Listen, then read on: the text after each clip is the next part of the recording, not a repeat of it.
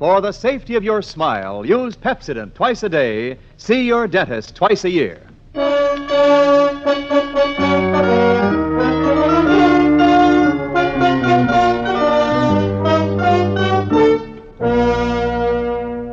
Lever Brothers Company presents the Pepsodent program, The Adventures of Philip Marlowe, starring Van Heflin.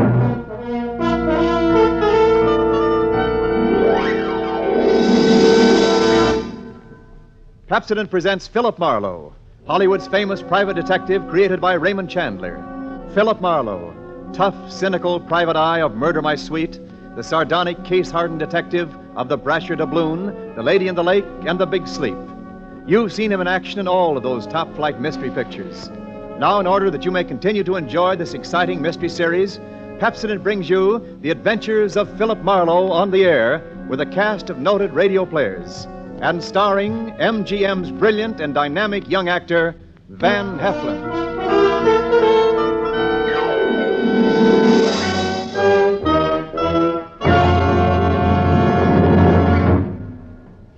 Now, families all over America have named their favorite toothpaste. New Pepsodent with Irium. New, fresh-tasting Pepsodent with a new, cool, minty flavor. It's the 3-to-1 favorite over all other toothpastes. It's true. With families all over America, new Pepsodent is the favorite 3-to-1. Families from coast to coast recently compared new Pepsodent with other toothpastes at home. They preferred new Pepsodent by an overwhelming average of 3-to-1 over all other brands they tried. These families, 3-to-1, said new Pepsodent tastes better, makes breath cleaner, makes teeth brighter. Yes, families 3-to-1 say new Pepsodent tastes better, makes breath cleaner, makes teeth brighter. Get new Pepsodent toothpaste for your family right away.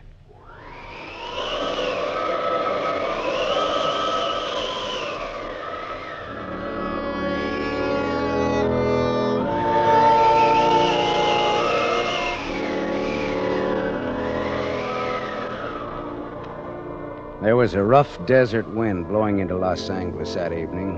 It was one of those hot, dry Santa Anas that come down through the mountain passes and curl your hair, make your nerves jump and your skin itch. On nights like that, every booze party ends up in a fight, and meek little housewives feel the edge of a carving knife and study their husbands' necks. Anything can happen when the Santa Ana blows in from the desert.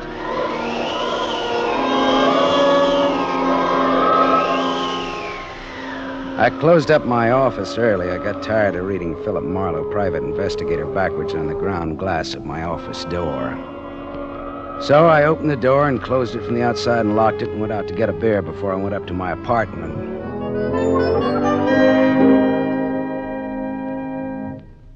Filler up again, Mr. Marlin?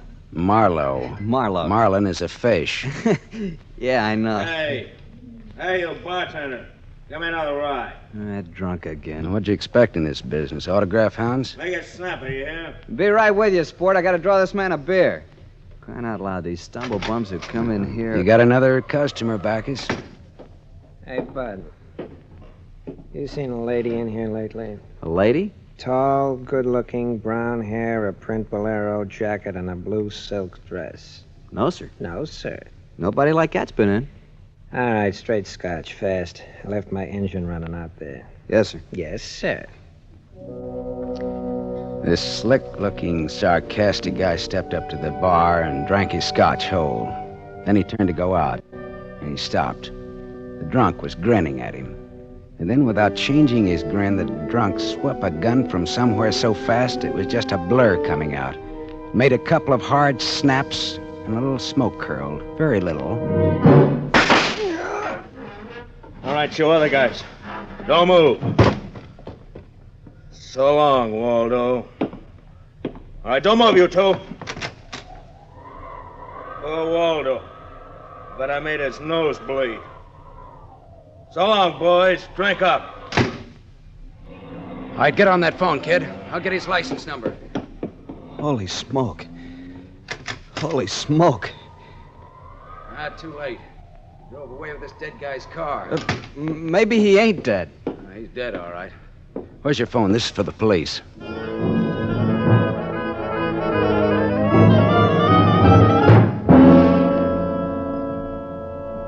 The prowl car boys were there in about 5 minutes. Waldo was out of business, all right, and nothing in his pockets told who he was, but he had about $700 on him. I told the cops what I knew, including about Waldo's tall, brown-haired, pretty girl in the bolero jacket. It was about 9 o'clock when I stepped out of the elevator in my apartment house and almost walked right into a tall, brown-haired, pretty girl in a bolero jacket, waiting for the elevator on my floor. Oh, excuse me. Just a minute, lady. I said excuse me. I'm in a hurry. Now, if you'll be good enough to Look, step you better out not go outside in those clothes. Just what do you mean by telling me This isn't a make. You're in trouble. Trouble? Yeah, the cops are looking for you in those clothes. But I haven't done anything that... I'm in room 41 across the hall now. I never collected an etching in my life. All right, I'll go with you. I'll go. I got to my room and rustled up some scotch and soda and brought the girl her glass. She had a small automatic in her hand. It jumped up at me, and her eyes were full of panic. I put down both glasses on the table slowly so that I wouldn't be misunderstood. Look, sister, maybe this wind has got you crazy, too. Don't move. Be careful, don't move. A man just got shot in a bar down the street. Before he got it, he'd been asking about a tall, pretty girl with a bolero jacket, like yours. What did he look like, this man? Tall, 5'11", slim, dark brown eyes with a lot of glitter, dark suit, white handkerchief in the breast pocket. And he must have seen you earlier tonight to know how you were dressed. Am I getting anywhere? He used to be my chauffeur. You had an appointment with him, didn't you? Why? Listen, he asked for you, didn't he? Yes, I had an appointment with him. He'd stolen something from me when he left 3 days ago. I was going to buy it back from him. Why didn't you tell the police? I couldn't tell them. It was valuable, wasn't it? Valuable enough for Waldo to steal? $15,000. Oh, it's peanuts. But it wasn't the value. It meant something to me. The man I love gave it to me, and now he's dead. He was a flyer shot down over Germany. I'll go back and tell my husband that. He probably hired you. He did? Well, how much is he paying me? And where is this husband of yours? He's at a meeting. This late at night? He's a very important man. He's a hydroelectric engineer. I'll have you know that my husband is one of the... Skip it. I'll take him out to lunch sometime and have him tell me himself. And about Waldo. Whatever he had on you is dead stock now, like Waldo himself. You mean he's dead? Waldo is dead? Yes, sister, he's dead. Dead, dead, dead. Lady, he is dead. Oh. Now scream and I'll give you 2 black eyes. I'm not going to scream. Who would that be? There's a dressing room behind that door. Hide there. Now, don't argue with me. Do it. All right.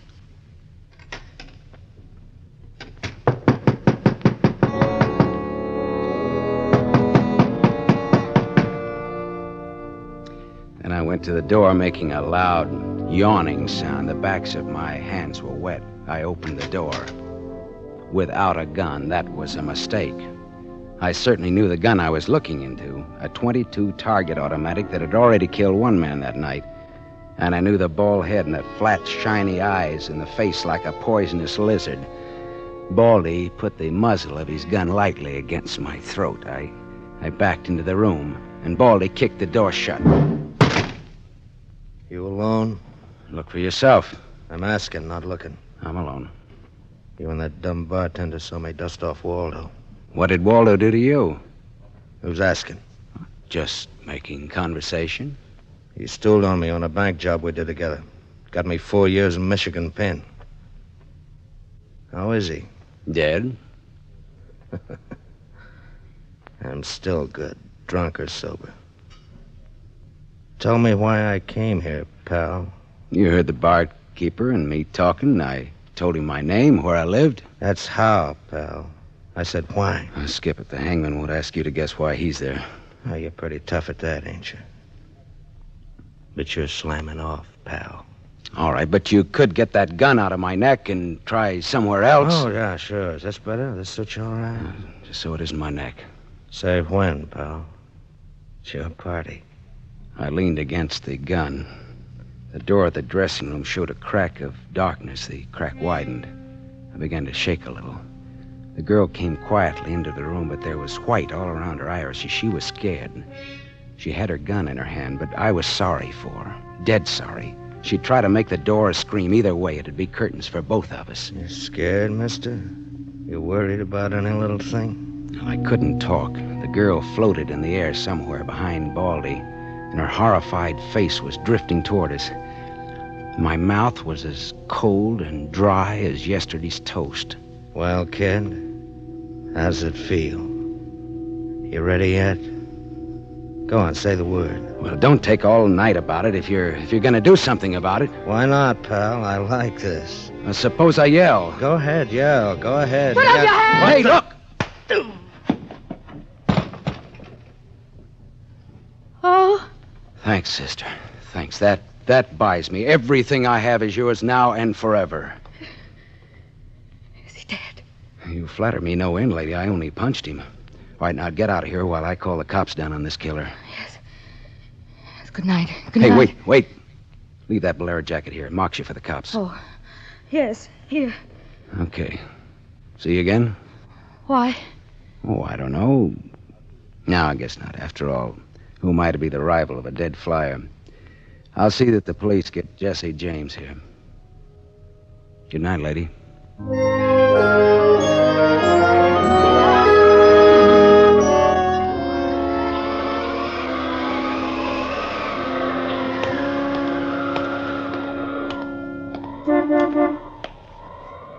Yeah?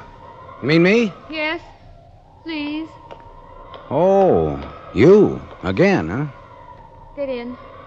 I must talk to you. You want to know what happened at headquarters, huh? Yes. Well, I went down there with the law and gave them the story. I left you out of it. Oh, thank you. You saved my life, so no one knows a thing about you. Well, incidentally, neither do I. Well, my name is Mrs. Frank Bossley. 212 Fremont Place, Olympia 24596. Is that what you want? I guess so. Well, there it is. And why did you really come back? I wanted my pearls. Pearls? Yes. Pearls, too, huh? All right. Tell me about the pearls. We've had a murder and a beautiful mystery woman and a sadistic killer and a heroic rescue. Now we will have pearls. I was to buy them back from the man called Waldo. Well, I saw everything that came out of his pockets, and there weren't any pearls. Could they be hidden in his apartment? It's possible. Waldo lived on the same floor you do in this apartment house. And why didn't I know him, at least by sight? He moved in last week. He managed to get a sublet. Oh, great, a sort of an amateur magician on the side, huh? It's getting rather late. Yeah. What about your husband this hot, mysterious night? He's still at his meeting. Well, you could have brought him along. You could have sat in the back seat working out a problem in hydroelectrics while... While what? Well, I didn't have any answers that wouldn't sound cheap or just ridiculous or from the sophomore class in repartee. Had an unlit cigarette in my hand. I threw it out of the window. I took a hold of her and kissed her. She sat very still. I was shaking when I let go of her. Her voice trembled a little when she spoke. I meant you to do that. I wasn't always that way. Only since Johnny Dalmas was killed in the war. He gave me those pearls. 41 of them perfectly matched with a diamond propeller clasp. I'd have loved them if they'd been wooden beads because he gave them to me. I love Johnny. The way you love just one time. You understand that? What's your name? Lola. Lola, how did you explain a $15,000 pearl necklace to your husband? I told him they were imitation, and I bought them myself. How did Waldo latch onto them and what they stood for? When my husband was in Argentina, Waldo and I'd go for long drives. I was restless and wretched because of Johnny. Sometimes Waldo and I had a little drink together, but that's all. But you confided in Waldo about those pearls. I was a fool. And when your husband came back, Waldo stole the pearls and offered to sell them back to you, or he'd tell Papa, huh? I was a fool. And now you think the pearls are upstairs in Waldo's apartment? I suppose it's a lot to ask. No, sweetheart, huh? I've been paid. I'll go look. Wait here, huh?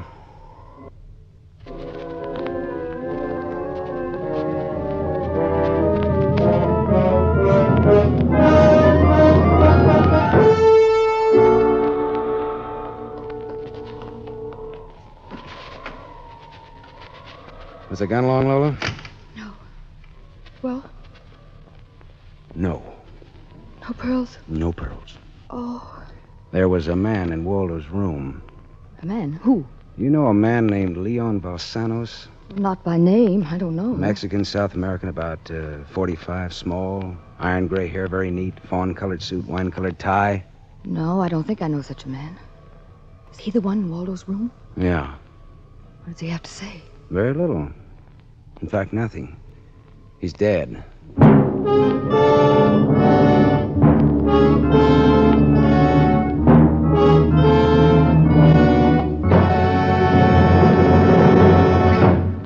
You are listening to The Adventures of Philip Marlowe, starring Van Heflin, with music composed and conducted by Lynn Murray. Yes, families all over America have named their favorite toothpaste. New Pepsodent with invigorating irium foam. New, fresh-tasting Pepsodent with a new, cool, minty flavor. It's the 3-to-1 favorite over all other toothpastes. It's true. With families all over America, new Pepsodent is the favorite 3-to-1. The Farrell family of Evergreen Park, Illinois, preferred New Pepsodent on every single count. The Farrells say New Pepsodent tastes best of all, makes breath cleaner, makes teeth brighter. On all these counts, by an overwhelming average of 3-to-1, families prefer New Pepsodent over all other toothpaste they've tried. It's a fact. Families 3-to-1 say new Pepsodent tastes better, makes breath cleaner, and makes teeth brighter.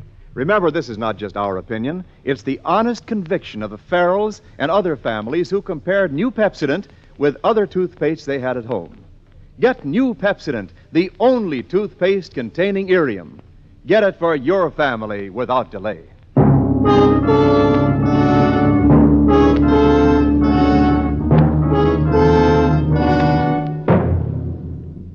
We continue with The Adventures of Philip Marlowe, created by Raymond Chandler and starring Van Heflin, who appears by arrangement with Metro-Goldwyn-Mayer, producers of the Technicolor musical Fiesta, starring Esther Williams.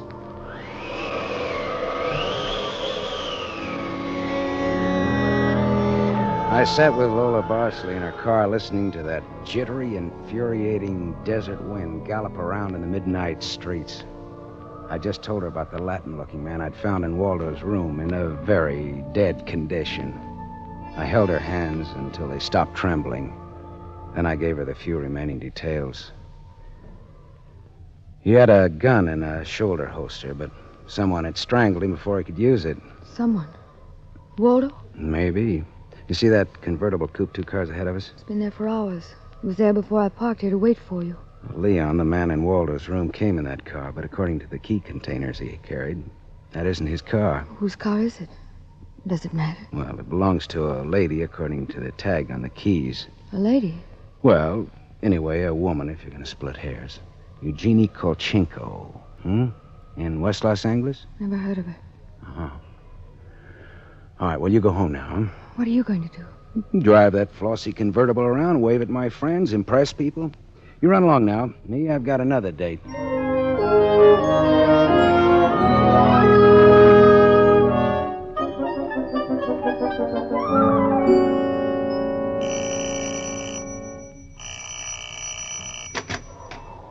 Yes? What is it, please? Miss Eugenie Kolchenko, Yes? What is it?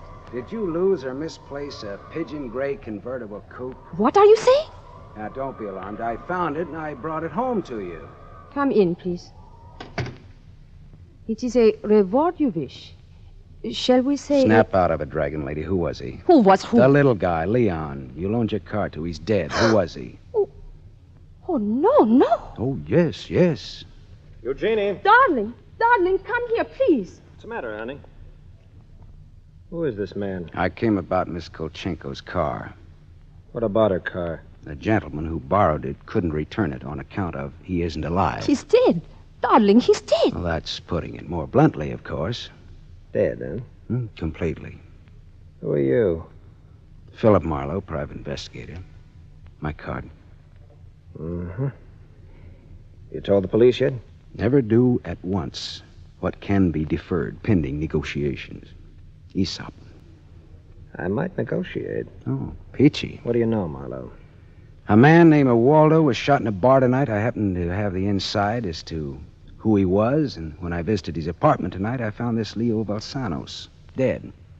He wouldn't have had $500 in 20s on him, would he? No, but this Waldo had over $700 on him when he was killed at that cocktail bar, mostly in 20s. Hmm. Is there a basis there for negotiations yet? Very well, Marlowe. I'm a married man. There were certain unpaid bills for some stuff Miss Kolchenko here had charged to my account. But you told me I might charge to your account. All right, so I wasn't very bright. That might be the understatement of the decade, but go on. I had the unpaid bill safely in my briefcase. Somehow this Waldo had a chance to steal the briefcase. I hired Leon and gave him $500 to buy back those bills from Waldo. Instead, Waldo took Leon's dough and was forced to kill Leon in the process. And then he went out to keep another date and accidentally walked into an old pal hostile enough to blow him down. And someone still has those bills. And I'm in for a divorce suit. The man who shot Waldo got away in Waldo's car with your briefcase in it. Yeah, it could be. The cops caught him. Oh. And the police have the briefcase. Maybe. But the police are interested in solving crime, not in tossing mud for the benefit of sensation eaters. Look, I've got a friend or two at headquarters. Let me see what I can do. It's worth $500 to me. Well, then that's what it'll cost you. Well, good luck. And, thank you, Mr. Marlowe. Philip Marlowe, remember? My name is Frank Barcelay. Barcelay? Oh. What does that mean? The big hydroelectric engineer? Yeah. How did you know? My voices tell me. Who? Darling, this man is manifestly insane. It's the heat, Miss Kolchenko. It's the Santa Ana. It's the desert wind. May I use your telephone?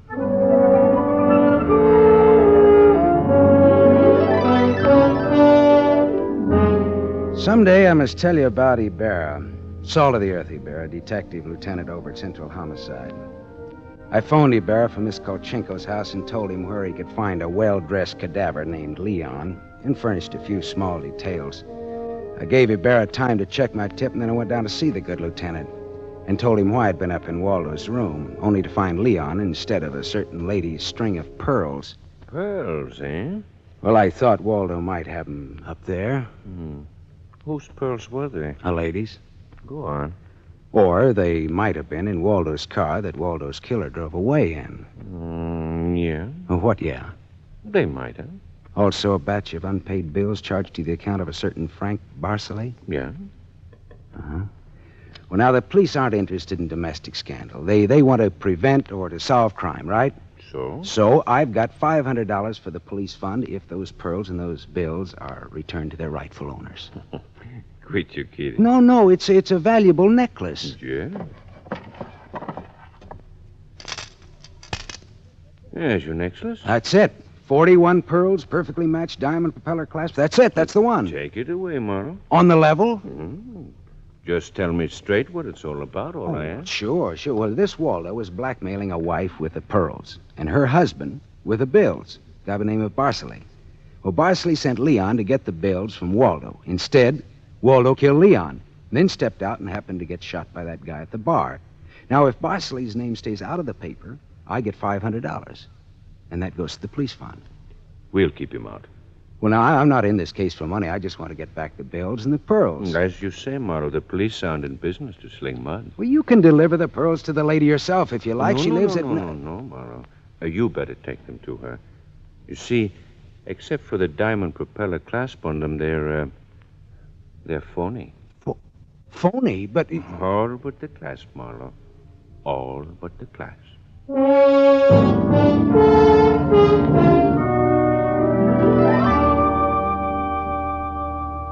I stared at Ibarra.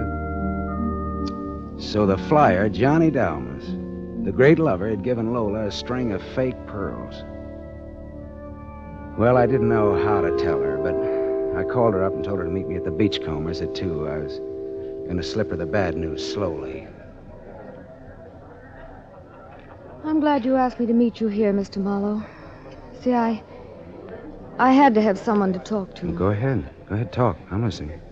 Now, Mr. Marlowe, now more than ever, I must have those pearls. Why? Money trouble? Oh, no.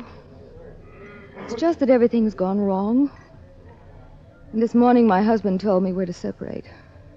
Oh, I'm sorry, Lola. But if I had Johnny's pearls, it would be a link with the past and with Johnny. And all he meant to me. It's how a woman feels, Mr. Marlowe. I wouldn't blame you for not understanding. Maybe I do, though. So please, Mr. Marlowe, please, you'll try to find my pearls. Lola, look, Even if it isn't all of them. Any part of them. Any single smallest one of them. It'll be Johnny's. Look, will you meet me here again around 4 o'clock? I'll be here. Okay, I'll see what I can do.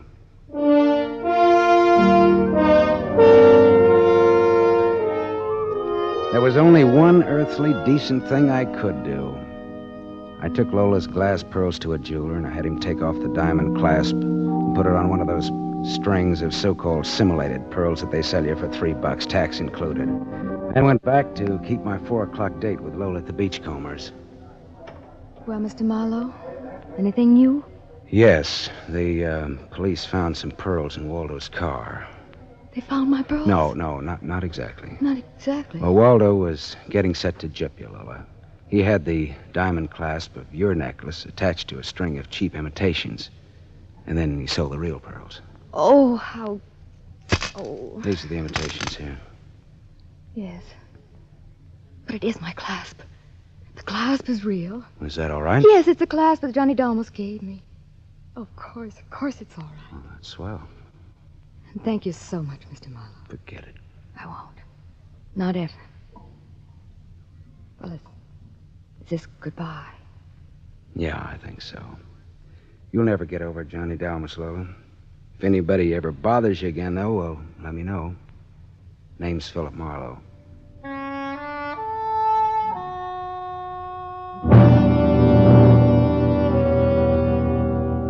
I drove almost to Malibu, and then I parked and walked out on a rock cliff jutting into the Pacific Ocean.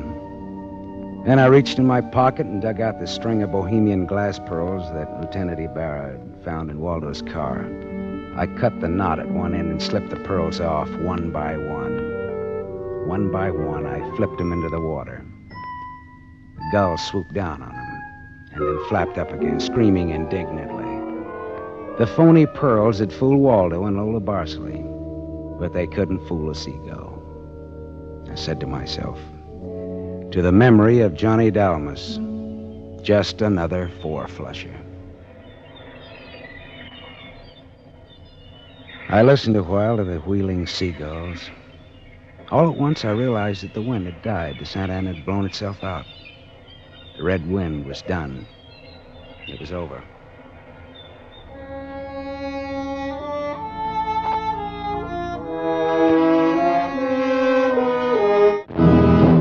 You have just heard Van Heflin starring in the first of a new mystery series, Raymond Chandler's The Adventures of Philip Marlowe, brought to you by the Lever Brothers Company, makers of Pepsodent. Have you tasted the new Pepsodent toothpaste? Its lingering, minty flavor is so fresh and inviting, families prefer it by an overwhelming average of 3-to-1 over all other toothpastes in a recent nationwide test. They said new Pepsodent tastes better, makes breath cleaner, and makes teeth brighter. Remember, new Pepsodent gives you more invigorating irium foam. It sweeps dulling film away. No wonder it's the 3-to-1 favorite with families all over America. Get new Pepsodent with irium for your family right away. Tonight's story on the adventure of Philip Marlowe is based on Red Wind, written by Raymond Chandler, creator of Philip Marlowe, the screen's most famous private detective. It was adapted for radio by Milton Geiger. Heard with Van Heflin was Lorene Tuttle as Lola Barsley. And this is Wendell Niles inviting you to listen again next week at this same time to another exciting story on the adventures of Philip Marlowe, starring Van Heflin with a distinguished cast. This is NBC, the National Broadcasting Company. For the safety of your smile, use Pepsodent twice a day. See your dentist twice a year.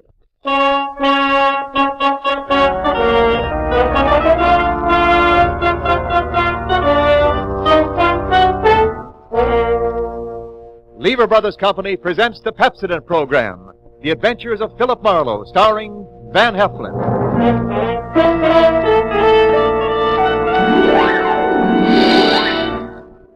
Pepsodent presents Philip Marlowe, Raymond Chandler's famous private detective. You've seen him on the screen in Lady in the Lake, Murder My Sweet, The Brasher Doubloon, and The Big Sleep. Now Pepsodent brings you the adventures of Philip Marlowe on the air, and starring MGM's brilliant and dynamic young actor, Van Heflin.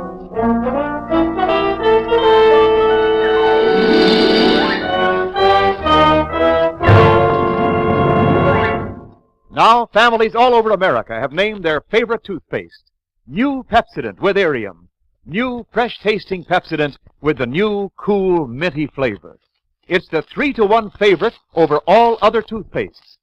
Yes, in a recent test, families from coast to coast compared new Pepsodent with other toothpastes at home. And by an overwhelming vote, by an average of 3-to-1, these families preferred new Pepsodent over all other toothpastes on all these counts. They said new Pepsodent tastes better, makes breath cleaner, makes teeth brighter. Yes, on all these points, families 3-to-1 declared new Pepsodent better than the average of all other toothpaste they tried. Get it for your family right away.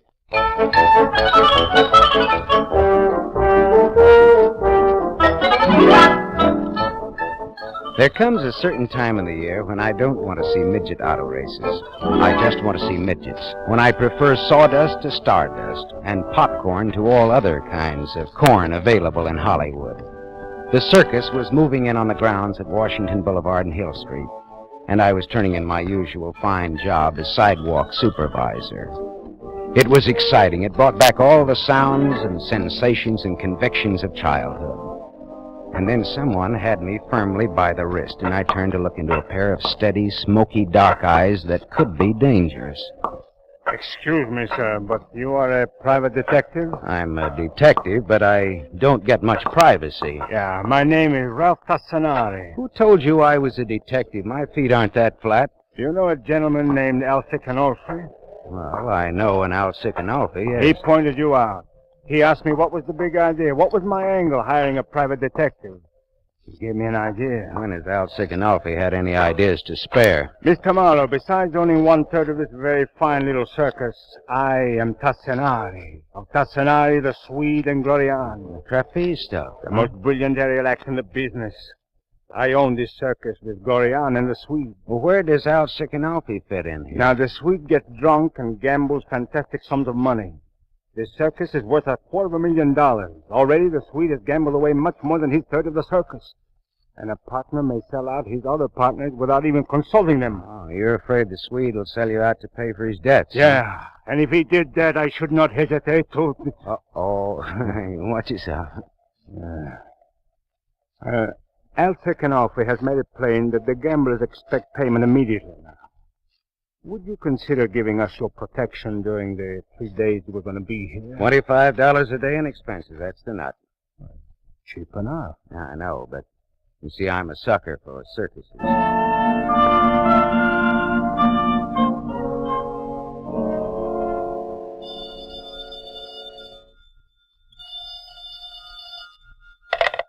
Yeah? Is this the office of Philip Marlowe?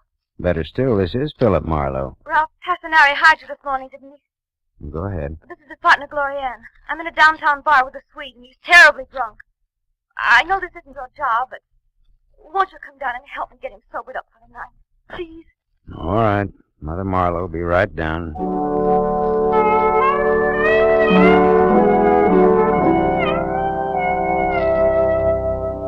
I found the Main Street bar where Glorian said I'd find her and the Swede. The Swede was potted like Grandma's begonia, and with the help of the bartender and 4 professional loafers, we got him into my car. I told Glorian to drive. Yeah, leave me alone, will you? I'm all right. Well, just take it easy. Where shall I drive, Mr. Marlowe? Georgia Street Receiving Hospital. I'll stay back here and wrestle the Swede for the championship. I just left him alone for an hour to do some shopping. I'm telling you something, honey girl. At Tassanari makes any more passes at you, I'll beat him brainless. Oh, please don't pay any attention to him, Mr. Marlowe. He thinks everyone at the circus is in love with me. Okay, now back in your seat. Yeah, and that flip doctor, too. Oh, be still. I'm telling you something, honey girl. One of these days, I'm going to get absent-minded on that trapeze, and I'm not going to catch your friend Tassinari. How's that, huh? Don't listen to him, Mr. Marlowe. Well, then tell Muscles to let go of my ear. Yeah, perfect crime. Who'd know if it was an accident or not? And then I'd own half a circus instead of just a third. Please, Mr. Marlowe. He's drunk. Yeah, but drunk or sober, he's got one doozy of an idea there. Drunk or sober. Hey, my wrist, what's that?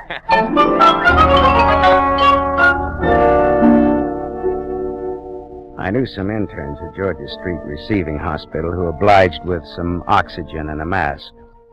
A half hour of breathing that oxygen deeply, and the Swede was stone cold sober and back in my car again.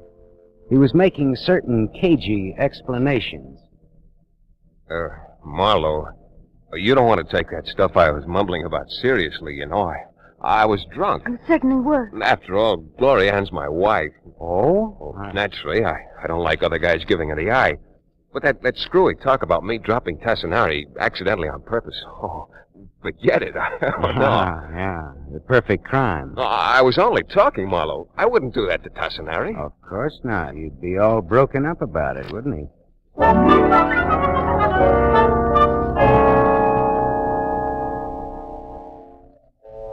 I sat in a field box that evening as the small, neat circus unwound toward the big act. And the big moment arrived with butterflies warming up in my stomach and a pulse thumping madly in my neck. Ladies and gentlemen, Tassinari and the Swede, who will ascend to the dizzy upper limits of the top, peg without a net, without a net, mind you, will execute the most daring maneuvers ever witnessed on the high trapeze. Ladies and gentlemen, the daring and death-defying Tassinari and the Swede. Tassinari and the Swede came bounding into the arena and over to the two spidery ladders that zoomed up into the very peak of the big tent.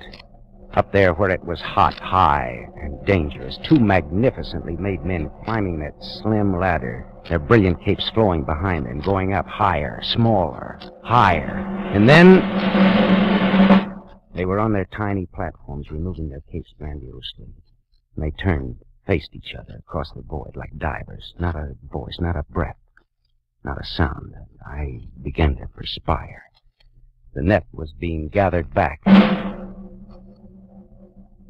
Then suddenly, Tassinari raised his right arm and smiled, dropped his arm, and the Swede shot out into space like a comet, and the gay, waltzing, somehow insane music began.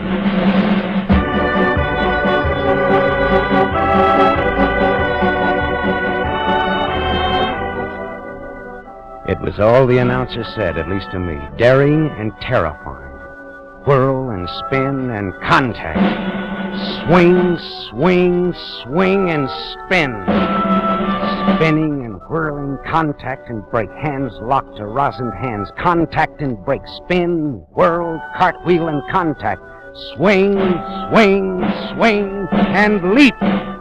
Split-second timing and the split-second split again, with trapeze bars flying into place where and when they were needed. I looked away, my head drumming and swimming. And I looked up again. I looked up, and the thing that had been tying my stomach in cold, hard knots, the thing I was afraid of, happened.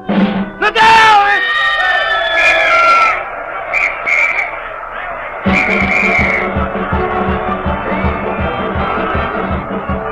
The music played a gay tune. The clowns poured into the arena, grinning happily. I saw the youngish, handsome doctor race across the sawdust, followed by Gloria Ann. Across the arena, I saw Al Sicanolfi get up and disappear into the crowd. I went out, too.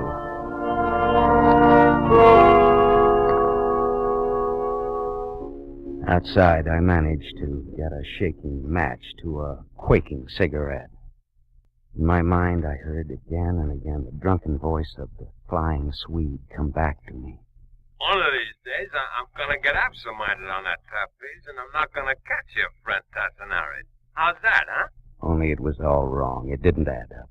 Because the body that had plummeted to the ground hadn't been the body of Ralph Tassinari, but of the man who had plotted the perfect crime, Gloria Ann's husband.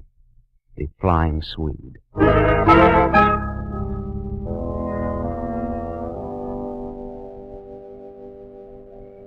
Marlowe. What? Oh. You were in there? Yes, I saw it, Gloria. I think I could kill Ralph for this. You think Tassinari dropped your husband purpose? What do you think? Look, Lorian, I took this job, you know why, and well, all this reminded me of myself when I was a kid reading Tom Sawyer and Huck Finn and believing them. Well, I still believe in them. I felt the same way about the circus. The last childish illusions the man holds on to so he doesn't get too hard. You're not tough at all, are you? I was going to like this job, and then this happened. Do you know what I'm talking about? Yes, sir. I'm sorry we failed you. No.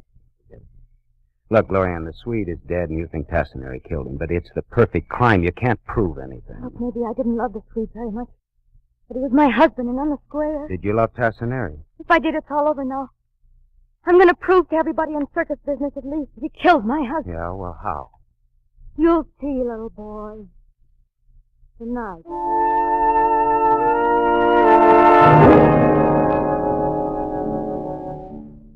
I watched her go back into the big tent, and then I drove home and dreamed all night of Al Sikanalfi smiling his yellow smile and disappearing into the crowd. I got up late and went down for coffee and a newspaper. The story was there on page 1. Also, a silky, leggy picture of Gloriana, beneath it the caption reading, "Show must go on, dares high trapeze at Tassinari after mate falls to death." I looked at my watch. It was late, later than I thought. For the daring young dame on the flying trapeze, it was almost too late.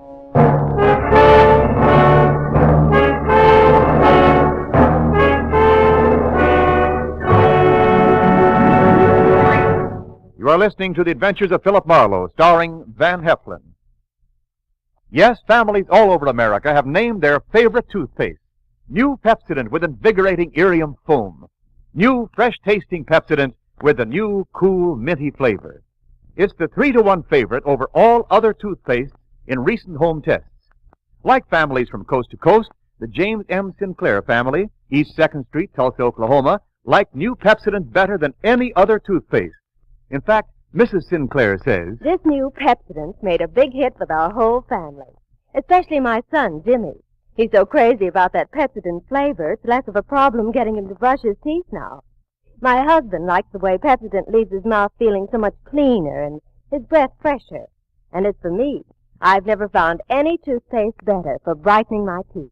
yes, families from coast to coast, by an overwhelming average of 3-to-1, say new Pepsodent is better than any other toothpaste they tried. Better for taste, better for cleaning the breath, better for brightening teeth. Remember, this is not just our opinion. It's the honest conviction of the Sinclairs and other families who compared new Pepsodent with brands they had at home. So why not have your family try new Pepsodent, the only toothpaste containing Irium? Get it without delay.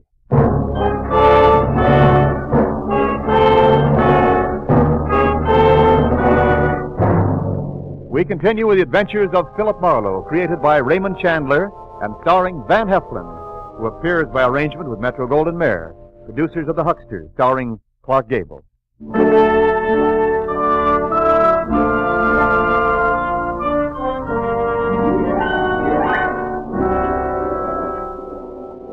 The lion act was going on when I arrived at the circus grounds and practically ran to Glorianne's tent.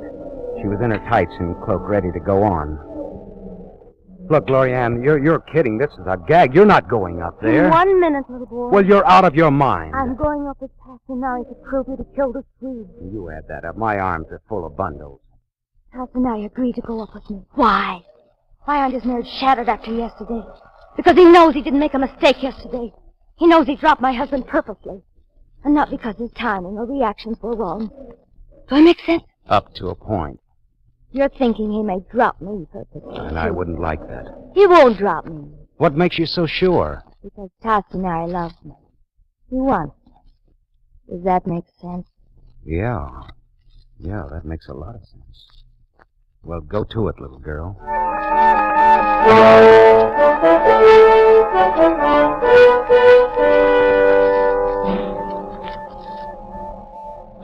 I watched Glorianne, so small and slim and fragile, as she went up that thin ladder. My throat swelled tight, and the butterflies took off in my stomach again. She was on the platform, removing her silk cape, folding it carefully over the rail. They were facing each other, smiling. Smiling. Dead, sultry silence. Then...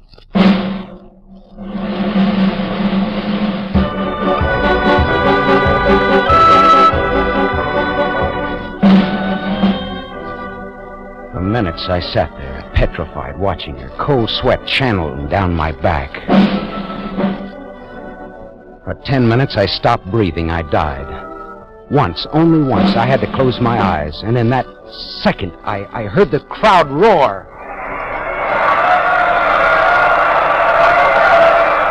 Everyone was standing up, screaming and goggle-eyed. I groped to my feet, and there she was. Bowing and laughing and throwing kisses into the crowd and at Tassinari and at me. Then she pirouetted and ran up the ramp to her dressing tent. I got there with Tassinari. Her eyes warmed for me and then froze again for Tassinari. Come in, little boy. And you, Tassinari. Tassinari? Ralph also is the name I bear. Today I talked to Tassinari. Now I want Mr. Marlowe to hear what I have to say to you. Which is first that I'm through with you. Glorianne. Not because of the accident. Yes. But because it was not an accident. You don't believe that? May I suggest that maybe Al Sikanolfi has a meaty part in this picture? No. Tassinari here killed the Swede. Glorianne, that's not true. Dr. Stowe seems to think as I do. Ah, yes, Dr. Stowe. I did pass your tent last night after the accident. Accident? I heard you and the calf-eyed unsuccessful doctor speaking together, oh, so intimately. There your insult, Tassinari. Speaking together, deciding conveniently, perhaps, that I killed the Swede. Richard never accused you. He only said Oh, he's the one, eh? Richard. Get out. If I wanted to murder a man, it would be easy to take my gun from my trunk and shoot him. Yeah, but that wouldn't be the perfect crime. Why should I want to kill the Swede? Because he might have sold you out to pay his debts. Because you'd get half of his share of the circus. Because you were in love with his wife. I see. You think you have a case, huh? I hope not. Glorianne knows what I mean. Only perhaps Tassinari had better go now. Yeah. I'm very sorry, Glorianne. For all of us. Good day. Good day, Mr. Marlowe.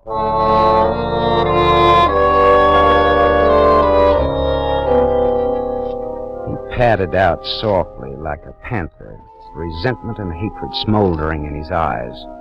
That was horrible, little boy. I better lie down now. I left wondering if there'd be a show that night, tradition or no tradition. I walked for a half an hour, and then a police squad car came screaming down Washington Boulevard toward the circus grounds. Mad dogs and Englishmen go out in the noonday sun, but Marlowe runs in it. I found a small colony of cops in one of the dressing tents. The man on the cot had taken a lot of pulses in his time, but he didn't have a single one to show for it, not even his own. Good-looking, youngish Dr. Richard W. Stowe was dead. Detective Lieutenant Ibarra held out a small automatic to me. Hello, Marlowe. I hear you've been masterminding things around here lately. Ever see this gun before? I may have heard of it. A man named Ralph Tassinari, connected with this show, has disappeared. Know something about that? He was fresh from a lover's quarrel last I saw him. Uh-huh. Or maybe just out walking it off. Possibly. But the dead doctor and Tassinari both went for a pretty little trapeze queen named Glorianne. Was anything stolen here? No. The circus hand who heard the muffled shot came running before anything could have been taken. Well, the gal, Glorianne, how does she feel about this? She's in her tent, heavily committed to a case of hysterics. Marlowe, divvies on any information you get out of her.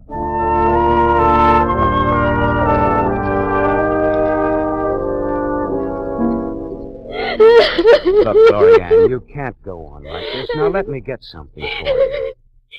I'll be all right. Oh, just a sedative to settle your nerves. Oh, no, we never take that thing. It's bad for going up on the track. No, I'll sleep. That's the best thing. Sleep. But no, you can't go up there tonight. Anyway, Tassineri's missing. I'll go see what I can find for you.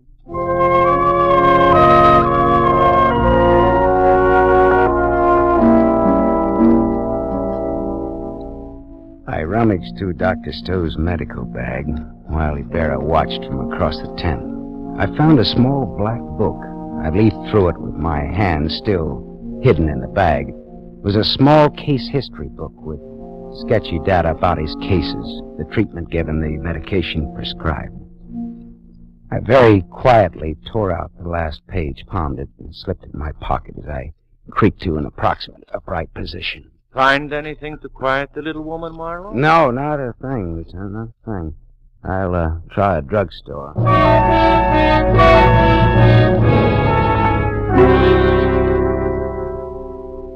Tablets of cyclodone, grains 1.5. 1 tablet with warm water for nerves or sleep. What is it? It's a common sedative, but I can't sell you any without a prescription.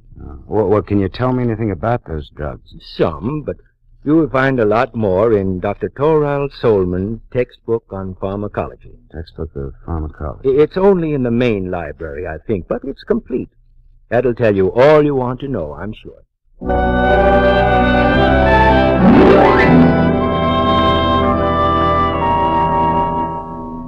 The druggist was right. The textbook of pharmacology told me all I wanted to know. Also, this was a very limited edition. It was probably the only one of its kind that had on the page devoted to cyclodrome a smudge of lipstick in the shape of a woman's fingerprint.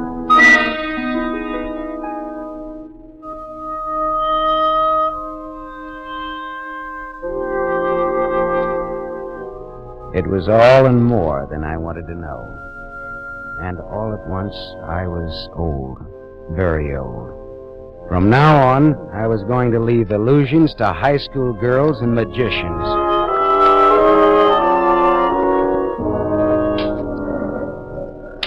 Hello, little boy. Back again. I see you're dressed for work, Gloria. Has Tassinari returned? I wouldn't know. But I think I do know who killed the Swede. Tassinari. I gravely doubt that. Well, then who? Not Elsa Ganolfi.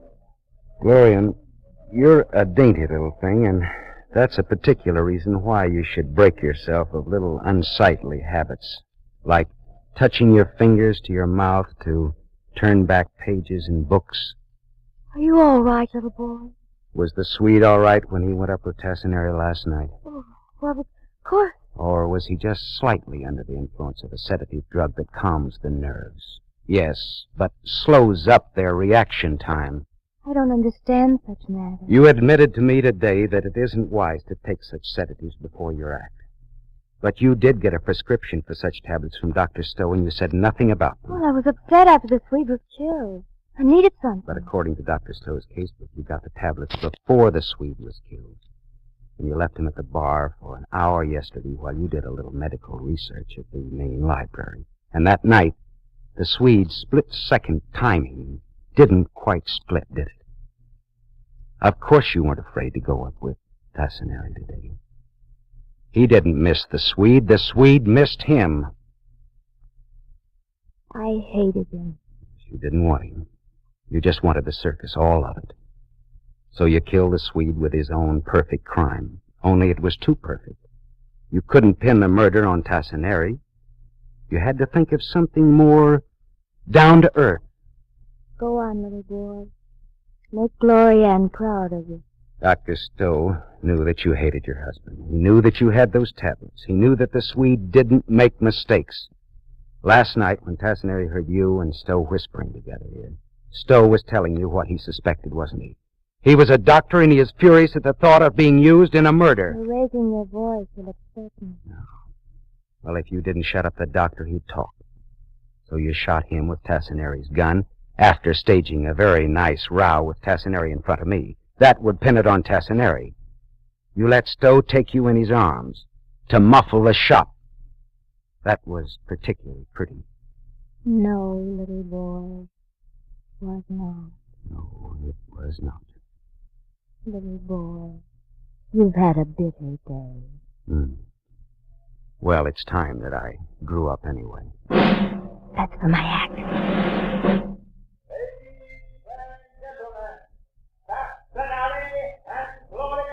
And Gloria. I've sent for the police, Glorianne. They'll be here pretty soon. Little boy! Hasanai is there. He's waiting on the runway across the arena. He came back. He doesn't even know he's wanted, probably. Oh, little boy, I have let you down. Let me make it up a little. Let me go out there. Will you come down again? Yes, of course. By the ladder, I mean. I won't let you down again, little boy. I promise it. We circus people won't disappoint you again. Please. They're waiting. Well, the show must go on, mustn't it? All right, go ahead, lady. They're waiting. She ran out, laughing and throwing kisses, and I walked out after. Stood in the runway watching. I watched the small, delicate figure going up the ladder. Then she was at the platform. Rosin on shoes, rosin on the hands and wrists. And sultry silence, not a voice, not a breath. Then she was raising her hand in a gesture of exquisite grace and sureness and smiling at Tassinari.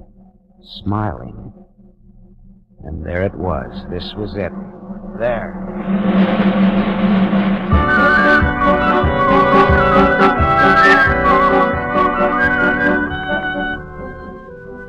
Ghostly packs of small fry from my school days gaped up with me and shivered with kid delight.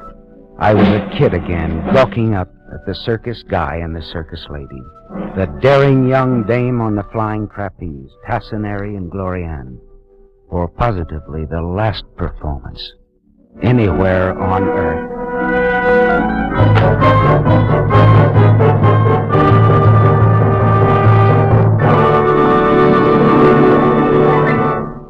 You have just heard Van Heflin starring in the new mystery series, Raymond Chandler's The Adventures of Philip Marlowe, brought to you by the Lever Brothers Company, makers of Pepsodent. Van Heflin will return in just a moment. Have you tasted the new Pepsodent toothpaste? Its lingering, minty flavor is so fresh and inviting, families prefer it by an overwhelming average of 3-to-1 over all other toothpastes in a recent nationwide test. They said new Pepsodent tastes better, makes breath cleaner, and makes teeth brighter. Remember, new Pepsodent gives you more invigorating irium foam. It sweeps dulling film away. No wonder it's the 3-to-1 favorite with families all over America.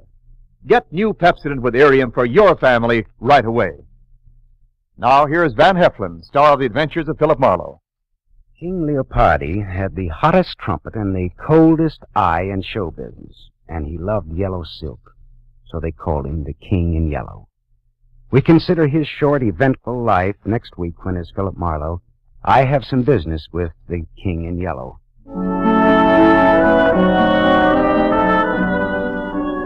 Tonight's story was written by Milton Geiger, based on the character of Philip Marlowe, the screen's most famous private detective, created by Raymond Chandler. Heard with Van Heflin tonight as Glorianne was Lorene Tuttle. The original music was composed and conducted by Lynn Murray. This is Wendell Niles inviting you to listen again next week at this same time to another exciting mystery on The Adventures of Philip Marlowe, starring Van Heflin with a distinguished cast. This is NBC, the National Broadcasting Company.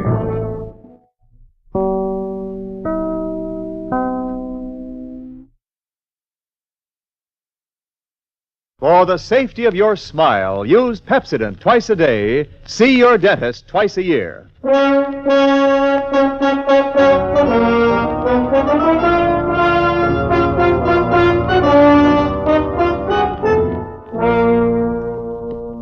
Lever Brothers Company presents the Pepsodent program, The Adventures of Philip Marlowe, starring Van Heflin.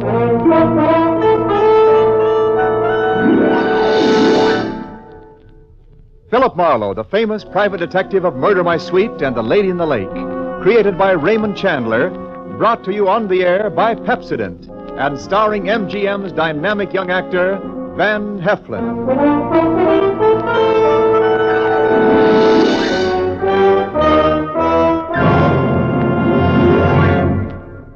Now, families all over America have named their favorite toothpaste. New Pepsodent with Irium. New, fresh-tasting Pepsodent with the new, cool, minty flavor. It's preferred 3-to-1 over any other toothpaste. It's true. With families all over America, new Pepsodent is a favorite 3-to-1. Families from coast to coast recently compared new Pepsodent with the toothpaste they were using at home. They preferred new Pepsodent by an overwhelming average of 3-to-1 over any other brand they tried. These families 3-to-1 said new Pepsodent tastes better, makes breath cleaner, makes teeth brighter. Yes, families 3-to-1 say new Pepsodent tastes better, makes breath cleaner, makes teeth brighter. Get new Pepsodent toothpaste for your family right away. Now, Van Heflin in The Adventures of Philip Marlowe.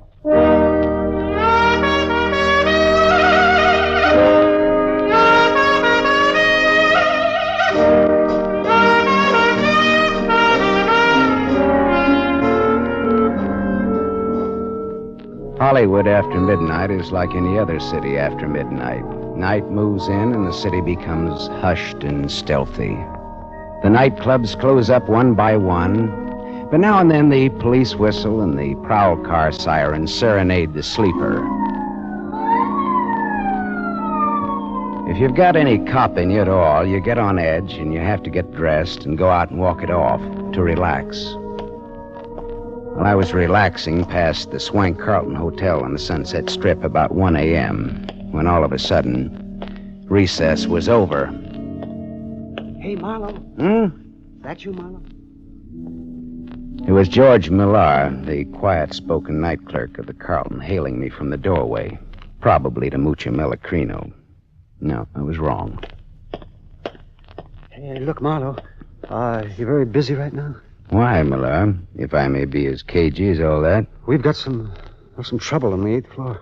Where's Curly, your fearless house dick? Tonight he has to have a hangover. What's the beef on floor 8? King Leopardi. Do you know him? King Leopardi?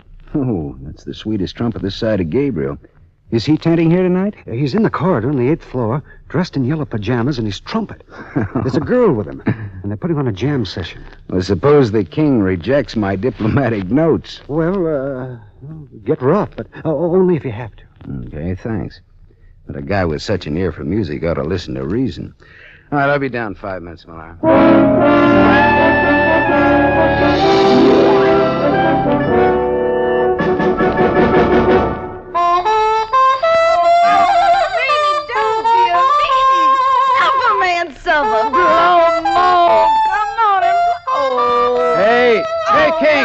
Hey, King, that's all, boy.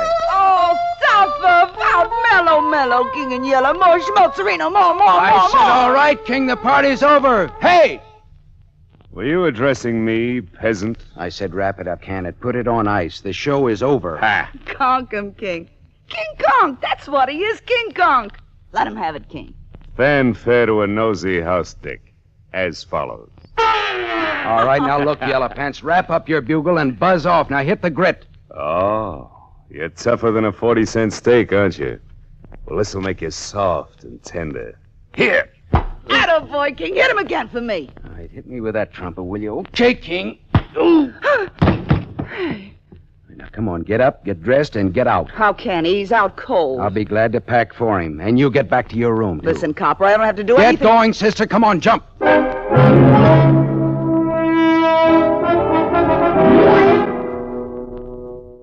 The door to room 815 was ajar. I went in and began tossing a lot of that yellow silk that the king liked so well into his suitcases. Something at the small desk stopped me. Tucked under the corner of the desk blotter was a note. It was assembled from words and letters cut out of newspapers and pasted on a telegraph blank. It said, 10 grand by Thursday night, Leopardi, or else. Her brother. I slipped the note in my pocket and went out in the corridor just as the king staggered past me into his room. I could get an infection from the dirty look he gave me as he slammed the door after him. The door 2 suites away opened a crack and then shut again very quickly. I went over and knocked. Beat it, Copper. I want to talk to you. I don't want to hear from you. Okay, here I come, sister. Ready or not? I'll blow you down, so help me, I'll let you have it. Lay that pistol down, babe. Come on, Get out come before on. you pick up weight you didn't count on. And what would the little girl be doing with a .25 automatic, I wonder? A girl needs protection with insects like you around. Look, what's your name? Little Bo Peep. Okay, but what does little boy Blue with a horn mean to you? I admire his work. Do you know King Leopardi? No. Well, what are you doing in a place like this? I can tell you can't afford it. What's your angle? I won a soap contest. All right, baby. You want it that way? What are you going to do? I'm going to make a phone call. Won't cost you a nickel. Hello, desk. Millar? Miss Marlowe. I'm calling for the lady in room 811. She's checking out.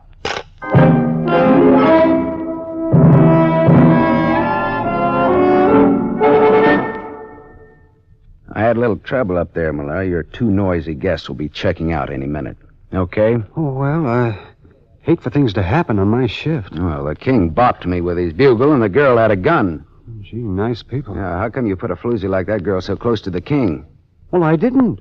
Another Quillen, thing. the day man did. Look, there was a receipt for rent to Miss Marilyn Delorme on the telephone table in her room. Well, that wasn't the name she gave Quillen. Apartment 211, Ridgeland Apartments, Cord Street, L.A. She lives right in town in a cheap neighborhood, but she checks in here at a price she can't afford and gives a phony name. Now, why? Why?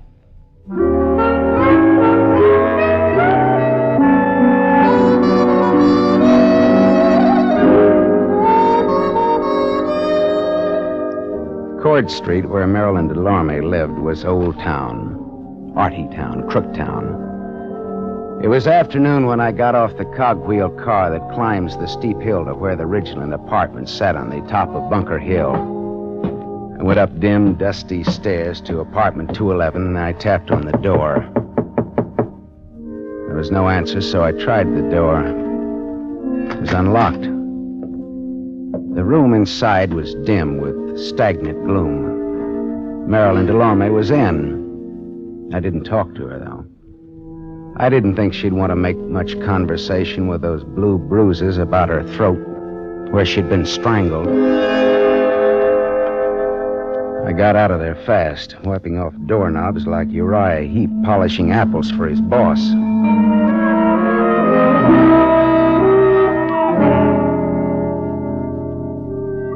I found King Leopardi at his job at the Club Belvedere. He was relaxing at a table in the bar with a kind of a girl commonly referred to as a knockout. She looked tall, and her hair was the color of a brush fire seen through clouds of dust. I pulled in my chin and then walked over to the table. Hello, Leopardi, old maestro. You remember me? I'm sorry, I can't say that. Why, you dirty keyhole snooper. King, please don't start anything again. You left a certain little note in your hotel room last night. Get out, dime a dozen. That wasn't all. That dame with you last night. I said beat it. King, sit down. Beat it and take this with you. There's not much snap in that punch, King. Would you like to try it again? I've had some drinks. I'll see you later when I'm okay. See you later, too, Dolores, after the floor show. I'm sorry, Miss... Sit down. You've made us conspicuous enough as it is. Now, wait a minute. Sit Look, down. Let's get... All right, thanks. Well, that's what I get for being a little gentleman and letting him pepper me without a comeback. No, he's always spoiling for a fight. The king just can't control his dukes, can he? You better have a drink. All right. Coke with bitters. That's what I love about Hollywood. You meet so many eccentrics. Yeah, but you see, I'm the kind of a guy who starts with a short beer and wakes up in Shanghai with a full beard. Is this on me or is it on you? Well, that depends. Well, how's champagne? Mum's Cordon Rouge, shall we say, huh? It's on you. It's on me. Coke with bitters. How did you get to know King Leopardi? Oh, I just happened to throw him out of his hotel last night. Oh, house detective, huh? No. Filling in for a friend. Philip Marlowe, private investigator's the general tag. Oh. How did you happen to get to know the king? I once sang in his band, but not for long. Well, then, look, tell me, would it be hard for a woman to get to him? Only if he was surrounded by a wall of fire. If the woman had a gun? Why? Well, I found this threat note on his desk last night. It asked for $10,000 or else, and is signed her brother. Well? Well? Yes. A woman with a gun could get to him, and everybody would give her a great big hand. Mm-hmm. Well, I'll skip that Coke and bitters and say good day and thank you, Christabel. The name is Dolores. Oh, good afternoon, Miss Drury. Chiozza. Dolores Chiozza. Oh, Chiozza. Fare thee well, Miss Chiozza. Formal, aren't you? So long, Dolores. So long, Philip. If I hear of anything, I'll toss it your way.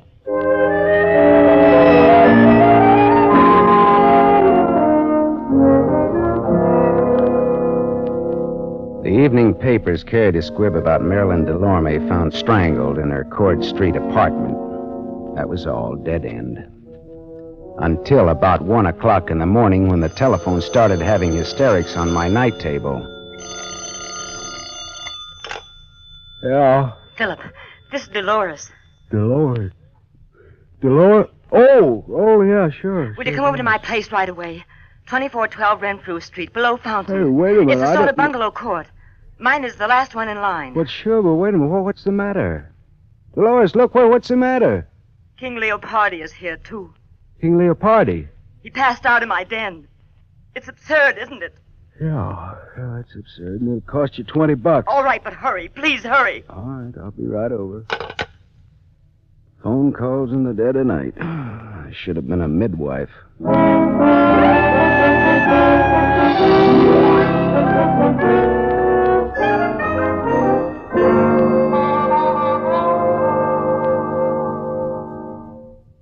Oh, come in, Philip. I'm sorry I woke you at this hour. That's okay. I always get up around this time anyhow to take my bitters and answer phone calls. Where is he?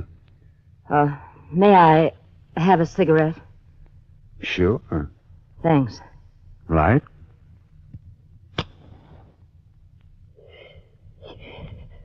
Where did you say he was now? In my den. Oh, Philip. Philip, he isn't drunk at all. Did you really think he was drunk? He's dead. What? The king is dead. Long live the... With my gun. Well, good for you. The lady wins the large Cupid doll. Hey, come on, let's go in and look at him.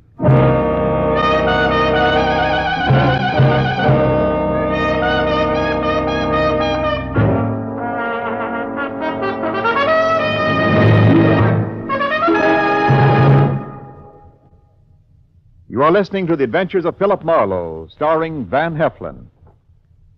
Yes, families all over America have named their favorite toothpaste. New Pepsodent with invigorating Irium foam. New fresh-tasting Pepsodent with a new, cool, minty flavor. It's preferred 3-to-1 over any other toothpaste. It's true. Families all over America say new Pepsodent is their favorite 3-to-1. The Paul A. Thompson family, Summer Street, Stamford, Connecticut, preferred new Pepsodent on every single count. The Thompsons say new Pepsodent tastes best of all, makes breath cleaner, makes teeth brighter. On all these counts, by an overwhelming average of 3-to-1, families prefer new Pepsodent over any other toothpaste they tried. It's a fact. Families 3-to-1 say new Pepsodent tastes better, makes breath cleaner, and makes teeth brighter. Remember, this is not just our opinion. It's the honest conviction of the Thompsons and other families who compared new Pepsodent with the toothpaste they were using at home. Get new Pepsodent, the only toothpaste containing Irium. Get it for your family without delay.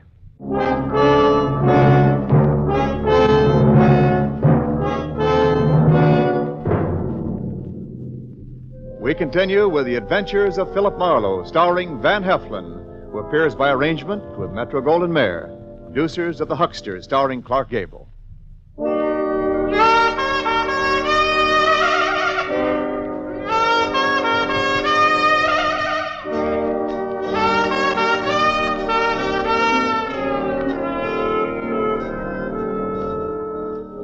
Dolores showed me to the den in the back of the house. Trumpet man King Leopardi was lying on the studio couch, large, smooth. and artificial looking even in death. A small Mauser automatic hung loosely in his right hand. There was a bullet hole in his golden yellow sport coat, right over his heart.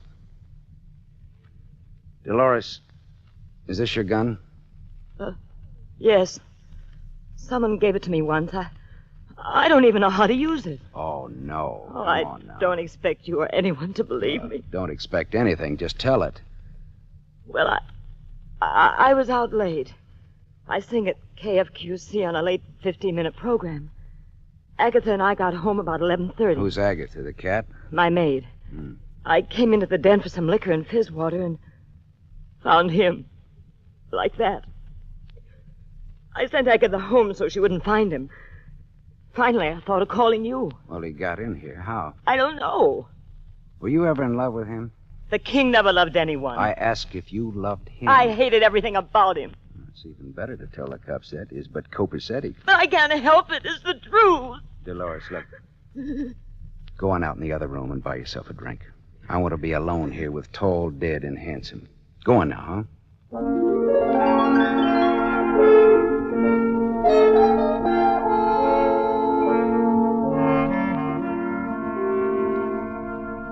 After Dolores had taken her white face out of that room, I could work better. I went through the king's pocket and found his key ring. One key fit very nicely in the lock of the back door. I went to the living room where Dolores was huddled against the arm of the Davenport trying to become a part of the pattern. Dolores, how long has Agatha been with you? 2 years. Did you ever steal anything from you? Small things, that's all. A pair of nylons now and then. I didn't mind. Why? Well, she sold a key to somebody. A key to this apartment. Oh, what's the difference, Philip? We're wasting time. I'm done for as a nice person. They'll think it was a lover's quarrel and I shot him. Or that he shot himself over me. Well, you don't die from the latter, though. Your reputation does. And I care about what people think of me. Yeah. Well, that's what makes me for you again, lady. Thanks, Philip. Now, look, suppose you give me a description of Agatha and tell me where she lives. I want to talk to her. Tonight.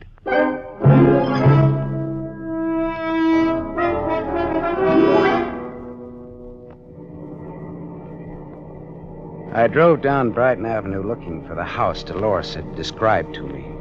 All at once, I slammed on my brakes. In the driveway of a vacant house stood a small coupe. Dolores had described Agatha's car, and that was it. And Agatha did not live in an empty house. I got out and walked up the gravel driveway and looked into the car. And then I got back in my own car and drove until I found an all-night drugstore. I phoned Detective Lieutenant Ibarra. Hello, Ibarra. Write this down. Brighton Avenue, 3200 block, west side. Driveway of empty house. Car parked with dead woman in it. When alive, answered to the name of Agatha. Strangled.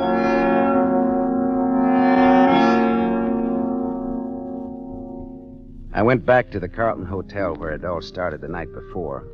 Quillen, the head day clerk, was on night duty. That surprised me a little bit. It was 2 a.m. and very empty, very quiet in the lobby. That was fine. Well, if it isn't Marlowe, the old clues man. A good morning, and tripe like that. Hello, Quillen. Look, how come you're on duty? Millar went on vacation this a.m. His brother has a cabin at Crestline on the Arrowhead Road. Oh, I didn't even know he had a brother. Now you know.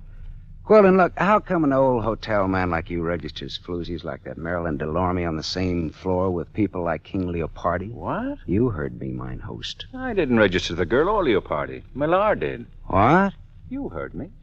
Well, why was the room between their rooms empty last night in times like these? Well, Millar had it marked on change. Plumbing out of whack or something. Why? Oh. Well, here's why. A lad with a passkey could have gone into that room and then unlocked the two connecting doors.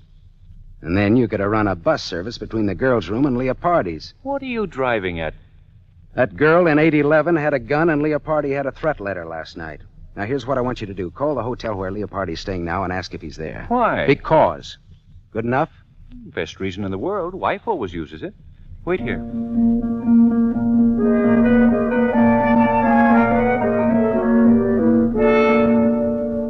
about 3 minutes, Quillen came back and leaned on the counter again. Leopardi isn't there.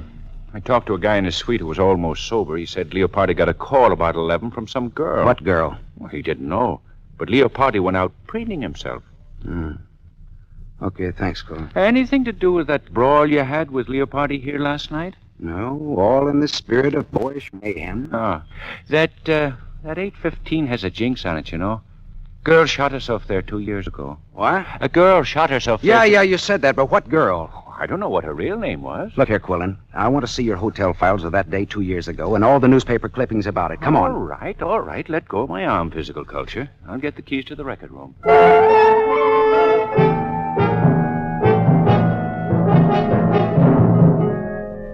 I read the hotel files of that day 2 years ago, and I read the newspaper clippings of that suicide in 815.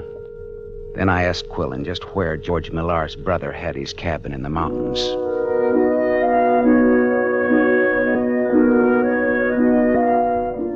It was just getting light when I pulled up at the cabin, high against a growth of dagger pine and cedar. Smoke was curling from the chimney. Someone was awake. George Millar himself opened the door. Well, Marlowe! Well, gee, it's good to see you. How'd you ever find us up here? How about some bacon and eggs?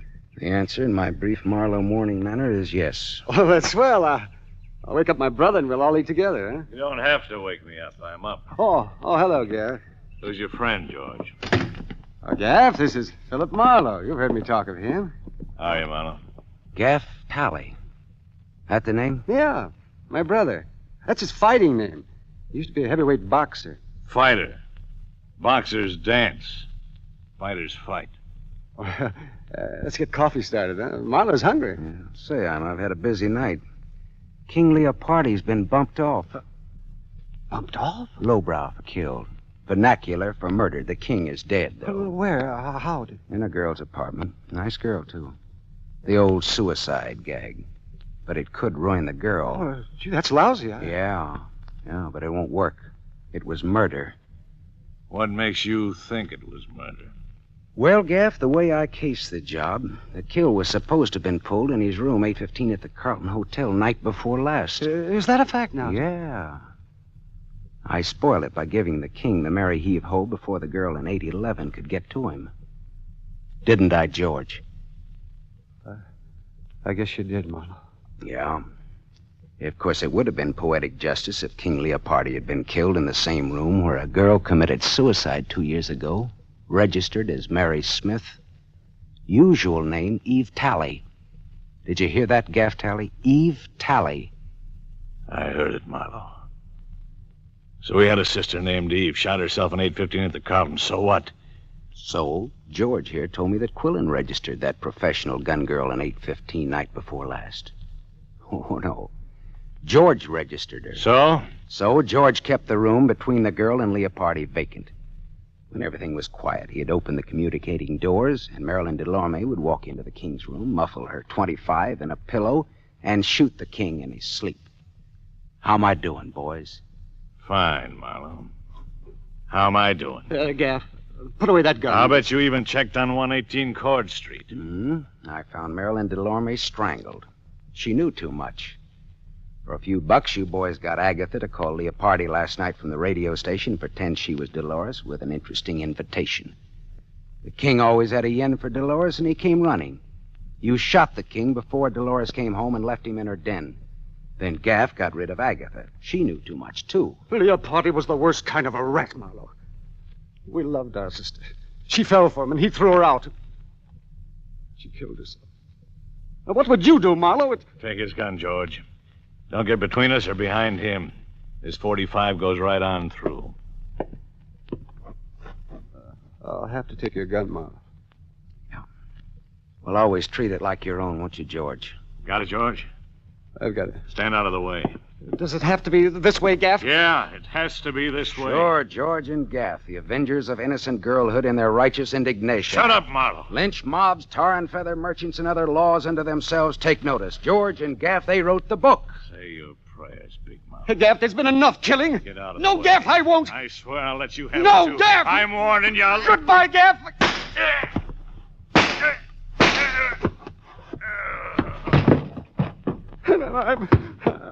I'm sorry. I had to do it. George, he's dead. Listen, I had to do it, Gav. I just had to. You understand, don't you, Marlowe? Yeah, I understand. He was a killer. He killed 3 people. He wasn't going to kill a 4th. I wanted to finish Leopardo out in the open and take what came, but Gav tried to do it cute.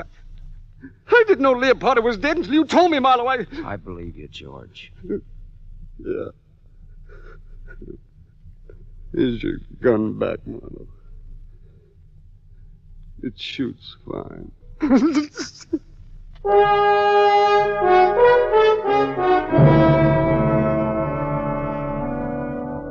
I put in a big pitch for George at headquarters. After all, he hadn't killed anybody except Gaff, and that was in self-defense and in defense of an unofficial copper named Marlowe. He won't get off scot-free, but he won't inhale cyanide either at the taxpayer's expense. After I talked to Ibarra at headquarters, I telephoned Dolores Chiosa.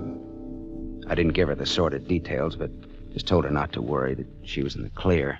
Philip. Oh, thank you, Philip. I'm so relieved. I'm so grateful. I'm so thirsty. Well, come on over then. Hey, wait a minute. Now, is this fiesta on you or is it on me? Why? Well, I mean, do I drink Coke and bitters or Cordon Rouge? It's on me. All right, then. Champagne it is, baby. But look, let me bring the glasses, huh?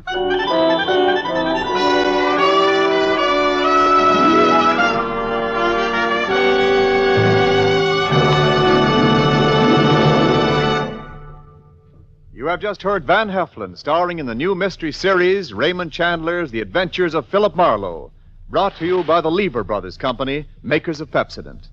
Van Heflin will return in just a moment. Men, here's an important announcement. News about a sensational hair tonic discovery. It's Trim Hair Tonic made by Pepsodent.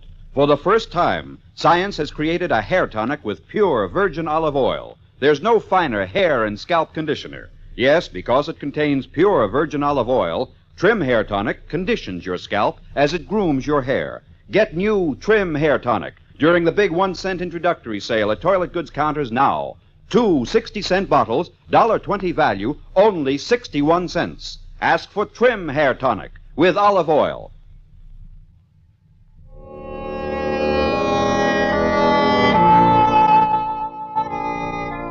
Now, concerning next week's show, here's our star, Van Heflin. Philip Marlowe crouched in the darkness of Beverly Glen and waited for those footsteps to come closer. And then all at once, the Sandman hit him without bothering to remove the sand from the sandbag. And when Marlowe woke up in the morning, his wallet and his gun were gone. And he was wanted for murder.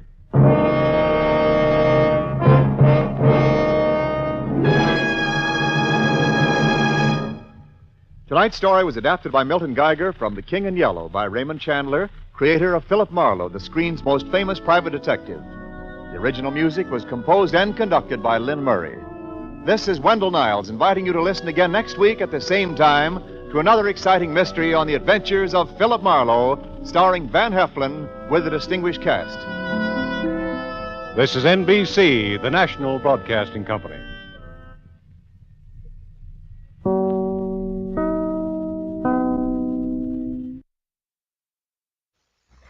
For the safety of your smile, use Pepsodent twice a day. See your dentist twice a year.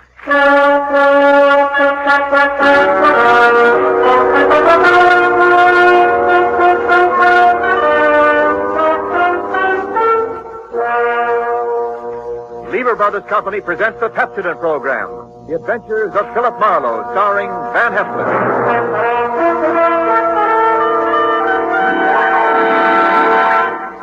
Philip Marlowe, the screen's most famous private detective, created by Raymond Chandler, brought to you on the air by Pepsodent, and starring MGM's brilliant and dynamic young actor, Van Heflin.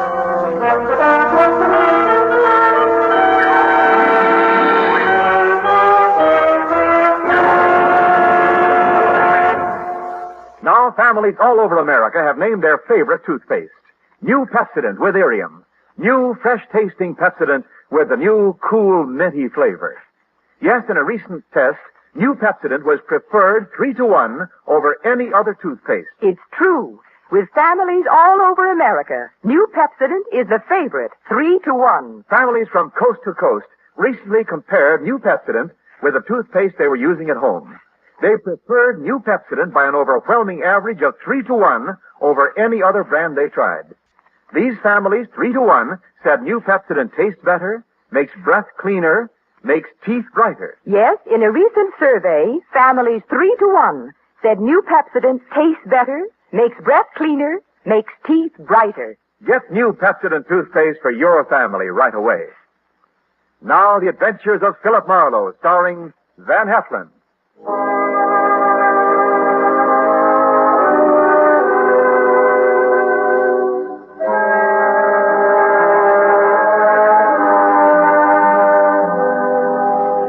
The moment old man Jeter came into my office, I made up my mind not to vote for him if he ever ran for president. He was tall and thin with straight, compressed white lips. He wore a neat pinstripe flannel suit with a small rosebud in the lapel. He carried an ebony cane, and he wore spats. He looked a smart 60, and unless his ulcers got nasty, I gave him another 15 years, which was pretty big of me. He sat down, speared me with those barbed gray eyes, and came right down to business. Mr. Philip Marlowe, I believe? That's right. My name is Wadsworth Jeter. How do you do, Mr. Jeter? You're a private detective? Well, why not? Frankly, sir, I'd expected the Hollywood detective's office to be somewhat more glamorous, or rather more elegant, shall we say? Well, Philo Vance has a branch office here on the 4th floor if you're shopping around. No. You'll do, I'm sure. Well, my rate is $25 a day, plus expenses. Money is no object. Except when you don't have much of it. That seems to be the motivating philosophy where Miss Harriet Huntress is concerned. Who or whom is Miss Harriet Huntress? A rather standard, rather obvious gold digger who wishes to marry Grover. You want to tell me who Grover is? Grover is my adopted stepson, my late wife's son. Go on. Next year, he will inherit $1 million left him by his mother. Which explains Miss Huntress's interest in Grover. Precisely. Look, Mr. Jeter, am I being hired to smear Miss Harriet Huntress? Not at all. Merely to disillusion Grover about her. Yeah, well, that's the same thing. I think you better find yourself another boy. Wait. There's more. Okay, let's hear it. Do you know a man named Marty Estelle? Sure. He's a big-time gambler out on Sunset Strip. Why? Mr. Estelle claims my son Grover owes him $50,000. Well, then Grover'd better pay up if I know Marty Estelle. But suppose my son doesn't really owe Estelle the money. Does he or doesn't he? Mr. Estelle supplied photostat copies of Grover's notes with Grover's signatures. I thought they might be forged, so without Grover's knowledge, I took them to a handwriting expert named John Arbogast. A sort of detective. No? He's not sure. He wants more time. I'd like you to take over the case. Harriet Huntress and all. Miss Huntress, as you may know, is associated with Mr. Estelle. Well, that's incidental. I'll handle the forgery case and not the slander job. Now, where does this Arbogast have his office? On Sunset near Iva. Okay, I'll look it up. Miss Huntress? She lives at the El Milano on North Sycamore. All right, I'll look her up, too. Arbogast and Huntress in the order named.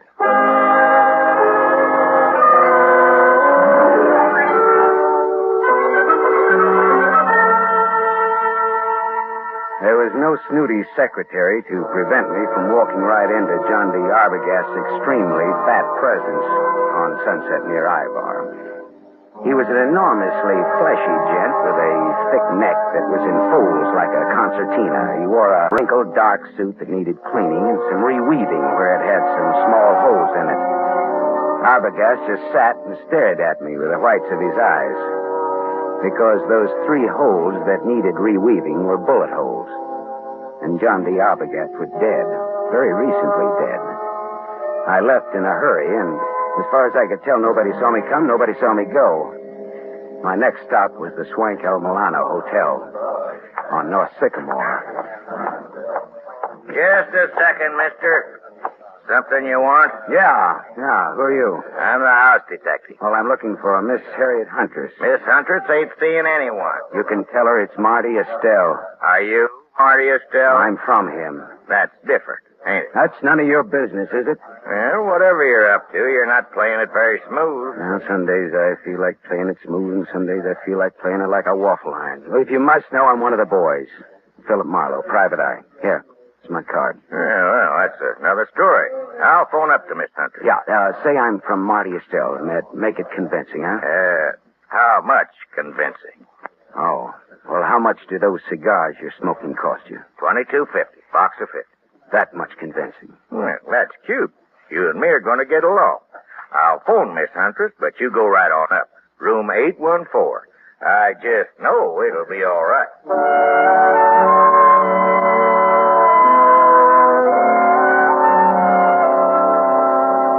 Harriet Huntress was too tall to be cute, too beautiful to be really cheap. Her green eyes were wide set, and there was plenty of thinking room between them. Her hair was a dusky red, like fire seen through a haze. The green eyes were that much green ice as she sized me up in the doorway. Well, what's the big message, Sonny? I'd have to come in. I never could speak very well in public. Come in.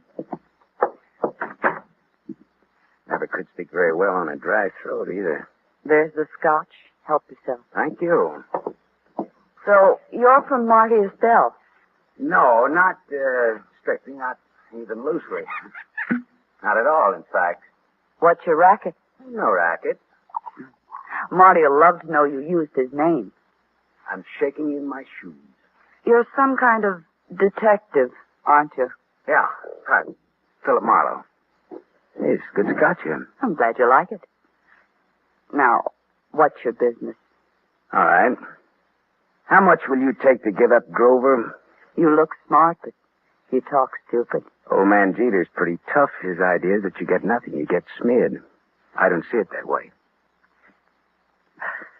How much? How about $50,000? How about $500? How about talking about the effect of the rain on the rhubarb? Now, look, sister. Suppose we skip the footwork, considering the sobering fact that a man named John D. Arbogast has already been murdered in this little case. Does that have anything to do with me?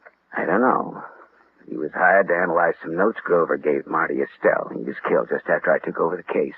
Do you think Marty Estelle works that way? You know him better than I do, does he? Have you told the police yet? No, I thought I'd see if I could make a deal with you first. I'm going to tell you something. My people were nice people who never got involved in murders. Old Jeter ruined my father. My dad shot himself and my mother died of the shock. I'm going to fix Jeter for that someday, even if I have to marry his son to do it. Adopted stepson, really. There's no relation at all. It'll hurt Jeter just as hard. And the kid'll have $1 million next year. I could do worse, even if he does drink too much. You wouldn't want Grover to hear that now, would you? No? Turn around and have a look, Gumshoe. I turned fast. He stood about 4 feet from me. Big, blonde, powerful. Whiskey in his brain and blood in his eyes. I can say anything I want around Grover. It's all right with him. Isn't it, Grover? That's right, Harry. He's trying to break us up, Grover. What do you think of that? I think maybe I better break him up. That's what I think of that. She laughed, and that made me mad. I turned to glower at her. It was a dirty look. It was the look of the month. That was a mistake. The big guy hit me. I went over sideways. It wasn't a hard punch, but my head hit a desk going down, and the desk got the decision. It gets dark fast in Southern California, but seldom that fast.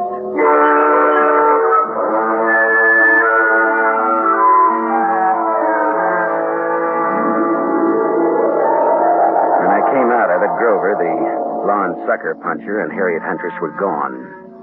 But the bottle of scotch was still there, so I took that for a souvenir and stuffed it in my pocket and floated down the elevator into the street. It was dark by the time I got back to my apartment on Hobart Avenue in Hollywood. I turned on the light, and there stood a big guy, another big guy. This was National Big Guy Week. This one had a big nose, the dead color of wax, and he had a .22 caliber Colt Woodsman pointed straight at me. Close the door and reach. Come on. I turned a little to close the door. I got my hand under my coat. Then I turned back to Waxnose fast. I had my Luger out. We stood there facing each other. Waxnose didn't seem at all impressed with my automatic. I just came to tell you to be smart. You're looking at a Luger, mister. I know. Men of distinction carry Lugers. Me, I pack this small bore because I can shoot. If you think you can take me, go to it. Look, what's the game? Maybe you can take a hint, and maybe you can't. Maybe, maybe not. What is it? Lay off old cheaters, boy. Well, I wouldn't think of contradicting anyone who uses a Colt Woodsman 22 with the front sight filed off must think he's pretty good. I am good. Yeah, and that's why I say, okay, pal. We'll see. Speaking of 22s, do you know anybody named John Arbogast? I meet such a lot of people. Well, this one was fat and shot 3 times with a 22. I don't remember shooting no fat guys today. So long, chum. Remember what I told you. Lay off Grover. So long, chum. Yeah. Swell. Ah, shut up. Yeah. Mr. Marlowe? Oh, Mr. Jeter. Well, your son or your adopted son or your stepson or whatever he is poked me in the jaw today. He is both my stepson and my adopted son. Well, both of them poked me in the jaw. My word, where? In Miss Huntress's apartment. You spoke to her? What did she say? She wants $50,000 and no dice. I offered her $500, just as a gag. Just as a gag? Mr. Marlowe, perhaps you underestimate the importance of this matter to me. Listen, Mr. Jeter, there are some very unusual angles to this case. For example, a gunman just stuck me up in my own apartment and told me to stay off of this case. What? I don't see why this case should get so tough. Good heavens. Listen, Mr. Marlowe, my chauffeur, Waldo, will pick you up in my limousine. I want to talk to you. All right. Well, tell Waldo to park on Hobart facing Franklin. He'll be around for you in 20 minutes. Good. Just give me time to drink my dinner. Bye-bye.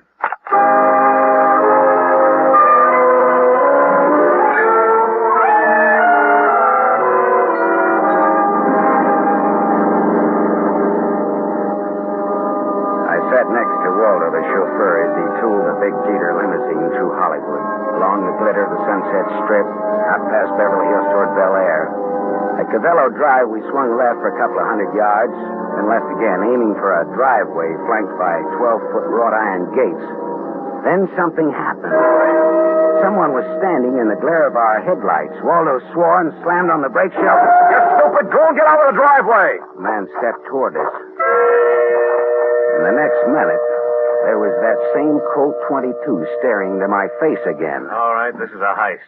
Get out of the car, both of you. Look, Waxnose, haven't you had enough fun for one night? Fuzz off, bum. Shut up and get out. I'd have to think some more on that, Buster. I'm warning you. I'll let you have it. Don't be a goon. You're going. All right, you asked for it. Hey! Hold. You shot the guy. Yeah. I shot him. It was this. All in fun. Yeah, some fun. It did the work. Jeter's house is right ahead. You sound as if you just shot a nickel in a pinball machine instead of a man. Now listen, turn off those lights and let's get out of here, but fast.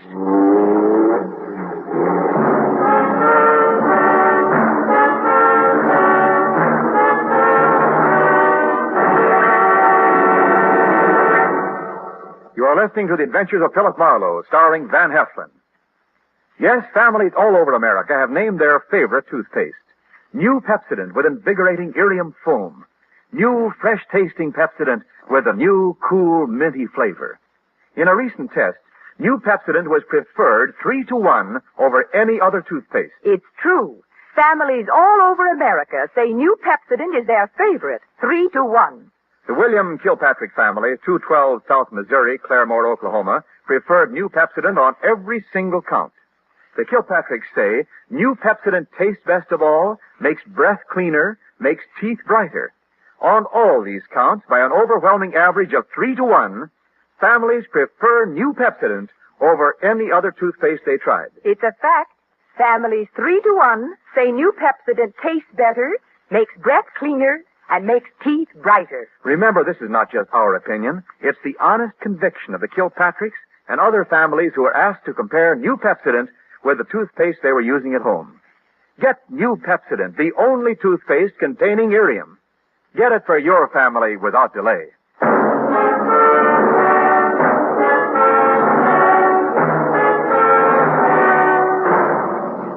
we continue with the adventures of Philip Marlowe, starring Van Heflin, who appears by arrangement with Metro-Goldwyn-Mayer, producers of The Romance of Rosie Ridge, starring Van Johnson.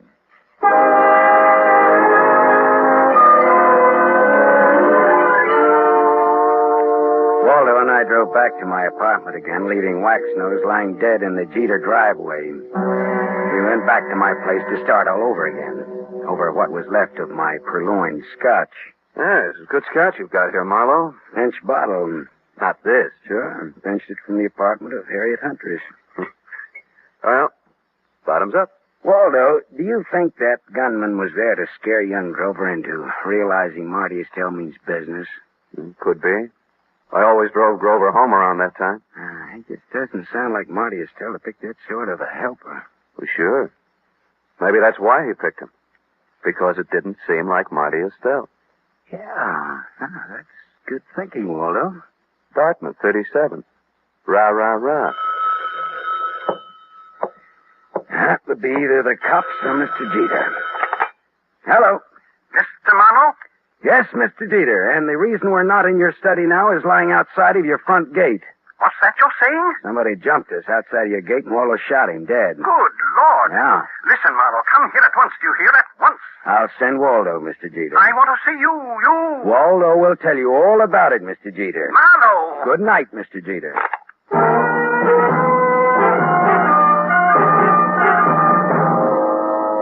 After Waldo, the chauffeur, had left, I went back to the El Milano Hotel. Hawkins, the house stick, was all smiles and open palms. I placed no confidence in his smile and a $20 bill in his palm. Harriet Huntress again? What's the matter? Just take me up to her apartment, that's all, huh? Sure. Right this way, fella. Hawkins took me to the 8th floor, room 814, and opened the door. There was someone in the room, waiting. Here's company for you, Mr. Estelle. Beat it, Hawkins. Yeah, this is the guy I was telling you about, Mr. Estelle. Come in earlier today. Said he was from you. Beat it, I said. Oh, sure. Come on in, Marlowe. I came to see Miss Huntress, not you, Estelle. Well, first of all, Harriet's not home. I came to tell her what happened outside of Jeter's gate. So you keep informed. I can't wait for her any longer. Got to get back to the casino. Now then, what did you come back for, Marlowe? I'm looking for the Jeter boy. After what happened to him tonight, he needs somebody to walk behind him. You think I play games like that? All I know is we were shot at. I asked you a question. I answered it to the best of my knowledge. What knowledge, for example? Well, for example, you hold $50,000 worth of Grover's notes for gambling debts. I've got $50,000 invested in the kid. Would I be likely to bump him off? That makes sense, all right. I always make sense. Bully for you. When I have $50,000 invested in a guy, I'm apt to find out all about him. Like about old Jeter hiring a man named Arbogast to work for him. Arbogast was shot today. You know it. I know because I had you followed. You didn't tell the law, Marlowe. That could be very hard on you.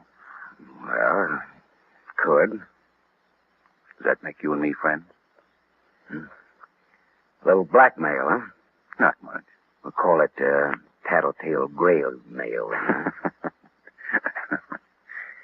From now on, do you stop bothering Miss Huntress? Hey, you win, Marty. Swell. That's all. I've got to go. Well, I'll just wait around for a bit, okay? Well, Harriet's scotch is in that cabinet there. Thanks. I'll roll up my pants and go waiting in it. You know, Marlowe, I like you. You're cute. So long, Shaman.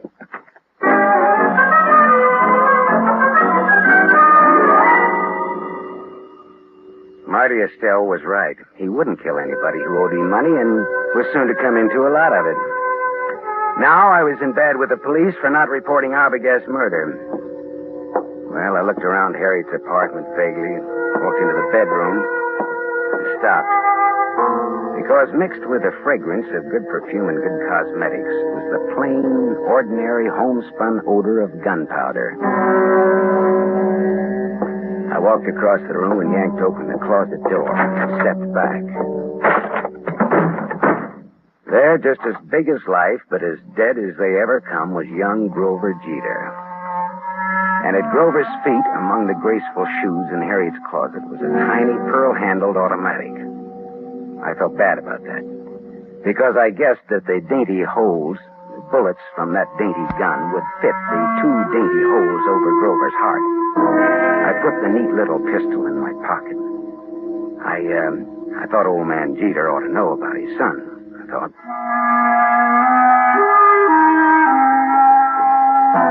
I didn't expect to find Waldo, the chauffeur, and Harriet Huntress with old Jeter in Jeter's big study, but there they were. Why, Mr. Marlowe, I'd about given up hoping to see you tonight. Well, I changed my mind about coming out again, Mr. Jeter. Oh, Waldo. Hi, Marlowe.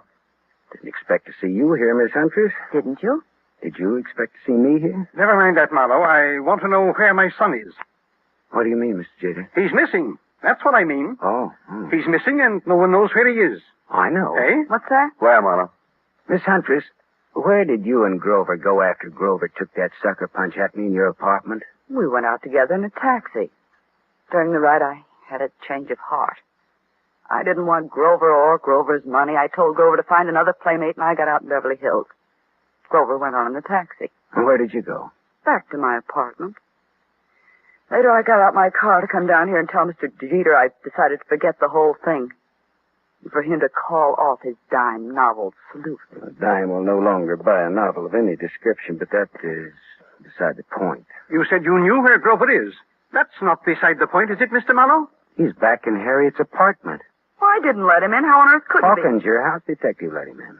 The last I saw of Grover, he's dead. Oh, what? What's that? Dead. Dead, shot with a small caliber gun. I can't believe it. I can't. It's dead? Miss Huntress, this .25 caliber pistol was on the floor at Grover's feet. Here, take it. Look it over, will you? Mine. You murderess. I'm not. You cold-blooded murderess. Oh, stop that! Stop it, both of you.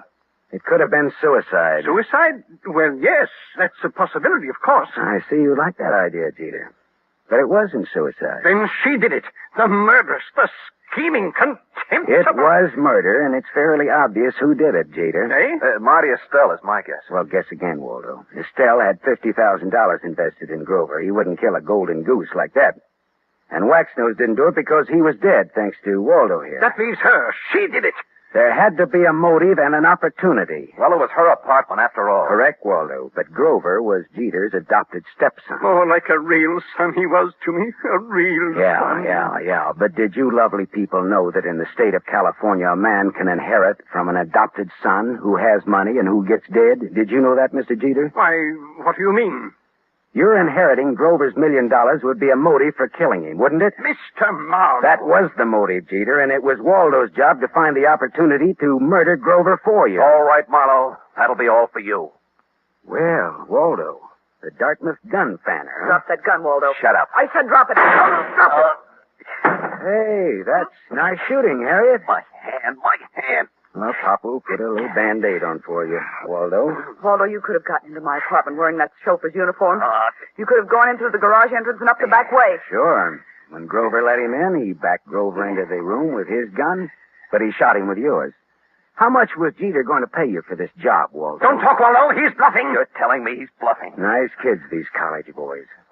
Tell me, was it Dartmouth or Dannemora, Waldo? Shut up, copper. You killed John Arbogast to throw suspicion on Marty Estelle. Then you hired Waxnose to fake a holdup on Grover. Why? Again to throw suspicion on Marty Estelle. To make it look as though Estelle was trying to scare Grover into paying his gambling debts. If I hired Waxnose, why would I have shot him tonight? Because you like to kill people, Waldo. When I was brought out here tonight, Waxnose thought I was Grover in the car. He began to fake his holdup. But you just couldn't resist taking one of your snappy snapshots at Waxnose, could you, Waldo? Shut up. Could you? Next, Mr. Wadsworth Jeter. Look here, Marlowe. You can't accuse me of... Doctor, he's sick. Call a doctor. It's his heart. If Jeter dies, it's your fault, Marlowe. Okay, Waldo. Tell you what I'll do, Waldo. If Jeter dies, he doesn't have to pay me my fee. We're even. Okay, Waldo? Harriet Angel, listen, go call the doctor. And while you're there, call the law, huh?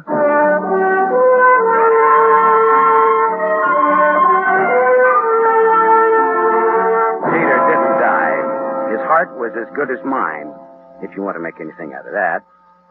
The law had Jeter and Waldo cold, and I mean cold.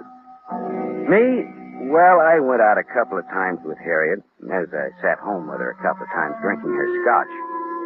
It was nice, all right, but I didn't have the money or the clothes or the manners. Still, I was sorry when she went to New York to live. She had absolutely the best scotch I ever tasted. Maybe because it was free. I don't know.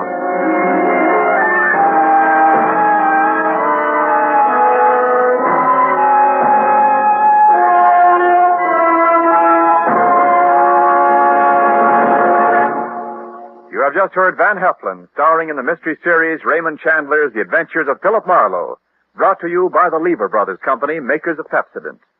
Van Heflin will return in just a moment. Have you tasted the new Pepsodent toothpaste? Its lingering, minty flavor is so fresh and inviting, families prefer it by an overwhelming average of 3-to-1 over any other toothpaste they tried.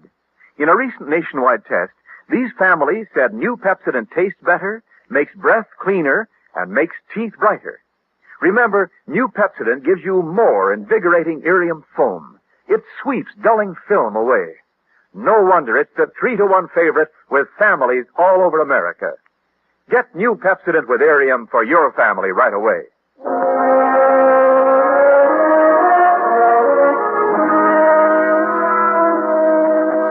Now, here is our star, Van Heflin. The need for food in Europe tonight is desperate. Starvation faces a multitude of our fellow men. There's a way you can help. For $10, a package containing 21.5 pounds of food will be sent for you to a friend or a relative or any member of an organization you designate in Europe. Or simply say to a little French girl or to a Belgian war widow. Your order will be strictly respected, and you'll receive a signed receipt from the person who received your gift. Send $10 now. Send all you can. Send your $10 to CARE. C-A-R-E. CARE, New York. Help keep America the hope of the world.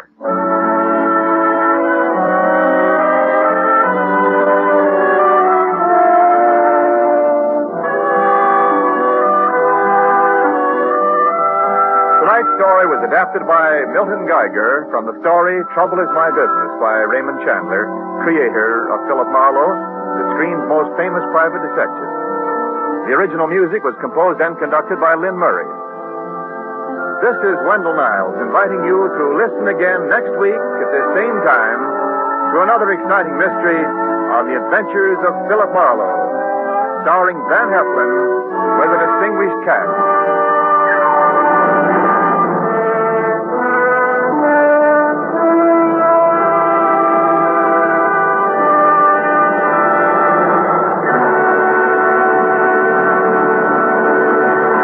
NBC, the National Broadcasting Company.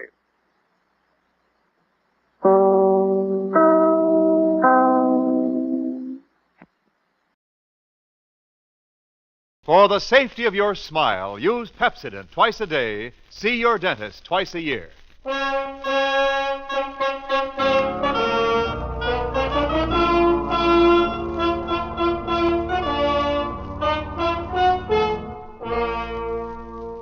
Lever Brothers Company presents the Pepsodent program, The Adventures of Philip Marlowe, starring Van Heflin.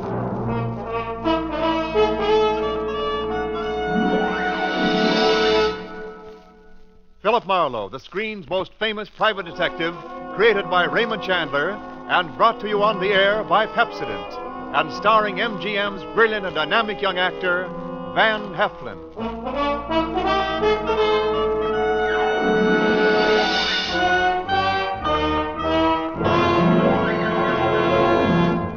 Now, families all over America have named their favorite toothpaste. New Pepsodent with irium. New, fresh-tasting Pepsodent with a new, cool, minty flavor. Yes, in a recent test, new Pepsodent was preferred 3-to-1 over any other toothpaste. It's true. With families all over America, new Pepsodent is the favorite 3-to-1. Families from coast to coast recently compared new Pepsodent with the toothpaste they were using at home. They preferred new Pepsodent by an overwhelming average of 3-to-1 over any other brand they tried.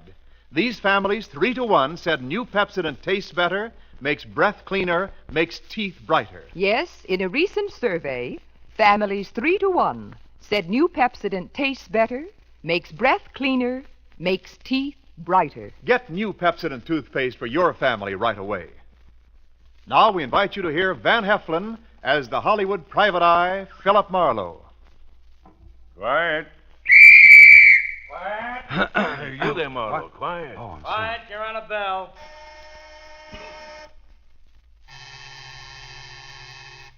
All right. Roll him. Speed. Action. Oh, Robin, my dear, don't you remember me? For all that my hair is cut so short. Mary. Maid Mary. Your very own Maid Marian, Robin, dearest. Friar Tuck, Little John, free Englishmen, archers all. It's Maid Marian. Cut. That's it. Print it. All right, that's a wrap up here. Move over to stage 3.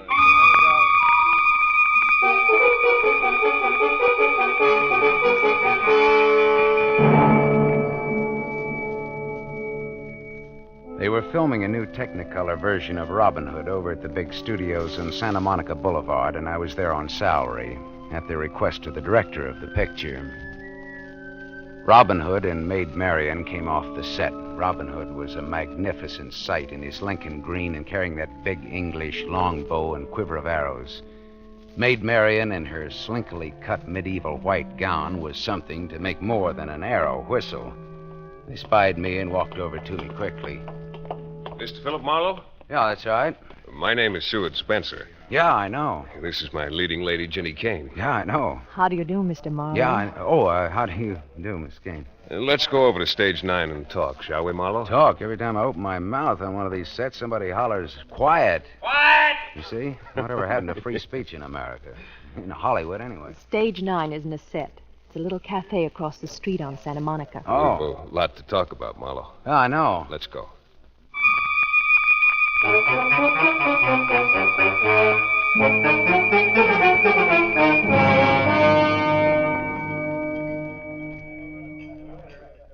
You see, Marlowe, Demetrio Sador, my director, hired you for what is to me a very embarrassing reason. It seems I'm supposed to protect you. And I feel very well able to take care of myself. Well, it's not safe with that half-mad brother of yours at large. Did Mr. Sador tell you the whole story, Marlowe? I said for me to get it from you.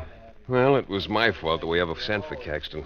But he's my brother, and he looks like me, and he's an absolutely terrific archer. Seward here is much better looking, though. Seward is the bow, but Caxton is the bowman, huh? Well, they could have faked the scenes where I'm supposed to perform marvels of archery, but, well, we were all against that. Then I remembered my brother, a sporting goods salesman in Philadelphia, and a champion archer. And so you suggested that they send for Caxton to double for you in the shooting scenes, huh? Yes, in spite of the fact that Caxton hates the sight of me. Go on. I told Mr. Sador he could get the shots he needed with Caxton doubling for me. I'd go to my lodge at Big Bear during those 3 days. Caxton always resented Seward here because he made good and Caxton didn't. Now, let's see. There was something about Caxton leaving Hollywood, only not leaving Hollywood. What about that? Well, he never picked up the return ticket that the studio reserved for him at the airport. So you figure that Caxton's still in town, then, huh? Definitely. You think he'd pick a fight with you? He picked a fight with Freddie Cole. Who's Freddie Cole? A perfectly harmless makeup man on the lot. And all Freddie asked was for Caxton to wear brown contact lenses over his eyes so he'd look like Seward here for the medium close-ups. My brother has blue eyes, you see. And he wouldn't wear the brown contact lenses, huh? No, he refused flatly. He said, let my big-shot brother wear blue contact lenses. What an unreasonable creature. I don't know. It sounds reasonable to me. You said that he fought with the makeup man, huh? Yes, but not for long. Freddie's half Caxton's size, but he knocked my brother kicking. Ooh. I suppose your brother swore to get him for that. How did you know? I don't know. Instinct. Philip Marlowe. Philip Marlowe. Here, Mr. Sador, here. Oh, Mr. Marlowe, this is terrible. Simply terrible. They just found Fred Cole in Sherwood Forest. He's been shot. Shot? What? How? Who? I don't know who. But there's 2 feet of arrows sticking out of his back. Oh. You better show me where Fred is, Mr. Sador. Come on, let's go on the double.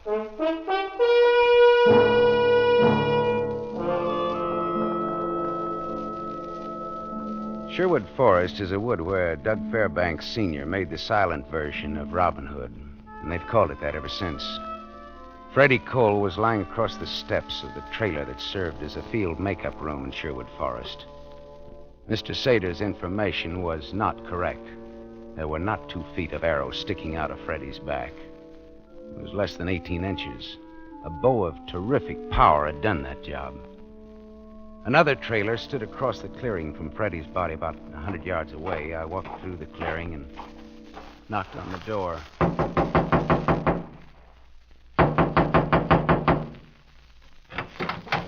Yes, sir?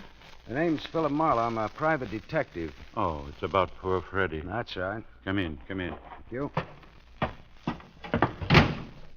Well, I see. This trailer's my workshop, Mr. Marlowe. You have a regular arsenal of bows and arrows in here, haven't you? Yes, sir. I make and repair bows and arrows for the men in the picture. Say, it's about 100 yards from here to where Freddie was shot, isn't it? Just about. Did you ever service the bow of Caxton Spencer, the Star's brother? I did. Powerful weapon? Very. Good shot? Very. Bad man? Yes, very. Mm-hmm. Okay, well, thanks, Dad. I'll see you. What was that you said? I said I'll see you. You called me something. Oh, Dad. Yes. So long, Mr. Marlowe. So long, Dad. So long, son. So long.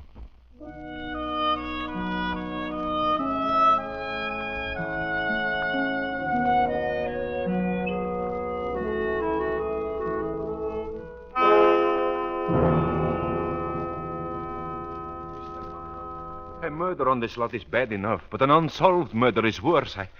I'm very worried. About your star, Seward Spencer, hmm? Among other things, Mr. Marlowe. Well, why doesn't he leave town while this homicidal brother of his is still around? Oh, he wouldn't go even if I asked him. Besides, every day lost now means money. And the bank wouldn't tolerate any more delays making this picture. Any more delays? Have there been delays? I started making Robin Hood 4 years ago. I got the sets built and then had to stop because I couldn't find the ideal man to play Robin Hood. What was the ideal type for the part, sir? Well, he had to be romantic, good-looking, powerful. And it would have been helpful if he could shoot a longbow, huh? Yes. Well, Seward Spencer couldn't shoot a longbow 4 years ago any better than he can today. Now, why didn't you hire him 4 years ago? He wasn't a big enough star then. Oh, he's big enough now, though. Tremendous. He's another Gable. So he doesn't have to know how to shoot a longbow now. No, especially since his brother, who resembles him closely, could shoot a longbow. Tell me, where did Spencer stay while his brother was whooping it up here at the studio? Spencer had a lodge up at the Big Bear. Why? Any ideas? Maybe. Look, Spencer is known all over the world, right? That is correct. Now, his double would have a hard time hiding out unless he hid in places where people expected Seward to be, right? I hadn't thought about it. Where exactly is Spencer's lodge at Big Bear? You think his brother may be up there posing as Spencer? I don't know. It's an idea. Where did you say that lodge was now?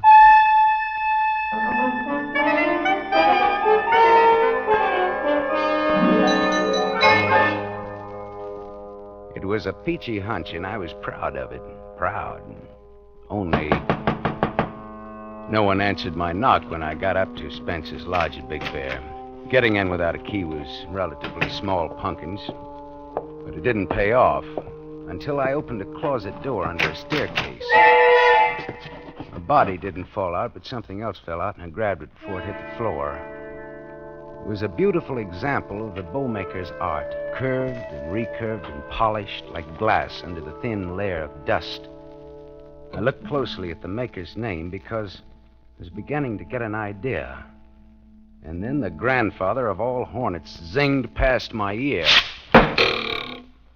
A fraction of an inch from my cheek quivered the shaft of a wicked-looking arrow, its steel head almost buried in the solid oak paneling behind me. A man was standing in the open doorway. Now then, Mr. Marlowe. Hey, what's the idea? Make a move towards your gun, Marlowe, and I'll pin your hand to the wall. Caxton. Yes. Caxton Spencer, right? Yeah. He was a little taller than his celebrated brother. His cheeks were a little more sunken, and his eyes, unlike his brother's, were an icy, glassy, deadly blue. He shot that second arrow as fast as I could think. Believe it or not, that second arrow split the first one right down to the head. There was another thing about this lad that was different from Seward Spencer. He could shoot a longbow. Brother, could he shoot a longbow. Well, aren't you going to reach for your gun? Well, Robin Hoodlum of Sherwood Forest, huh? You know what might be fun? A contest. The old versus the new. Medieval archer versus 20th century gunman. You know, you're just as crazy as your brother thinks you are. I see Seward's been talking too much again. Look, Caxton, tell me just one thing. You've got your archers mixed up. I'm Robin Hood, remember? Not William Tell. What was this dusty bow doing in the closet? That's mine. Well, how did it get in this closet? I was out here 4 years ago. Oh, you and your brother were a little friendlier then, huh? My brother wasn't such a big shot then. I'm beginning to get it. Your brother sent for you 4 years ago to teach him how to shoot.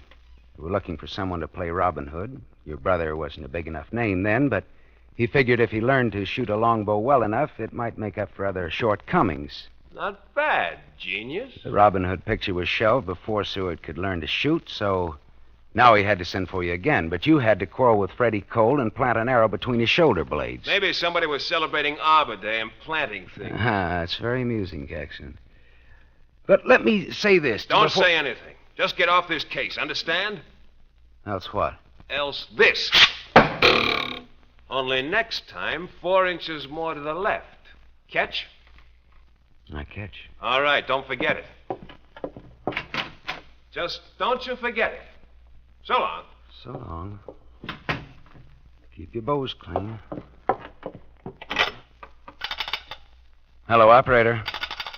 Operator. This is a police call. Connect me with the Santa Monica Boulevard studios of Rheingold Pictures. I want to talk to Mr. Seward Spencer. It's a matter of life and death. And that's no mere figure of speech.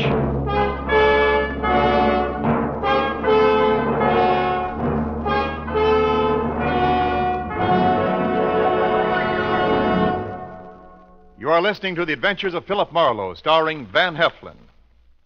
Yes, families all over America have named their favorite toothpaste. New Pepsodent with invigorating Irium foam. New fresh-tasting Pepsodent with a new, cool, minty flavor. In a recent test, New Pepsodent was preferred 3-to-1 over any other toothpaste. It's true. Families all over America say New Pepsodent is their favorite. It's a fact. Families 3-to-1 say New Pepsodent tastes better, makes breath cleaner, and makes teeth brighter. Remember, this is not just our opinion. It's the honest conviction of the Paynes and other families who are asked to compare New Pepsodent with the toothpaste they were using at home. Get New Pepsodent, the only toothpaste containing Irium. Get it for your family without delay.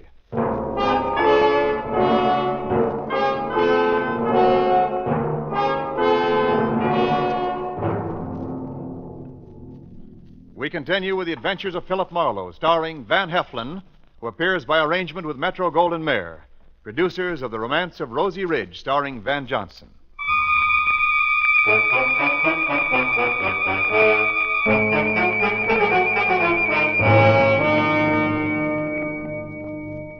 I couldn't reach Seward Spencer at the studio to tell him that his brother was around and on the warpath. I hung up for a second.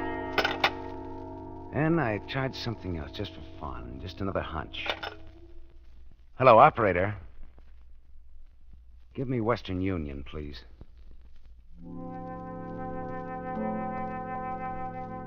It was late afternoon, and therefore too late to telephone Philadelphia on account of the time difference. I sent my telegram and gave my apartment address back in Hollywood for the answer that I expected in the morning. Then I drove back to Hollywood. It was dark when I gave up trying to locate Seward Spencer, but a bright moon was climbing the sky by the time I got to the archery trailer on location in Sherwood Forest.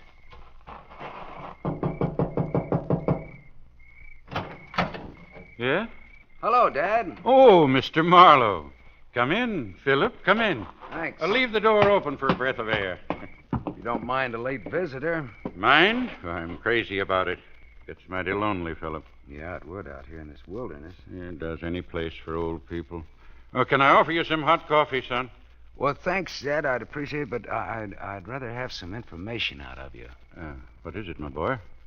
Tell me, is it possible for an expert archer to conceal the fact that he's death with a longbow? I think so. Well, can he conceal the fact that he can handle a bow at all? Oh, no. No matter how clumsy he was, he'd be too clumsy. Oh, I get it. Like a guilty man trying to look innocent. He overdoes it. Huh? Exactly. Yeah. Look, Dad, I'm going to pick up a bow, and I'm going to string it, put an arrow in it, and draw it. Now, I want you to stop me at any point where you can tell that I can't shoot a bow. All right. All right, I pick up this bow here. Well, you can stop now. Well, I didn't do anything yet. You picked up the bow, and you're holding it upside down. You mean there's an upside and a downside to these things?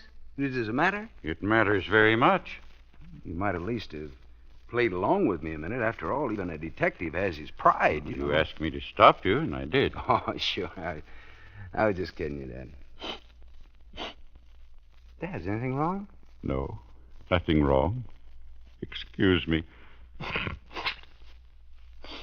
just that everybody else calls me Pop. Oh, well, look now, if you'd rather I call you No, that, I hate it.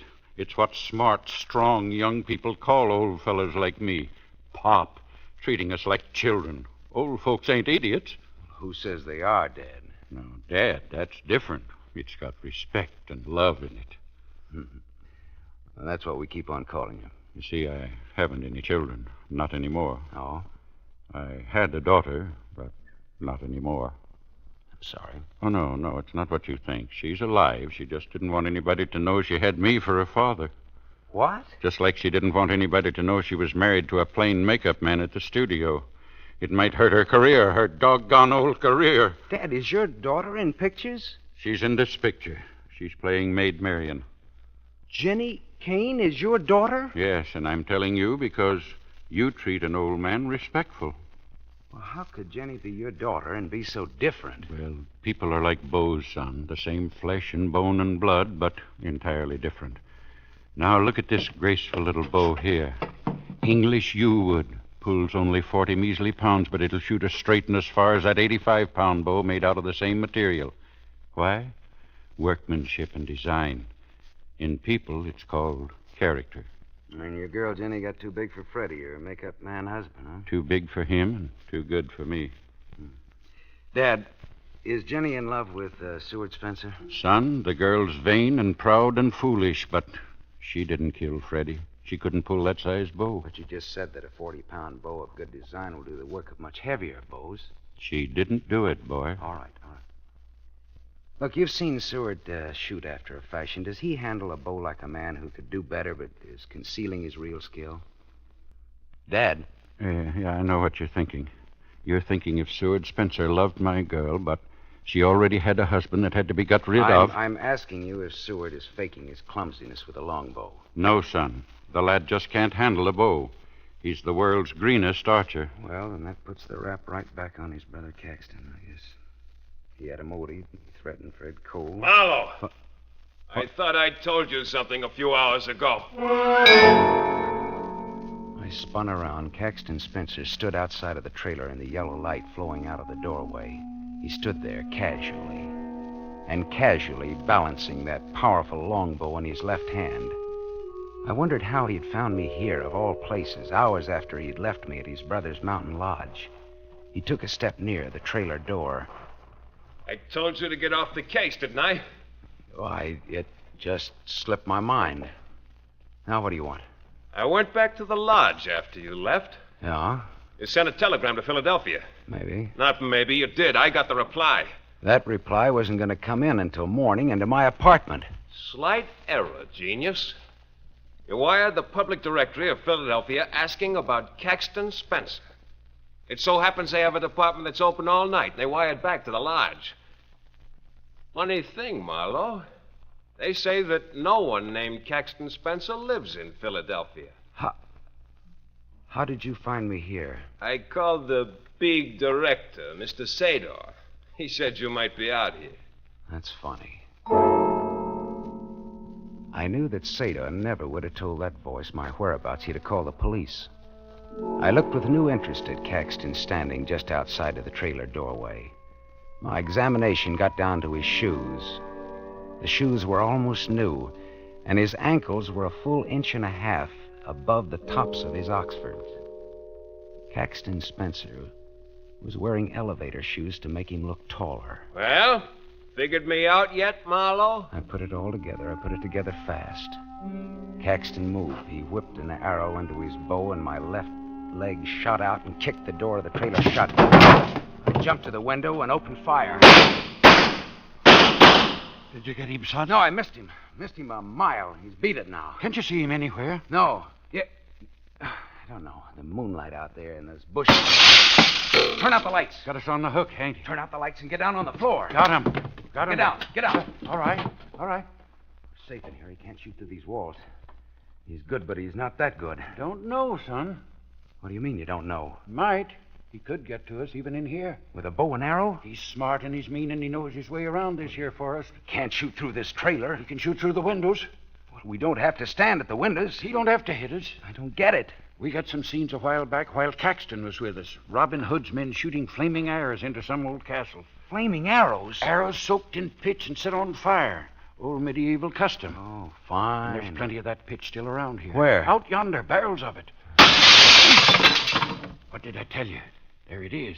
There's the first of your flaming arrows. Come on, let's put it out. He'll pick us off if we try that. Well, then let's get out of here. Yeah, let's just do that. Look, I'll go out first. You follow me and lose yourself someplace. You understand? Old folks ain't idiots. All right, follow me. Now keep low. Right after you, son. Keep low now. Yes. All right, run for it.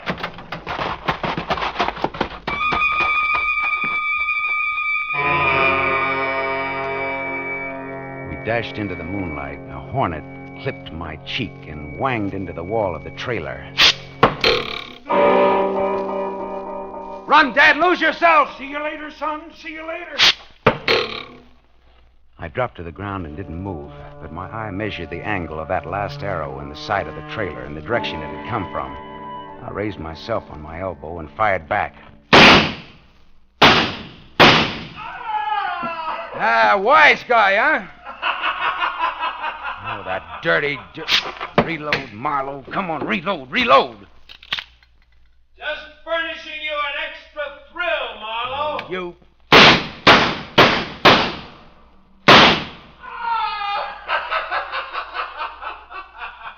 Or is that one getting stale, Marlowe? 2 shots left. 2 shots. I've got 2 more arrows, Marlowe. That means 1 more is for fun, and the last one's for real, huh? 1 shot left. 1 shot. 1. Now, Marlowe, any last words? Any brave, quotable quotes? Any remarks for posterity? You cheap 10, 20, 30 ham!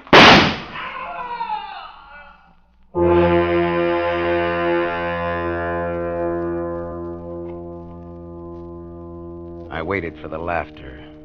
The taunting, baked ham laughter. It didn't come. I waited with my empty gun clenched in my fist.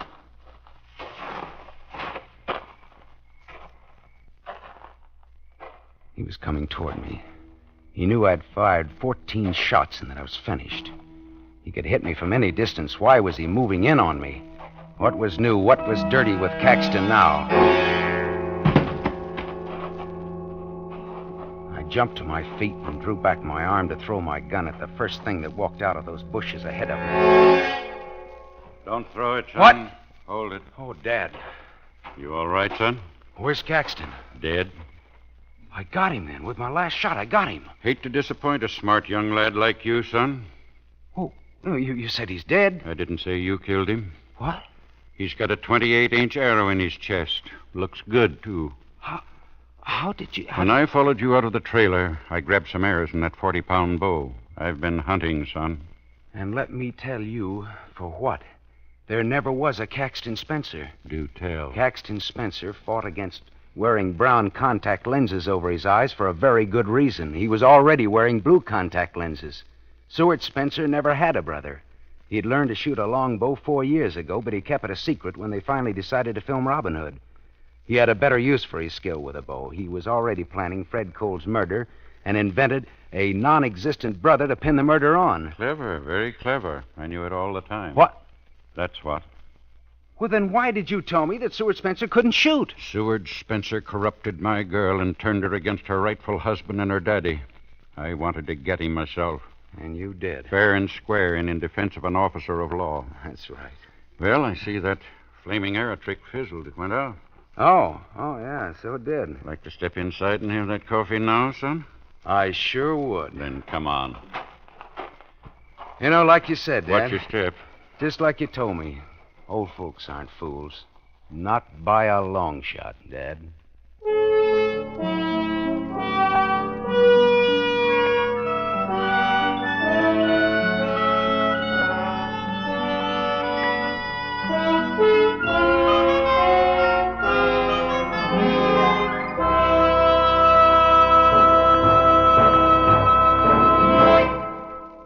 You have just heard Van Heflin, starring in the mystery series Raymond Chandler's The Adventures of Philip Marlowe, brought to you by the Lever Brothers Company, makers of Pepsodent. Van Heflin will return in just a moment. Men, here's an important announcement. News about a sensational hair tonic discovery. It's Trim Hair Tonic, made by Pepsodent. For the first time, science has created a hair tonic with pure virgin olive oil. There's no finer hair and scalp conditioner. Yes, because it contains pure virgin olive oil, Trim Hair Tonic conditions your scalp as it grooms your hair. Get new Trim Hair Tonic during the big 1-cent introductory sale at toilet goods counters now.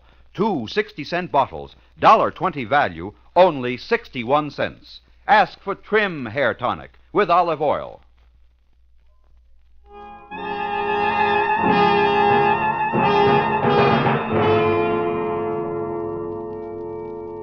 Now, concerning next week, here again is Van Heflin. Philip Marlowe paused in the stealthy darkness of the deserted brewery. There was invisible death lying in wait for him down in the bottom of the unused fermentation vat. But a very visible, dancing death was approaching behind him, dancing and weaving. And at the two risks, Philip Marlowe, unarmed and stunned, preferred the invisible one at the bottom of the great wooden vat.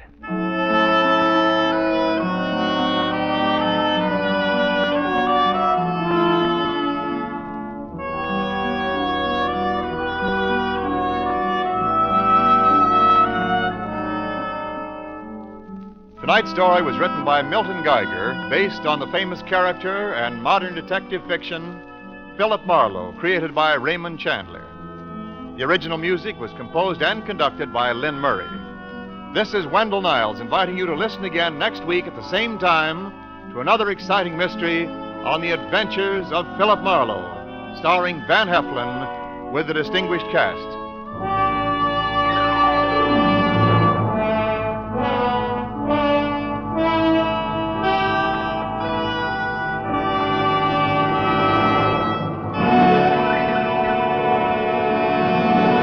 This is NBC, the national broadcasting company.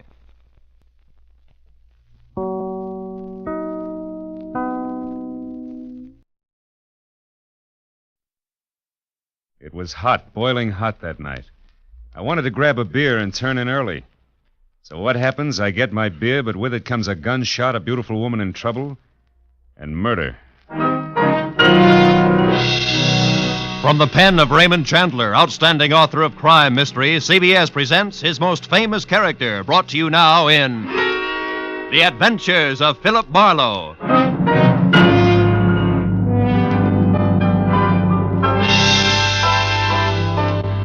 With Gerald Moore starred as Philip Marlowe, we bring you tonight's unusual story, Red Wind.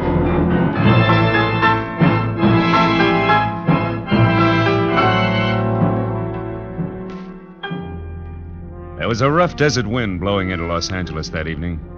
It was one of those hot, dry Santa Anas that come down through the mountain passes and curl your hair and make your nerves jump and your skin itch.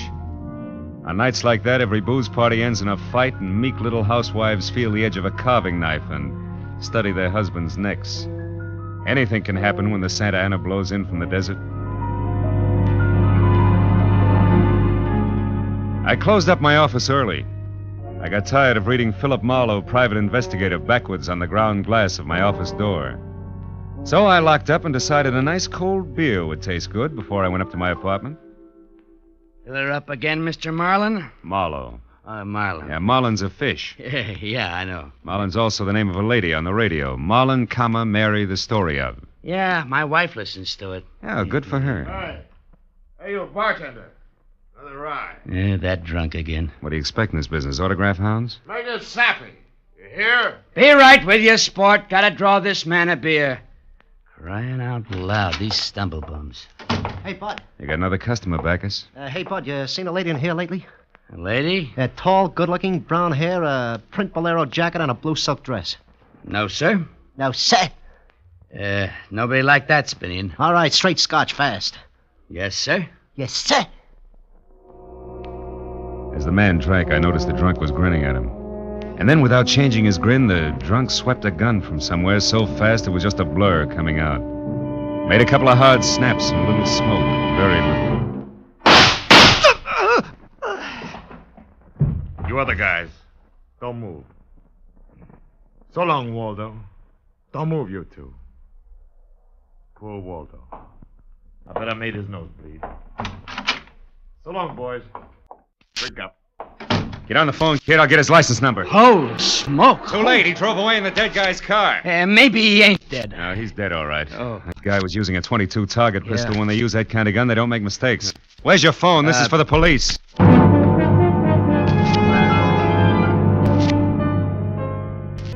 Prowl car boys were there in 5 minutes. Waldo was out of business, all right. Nothing in his pockets told who he was, but he had about $700 on him. And with that kind of heavy coin, you can buy a good 1910 automobile even today. Well, I told the cops what I knew, including about Waldo's brown-haired, pretty girl in the bolero jacket. It was about 9 o'clock when I stepped out of the elevator in my apartment house and almost walked right into a brown-haired, pretty girl in a bolero jacket, waiting for the elevator on my floor. Oh, excuse me. Just a minute, lady. What is it? I'm a great admirer of bolero jackets. What? Now, take the one you've got on, for instance. I'm sorry, but I'm in a hurry. No, wait. If you'll be good enough to let me... Oh, you've made me miss the elevator. It's just as well. What? Well, it's better you don't go out in those clothes.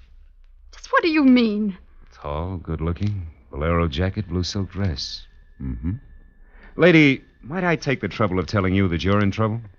Trouble. Yeah, the cops are looking for you. In those clothes. I haven't done anything. Maybe not. But if I were you, I'd have a little talk with me. I've all the I'm in nerve... room 41 across the hall. I know things about you. Well... Good girl. Come along. It took a firm grip on her arm, but I managed to get her to my room. I rustled up some drinks, but when I turned to give her hers, I saw she held a small automatic. She looked at me steadily. I put down both glasses slowly so I wouldn't be misunderstood. Look, sister, I know it's hot tonight and heat does funny things to people, but let's put that little thing away and have a nice cool drink, huh?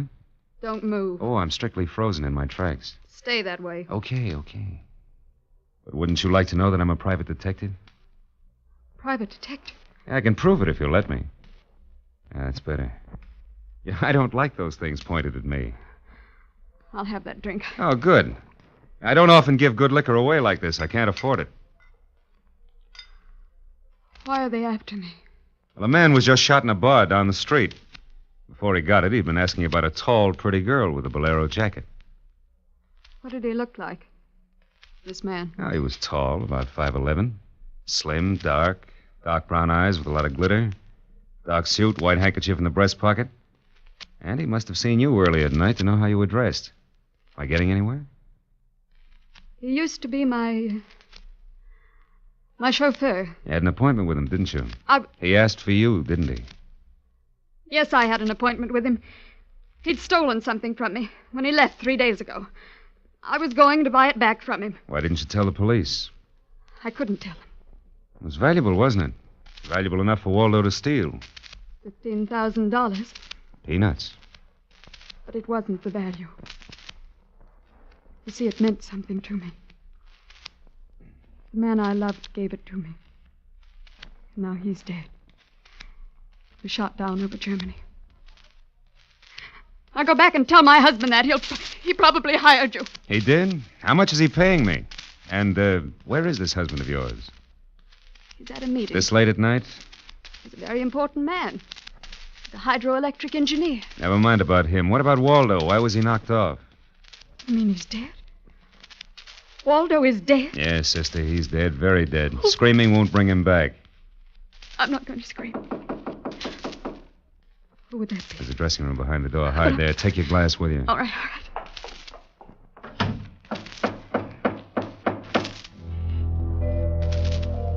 I went to the door, making a loud, yawning sound. Foolishly, I didn't have my gun. That was a mistake. Because when I opened the door, the guy on the other side certainly had one. A .22 target automatic that had already killed one man that night. And I knew the bald head, the flat, shiny eyes, and the face like a poisonous lizard. Baldy put the muzzle of his gun lightly against my throat. I backed into the room, and Baldy kicked the door shut. You alone? Look for yourself. I'm asking, not looking. I'm alone. You and that dumb bartender saw me dust off Waldo. What did Waldo do to you? Who's asking? Just making conversation. He stooled on me on a bank job we did together. Got me 4 years in Michigan Penn. How is he? Dead. Huh. Well, I'm still good. Drunk or sober. Tell me why I came here, pal. You heard the barkeep and me talking. I told him my name and where I lived. That's how, pal. I said why. Skip it. The hangman won't ask you to guess why he's there. You're pretty tough at that, ain't you, pal? But you're slamming off. All right. But, could you get that gun out of my neck and try somewhere else? Just any place. This better? This suits you all right? Yeah, just so it isn't my neck. Say when, pal. It's your party. I leaned against the gun weakly. The door of the dressing room showed a crack of darkness. The crack widened. I began to shake a little in spite of the heat. The girl came quietly into the room, but there was white all around her irises. She was scared. She had a gun in her hand, but I was sorry for her. Dead sorry. She tried to make the door a scream. Either way, it would be curtains for both of us. Scared, mister? Worried about any little thing? I couldn't talk. The girl floated in the air somewhere behind Baldy. And her horrified face was drifting toward us. My mouth was as cold and dry as yesterday's toast. Well, kid, how's it feel? You ready yet? Say the word. Well, don't take all night about it. If you're going to do something about it, do it. Why not, pal? I like this. Suppose I yell. Go ahead. Yeah. Go ahead. Hey, look! Thanks, sister. That buys me. Everything I have is yours, now and forever. Is he dead? You flatter me no end, lady. I only punched him. Now get out of here while I call the cops down on this killer. Yes. Good night. Wait a minute. That jacket marks you for the cops. Leave it here. You don't need it in this kind of weather. Oh, yes, here. Okay. See you again? Why? I don't know. Who am I to be the rival of a dead flyer and things like that? No, on second thought, forget the whole thing. I'll see that the police get Jesse James here. Good night, lady.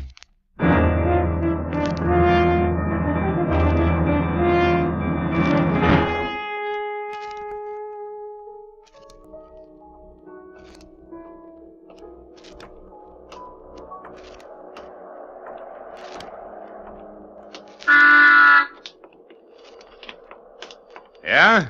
You mean me? Yes, please. Oh, you again. Get in. I want to talk to you. You want to know what happened at headquarters? Yes. I went down to headquarters with the law and gave them the story. I left you out of it. Oh, thanks. You saved my life. So no one knows anything about you. Incidentally, neither do I. My name is Mrs. Frank Barsley. 212 Fremont Place. Olympia 24596. Is that what you wanted? I guess so. Well, there it is. Now, why'd you really come back? I wanted my pearls. Oh, no. Pearls, too? Yes. All right, tell me about the pearls. We've had a murder, a beautiful mystery woman, and a sadistic killer, and an heroic rescue. Now we will have pearls. I was to buy them back from the man called Waldo.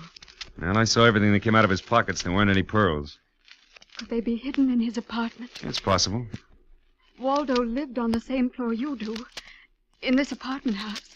And why didn't I know him, at least by sight? Well, he just Moved in last week. He managed to get a sublet. Sort of amateur magician on the side, huh? It's, getting rather late. Yeah. What about your husband this hot, mysterious night? He's still at his meeting. Good. Why did you say that?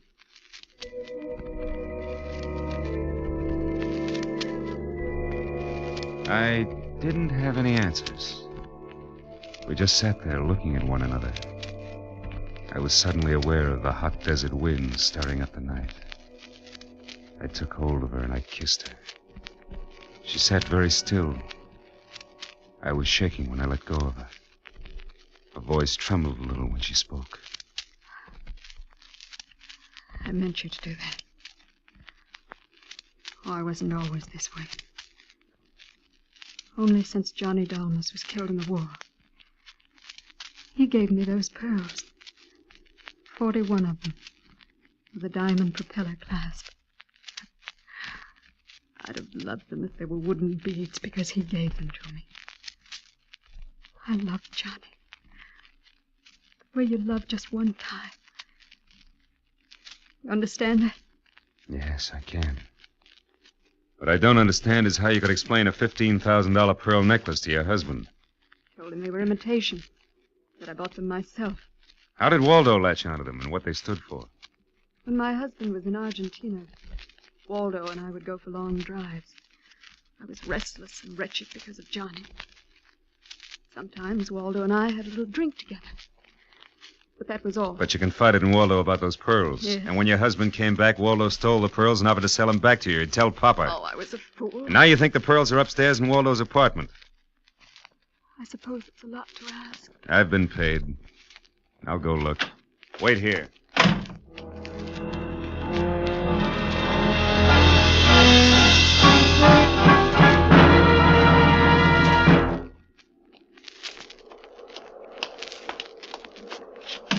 Was I gone long, No. Lola? Well, No. no pearls? No pearls. Oh. There was a man in Waldo's room. Man. You know a guy named Leon Velasanos? No, not by name. I don't know him. Mexican, South American, about 45, small, iron gray hair, very neat. Fawn-colored suit, wine-colored tie. No, I don't think I know such a man. You say he was in the room? Yeah. What did he say? Very little.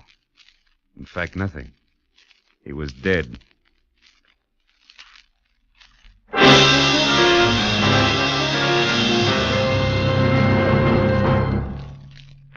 You are listening to the adventures of Philip Marlowe, created by one of America's most outstanding writers of crime and mystery fiction, Raymond Chandler. Our story for today, The Red Wind, continues in just a moment. But first, a message of interest for all young men. How would you like to be up there in the wild blue sky, flying America's mightiest bombers, fastest fighters, and newest jet jobs? Believe me, it's a great feeling to know that you have the skill, the courage it takes to become a pilot officer in the United States Air Force, the Air Force that's second to none. Keep your eye on the local newspapers and your nearest Army Air Force recruiting station. An aviation cadet recruiting team will be in your community soon. If you're between the ages of 20 and 26 and a half years of age, single, and a high school graduate, plan to see the aviation cadet interviewing team. If you pass the mental and physical examination, you'll be accepted for the 52-week aviation cadet training program. When you graduate, you'll be a second lieutenant in the U.S. Air Force, the mightiest of all. And now, back to the adventures of Philip Marlowe. With Gerald Moore as our star, we continue today's adventure.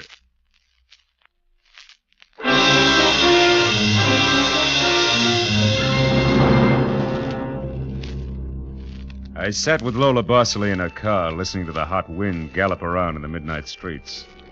I just told her about the Latin-looking man I'd found in Waldo's room in a very dead condition. I held her hands until they stopped trembling, and then I gave her the few remaining details. He had a gun in a shoulder holster, but someone had strangled him before he could set up in business with a gun. Someone. You mean Waldo? Maybe.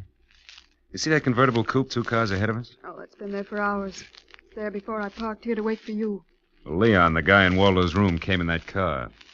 But according to the key container he carried, it isn't his car. Well, whose car is it? Does it matter? Yeah, it belongs to a lady, according to the tag on the car keys. Eugenie Kolchenko, West Los Angeles. Never heard of her. Mm-hmm. Well, you better go home now. What are you going to do? I'll drive that flossy convertible around and wave at my friends. Impress people. You run along now. Me, I've got another date.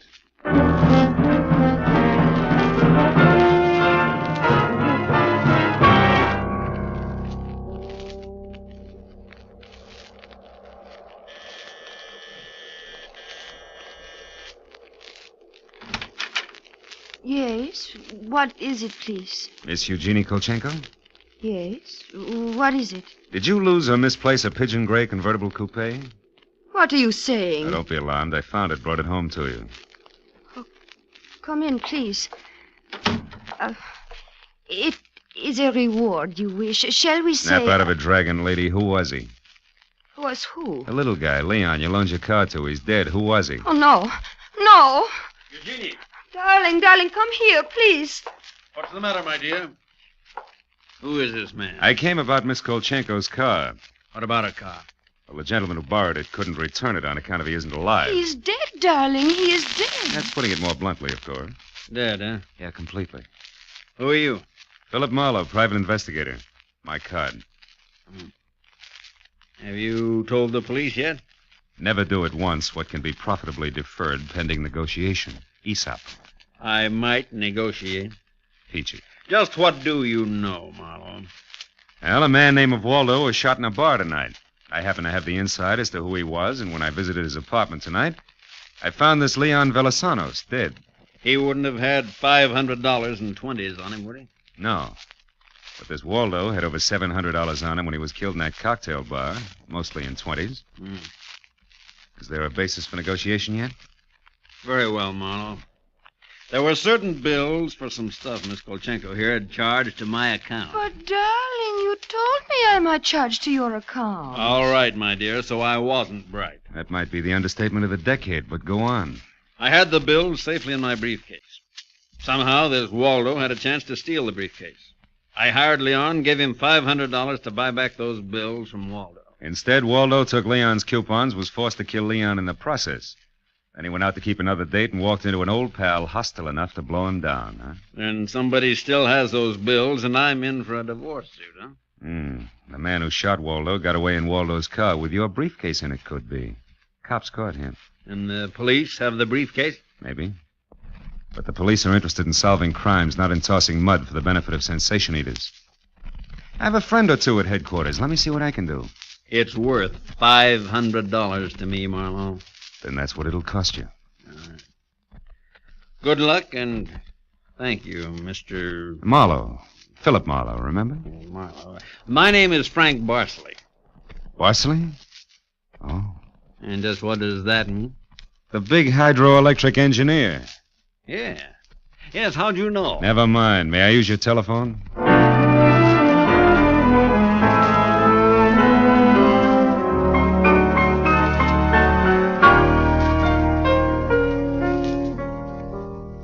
Someday I must tell you about Ibarra.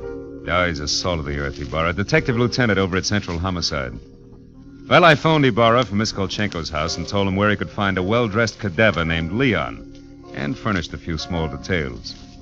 I gave Ibarra time to check my tip, and then I went down to see the good lieutenant and told him why I'd been up in Waldo's room, only to find Leon instead of a certain lady's string of pearls. Pearls, eh? Yeah, I thought Waldo might have had them up there. Whose pearls were they? The ladies. Go on. Or they might have been in Waldo's car that Waldo's killer drove away in. Yeah? What, yeah? They might have. Yeah. Also a batch of bills charged to the account of a certain Frank Barsley. Yeah? The police aren't interested in domestic scandal. They want to prevent or solve crimes, right? So? So I've got $500 for the police fund. If those pearls and those bills are returned to their rightful owners. Quit your kidding. It's a valuable necklace. Yeah. There's your necklace. Take it away. On the level, Ibarra? Just tell me straight what it's all about. All I ask. Sure. Well, you see, this Waldo was blackmailing a wife with the pearls and her husband with the bills. Barsley, that's the guy's name, sent Leon to get the bills from Waldo.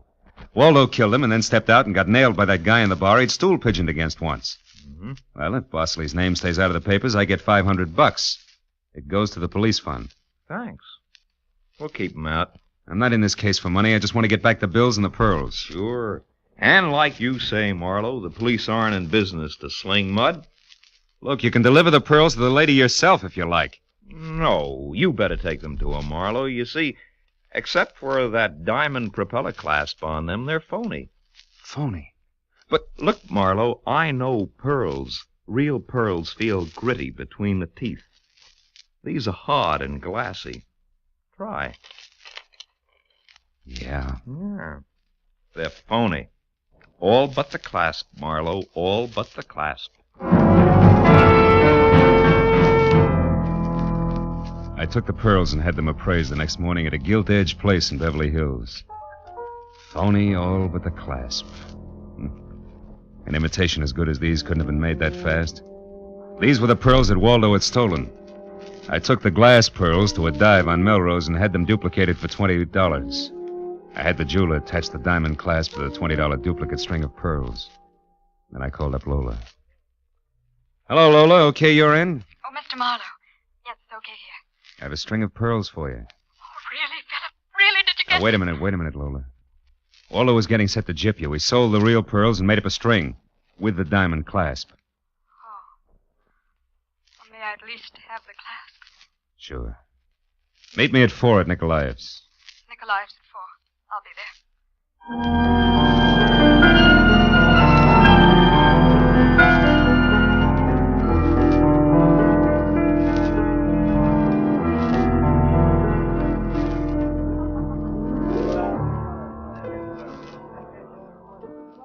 There you are, Lola.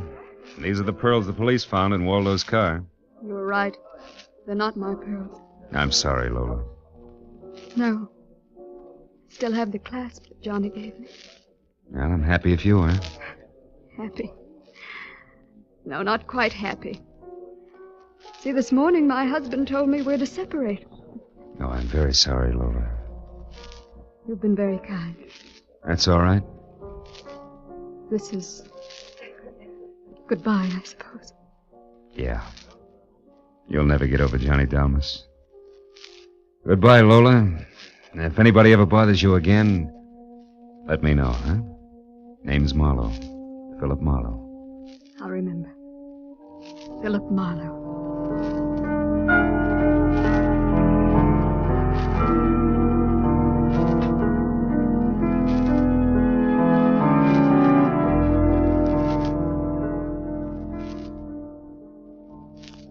I drove almost to Malibu. And then I parked. And then I walked. Way out on a rock cliff, jutting into the Pacific Ocean. And then I reached into my pocket and dug out the string of Bohemian glass pearls Lieutenant Ibarra had found in Waldo's car. I cut the knot at one end and slipped the pearls off, one by one. One by one, I flipped them into the water. Should have seen the gulls swoop down on them. And then they flapped up again, screaming indignantly. Phony pearls.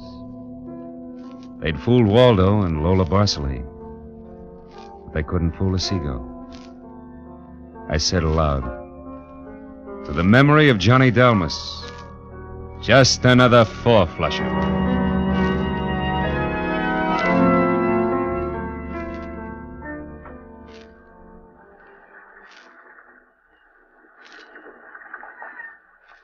I listened a while to the wheeling seagulls. All at once, I realized that the wind had died. The Santa Ana had blown itself out. The red wind was done. It was over. It was cool again.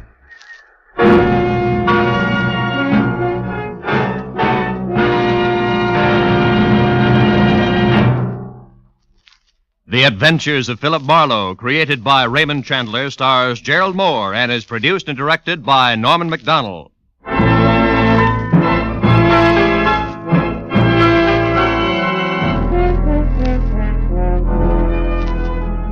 In tonight's story, Red Wind, Lola was played by Peggy Weber and Barry Kroger was Baldy. Joan Banks played Eugenie Kolchenko. Jeff Corey was Lieutenant Ibarra. Parley Bear was Barsley. Lou Krugman was Waldo. And Wilms Herbert played the bartender. The special music was conceived and conducted by Ivan Ditmars.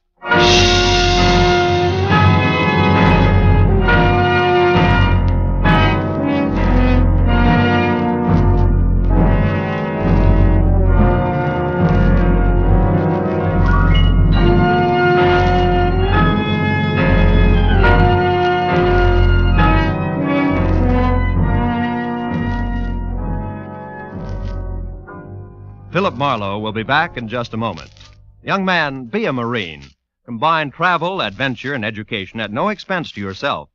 When you're a Marine, you can travel to the far places of the earth and carry on at the same time your own educational program through free Marine Corps Institute correspondence courses.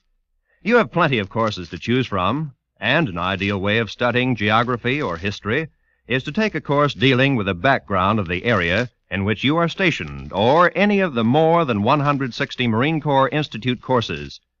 Thanks to this Marine Corps Institute, thousands of Marines are making continual educational advancements during their service in the U.S. Marine Corps. That opportunity, upon becoming a U.S. Marine, is yours for the asking. Check with your nearest Marine Corps recruiting office tomorrow for complete information.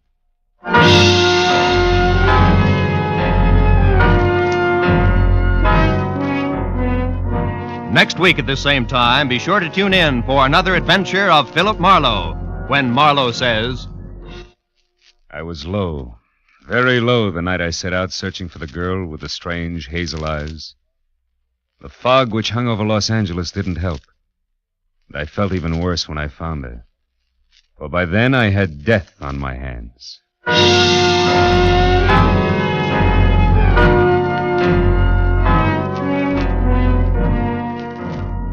If you like your laughs mingled with spicy music, be around tomorrow to hear the premiere of Alka-Seltzer Time, featuring Herb Schreiner and Raymond Scott's quintet.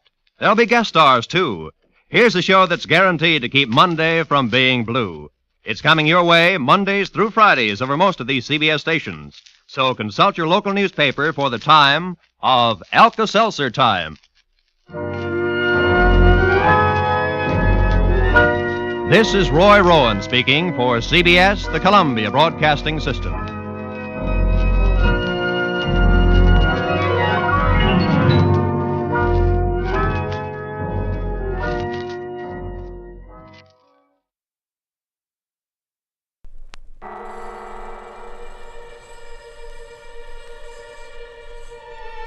Good evening.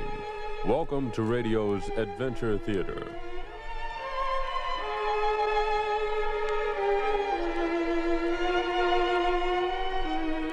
Like fine vintage wine that gets tastier with the years, radio's mystery and adventure stories out of the past are still vibrant and alive.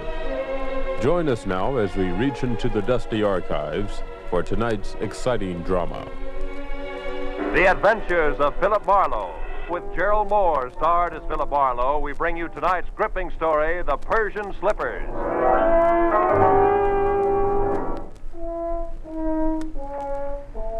One of those thin, chilly fogs had sneaked in from the Pacific, and it hung vaguely to the streetlights along the Sunset Strip. It was a kind of a fog that you could see through, but everything was out of focus. It made you start wondering what you were going to do when you were 90 and you were all alone. I'd have liked to have spent the night in a room full of noisy extroverts playing charades. But instead, I had to eat a quick dinner and drive up into the secluded Hollywood Hills to meet a guy. A guy who had nothing but trouble on his mind. When I pushed the buzzer, I had the feeling of wishing I was someplace else. Carl Delaney himself opened the door. He was grim and brusque and to the point. Marlowe? That's right. Come in, Marlowe. I appreciate this. You're coming up here after business hours, I mean. I wouldn't have asked except, well, perhaps I waited too long as it is. Sit down. Thanks. Waited too long for what, Mr. Delaney? 36 hours ago, my wife disappeared. Marlowe, you've got to find her for me. Find her just as fast as you can. Wait a minute. Disappeared, you said. Would you mind playing that part back a little slower? Norma simply walked out that door, got in her car, and drove off to get hold of herself, as she always does when we've quarreled. And always before, she's come back in an hour or so. But this time... This time she simply didn't come back, is that it? Look, Mr. Delaney, I could... You'd better let me finish before you do anything. Lately, my wife has been brooding over something serious that she refused to discuss. I've caught her crying several times, and she's not a woman given to tears. Marlowe, I'm sure that unless we move fast, when we do find her, we're going to find her dead. Suicide? Yeah.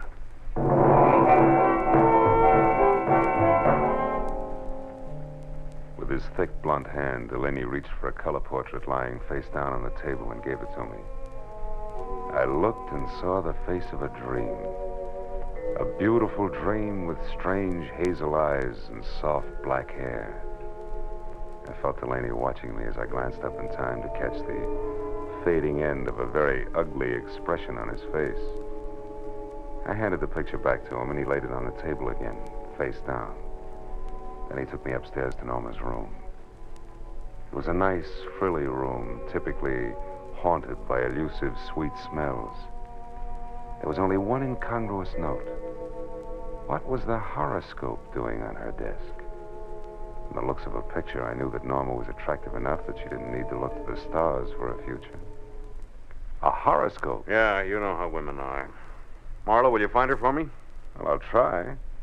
My rate is $25 a day plus expenses. And remember, you hired me to find her, not bring her back. Fair enough. You just find her. I'll be satisfied. I'll need a starting point. Were there any phone calls or letters or anything that might be a lead? What about friends? We have no close friends. Norma always stayed to herself. Wait, there was a phone call yesterday from, Madame Jeanette, I think it was. Who's that, a dressmaker? I haven't any idea. She wanted to speak to Mrs. Delaney. I told her Norma was out, and she asked that my wife call her when she got back. That's all there was to it. Anything else you can tell me? No. No, it's not much to go on. I'll see what I can do, Mr. Delaney. I'll be here all night, Marlowe. Call me if you need anything. Yeah, I'll do that. Good night.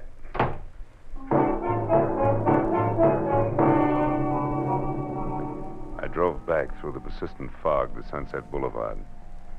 It was 9:30. I knew it was going to be like tracking a hummingbird through the petrified forest by the bent twigs, but I got a classified directory and I started digging. I checked the hairdressers, the manicurists, and the milliners, and I was just about to start on the interior decorators when I remembered the horoscope on Norma's desk. I quickly turned to the personal consultants. Yeah, there it was. Madame Jeanette. Her establishment, located in the dubious neighborhood south of Olvera Street, turned out to be a tacky cottage set back next to an alley. It was as dark inside as out. I was pounding on the door like a vampire at sunrise when a newsboy came up the path. Looking for Madame Jeanette? Yeah, you know her? Sure, she tells fortunes. Says I've got a great career line. You want to see it? Not right now, thanks. And I'll say for her that she's a sound sleeper. Maybe, but not so early as this. About this time, she's always hanging around that bar on the corner. Tonight, she's throwing a farewell party in there. Farewell party? Who for? Herself. She's leaving town. Oh, thanks a lot. Here, kid. Gee, a buck. My old man'll swear I've been shooting crap again. What'll it be, mister? Something just a bit drier than muscatel. Say scotch? It's on me, mister. It's my party. Well, this is indeed a pleasure. You're the Madame Jeanette, aren't you? Yeah, why? You're all of 20 years younger than what I expected. Probably the life I lead. Hey, wait a minute. Why should you be expecting anything about me? I don't know you. Perhaps not, but I know you. From where? Oh, you're more famous than you think. Your reputation has spread far beyond Olvera Street. In fact, it's gone up as far as the Sunset Strip, Madame Jeanette. No kidding. How would you kid a fortune teller? Don't you know all, see all, and tell all?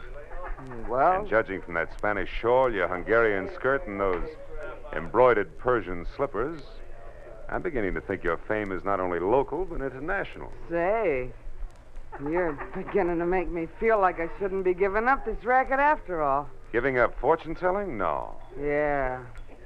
I'm leaving town on the midnight train. Gonna spread my talents all over the East, and I'm not coming back. Don't tell me your crystal ball has laid a golden egg. So to speak, yeah. I come into some lettuce. suddenly. That's always nice. Well, I guess it means you won't be interested in the few paltry dollars I'd intended to spend with you. Hey, can I have another beer, Jeanette? Shut up, Pinky Blow. Ah, just a... Traveling lady can always use a little extra moolah. What was it you wanted, Bud? I'm looking for someone. Norma Delaney. Norma I'm afraid I don't know anybody by that name. I'm afraid you do. Hey, Charlie. Yeah? This bird's crabbing my party. What kind of a joint is this, anyway? Lady can't sit here and have a farewell party without being insulted by every jerk that drops in. Well, mister, I haven't finished my drink yet. you got pockets, ain't you? Just pour the drink into one of them and take it along. You ain't finishing it here. Charlie reached under the bar for his pick handle, so I left without pursuing the subject further. But I knew Jeanette was lying, right in her purple lipstick about Norma. I walked back to my car, lit a cigarette, and spent a few precious minutes trying to decide whether or not to break into her place and snoop. Then I caught the shadow of a figure slipping up on me from behind. I turned. Oh, wait, don't swing, Mac, don't swing. It's only me, Pinky. I was in the bar when you was talking to the madam. That tightwad Jeanette. Yeah, I saw you, so? She did something the minute you left. She made a phone call. Who to? What'd she say? Nothing.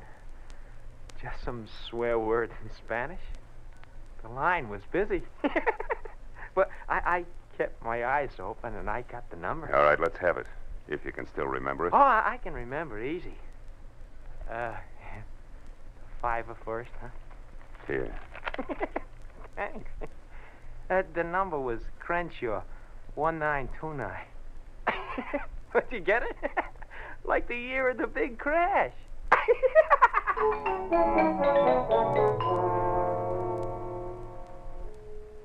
Thanks to the thirst of an underweight lush, I wasn't at the end of my rope yet. I drove as far as the nearest drugstore, dropped a nickel in the slot, and dialed. Crenshaw, the year of the big crash.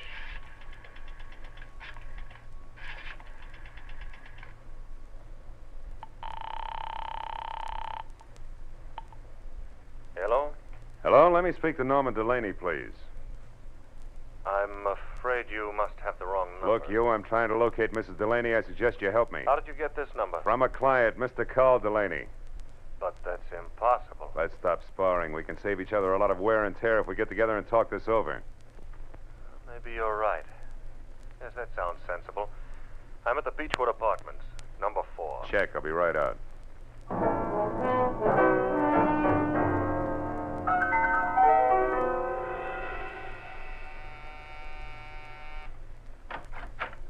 Mr. Pierre Gillum, it says here on the door. Yes. Are you the man who called? Uh-huh. Philip Marlowe. Come in, won't you? You said you were looking for Norma Delaney, Mr. Marlowe. Tell me, what's wrong? Has anything happened to her? Well, her husband seems to think she might have killed herself, but I have a hunch that you might have something interesting to say. No, poor kid. Poor Norma. Well, I'll tell you what I can, Marlowe, but it isn't much. Oh, I'm all ears, and I'll sit, thanks. I was in love with Norma once, briefly, a long time ago. She was a wonderful girl, but her husband was insanely jealous. Mm-hmm. Even though she hadn't loved him for years, he refused to give her up. He even threatened to kill her first. Oh? Norma and I realized that serious trouble lay ahead, so we parted. Good friends. And I haven't seen her or heard from her in months. I buy it all but the last line. You have seen or heard from her, and recently. I'm not going to argue that. I've told you the truth. You can take it or leave it. I leave it. Suppose we both put our cards on the table. You lied to me when you said Carl Delaney gave you my number. I know because Madame Jeanette called me shortly after you did. Touché. But why did she run to call you at the mention of Norma's name if you two broke up months ago? And incidentally, how did that ersatz oracle Jeanette get mixed up in this in the first place? That is a long story, Marlowe. Good, I like long stories. I'll bet it begins just for a lark. Norma and I went down to Olvera Street once to have our palms read. Yes, that's exactly how it started. Madame Jeanette was an unusual woman, a character, you might say. Uh-huh. Well, we became friendly with her. Norma got quite sentimental about her. One day we made a sort of pact. If ever either of us was in trouble and needed the other, we'd go to Madame Jeanette or get a message to her. She would notify the other. So when I walked in asking for Norma, the madam assumed she was in trouble. Right. Called me immediately because she herself is leaving town in less than an hour. I know. Well, Mr. Gillum, it's all very interesting, but it's getting me no place. Thanks. If I need you again... No, wait, Marlowe, don't go. I know a lot of details about Norma that I'm sure will be helpful. For instance, she drives a Nash coupe, powder blue. Powder blue coupe, huh? Thanks, that'll help. Oh, and she has a fondness for white gloves. Wears them quite often. I see. Well, I better get moving. No, wait just a minute, Marlowe. I've got to go. Now, listen, Marlowe. I told you I was in a hurry. Now, take it easy. Stick around a while. Get away from that door. Look, just who do you think you are? Come busting in here, prying, asking questions, you dirty... Oh! You asked for it, Gillum. Oh! You got a left, too, huh? So have I, brother. I left Gillum sprawled all over his coffee table, as limp as a 5-cent salad. Madam Jeanette's train left in 40 minutes. I ran through $22 worth of red lights, getting down to a cottage because I was sure Gillum's attempted stall was tied in with a departure, but I couldn't figure out why. That is, I couldn't until I switched out my lights and coasted to a stop in front of her place. Then I saw it. Half hidden in the shadows back of the house sat a powder blue coupe. I got up on the porch close to the front door and listened. Jeanette was talking to a woman. I couldn't catch what they were saying, but one thing was certain. The woman was Norma Delaney. All at once I realized the talk had stopped. That was my cue. I shoved open the door and went in. Jeanette sat at a table alone, facing me. Oh, Mr. Marlowe, you've returned. What is it this time? I'd like my fortune told. Yeah? Now listen close, Gumshoe. I'll make this a short and snappy reading because I'm catching a train in 15 minutes. There's a woman very close to you. In fact, she's right behind you, sucker! What? Oh!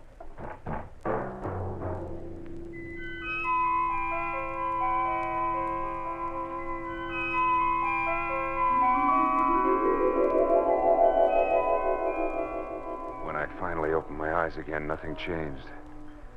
It took me a long time to figure out that the lights were off and it was dark. I climbed up the table leg hand over hand and switched on a lamp. Jeanette's house was absolutely quiet. I had caught a glimpse of a white glove holding what is known as a blunt instrument just before I dozed off. And that reminded me what I was down here for. I wobbled through the kitchen and out the back door, but the powder blue coupe was gone. It was 12:15. My head and the fog both had gotten a little thicker. So I just stood there, useful like a ping-pong ball in a bowling alley. It was the sound of footsteps that finally moved me, and the newsboy was back. Well, how you again, mister? Did you ever get a hold of Madame Jeanette before she left? Yeah, but not tight enough. Say, a blue coupe left here a few minutes ago. Did you see it? Nope, I didn't. Gee, I'm sure sorry she went away. She gave me a buck tonight, too. Said she was coming into a fortune. You and your career Say, what's that down there, in those weeds? I don't know. It looks like some kind of a shoe. Yeah. Yeah, it is a shoe. Here, see? What do you know? A Persian slipper. I suddenly got a very creepy feeling. And 20 minutes later, I pulled to a stop at that small but elegant house. The lights were on, and I saw the powder blue coupe in the garage next to Carl's big black sedan. I ran up the steps. The front door was ajar, so I went in. I found Carl Delaney in front of the fireplace, face down on the floor, dead.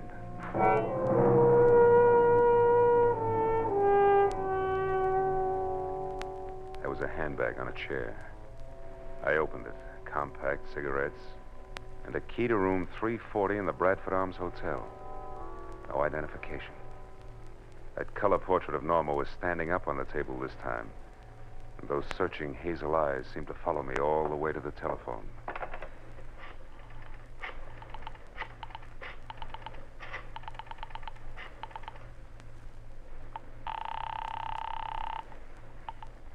Lieutenant Ibarra speaking. Phil Marlowe, Ibarra. There's a dead one at 1077 Hollycrest Road. Named Carl Delaney. Murdered. I'll be right out. hung up the phone, and then the hair on my neck crawled as I heard the unmistakable sound of a woman's heels on the floor upstairs. I ducked behind a door as the heels clicked down the steps. And then she entered the room.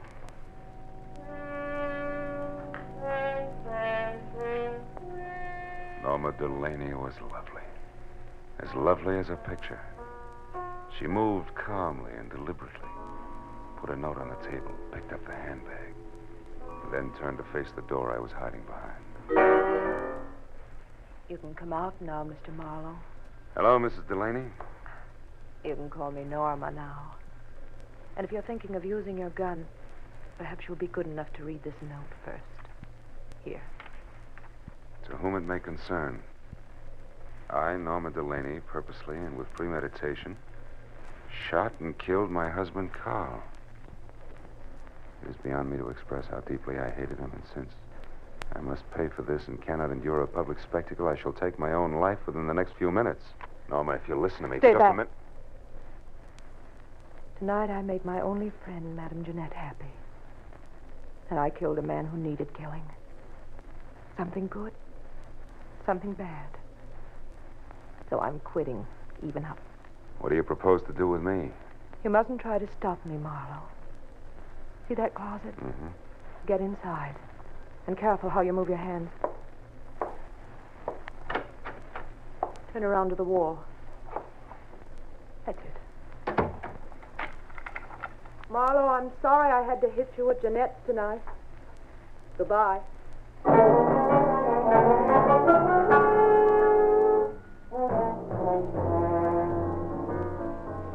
It took 3 shots to smash the lock on that closet door. I heard her driving away just as I got it open. In spite of what she'd said, I couldn't let her kill herself. I ran outside to my car. One glance under the hood was all it took. There was nothing left of the wiring but loose ends. I ran into the street and a miracle happened. For the first time in my life, a taxi in Los Angeles when I wanted it. I'm sorry, fella. I'm going to call. Skip it. This is an emergency. Hey, wait a minute. You Police can't... business. A girl is driving up the road in a blue coupe. We got to catch her before she kills herself. Let's go.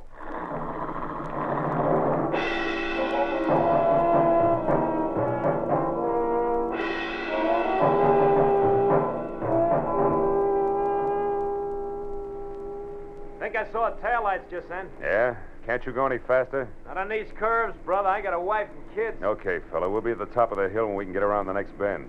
We should spot her then. Yeah, you can see the whole road down the other side.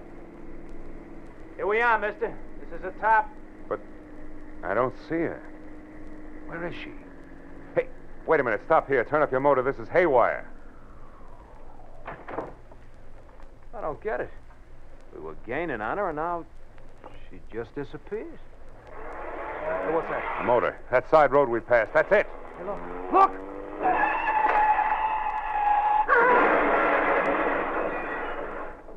Holy smoke.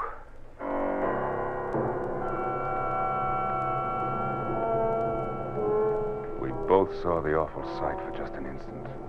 A powder blue coupe with a woman crouched over the wheel. It shot out of that side road, crashed through the guardrail, and fell end over end down into the gorge. By the time we got to the hole in the fence, the wreck was an inferno. No use trying to get down there. The whole hillside will be on fire in another minute. I guess she pulled over here into this side road and waited for us to go by. And we did. Yeah, it's sandy here, too. So wonder she didn't get stuck.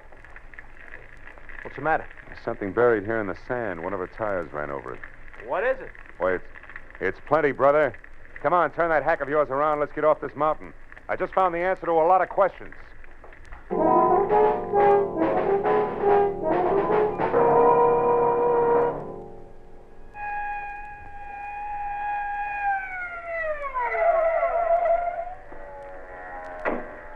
That you, Marlowe? Yeah, Lieutenant. We found the body and the wife's suicide note. And one of the boys spotted that fire up on the hill. What is it? Car went off the road. An accident? Or the suicide? Just a little of both, Ibarra, but we'll talk later. Right now, we got to go to the Bradford Arms Hotel on the double. And please, no siren.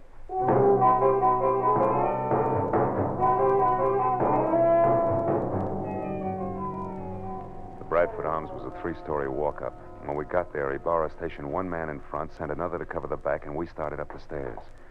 We had reached the second floor when we saw him on the landing above. Gillum.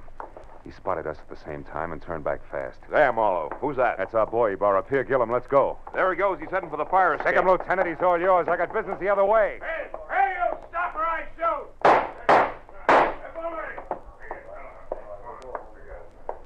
Room 336, 38, 340. It's all over now. You better drop the gun. Please, it's been neat so far. Don't mess it up. Come on, beautiful. Drop it. That's better. Well, Marlowe, I got him. I had to wing him to bring him down, but here he is. And the lady must be... Yes, Lieutenant.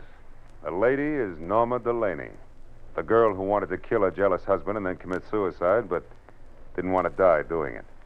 So she used someone else's body, Madame Jeanette's, which was a logical choice because Jeanette was blackmailing her. Thus, two vultures with one stone, leaving two lovebirds free to fly away together. Right, Norma? Didn't you give Madame Jeanette money so she'd leave town and tell everybody she was going away? Yes, I did. That way the body wouldn't be missed, huh? Yeah. Isn't it pretty? Oh, lay off, Marlowe, can't you? Okay, Gillum, okay. Well, Ibarra, I've got a sour taste in my mouth. I think I'll go home and gargle. Anything else you need? No, I guess not, Phil. I've had all that's necessary. Wait. Just one thing. How'd you get inside this setup? How do you find out it was the dead Madame Jeanette who went over the cliff instead of the very much alive Mrs. Delaney here? Well, Jeanette had on a pair of Persian slippers, Lieutenant. One fell off down at her cottage where Norma murdered her and put her in the trunk of the car. The other one fell off in the sand of that side road when she took Jeanette out of the trunk and propped her up behind the wheel. Was lucky, Burra. Just dumb luck.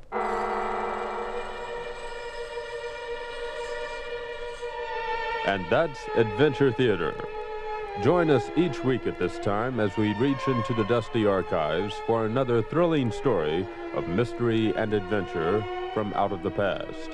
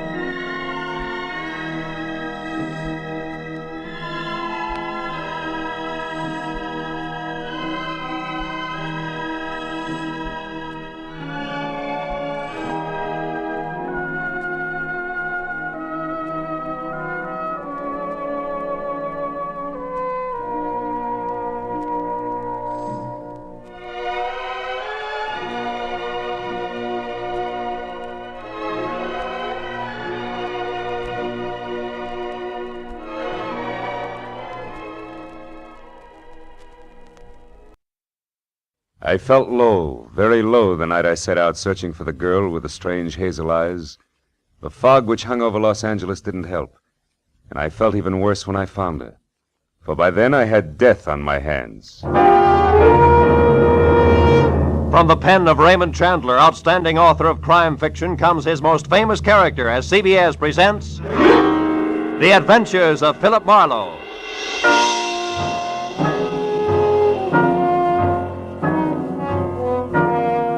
And now, with Gerald Moore starred as Philip Marlowe, we bring you tonight's gripping story, The Persian Slippers.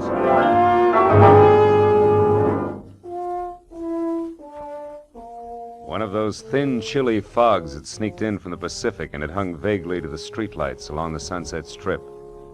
It was a kind of a fog that you could see through, but everything was out of focus. Made you start wondering what you were going to do when you were 90 and you were all alone. I'd have liked to have spent the night in a room full of noisy extroverts playing charades. But instead, I had to eat a quick dinner and drive up into the secluded Hollywood Hills to meet a guy. A guy who had nothing but trouble on his mind. When I pushed the buzzer, I had the feeling of wishing I was someplace else. Carl Delaney himself opened the door. He was grim and brusque and to the point. Marlowe? That's right. Come in, Marlowe. I appreciate this. You're coming up here after business hours, I mean. I wouldn't have asked except, well, perhaps I waited too long as it is. Sit down. Thanks. Waited too long for what, Mr. Delaney? 36 hours ago, my wife disappeared. Marlowe, you've got to find her for me. Find her just as fast as you can. Wait a minute. Disappeared, you said. Would you mind playing that part back a little slower? Norma simply walked out that door, got in her car, and drove off to get hold of herself, as she always does when we've quarreled. And always before, she's come back in an hour or so. But this time... This time she simply didn't come back, is that it? Look, Mr. Delaney, I could... You'd better let me finish before you do anything. Lately, my wife has been brooding over something serious that she refused to discuss. I've caught her crying several times, and she's not a woman given to tears. Marlowe, I'm sure that unless we move fast, when we do find her, we're going to find her dead. Suicide? Yeah.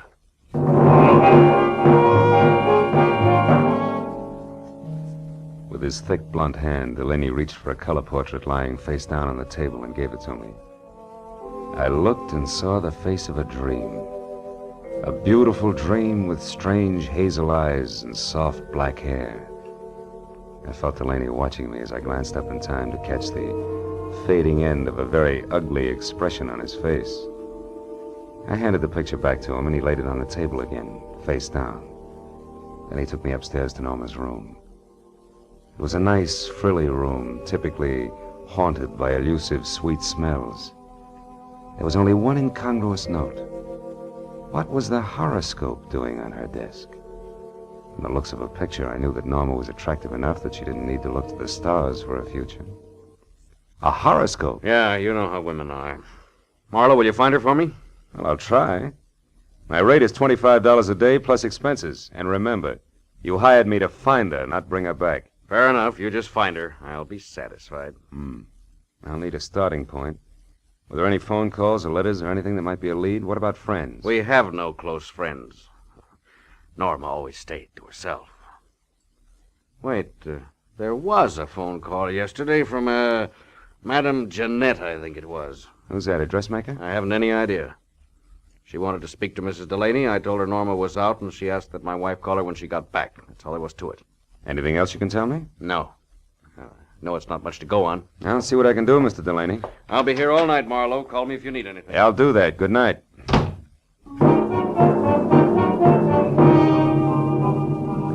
I drove back through the persistent fog to Sunset Boulevard. It was 9:30. I knew it was going to be like tracking a hummingbird through the petrified forest by the bent twigs, but I got a classified directory and I started digging. I checked the hairdressers, the manicurists, and the milliners, and I was just about to start on the interior decorators when I remembered the horoscope on Norma's desk. I quickly turned to the personal consultants. Yeah, there it was. Madame Jeanette. Her establishment, located in the dubious neighborhood south of Olvera Street, turned out to be a tacky cottage set back next to an alley. It was as dark inside as out. I was pounding on the door like a vampire at sunrise when a newsboy came up the path. Looking for Madame Jeanette? Yeah, you know her? Sure, she tells fortunes. Says I've got a great career line. You want to see it? Not right now, thanks. And I'll say for her that she's a sound sleeper. Maybe, but not so early as this. About this time, she's always hanging around that bar on the corner. Tonight, she's throwing a farewell party in there. Farewell party? Who for? Herself. She's leaving town. Oh, thanks a lot. Here, kid. Gee, a buck. My old man'll swear I've been shooting crap again.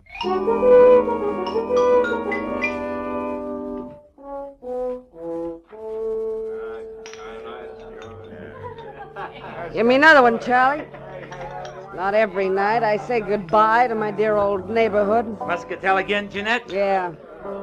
Did I say dear old neighborhood, Charlie? I think you did, Jeanette. Must have had one too many then. Because of all the low, flea-bitten row of shacks I ever lived in, this is the new low. Ah, Jeanette, that's no way to talk. You hurt my feelings. Pinky, there ain't nothing like a little beer to soothe hurt feelings. Yeah, you said it. Jeanette, can I have another? Yeah.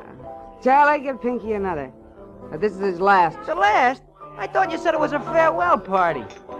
You with all your dough. This dough's to get me out of this rat trap of a town, see? It's the last I want to see it of it in all my life, see? Yeah, Another muscatel, Charlie. Hold on a minute, Jeanette. Hey, what'll it be, mister? Something just a bit drier than muscatel. Say scotch? It's on me, mister. It's my party. Well, well, this is indeed a pleasure. You're the Madame Jeanette, aren't you? Yeah, why? You're all of 20 years younger than what I expected. Probably the life I lead. Hey, wait a minute. Why should you be expecting anything about me? I don't know you. Perhaps not, but I know you. From where? Oh, you're more famous than you think. Your reputation has spread far beyond Old Vera Street. In fact, it's gone up as far as the Sunset Strip, Madame Jeanette. No kidding. How would you kid a fortune teller? Don't you know all, see all, and tell all? Well... And judging from that Spanish shawl, your Hungarian skirt, and those embroidered Persian slippers, I'm beginning to think your fame is not only local, but international. Say, you're beginning to make me feel like I shouldn't be giving up this racket after all. Giving up fortune telling? No. Yeah. I'm leaving town on the midnight train. Gonna spread my talents all over the East, and I'm not coming back. Don't tell me your crystal ball has laid a golden egg. So to speak, yeah. I come into some lettuce.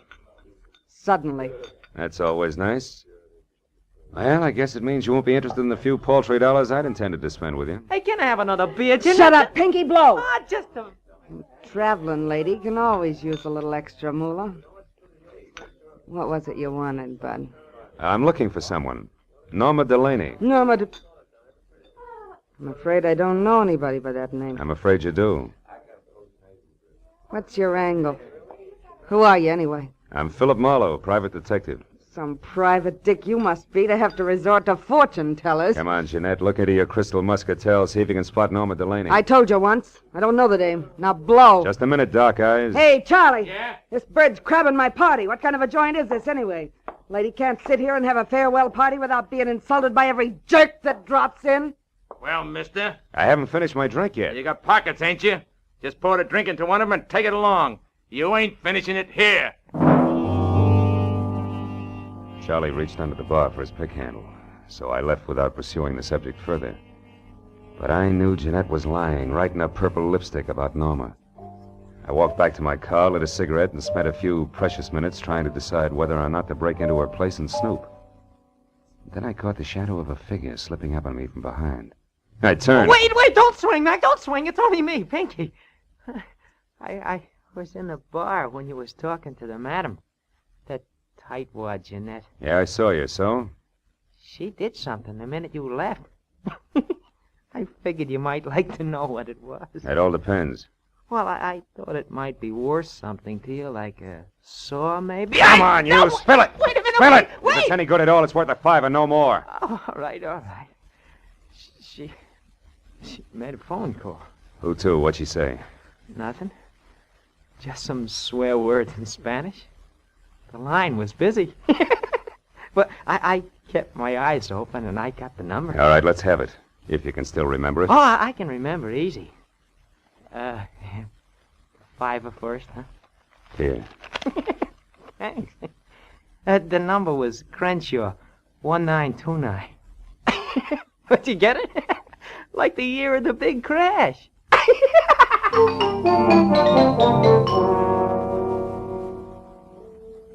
Thanks to the thirst of an underweight lush, I wasn't at the end of my rope yet. I drove as far as the nearest drugstore, dropped a nickel in the slot, and dialed.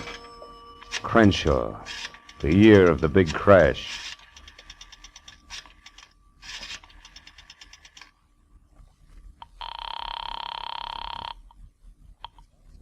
Hello? Hello, let me speak to Norma Delaney, please. I'm afraid you must have the wrong number. Look, you, I'm trying to locate Mrs. Delaney. I suggest you help me. How did you get this number? From a client, Mr. Carl Delaney. But that's impossible. Let's stop sparring. We can save each other a lot of wear and tear if we get together and talk this over. Maybe you're right. Yes, that sounds sensible.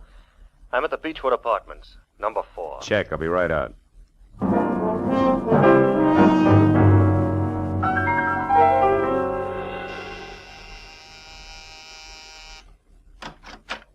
Mr. Pierre Gillum, it says here on the door. Yes. Are you the man who called? Uh-huh. Philip Marlowe. Come in, won't you? You said you were looking for Norma Delaney, Mr. Marlowe. Tell me what's wrong. Has anything happened to her? Well, her husband seems to think she might have killed herself, but I have a hunch that you might have something interesting to say. No, poor kid. Poor Norma. Well, I'll tell you what I can, Marlowe, but it isn't much. Oh, I'm all ears, and I'll sit, thanks. Well, I was in love with Norma once, briefly, a long time ago. She was a wonderful girl, but her husband was insanely jealous. Mm-hmm. Even though she hadn't loved him for years, he refused to give her up. He even threatened to kill her first. Oh? Norma and I realized that serious trouble lay ahead, so we parted. Good friends. And I haven't seen her or heard from her in months. I buy it all but the last line. You have seen or heard from her, and recently. I'm not going to argue that. I've told you the truth. You can take it or leave it. I leave it.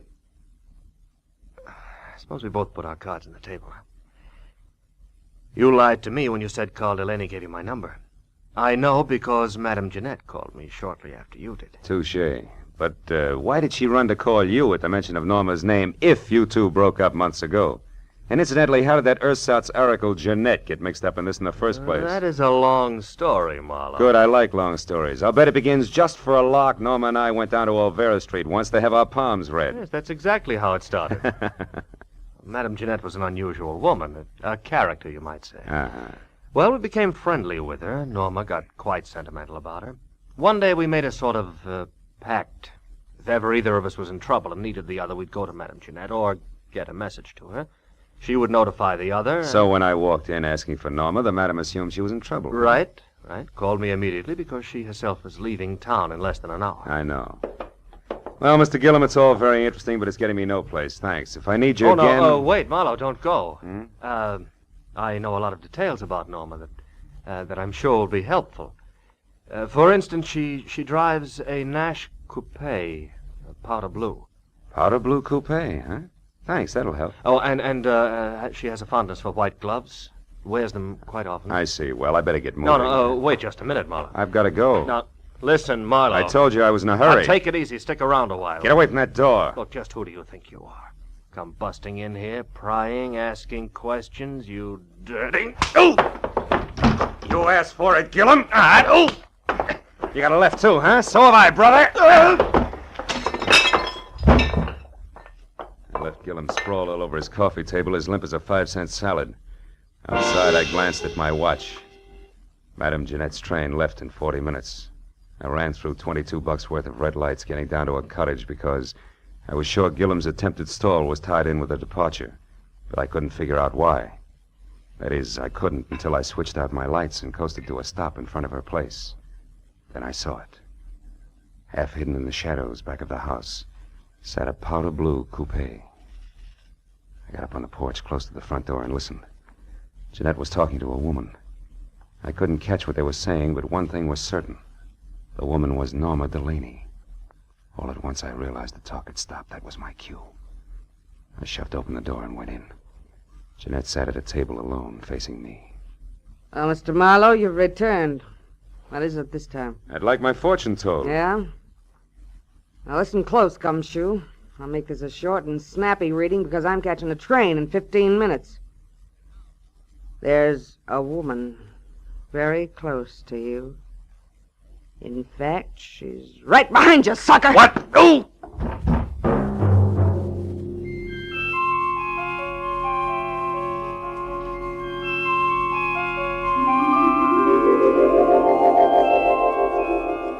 When I finally opened my eyes again, nothing changed. It took me a long time to figure out that the lights were off and it was dark. I climbed up the table leg hand over hand and switched on a lamp. Jeanette's house was absolutely quiet. I had caught a glimpse of a white glove holding what is known as a blunt instrument just before I dozed off. And that reminded me what I was down here for. I wobbled through the kitchen and out the back door, but the powder blue coupe was gone. It was 12:15. My head and the fog both had gotten a little thicker, so I just stood there, useful like a ping-pong ball in a bowling alley. It was the sound of footsteps that finally moved me, and the newsboy was back. Well, how you again, mister? Did you ever get a hold of Madame Jeanette before she left? Yeah, but not tight enough. Say, a blue coupe left here a few minutes ago. Did you see it? Nope, I didn't. Gee, I'm sure sorry she went away. She gave me a buck tonight, too. Said she was coming into a fortune. You and your career Say, what's that down there, in those weeds? I don't know. It looks like some kind of a shoe. Yeah, it is a shoe. Here, see? What do you know? A Persian slipper. I took the slipper along as a souvenir for my scrapbook and walked back to my car, trying to fit Norma Delaney's lovely hazel eyes in with that crack on the skull. But I couldn't. Between throbs of my headache, I figured Pierre Gillum would know why Norma had dropped in on the madam so close to train time. I decided to go back and ask him. Gillum was as reliable as a two-headed quarter and just as tricky. So when I got to his apartment, I pushed the buzzer, stepped back, and braced myself. But there was no fight left in him. He opened the door in his robe, fingered the mouse I had given him, and grinned. Oh. So you found your way out by yourself. Uh-huh. Say, Gillum, what was so important about Norma seeing Madame Jeanette just before her train left? I don't know. You knew enough to try to keep me here, to delay me. Why? Oh, Marlowe, I did that for old time's sake, for an old friend. Jeanette asked me to hold you here until midnight, and I tried my best. Obviously wasn't good enough. Well, that's all I know about it. I see your phone is off the hook. Do you know that? Yeah, I took it off. It's given me nothing but trouble tonight. I hereby wash my hands of this whole business. I'm going to bed. And I hope to sleep. Good night.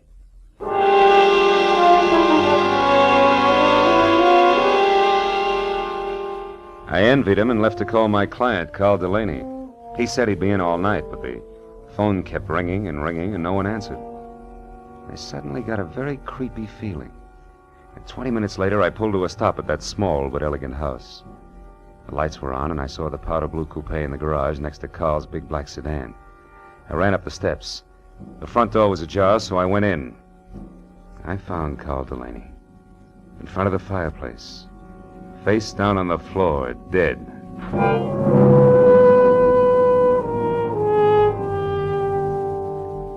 There was a handbag on a chair. I opened it. Compact, cigarettes, and a key to room 340 in the Bradford Arms Hotel. No identification. That color portrait of Norma was standing up on the table this time, and those searching hazel eyes seemed to follow me all the way to the telephone.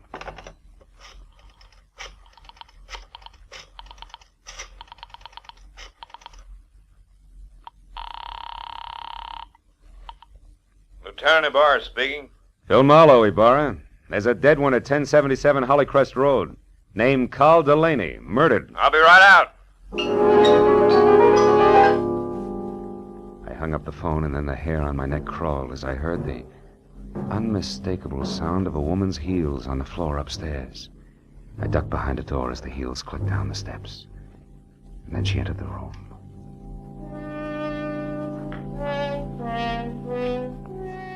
Norma Delaney was lovely. As lovely as a picture. She moved calmly and deliberately, put a note on the table, picked up the handbag, and then turned to face the door I was hiding behind. You can come out now, Mr. Marlowe. Hello, Mrs. Delaney. You can call me Norma now. And if you're thinking of using your gun, perhaps you'll be good enough to read this note first. Here. To whom it may concern. I, Norma Delaney, purposely and with premeditation, shot and killed my husband, Carl. It is beyond me to express how deeply I hated him, and since I must pay for this and cannot endure a public spectacle, I shall take my own life within the next few minutes. Now look, Norma, no guns. Easy, Marlowe. I'll kill you if necessary. But it would be so pointless now. I'm free at last, and I want to spend the little time left to me in my own way. Norma, if you'll listen to me... Stay just back. a minute. Tonight I made my only friend, Madame Jeanette, happy. And I killed a man who needed killing. Something good, Something bad. So I'm quitting. Even up. What do you propose to do with me? You mustn't try to stop me, Marlowe. See that closet? Mm-hmm. Get inside. And careful how you move your hands. Turn around to the wall. That's it. Marlowe, I'm sorry I had to hit you at Jeanette's tonight. Goodbye.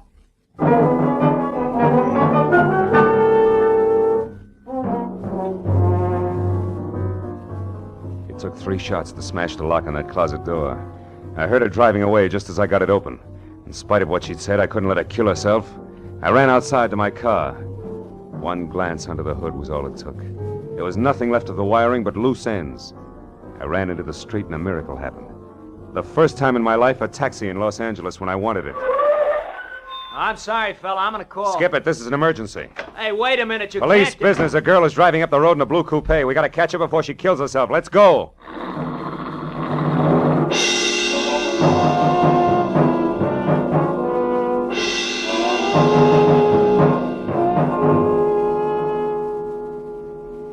I think I saw taillights just then. Yeah? Can't you go any faster? Not on these curves, brother. I got a wife and kids. Okay, fella. We'll be at the top of the hill when we can get around the next bend. We should spot her then. Yeah, you can see the whole road down the other side. Here we are, mister. This is the top. But I don't see her. Where is she? Hey, wait a minute. Stop here. Turn off your motor. This is haywire. I don't get it. We were gaining on her, and now she just disappears. Hey, what's that? A motor. That side road we passed. That's it. Hey, look. Look!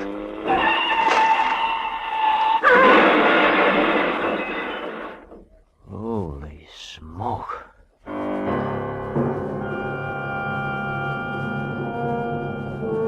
We both saw the awful sight for just an instant. A powder blue coupe with a woman crouched over the wheel. It shot out of that side road, crashed through the guardrail, and fell end over end down into the gorge. By the time we got to the hole in the fence, the wreck was an inferno. Oh, no use trying to get down there. The whole hillside will be on fire in another minute. I guess she pulled over here into this side road and waited for us to go by. And we did. Yeah, it's sandy here, too. So wonder she didn't get stuck. What's the matter? There's something buried here in the sand. One of her tires ran over it. What is it? Why, it's plenty, brother. Come on, turn that hack of yours around. Let's get off this mountain. I just found the answer to a lot of questions.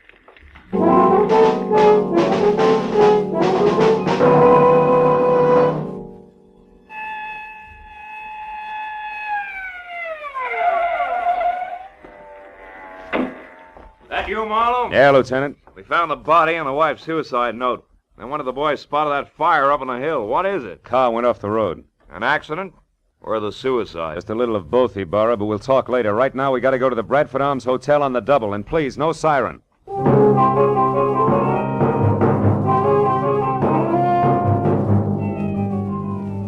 The Bradford Arms was a 3-story walk-up. When we got there, Ibarra stationed one man in front, sent another to cover the back, and we started up the stairs. We had reached the 2nd floor when we saw him on the landing above. Gillum. He spotted us at the same time and turned back fast. There, Marlowe. Who's that? That's our boy, Ibarra. Pierre Gillum. Let's go. There he goes. He's heading for the fire escape. Second Lieutenant, he's all yours. I got business the other way. Hey, you stop or I shoot!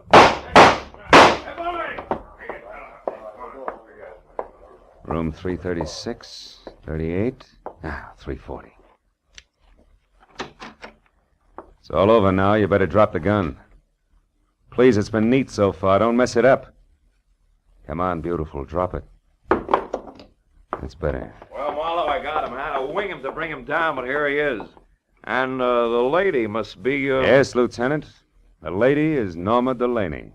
The girl who wanted to kill her jealous husband and then commit suicide, but didn't want to die doing it. So she used someone else's body, Madame Jeanette's, which was a logical choice because Jeanette was blackmailing her. Thus, 2 vultures with 1 stone, leaving 2 lovebirds free to fly away together. Right, Norma? Didn't you give Madame Jeanette money so she'd leave town and tell everybody she was going away? Yes, I did. That way the body wouldn't be missed, huh? Yeah. Isn't it pretty? Oh, lay off, Marlowe, can't you? Okay, Gillum, okay. Well, Ibarra, I've got a sour taste in my mouth. I think I'll go home and goggle. Anything else you need? No, I guess not, Phil. I've had all that's necessary. Wait. Just one thing. How'd you get inside this setup? How do you find out it was the dead Madame Jeanette who went over the cliff instead of the very much alive Mrs. Delaney here? Well, Jeanette had on a pair of Persian slippers, Lieutenant. One fell off down at her cottage where Norma murdered her and put her in the trunk of the car. The other one fell off in the sand of that side road when she took Jeanette out of the trunk and propped her up behind the wheel. It was lucky, Burra. Just dumb luck.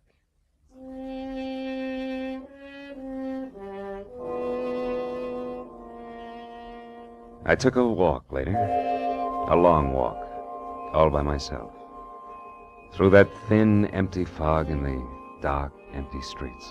A pair of hazel eyes and a pair of Persian slippers went round and round in my head. And for some reason I kept thinking, a pair of Persian slippers has two soles and two heels. And it's hard to tell just exactly where the one becomes the other.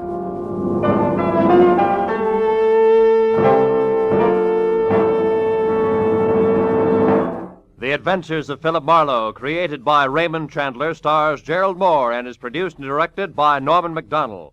In tonight's story, The Persian Slippers, Virginia Gregg was heard as Madame Jeanette, with Larry Dobkin as Pierre Gillum and Louis Van Rooten as Carl Delaney. The additional players were Gene Bates as Norma Delaney, Gil Stratton Jr. as the newsboy, Frank Richards as the barkeep, and Tony Barrett as Pinky. Detective Lieutenant Ibarra was played by Jeff Corey. The special music was conceived and conducted by Ivan Ditmars.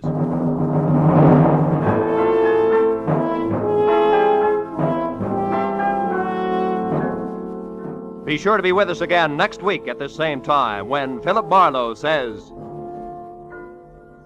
Sounded good, real good. A weekend at Malibu, expenses paid with a cash bonus thrown in. But that was before I knew about the henchman, the redhead, and the corpse. These three and a white Panama hat ruined it all for me.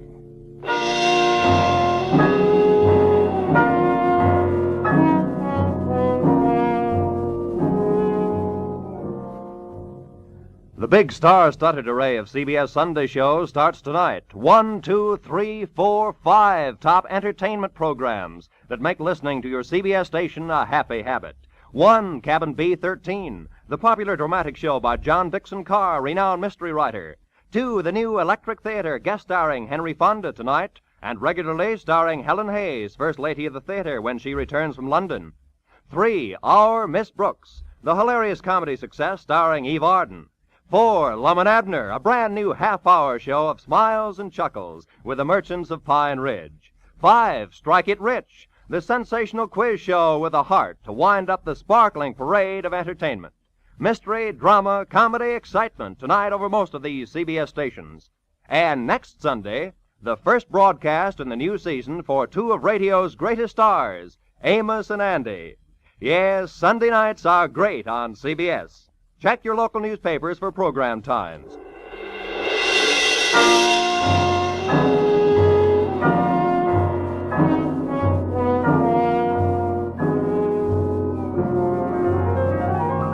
This is Roy Rowan speaking for CBS, the Columbia Broadcasting System.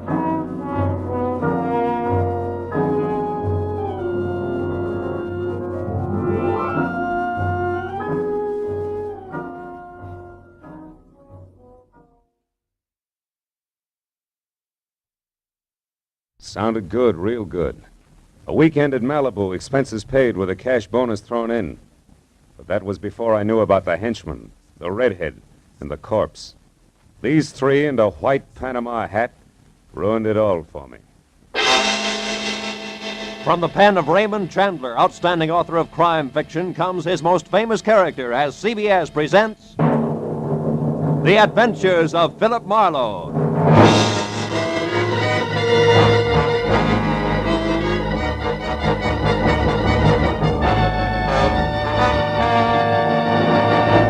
And now, with Gerald Moore starred as Philip Marlowe, we bring you tonight's unusual story, The Panama Hat.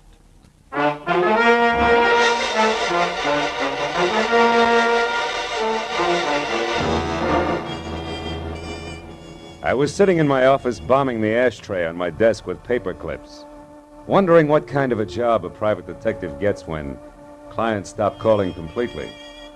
I was seesawing between the picture of me as a well-starched huckster and the more comfortable portrait of Marlowe, author in English tweeds, man of distinction, when the telephone brought me to a rude awakening.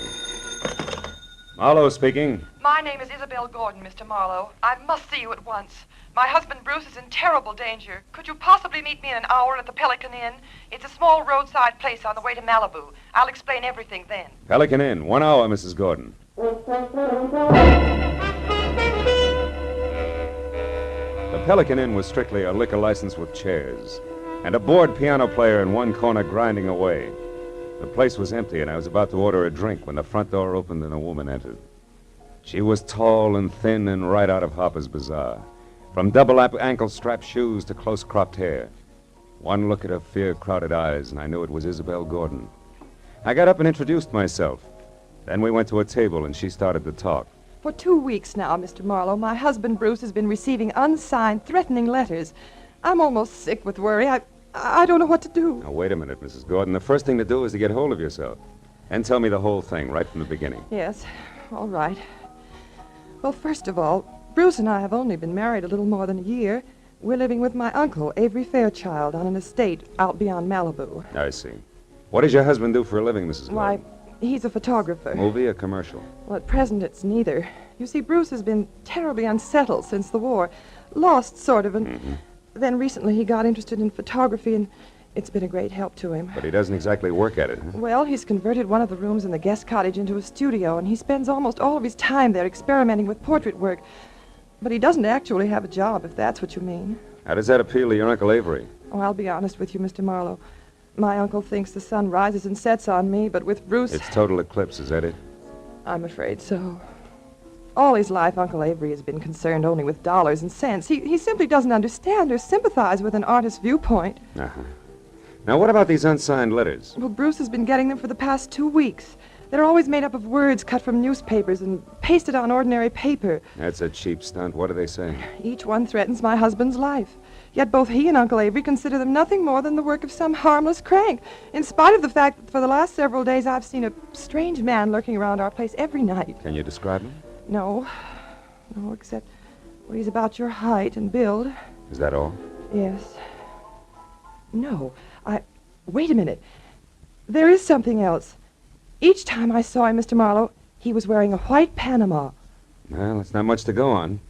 Tell me, why haven't you called the police? Uncle Avery wouldn't hear of it. He hates publicity, dreads it. That's why I suggested contacting you, a private detective. That's sort of a bodyguard for Bruce, huh? Yes. However, Mr. Marlowe, Bruce is somewhat temperamental, and I know he'd rebel at the thought of being watched over, so I'd rather you posed as a house guest, an old college chum of mine, perhaps. My fee is $25 a day plus expenses, Mrs. Gordon. Oh, any price is all right, Mr. Marlowe. Let's see, it's a little after 7 now. Can you be at our place at Malibu at 9? I think so. But as a fellow alumnus, Isabel, one last question. Where'd you go to college? Southern California. Why? Well, I was afraid you might say Vassar.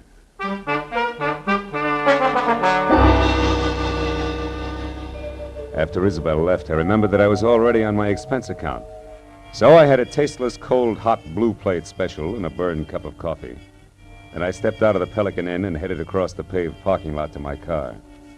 It was already dark, and I was admiring the full moon and the beautiful wash it made over the ocean when it happened. Hey, mister!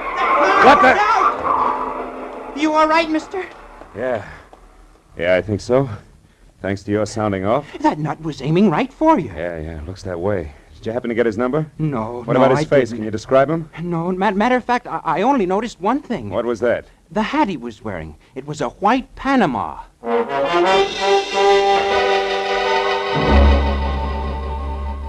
I tried to be broad-minded, but there was no other way to look at it. The gentleman in the white Panama hat definitely meant business. I returned to my apartment in Hollywood, where I shaved, showered, and packed.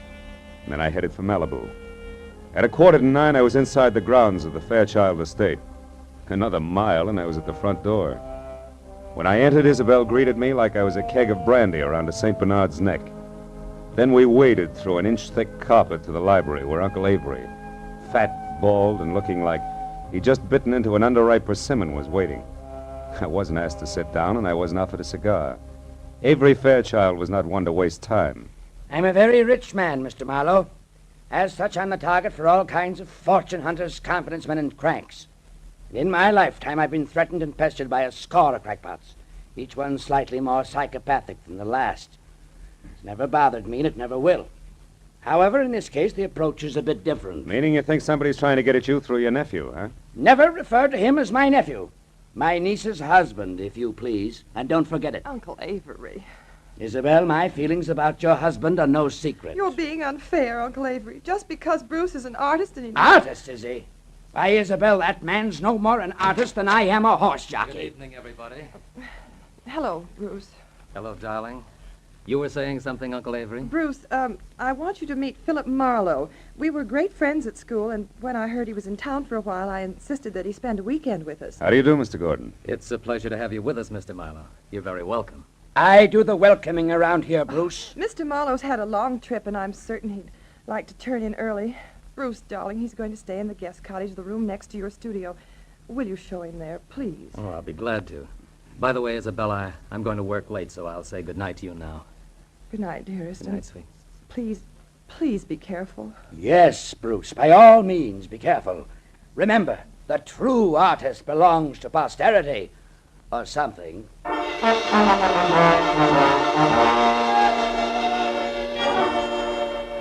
guest cottage was only a landscaped hop, skip, and a jump from the museum that Uncle Avery called home. And as Bruce and I strolled along a flagstone path, I feigned a deep interest in photography. That was all my host needed. He struck at the bait like a shark with malnutrition. Well, Mr. Marlowe, it didn't even occur to me that photography might be one of your hobbies.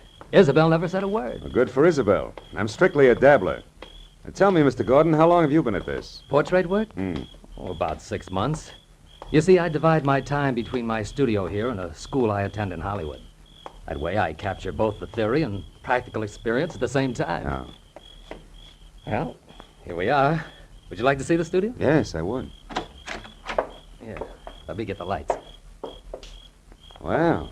This is all right, huh? Enlarger, 2 cameras, dark room. Are these your pictures? Yes. What do you think of them? I don't know exactly. They're certainly different, huh? They are unusual, aren't they? Yeah. You see, Marlowe, each picture is actually made up of 2 separate studies which are superimposed. I call it interpretive photography. Uh-huh. Now, this one. A splash of light and a bent pipe cleaner? The sun and the plant shoot. It's called metamorphosis. Oh. Well, what about that one there in the corner? The girl's face and clouds, maybe. Clouds? Mr. Marlowe, you'll excuse me, but that picture isn't ready for display yet. I'm sorry. I didn't mean to pry. I thought it was just another interpretive photograph. Well, it's not. That is, it isn't finished yet. Now, Mr. Marlowe, I'm afraid I've forgotten what my wife said about your long trip. Shall I show you to your room? Yes, please do, Mr. Gordon.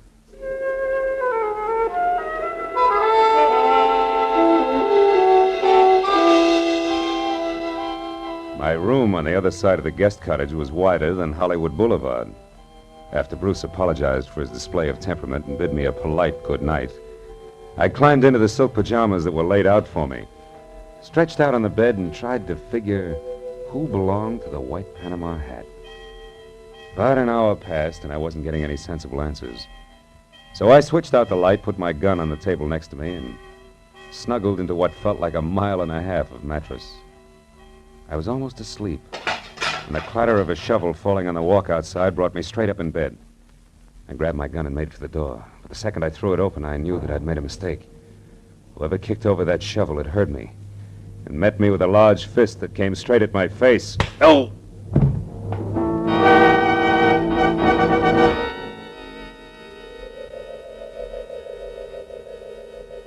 As I came back into the world, I was embarrassed to find myself alone and flat on my back. When I started to get up, I felt like the L.A. Dons, water boy and all, had run over my face. My gun was a few feet away, and when I went to pick it up, I stopped short. There was a souvenir from the man with the great big fist. A gold cigarette lighter. It was engraved to Skipper on his birthday. Putting it in my pocket, I picked up my gun and made for Bruce's studio. He wasn't there. I threw on some clothes and went back to the house and found Isabel in the living room. I was about to give her a biased account of the shortest fight on record when I noticed Uncle Avery quietly entering the house from a side door that led to the garden. What's the matter, Phil? Bruce isn't in the studio anymore. What? Now, Isabel, there's no reason for alarm. Why, Bruce often goes off into the night like this. Calls it a search for beauty or some such rot. And what was it you were after just now outside, Mr. Fairchild?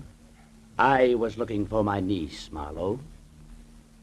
Isabel, your cousin John telephoned to say he wouldn't be down this weekend. Oh. I didn't know there would be other guests. Oh, just my cousin, John Martin, Phil. Not really a guest. He comes down often. Yeah, too often to suit me. Oh, Uncle Avery, please. You know that I'm fond of him. Yes, but I don't know why.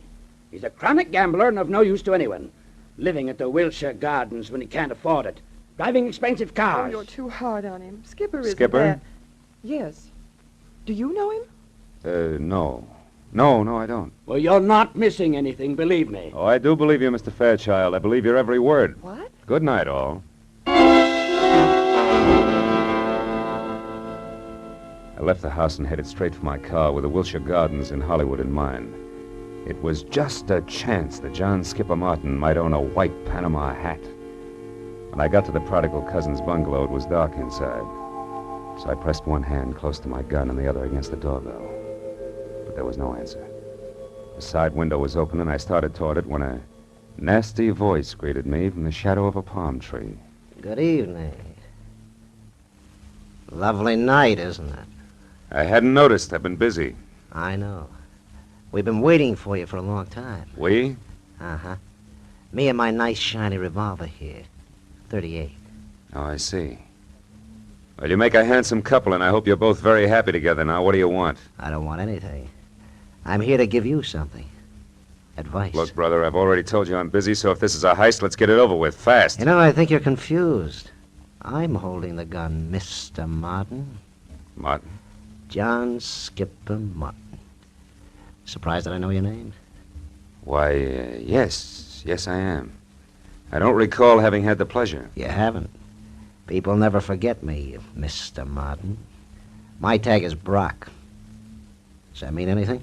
No, what do? Sing, dance, tell jokes? Yeah, that's it. The last one. I tell jokes. I can't wait.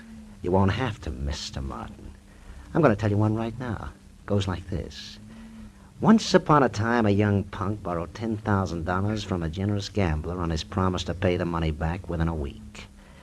But the young punk never came across. So the gambler told a nice fellow named Brock to call on the young punk and tell him that he had 48 hours in which to get the money together. And that if he didn't, he'd never see the 49th hour.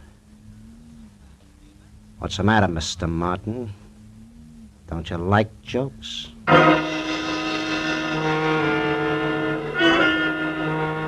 Brock grinned, shoved his .38 into a shoulder holster, and walked away. As soon as he rounded the corner, I went to the open window and climbed in. I rummaged through 2 closets looking for a white Panama you-know-what. I was about to search a third when I heard something that brought me to a dead stop. It was a key in the front door lock. I closed my right hand over the gun in my pocket, moved flush against the side wall, and waited. But the moment the door swung open, the telephone rang, and the hulk of a man that entered went straight for it. He was wearing a gray fedora. Hello? Oh, hello, Isabel. What? Bruce? Are you sure? But that's impossible. I mean, things like that just don't... Excuse me, Isabel. I think I have a visitor. I'll call you back. Reach, Mr. Martin. Who are you? The name is Brock. You owe a client of mine $10,000. He wants his money in 48 hours. I'll get it. I swear I will. I'll have it right here, on time, all of it.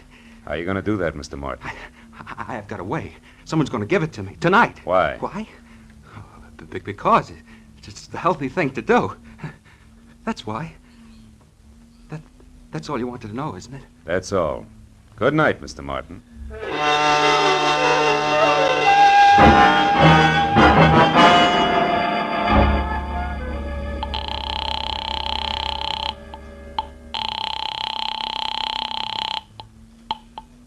Hello? Mrs. Marlowe, Isabel. I'm calling from a drugstore in Hollywood. Has Bruce returned yet? No, and he won't. He's been kidnapped. What's that? And whoever did it wants $50,000 before morning or we'll never see Bruce alive again.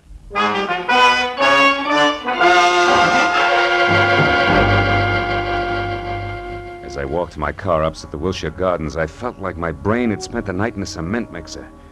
I was about to head back for Malibu when I suddenly saw Skipper Martin dash out of his bungalow and pile into a long, glossy convertible. I followed him out to the Pacific Palisades, where he made a call at a little house which sat on a bluff overlooking the sea. Once he was inside, I moved up quietly and saw that the name on the mailbox was Miss Carla Winters. I crawled up to a lace-curtain window where I could see what was going on. One look at Miss Winters made the damage I was doing to my tweeds worthwhile. She was strictly Dragon Lady, with flaming red hair and a waist you could span with two hands, if you were lucky enough to get that close. And the rest of the measurements fit just perfect. Why, you sniveling coward, you wouldn't dare open your mouth about us. Wouldn't I? Listen, Carla, I've got myself Skipper Martin to look after, first, last, and always. You remember that. Why should I? You've always been cheap talk and no more. Look at you now. You're in trouble, so what do? You holler blackmail. Go on, get out of here. Get out of here before I kill you.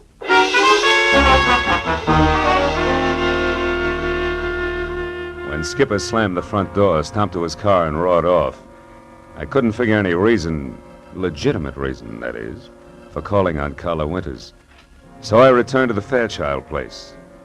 Isabel was somewhere between hysteria and collapse over the fact that she and Bruce had less than $2,000 in their own name. Uncle Avery, of course, was more than reluctant to pay the ransom demanded for the return of a man he'd rather not have returned. But his niece won out. All right, Isabel, I'll give you the money. But understand, I'm doing this for you, not for that no good... Yes, Uncle Avery, I understand, but can you get that much cash at this hour? The banks Who said anything about banks? You know I don't like them. Money will be in your hands in 30 minutes. In the meantime, tell Mr. Marlowe here what arrangements you've made with your husband's abductors. 1 minute, Mr. Fairchild. What about the police? The police have already been notified, Mr. Marlowe. They've agreed not to interfere until tomorrow morning. By that time, I suppose we'll have Bruce return to us. To us, Uncle Avery? As a mere slip of the tongue, Isabel. I'm only paying for his return. You take over from there. I don't want him.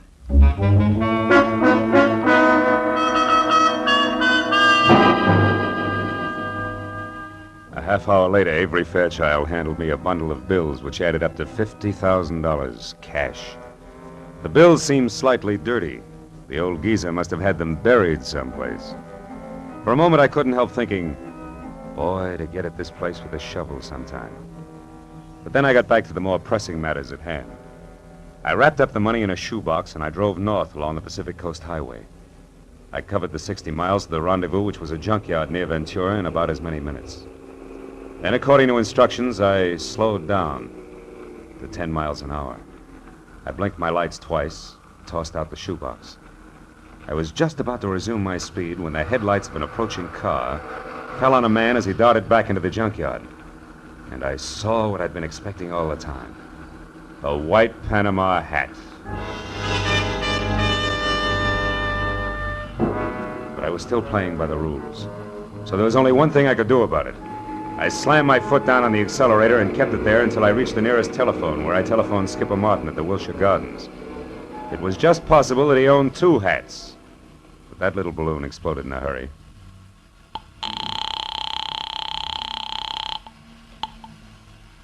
Hello? Mr. Martin? Yes. Who is this? This is Brock, remember me? Oh, yes, of course. I've been hoping you'd call. You mean you got the money right now? Well, no, not this minute, but I will have it in a couple of hours. You're sure, Mr. Martin? I'm positive, Brock.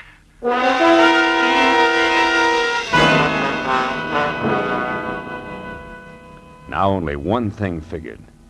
The man in the Panama hat worked for Skipper Martin. It had to be. An hour later, I pulled in at the Fairchild estate. And the moment I put my AA over the threshold, I knew that the kidnapper, too, had kept his part of the bargain. Bruce Gordon was back, safe and sound. It happened shortly after you retired, Mr. Marlowe. I was working in my studio when a man wearing a white Panama hat? Yes. But how did you know that, Mr. Marlowe? They're very popular this season, Mr. Gordon. Darling, Mr. Marlowe was a private detective. Huh? But I'll tell you all about that later. Go on with your story. Well, this man was wearing a handkerchief over his face, and he forced me to go along with him at gunpoint. took me to a car parked in the service driveway and told me to turn around. And I was hit from behind and went out cold. Oh, darling, how terrible. It wasn't pleasant. When I came to, I was bound hand and foot, blindfolded and gagged. I had no idea where I was. Oh, but didn't you see anybody before you were released? No, Uncle Avery. Before they let me go, they hit me again. When I came to that time, I was lying on the road out near Ventura, untied. That's about it. I suppose you've told the story to the police already, huh? No, he hasn't, Mr. Marlowe, and what's more, he isn't going to. I'm sorry, but I was forced to lie to you earlier this evening. The police mean reporters, and they mean publicity. And I hate publicity. I'm sure you see my point. I wouldn't make book on that, Mr. Fairchild. Secrets like this only encourage kidnappers. Well, since we no longer see eye to eye, Mr. Marlowe, I'd suggest that we consider your services at an end. I'll have my check at your office in the morning. Good night, sir.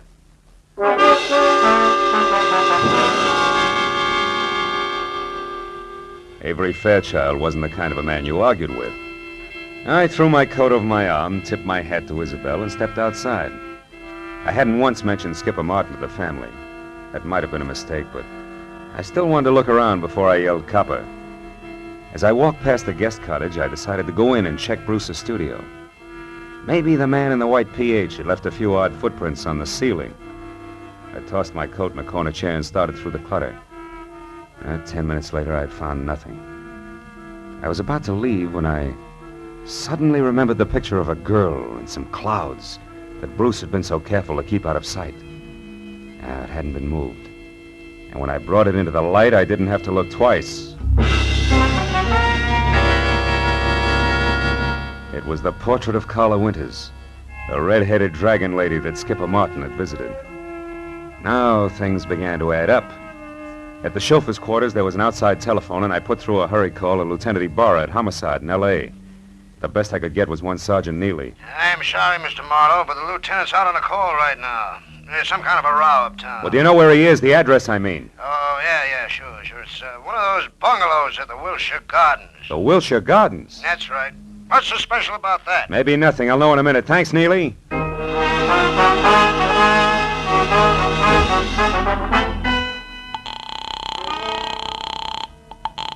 Hello? This is Marlowe, Ibarra. What brings you to Skipper Martin's at this late hour? Well, it seems as though some person or persons unknown fired a gun several times a little more than an hour ago. 4 shots, to be exact. Well, you think Skipper Martin fired him? No, Marlowe, I'm sure Martin didn't fire them. You see, he stopped them, personally.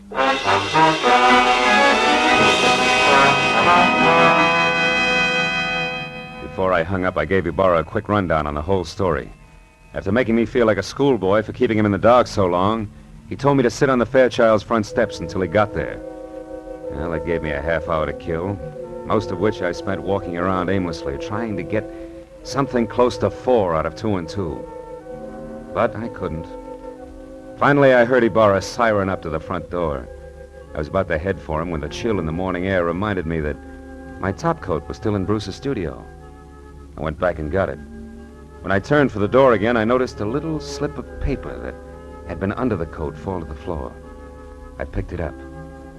I must have held it for a full minute before I realized what it meant.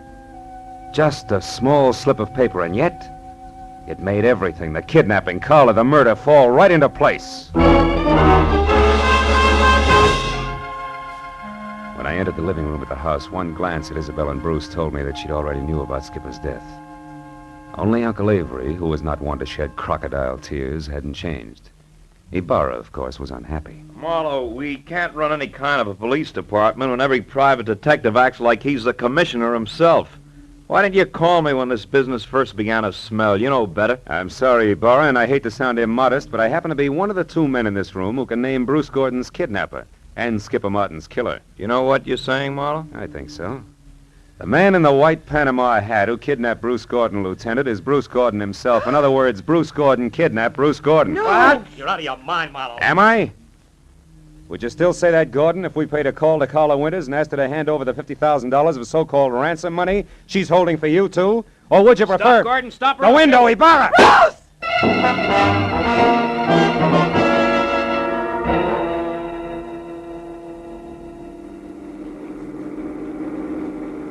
Then, in other words, Marlowe, Bruce, who eventually planned to divorce Isabel and marry Carla Winters, Want to have a little stake, like $50,000 around first. That's right, Ibarra. But Skipper Martin knew about Bruce and Carla's plans to marry later, and he tried to blackmail them to pay off his gambling debts. That's why he came to Bruce's cottage on the sly. However, he got there just in time to see Bruce leave of his own free will, and therefore knew later that he couldn't have been kidnapped. Which gave him 2 holds over Bruce. That's right. But he made a mistake when he went to Carla's house and got too demanding, because she told Bruce about it, and before he released himself, he took care of Skipper, with 4 gunshots to be exact. Charming people, aren't they, Ibarra? Lovely. Sometimes I think I should shoot higher and save the state a lot of money. And he almost got away with it. By the way, Marlowe, how do you know? That Bruce was the man in the white Panama hat? I was pretty certain, but I got my proof accidentally. Promise not to repeat this, Ibarra? Yeah? Well, I practically fell over a little slip of paper in his studio.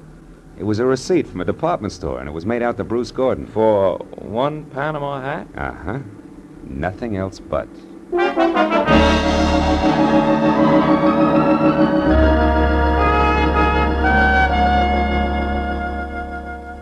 When I finally got back to my place on Franklin Avenue, the sun was already up. And the people who work at nice, sane jobs were beginning to fill the streets. I'd been on the go for a steady 24 hours, so I could think of nothing but my bed. I was about to put my key in the lock when a next-door neighbor walked by. Now, that alone wouldn't have disturbed my sleep, but why did he have to be wearing a white Panama hat?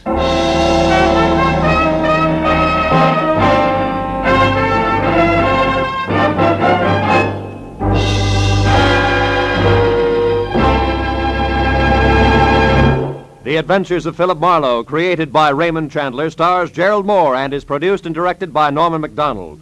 Featured in tonight's story were Jacqueline DeWitt as Isabel Gordon, Wilms Herbert as Uncle Avery Fairchild, Bill Lally as Bruce Gordon, Shep Menken as Skipper Martin, and Lou Krugman as Brock. Detective Lieutenant Ibarra is played by Jeff Corey. The special music was conceived and conducted by Richard Orant.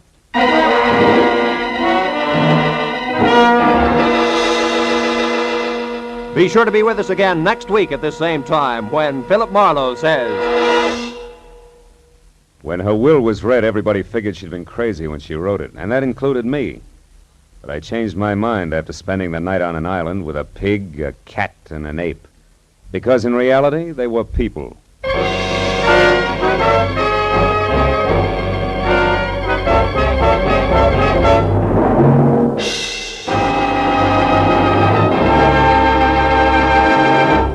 Tonight, Amos and Andy return to the CBS network. And along with all their friends, Kingfish, Lightnin, and Henry Van Porter, they're settling down for a permanent stay. Be listening for them later this evening over most of these same CBS stations.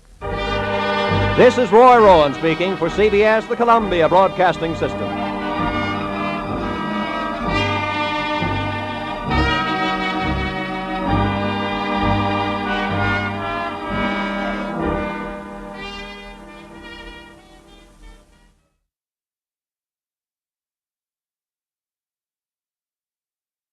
When the will was read, everybody figured she'd been crazy when she wrote it, and that included me. But I changed my mind after spending a night on an island with a pig, a cat, and an ape. Because in reality, they were people. From the pen of Raymond Chandler, outstanding author of crime fiction, comes his most famous character as CBS presents The Adventures of Philip Marlowe.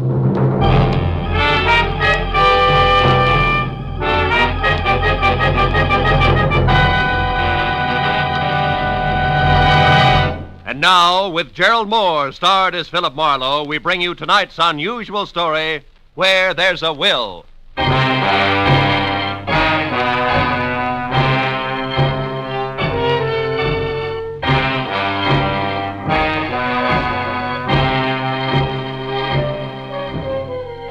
had spent the whole day on a noisy job which had concerned itself with a lot of people who talked a lot and said nothing. When I finally locked up my office for the night, I was worn out. As I drove slowly along the street, I was glad to be heading for home and a little peace and quiet. At least that's what I thought. But when I pulled up for a full stop sign, only a half a block from my apartment, something happened which brought my little dream of peace and quiet to an end.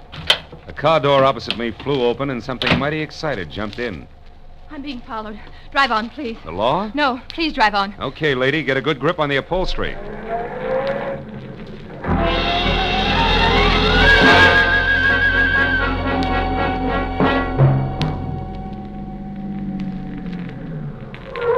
There, that ought to do it. Now, what's the... Say, you look a little pale and beautiful. I'm always pale when my heart's in my mouth. Well, then why don't you swallow once, take a deep breath, and tell me who was after you? There isn't much to tell. It was a nasty little man, that's all I know. So thanks for making like Barney Oldfield, and good night. Hey, not so fast. It's impolite to hitch and run. Look, mister, right now I'm up to my earrings in trouble, and that leaves very little time for small talk with strangers. Even nice ones. Well, in that case, the name is Philip Marlowe, which takes care of the stranger part, and I'm a private detective, which makes trouble my business.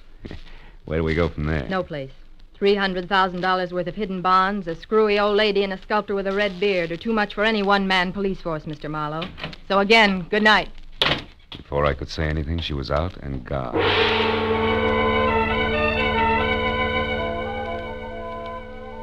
There was only the heady scent of taboo in the air, and the memory of a gorgeous profile with jet black hair and pale blue eyes.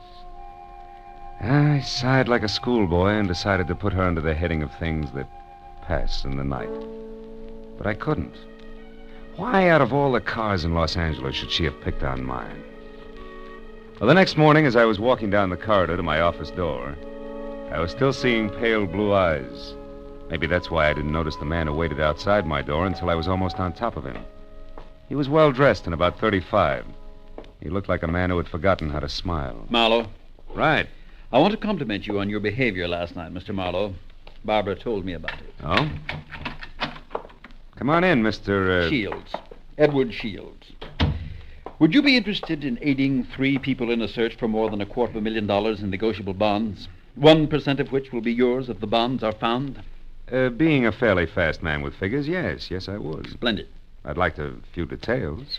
Well, Mr. Marlowe, my aunt, Bernice Mayhew Shaw, died, leaving her entire fortune to charity, with the exception of the bonds I mentioned.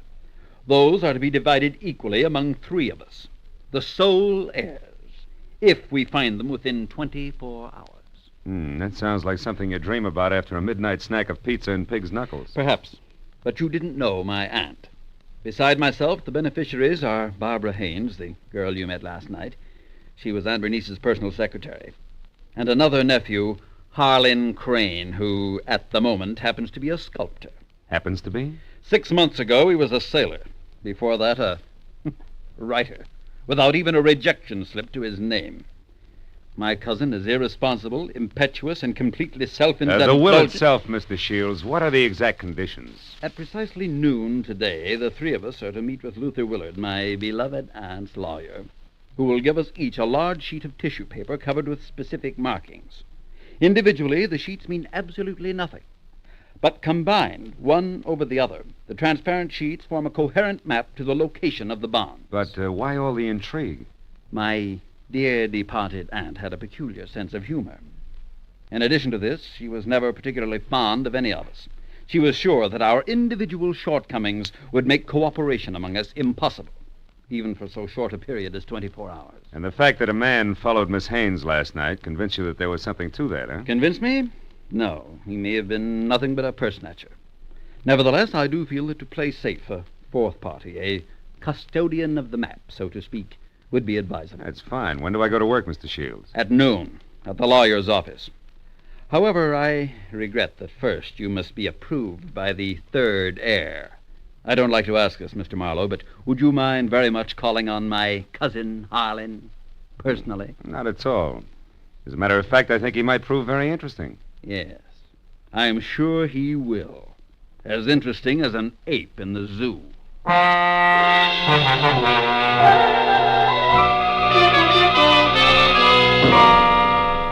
I felt like saying, look, Shields, I'm not as gullible as I look. But then I thought a client's a client, and I decided to play along. Harlan Crane, 6 foot, red-bearded giant, talked as he worked, wielding a 10-pound sculptor's mallet like it was an 18th century quill. I'll be frank with you, Marlowe. Money isn't everything to me and never has been. However, $100,000 will buy a lot of marble. Half the state of Vermont, I'd say. But coming to the point, Mr. Crane, do I get your seal of approval? Oh, I imagine you'll be all right. Anyone who can get by Shields, the all-American Scrooge, ought to do. Thanks, a million. I'm not being personal where you're concerned. It's just a matter of facing a fact bluntly. Edward Shields is conniving, avaricious, and dull. I heartily recommend him to nobody. And the girl, Barbara, you feel the same way about her? No, I don't. And the truth of the matter, Marlowe, is that I know very little about Barbara Haynes. But what I do know, I like very much. Yeah, that I can understand. Marlowe, do you realize that once you have the whole map in your possession, you're worth an awful lot of money? Of course I do. The whole map, I have a market value of exactly $300,000. That's right, fellow. $300,000, dead or alive.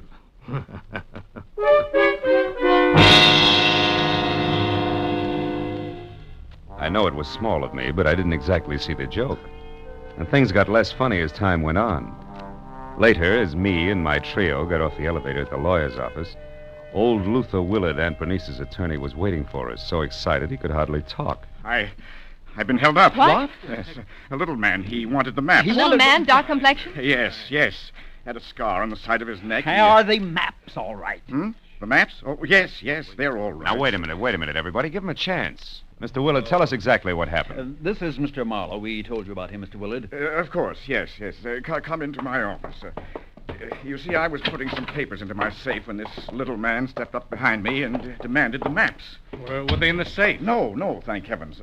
Make yourselves comfortable. The maps, Mr. Willard. Where are they now? Well, right here, where they were all the time. Here under the blotter on my desk. Clever of me, wasn't it? Wax seals, still intact. I'll take all three of them right now, Mr. Willard. That is, if there are no objections. All right, then I guess we can be on our way. Hold on, Mr. Marlowe. There are still two things you people must know.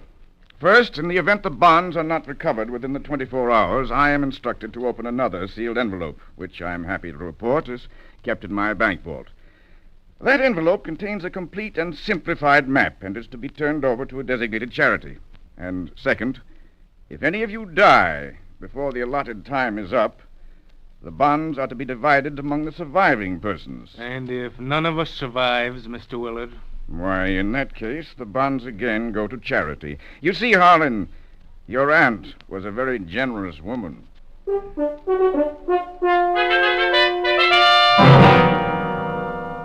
After arranging to meet with the three heirs at Shields' place later that afternoon, I headed for the nice and public library, where I figured I'd be able to examine the maps in safety. By placing the three maps exactly one over the other, I saw that the bonds were hidden on the larger of two squares of land called Twin Islands, which were the personal property of the late Bernice Mayhew Shaw, and located in Indian Lake in the San Bernardino Mountains. As I left the library with the three maps in my pocket, I felt like a well-fed mallard on the opening day of hunting season. And then I knew I was being followed.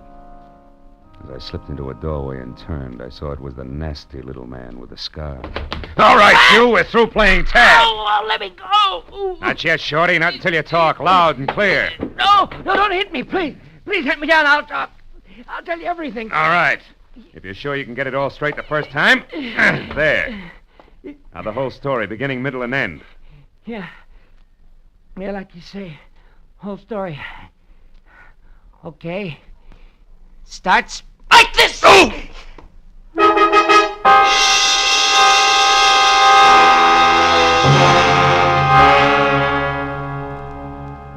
By the time I figured out that it had been the sawed-off end of a broomstick that had slammed my stomach up against my backbone, the little man was out of sight. Another 5 minutes went by before I quit calling myself sucker and I started to think straight. Nearest pub depot in Cahuenga. I went up there and deposited 2/3 of the map for safekeeping until we were ready to leave for Indian Lake. And I found a telephone, and a half a dozen calls later I knew that a caretaker named Jumbo was the sole inhabitant of Twin Islands, and my last call was to him. I wanted some kind of a welcoming committee ready for us. When I left the phone booth, it was only 1 o'clock. So I returned to my apartment where I figured I'd rest until 3, when we were all to meet at Shields' place. But that was my second mistake. Because the moment I closed my apartment door, I was positive I wasn't going to get much rest. I had an unannounced visitor. Yeah, you look surprised, Mr. Marlowe. I am. I didn't recognize you at first without your broomstick. Yeah, I traded that in on this .22 target pistol here. It's more expensive, but it's better. Makes me as big as you are. Maybe bigger. Yeah, but how much does it do for your personality? Quite a bit. Gives me poise, and poise gives me manners. So in asking for that map in your pocket, I'll even say please. Come on, Marlowe, I won't say please twice. No, I don't think you would. Here. Thank you. Now, before I go, one more thing. The hall outside here is straight and narrow, right to the stairs, and that makes it fine for shooting. So after I step out, don't do anything rash. For a while.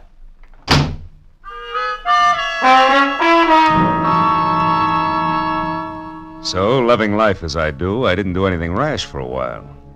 In fact, I could have whipped up a nice 7-minute frosting before I moved at all. Then I phoned the three heirs to get together at my apartment. And when I finally had them all seated in front of me, I related the saga of the little man, including my premonition that one of the three present was signing his paychecks. Of course, I got nothing but Cupid doll innocence out of any of them. So after adding that we'd get underway just as soon as the missing 1/3 of the map was returned to me, I threw my trench coat over my arm and told them I was going for a walk.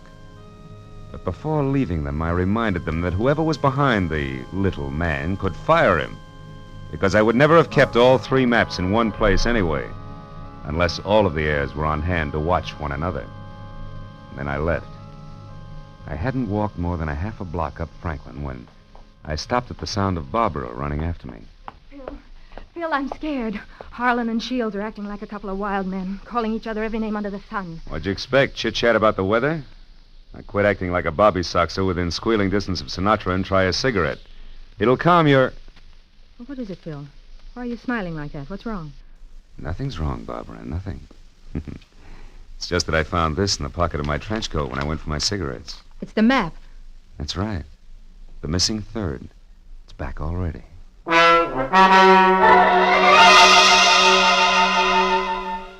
When that missing third part of the map turned up so fast, I figured the heirs had decided to play ball. But I made a mental note to keep my eyes on them anyway.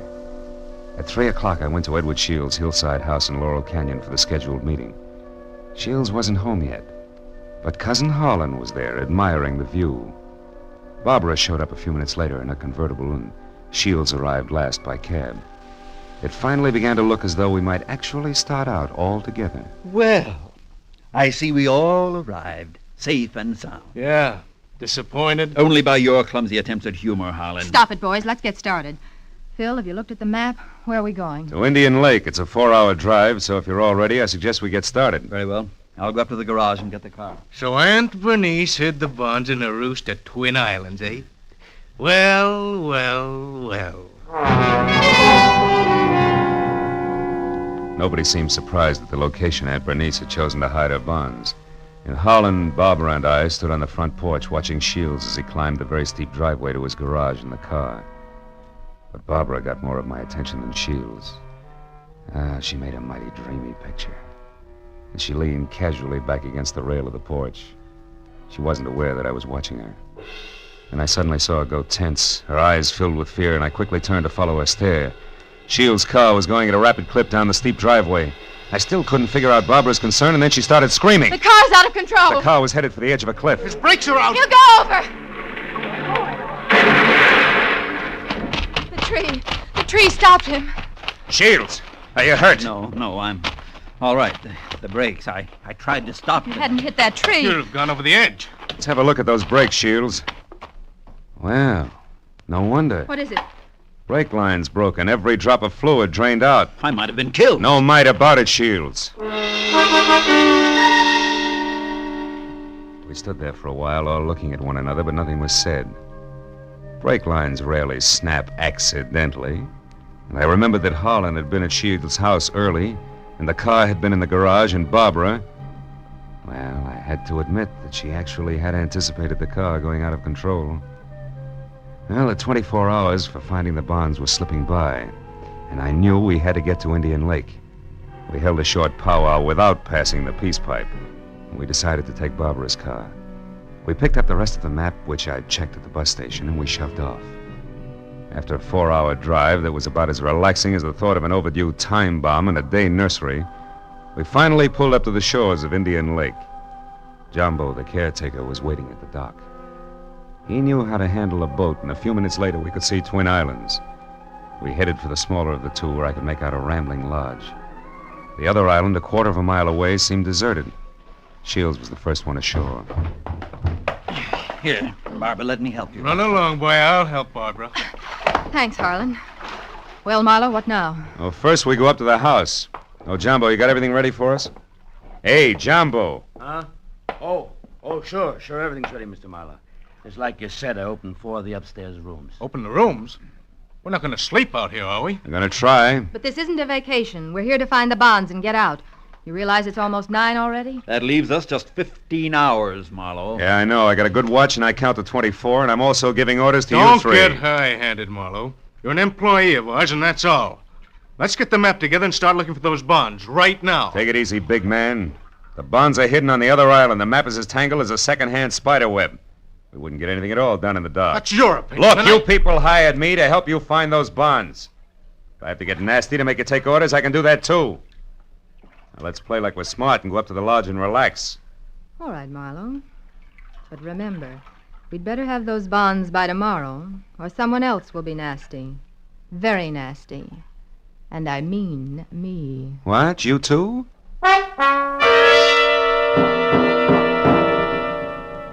Getting the 3 heirs settled down at dinner table was quite a chore. And when I was sure they'd keep an eye on each other, I slipped outside. I hid 1/3 of the map in a drain pipe. Then I went upstairs to my room, and I hid another third in the window shade. Well, the maps were settled, and I began to think about other things, like the accident to Shields' car. There were too many accidents and coincidences to suit me. So I decided to drop in on Cousin Holland's room to see what I could see. Well, after 15 fruitless minutes, I was about to leave when something in the wastebasket caught my eye. The corner of a half-hidden handkerchief monogrammed H.C. I had just picked it up when I saw Jumbo standing in the open door. That handkerchief there in your hand. That blood on it? No, it looks more like brake fluid. And in this case, it's practically the same thing, huh? I think we'll leave it right here in the wastebasket, Jumbo. Oh, did you want something? Just wanted to say I'll be in my own place out back if you want me. Okay. You know where Mr. Shields is? He's out in the veranda. Alone? Yeah? Thanks, Jumbo. If I need anything, I'll call you. Good night.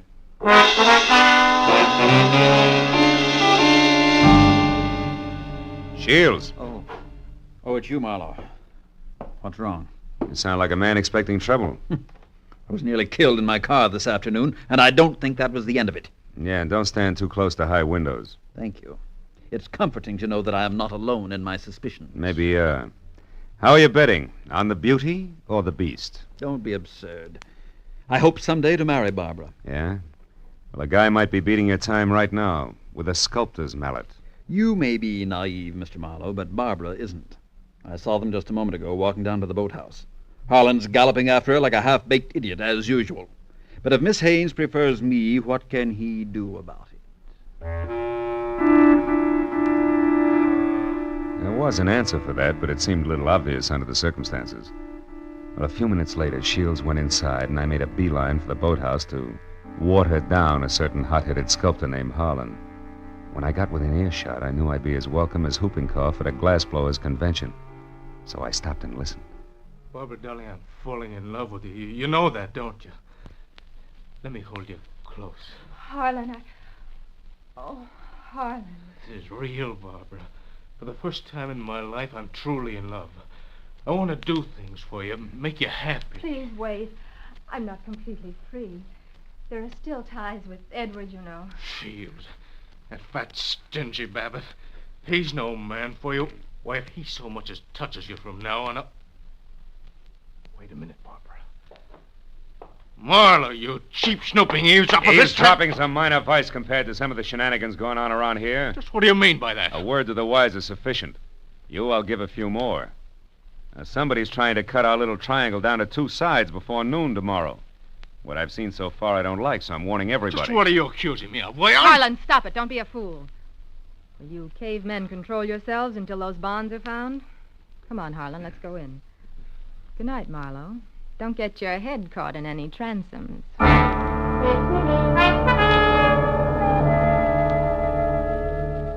Deciding sleep wouldn't be very healthy for a man in my position, I decided to sit up that night. It was about 2 o'clock when I looked out the window and saw something mighty interesting. A light was moving on the other island opposite us. I got hold of Jumbo and we went over there as fast as we could.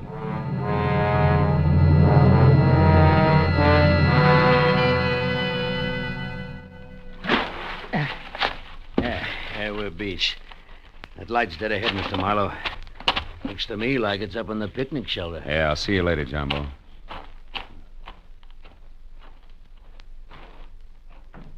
Who's there? Guess who? Oh, Marlowe. I didn't hear you come up. The wind's too strong, I guess. I'm glad to see you. It's spooky here all alone. Oh, sure.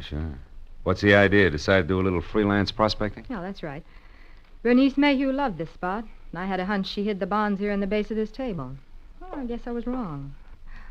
Oh, come on, Marlowe, limber up. You can't blame me for trying. Listen, beautiful, don't flap your eyelashes at me. I can't see anything but double crosses right now.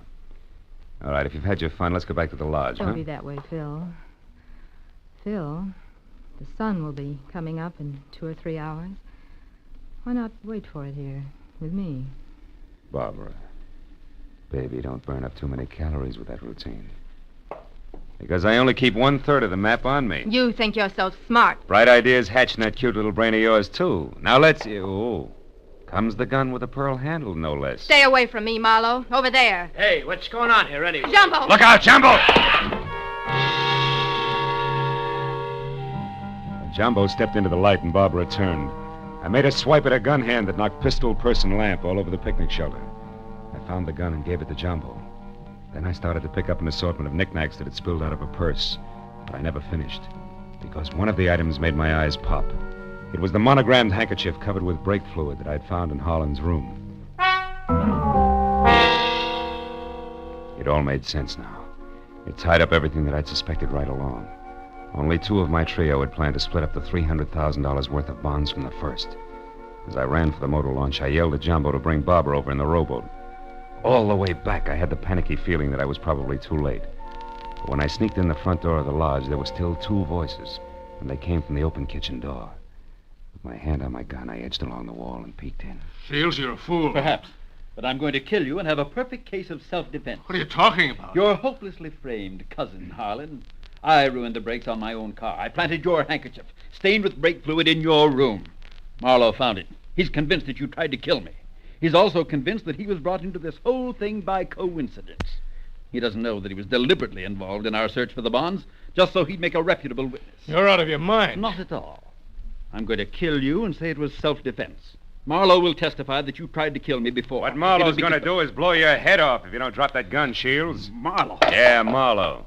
Who knows he wasn't brought into this thing by coincidence, but who stuck around to see the fireworks and who almost saw them just now. Phil, what's happened? Barbara! Couldn't you hold Marlowe on the other island? You Shut up, Shields!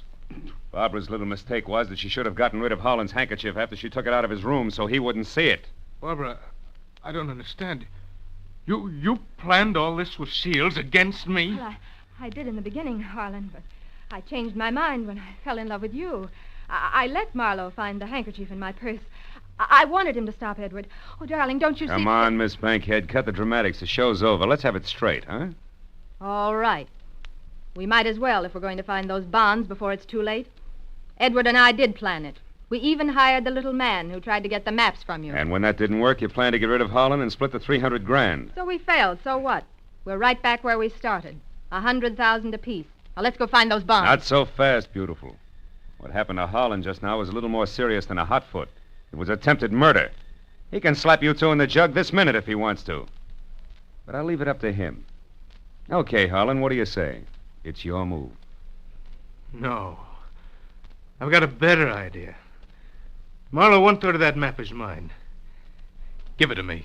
Okay. There it is. Harlan, what are you going to do?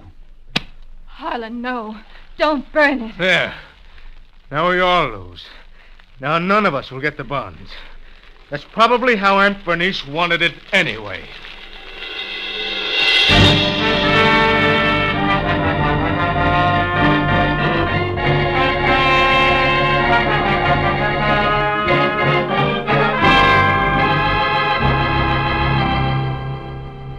It was almost noon. I was standing on the veranda of the lodge, and a scrawny old crow was perched up on the roof. I saw Barbara and Shields quietly pull away in a boat with Jumbo. And I saw Holland lumbering off to the far end of the island to sulk.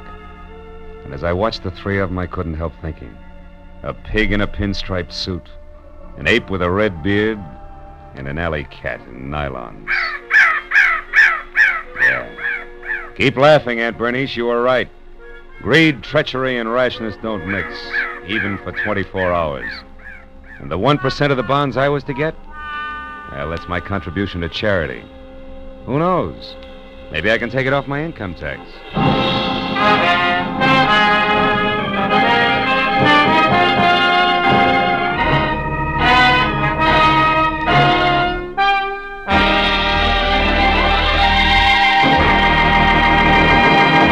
The Adventures of Philip Marlowe, created by Raymond Chandler, stars Gerald Moore and is produced and directed by Norman MacDonald.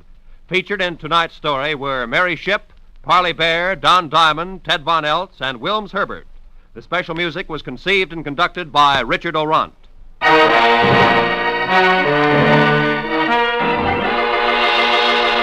Be sure to be with us again next week when Philip Marlowe says... When I got the crisp $50 bill in advance, I figured my client had a heart of gold. But after I was beat up, double-crossed, and shot at, I realized just how hard a heart of gold could be.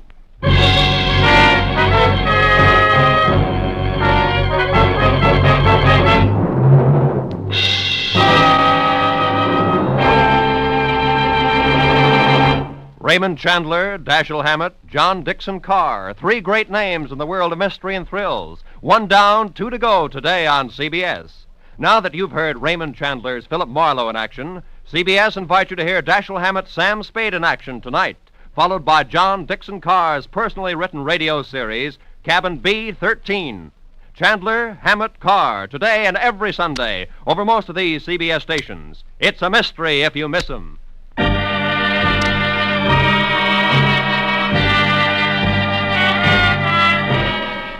Roy Rowan speaking for CBS, the Columbia Broadcasting System.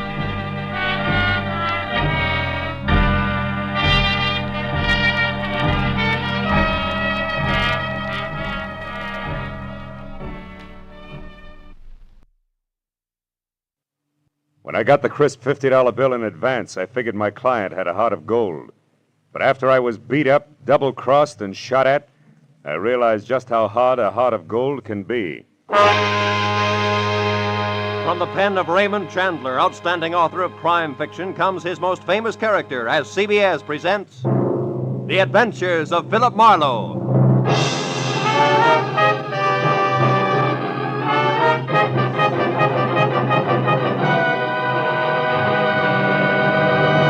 And now, with Gerald Moore starred as Philip Marlowe, we bring you tonight's unusual story, The Heart of Gold.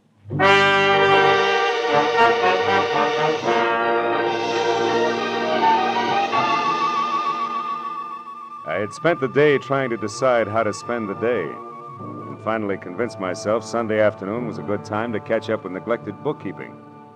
But I only got as far as the office door because a special delivery letter was stuck in the mail slot. I ripped it open and watched a crisp $50 bill flutter to the floor. Pinning it down with my toe, I turned to the letter, which was dated Saturday.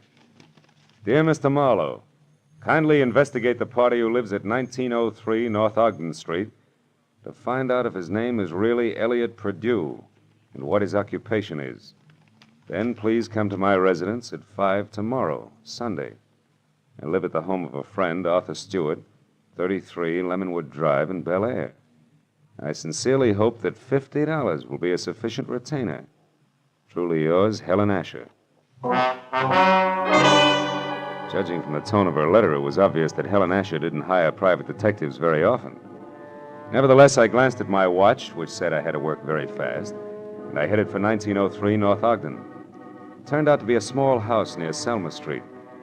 I got out of my car and walked up to the door.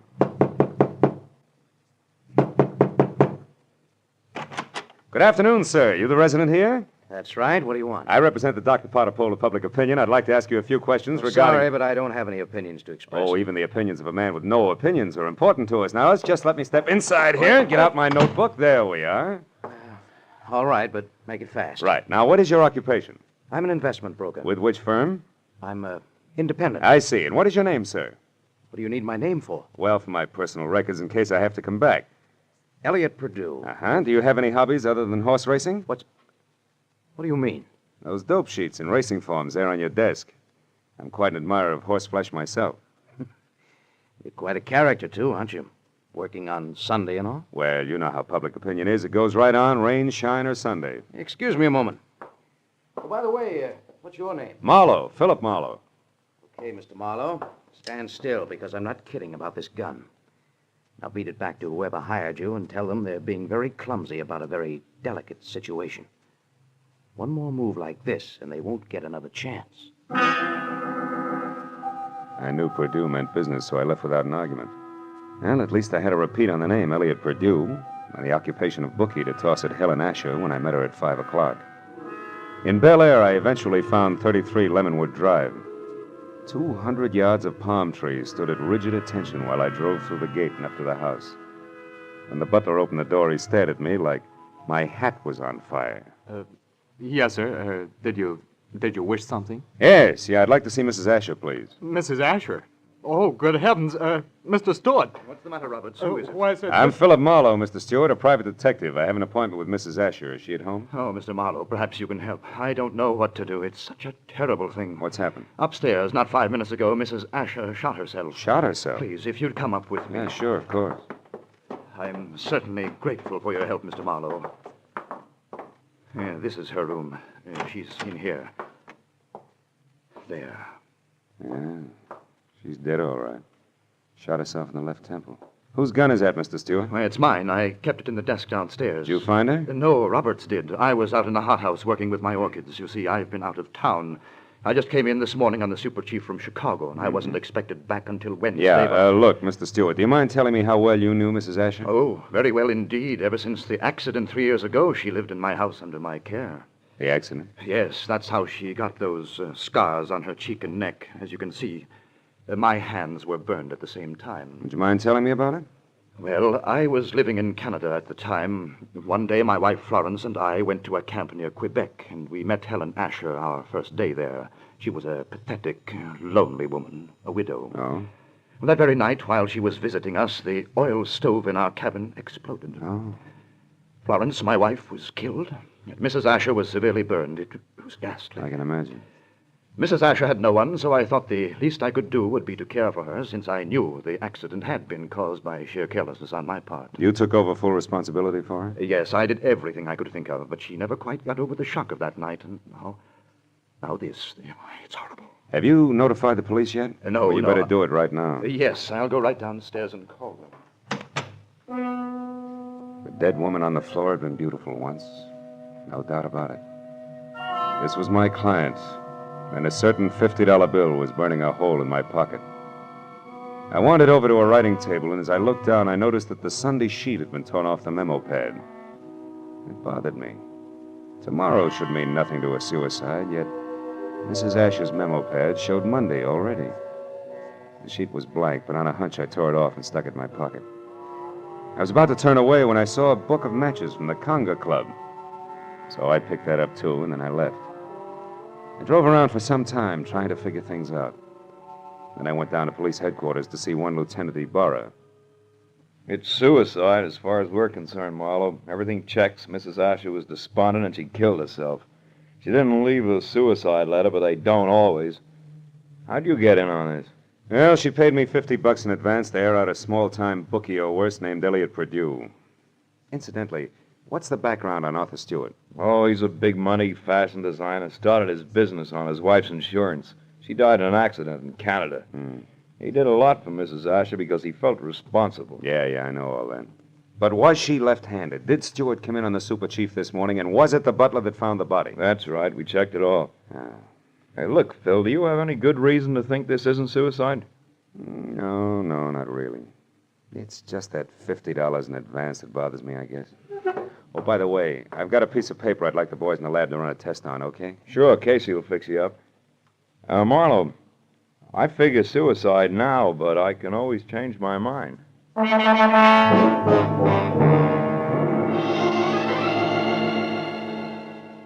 went down the hall to the police laboratory and handed the blank page of the memo pad to Casey. 10 minutes later, he explained that the impression showed a left-handed person had written the number Bradshaw 711 with a wide point fountain pen, probably on the page just above the one I'd given him. Well, I thanked him, dropped 4 bits in the Christmas fund bottle, and found a phone. I dialed Bradshaw 711 and waited.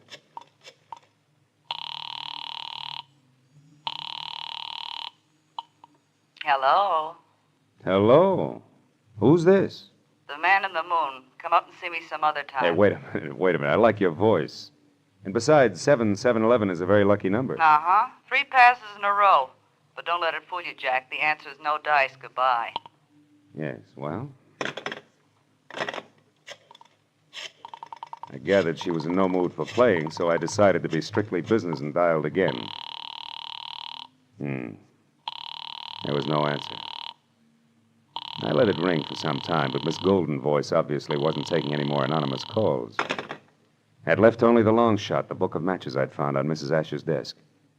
The Conga Club was on the Sunset Strip, so I drove out there, found a parking space on a side street nearby, and went in. I didn't know exactly what I was looking for, so I paid $1.10 for a scotch and soda worth 40 cents, just to help pass the time. An amber spotlight was glistening down on a set of sequin contours that would have melted the Ice Age down to a fortnight. And she was singing. For wherever my man is, I am his forever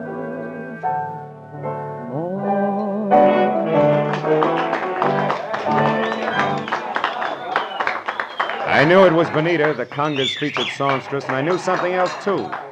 There was no mistaking that voice. She was the girl with the lucky phone number. I wrote her a note, called a waiter to the table to deliver it, and then sat back to watch her as she glided over and sidled into a chair opposite me. It was your penmanship that intrigued me, Mr. Malone. It was your voice and so forth, mostly the so forth, that got me, Benita. Would you care to decipher the Sanskrit you called a note? The waiter said you wrote it. Sure. It says important business. That's an idiom. If you wanted to talk turkey, how would you translate it? Do you know a woman named Helen Asher? Not that I remember. Why? Well, your phone number showed up on a memo pad. How do you account for that? How should I know? Maybe she intended to call me up. Look, you're quite a handsome man, Mr. Marlowe. But you look silly with your nose bent. Why do you keep sticking it into other people's business? Because besides being paid for it, it sometimes leads to meeting interesting and beautiful people. Present company included. What do you want? Mrs. Asher killed herself tonight. Mrs. Asher's dead? Yeah. And considering you said you didn't know her, you look very put out about it. All right, Marlowe, you win. But let's not talk about it here. Finish your drink while I get out of this costume. Then meet me outside by the front door in 10 minutes.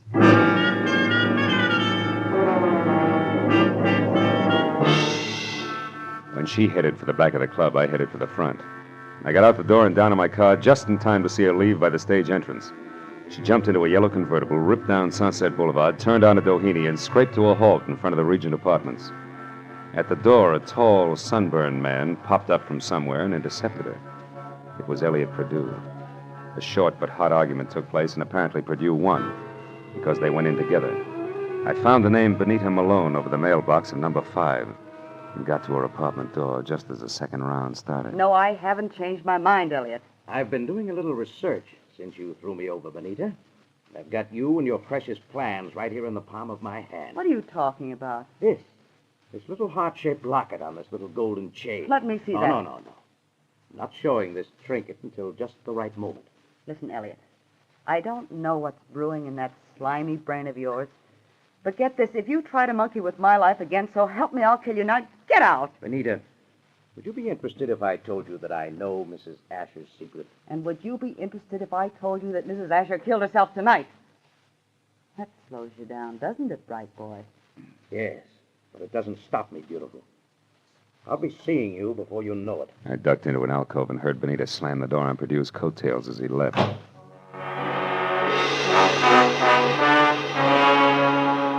So, now I knew that Perdue, a locket, and Benita Malone added up some way to a bullet in the head for a scarred woman with a secret. I went back to my car and drove out to Stewart's house in Bel Air.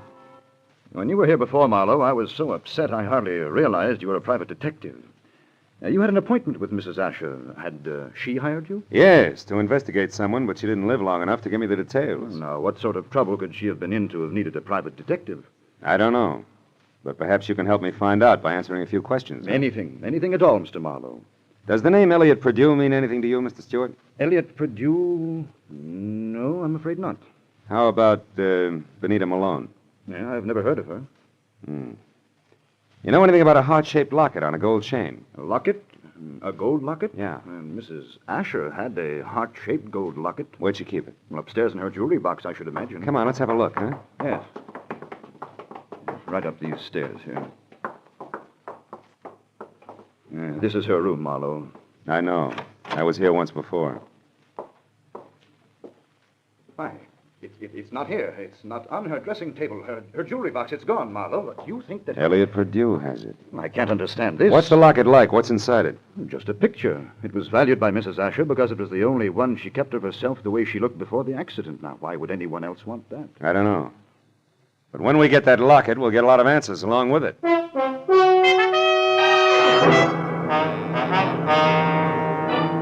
Now I was more convinced than ever that Elliot Perdue, Benita, and the late Mrs. Asher's secret were all dangling from the same chain that supported the gold locket. I said goodnight to Arthur Stewart and started back for Hollywood. A moment later, I changed my mind and abruptly swung onto a shadowed side road and parked, lights out. It had suddenly occurred to me that the gallivanting Mr. Perdue might call on Stewart. If so, I wanted to be on hand. Well, 40 minutes later, I was about to call off the cloak and dagger routine when I heard the sound of a powerful motor roaring out of Stewart's driveway. I looked up just in time to see a long black Nash whip by with Stewart at the wheel.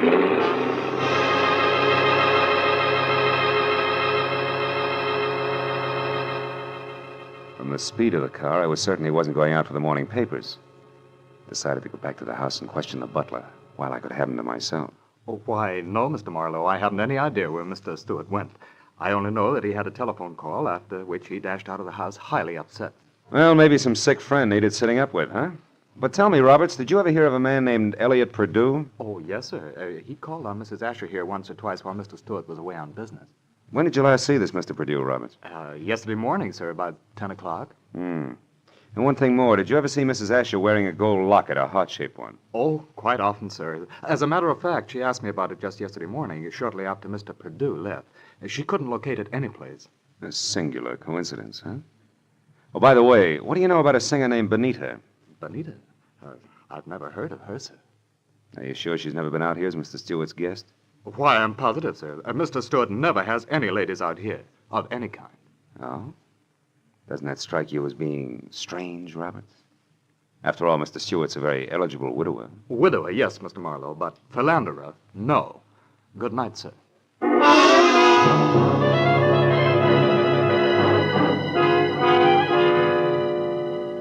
As I drove back to Hollywood, I tried to figure out where Arthur Stewart had gone. But I had about as much to work with as Gypsy Rose Lee after her third encore. And after discounting Benita's place in the Conga, there was only Elliot Perdue's house on North Ogden. 15 minutes later, I walked up to it, but the place was as dark and as quiet as the inside of a coffin. I was about to turn back to my car when suddenly I caught the reflection of a sliver of light bouncing off the glass in Mr. Perdue's living room. I found the back door lock easy to bluff. A moment later, I stepped into the living room. Marlowe, how did you know I was here? Mr. Stewart told me. You're a liar. Arthur wouldn't... Arthur? Well, you see, Mr. Stewart and I... Oh, now it's Mr. Stewart, huh? Wait a minute, there's someone outside. Perdue. Put out your light. Now, when he finds you, keep talking, say anything. I'll be behind the door. Here he is.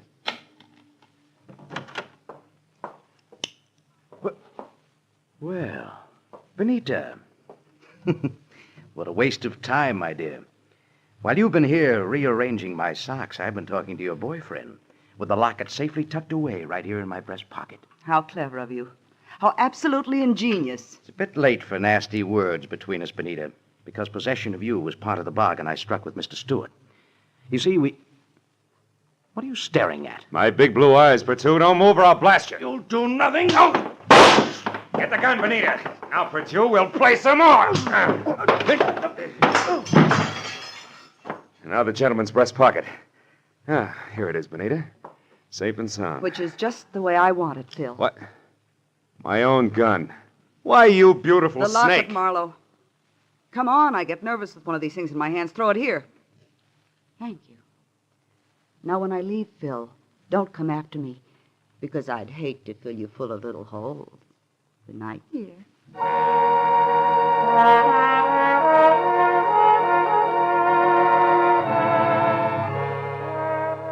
When Benita stepped out of that house, I solemnly swore I wouldn't trust another woman for the next 100 years. But a groan from the body on the floor brought me back to 1948 and Elliot Purdue.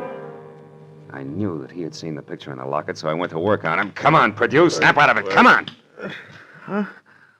Oh, it's you, Marlowe. Who'd you expect, St. Peter? What was in the locket, Purdue? I don't remember. Maybe a call on Lieutenant Ibarra will refresh your memory. I doubt it. Then we better start playing games again. We'll start with one called Slap Slap Purdue. No, let me alone, Marlowe. Get your hands off me. You ready to start singing, huh? All we need now is the right lyrics. No. Come on, Purdue, talk. Stop it. I'll talk. Good. Now, why did Mrs. Asher kill herself? Because she had a good reason. Like what? It's a long story. Make it short. Okay, Marlowe. Here goes.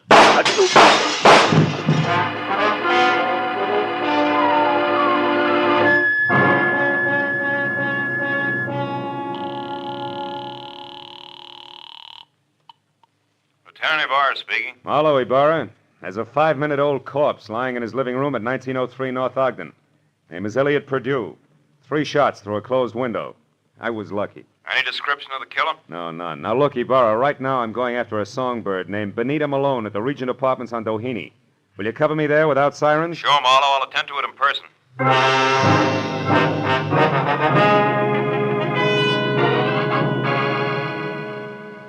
It was only a healthy centerfielder's peg from Perdue's house to Benita's.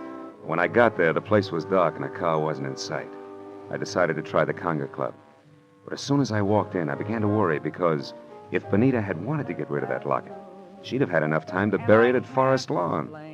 But I didn't know Benita, because Miss Oomph herself was singing in the amber spotlight, and dangling from her soft white neck was the heart-shaped gold locket. I love him. Because he's wonderful. Because he's just my Bill.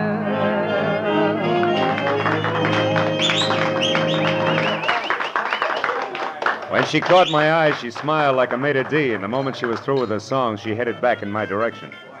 Before she got to me, I saw her give the high sign to an ape in a tuxedo. He looked at her and then across toward my table and left the room. I watched Benita glide across the floor in my direction. She was distinctly a thing of beauty. Thanks.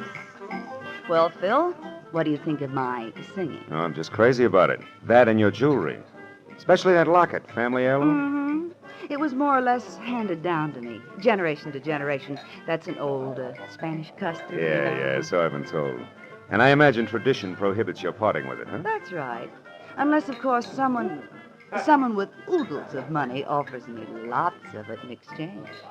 Then naturally I'd be obliged to part with it. I don't think you'd feel obliged to your mother on the second Sunday in May. Besides, I don't have oodles of money. Oh, you should have told me that earlier. Goodbye, good looking. Hey, wait a minute. We couldn't do any business in a minute. And don't follow me if you want to stay pretty.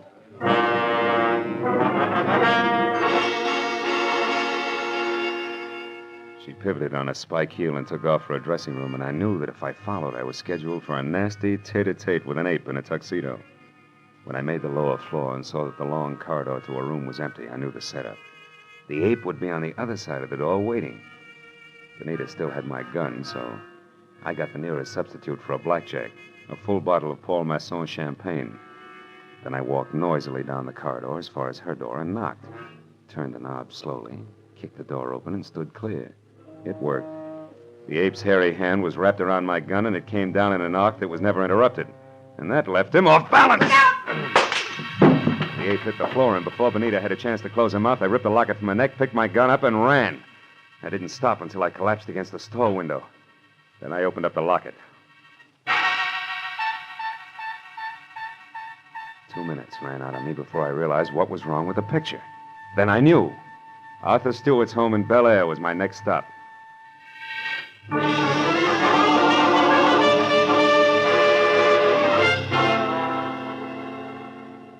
30 minutes later, I pulled up away from the place and parked. And keeping in the shadows, I approached the house where only the library and an upstairs bedroom showed any light. The library had French windows. When I moved up close, I was startled by the sight of a figure going through Stewart's desk. I stepped into the room and found it was my little friend, Benita. I've got my own gun again, Benita. Phil. Oh, doing a little dusting, honey? Oh, don't be funny. I'm not trying to. But how is it you're not upstairs helping Stewart pack? Because I've already finished packing, Mr. Marlowe, and don't turn around. That was well done, Benita. Oh, fine. Sucked in by a little decoy sprinkled with sequins. Don't mind the pros, Marlowe. Just toss your gun on the couch over there. Now. That's better. You know, Marlowe, I can't say that I'm very sorry for you. I don't expect condolences from a character who murdered a woman this afternoon and a man this evening. You killed Mrs. Asher? Yes, and that blackmailing scum Purdue as well. But both murders were very necessary, Benita. Even as Marlowe's here will be. Come over here, Benita, behind me. Hurry, Arthur. Let's get out of here. Don't worry. And now, Mr. Marlowe, it's time for you. Well, thanks, Benita. You swing a beautiful bookend. You know, I had you figured all wrong. Now, don't mention it, dear. I heard the cops coming anyway. You sweet child. We're in here, Ibarra, all of us. Oh, Marlowe, I figured you'd be out here when you didn't show up at that Songbird's place. Well, what's this? A little man on the floor with a large bump on his head is Arthur Stewart, the man who killed Elliot Purdue to keep him from telling me the truth about Mrs. Asher, and the man who killed her this afternoon. So Mrs. Asher didn't commit suicide after all. No, but she wasn't murdered either. She died in that accident in Canada 3 years ago. What are you talking about? Well, the woman that Stewart killed here this afternoon wasn't Mrs. Asher. It was his wife, Mrs. Florence Stewart. You see, there must have been a mix-up in identifying the bodies of the two women at the time of the accident. Mm-hmm. Stewart and his wife had Mrs. Asher buried as Mrs. Stewart. Then they collected the insurance neat, huh? Yeah.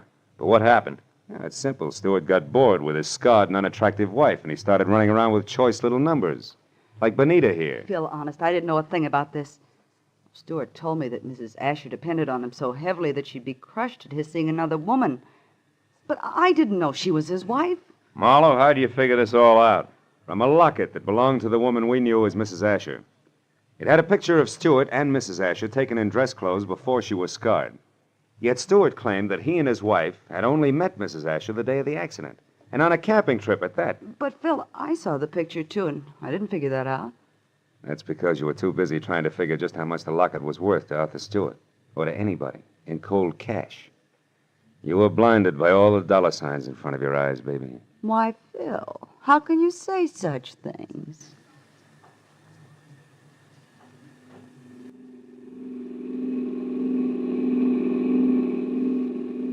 Now, Marlowe, just so I don't toss and turn all night, tell me just why you were hired in the first place. Well, Ibarra, it goes something like this. When Purdue knew that he was losing Benita to Stewart, he decided to check up on the opposition. And he not only found out what he wanted to know, but he found out a lot of things, too, that he didn't want to know. Mrs. Stewart, the late Mrs. Asher, became suspicious of his questioning, and incidentally of her husband. So she sent for me. Well, Marlowe, Stewart certainly had me fooled. I doped him out to be a very generous guy, a great benefactor who was doing the right thing for a lonely, unfortunate woman. Yeah, looked like he had a heart of gold, all right. But a funny thing, Ibarra, in the end, it was this heart of gold, this locket here, that got him. Mind if I keep it? Not at all. You had a tough enough time getting hold of it. Good night, Phil.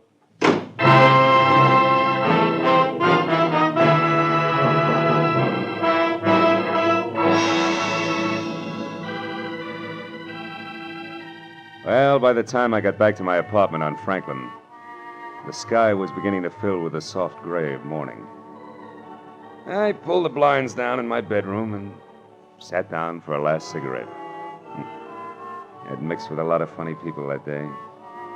But for some cockeyed reason, I kept thinking of Benita Malone, a girl who was no better than she had to be. Finally, I put her out of my mind, and I was about to turn off the desk lamp when I noticed my memo pad. It still read Sunday, which was understandable. But scrawled across the top sheet was a telephone number. And I couldn't figure how it got there. It was written in crimson lipstick. Bradshaw 7. 7-Eleven.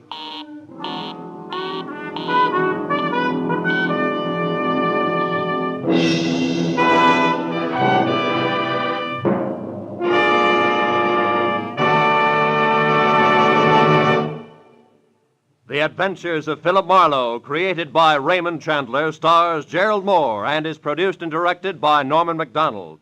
Featured in tonight's cast were Gloria Blondell, John Daner, Jack Moyles, and Ben Wright. Detective Lieutenant Ibarra was played by Jeff Corey. The special music was conceived and conducted by Richard Orant.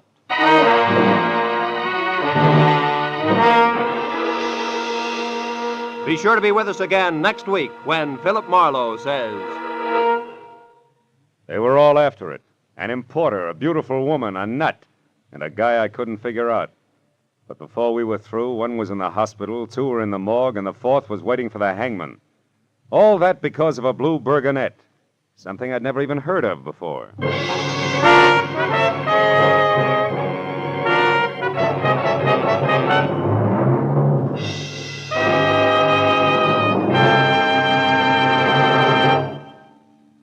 Dr. Fabian, the ship's doctor in cabin B-13, tells a new story of danger in far ports tonight over most of the CBS network stations. Tonight's story, The Island of Coffins, is another original drama by John Dixon Carr, famed mystery writer. You can hear it when the ship's whistles sound outside cabin B-13.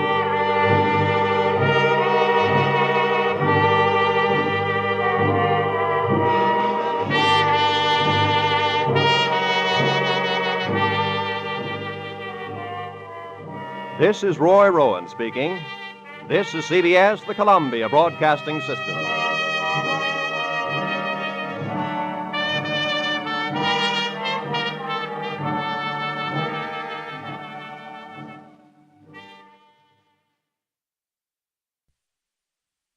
They were all after it. An importer, a beautiful woman, a nut, and a guy I couldn't figure out. But before we were through, one was in the hospital, two were in the morgue, and the fourth was waiting for the hangman. All that because of a blue burgonet, which was something I'd never even heard of before. From the pen of Raymond Chandler, outstanding author of crime fiction, comes his famous character. Would you ask me then? The Adventures of Philip Marlowe.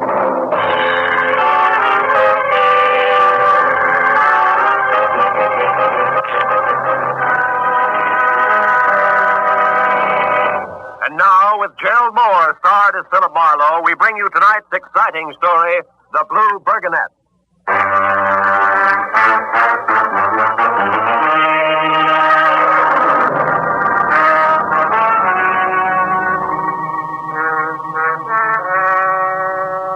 The knock on my glass-paneled office door sounded like a fresh-out-of-Yale insurance salesman making his first enthusiastic call of the morning. Yet when the door swung open, I was surprised to see a man with no more height and weight than a jockey, and all the boyish bounce of a New Year's Day hangover. He was about 40, and too carefully groomed. From pearl gray Hamburg through pearl gray stickpin to pearl gray spats. But when he started to talk, each sentence held too much self-assurance, and I didn't like it. My name is Norman Voorhees. I'm an importer located here in Los Angeles, in San Francisco, and in the Orient. I'm Philip Marlowe, private detective, located all in one place, which means that your rent bill is higher than mine, and that's all. I have little time for flippancy, And I have less time for high-handedness. I don't make ends meet by pulling a rickshaw either, Mr. Voorhees. Cigarette? I don't... Thank you.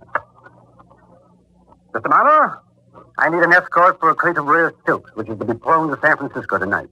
At $25 a day plus expenses, I could be your man. Why so much fuss over a few bolts of silk? In this case, it's the embroidery on the material, a very rare and very intricate Chinese design. Which in basic English means what? Oh, come, Marlowe. The silk was legitimately purchased at a low figure. And a profitable resale is my only object. And why the pistol packing routine? Because I was forced to outsmart a half dozen competitors to get this material. There are poor losers in every business, is that it? Exactly. Now, will you take the job? All right. Where do I report and when? At my warehouse on South Figueroa at 9 tonight. Here's my card. Either my assistant, Miss Sandra Lane, or I will be on hand. Fine. Oh, and by the way, Mr. Voorhees, I didn't mean to snap your head off when you first walked in. It's just that I'm quick to resent being pushed around. Don't apologize, Mr. Marlowe. If you hadn't been that quick, I wouldn't have hired you. Good day, sir.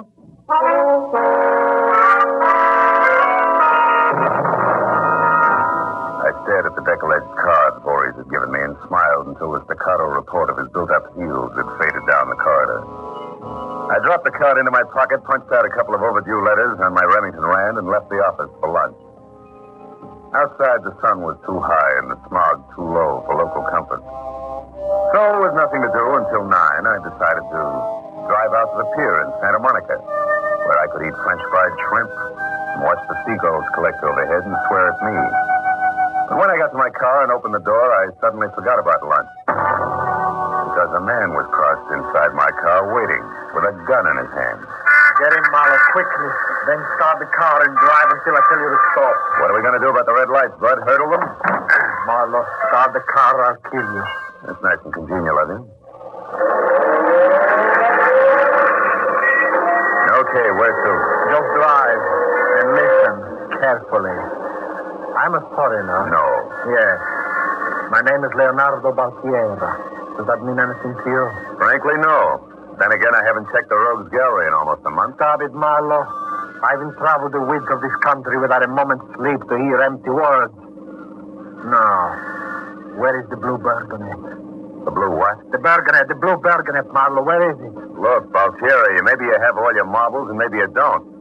But either way, believe me, I've never heard of a burgonet, red, white, or blue. Don't lie to me, Marlowe. With my own eyes, I saw him going to your office. Voorhees. Voorhees? What's he got to do with this? Everything. He stole the burgonet from me. You know that. Voorhees never mentioned such a thing to me. You lied. I only been here in Los Angeles an hour, but already I know that Voorhees has the burgonet. And I swear by all that's holy, it will be in my hands where it belongs before morning. And if you don't... Marlowe, watch out. I just had my fender straightened out. Don't move, Marlowe, don't move. I still got the gun and I still shoot. Now remember, I'll be back for the burgonet because it's mine.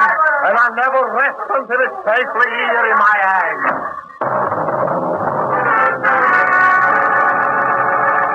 Before I could make a pass at Baltieri, he was gone.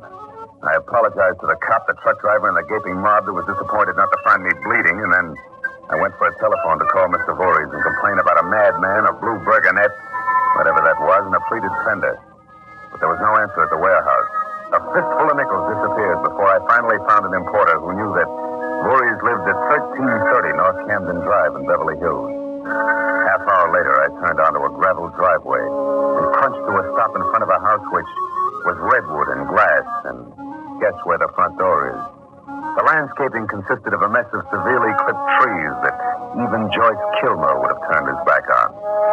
When I leaned against the front doorbell, a slew of Chinese gongs rang someplace deep inside, and I was ready for at least 2 Manchu when the door eased open noiselessly. Oh, but the collection of beautiful things that stood 5.5 feet above the threshold was about as Chinese as a butterscotch sundae and had a complexion to match.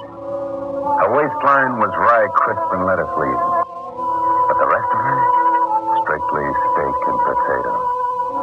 Her eyes were something a little greener than envy, and when she spoke, I couldn't figure out what Voorhees wanted with a bunch of old Oriental chimes.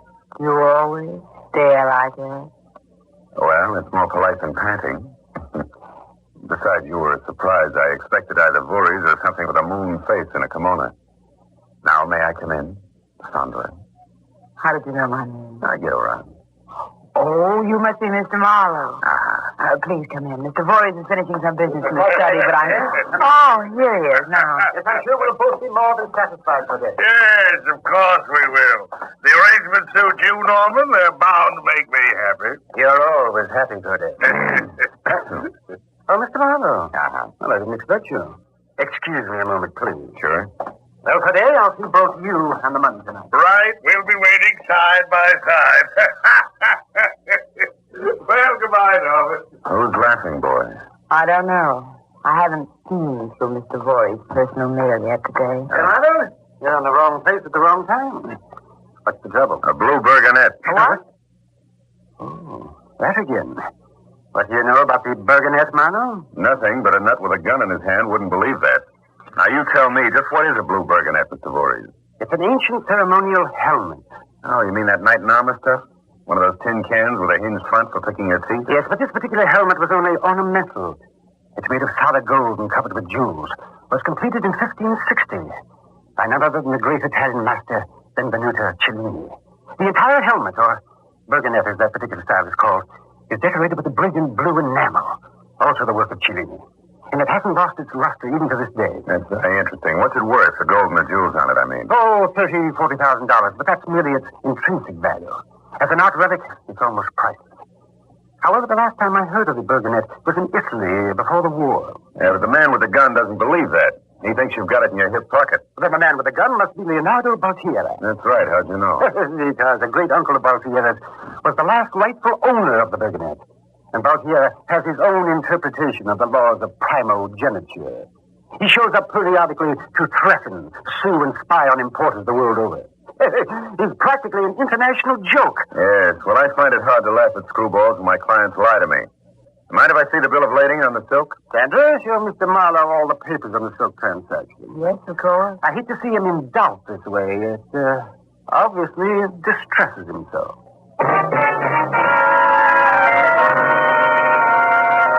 Sandra produced an armful of papers that looked more involved than the semi-annual report of the United States Gypsum Company. I pored over them until it was obvious to even the jade Buddhas in the room that my real interest wasn't in any figure on paper. And then I left. When I got into my car and rolled out of the driveway onto Camden, a black coupe pulled up sharply on the other side of the street. A long, thin face that was jacking up enough sandy hair to stuff an ottoman stared at me like I was a cyclops wearing harlequins. And he didn't let it go at that. Because when I turned towards sunset, he swung around and followed. It stayed that way until we were out of Beverly Hills and along the strip. By then, I got curious to see just how far he'd go. So I signaled for a stop with all the subtlety of a Cub Scout sending his first message by semaphore, and I pulled up in front of a sandwich shop. A minute after I entered and sat down at the counter, Sandy Hair joined me. When we each had a steaming cup of coffee in front of us, he opened up. You mind passing the sugar, fella? Not at all. Now, do you mind telling me why I'm being tailed? Huh? Come on, tit for tat, you've got your sugar. Okay. I saw you coming out of Norman Voorhees' place in Beverly Hills. Now, what's he to you? I could say it was my mother, but you wouldn't believe me. I'm wasting my time. Mm-hmm. Are you interested in making a lot of money for a little information? A reward, you might say? Always. Information about what? A blue burgonet. Say, I know a guy you ought to know. His name's Leonardo Baltiera, and blue burgonets are his hobby. Matter of fact, you might even say that he's crazy about them. I'm shoving off, alone.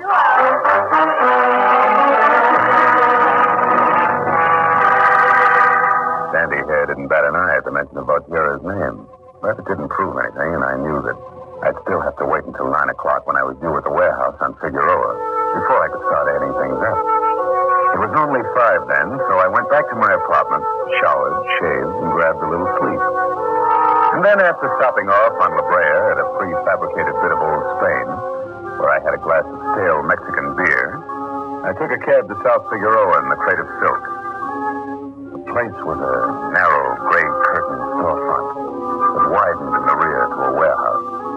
From the modest half-inch high gold letters and Voorhees Importer, I gathered that my client didn't care much for the off-the-street trade. It was exactly 9 o'clock when I knocked. It was 2 minutes after 9, and the knuckles on my right hand were bruised before a light went on inside. And Sandra Lane came to the door. Oh, Phil, I'm so glad you're here. Why? The price of silk dropping? Please, Phil, don't joke. I've heard nothing but strange noises in this warehouse ever since Mr. Voorhees left. Why, I finally locked myself in. Where is Voorhees? He had a phone call right after dinner. Something important. He asked me to wait for you. No? Where's the silk? In the back in the crate. Come on, let's hurry. All right. The sooner it's gone, the better I'll feel. There's a truck and a driver waiting outside in the alley. Here's the bill of lading for the pilot of the plane. Phil, What is it? you'll be very careful, won't you? Why, Sandra. When you say it like that, how else can I be? Come on, baby, smile. After all, it's only a bolt of silk. Or is it? The truck driver was all muscle and about as chatty as a Vermont farmer with laryngitis. 15 minutes later, when we pulled up at the airfield, we learned that our plane wouldn't be in for another half hour. I knew any scheduled delay, the two-plane, one-hanger grass-covered runway could mean anything from 60 minutes on up.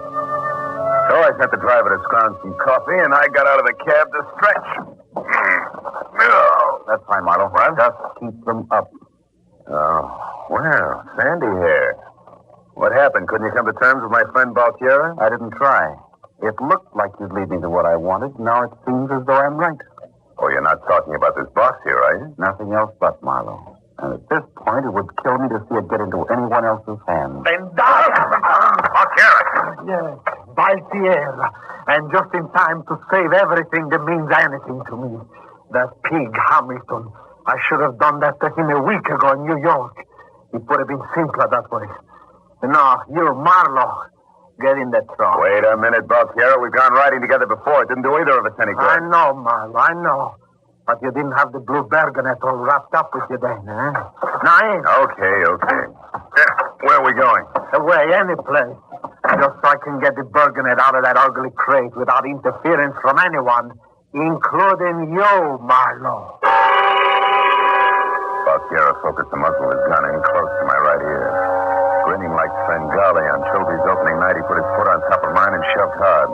The accelerator went to the floor and stayed there. Oh, they thought they were so clever, those fools. Keep on this road until I tell you to turn. You're in for a big disappointment, Baltiera. There's silk in that box, that's all. You've been misled, Marlowe. The silk is nothing but camouflage for the bergonet. Oh, Voorhees is a shrewd little man, all right. What makes you think Voorhees had it? Because someone got it away from Hamilton just a few minutes ahead of me in New York. Hamilton knew who it was. I followed him, and he led me straight to Voorhees. You've been a busy little bee, haven't you? It's been harder than I anticipated. My original plan was subtle and perfect. I even sent my wife away on an extended vacation so they wouldn't be able to get at me to her. Turn right on the side road ahead. You better let me slow down a little. We'll never make it. All right, but not trade. They can strip me of money and position, but they can't keep me from the symbol of Baltiera power. Can't buy much power these days for $30,000.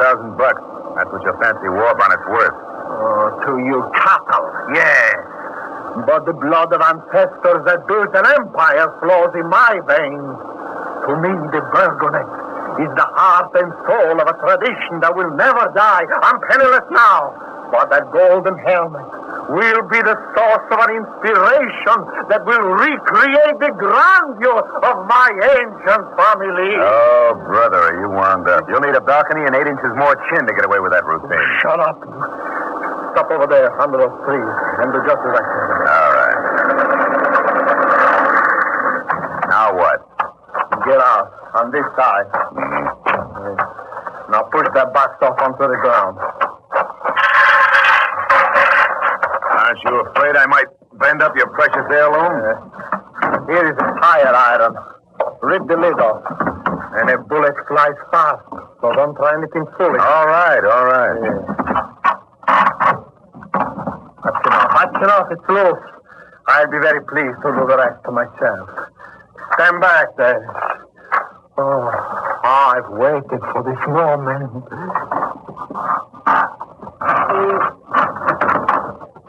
No, it can't be. Voorhees. Norman Voorhees. He's dead. You tricked me. The bergonet is Wait a minute. I didn't do that. You fool, you killed the only man who knew where the bergonet is hidden. Look. He's moving. What's that? No!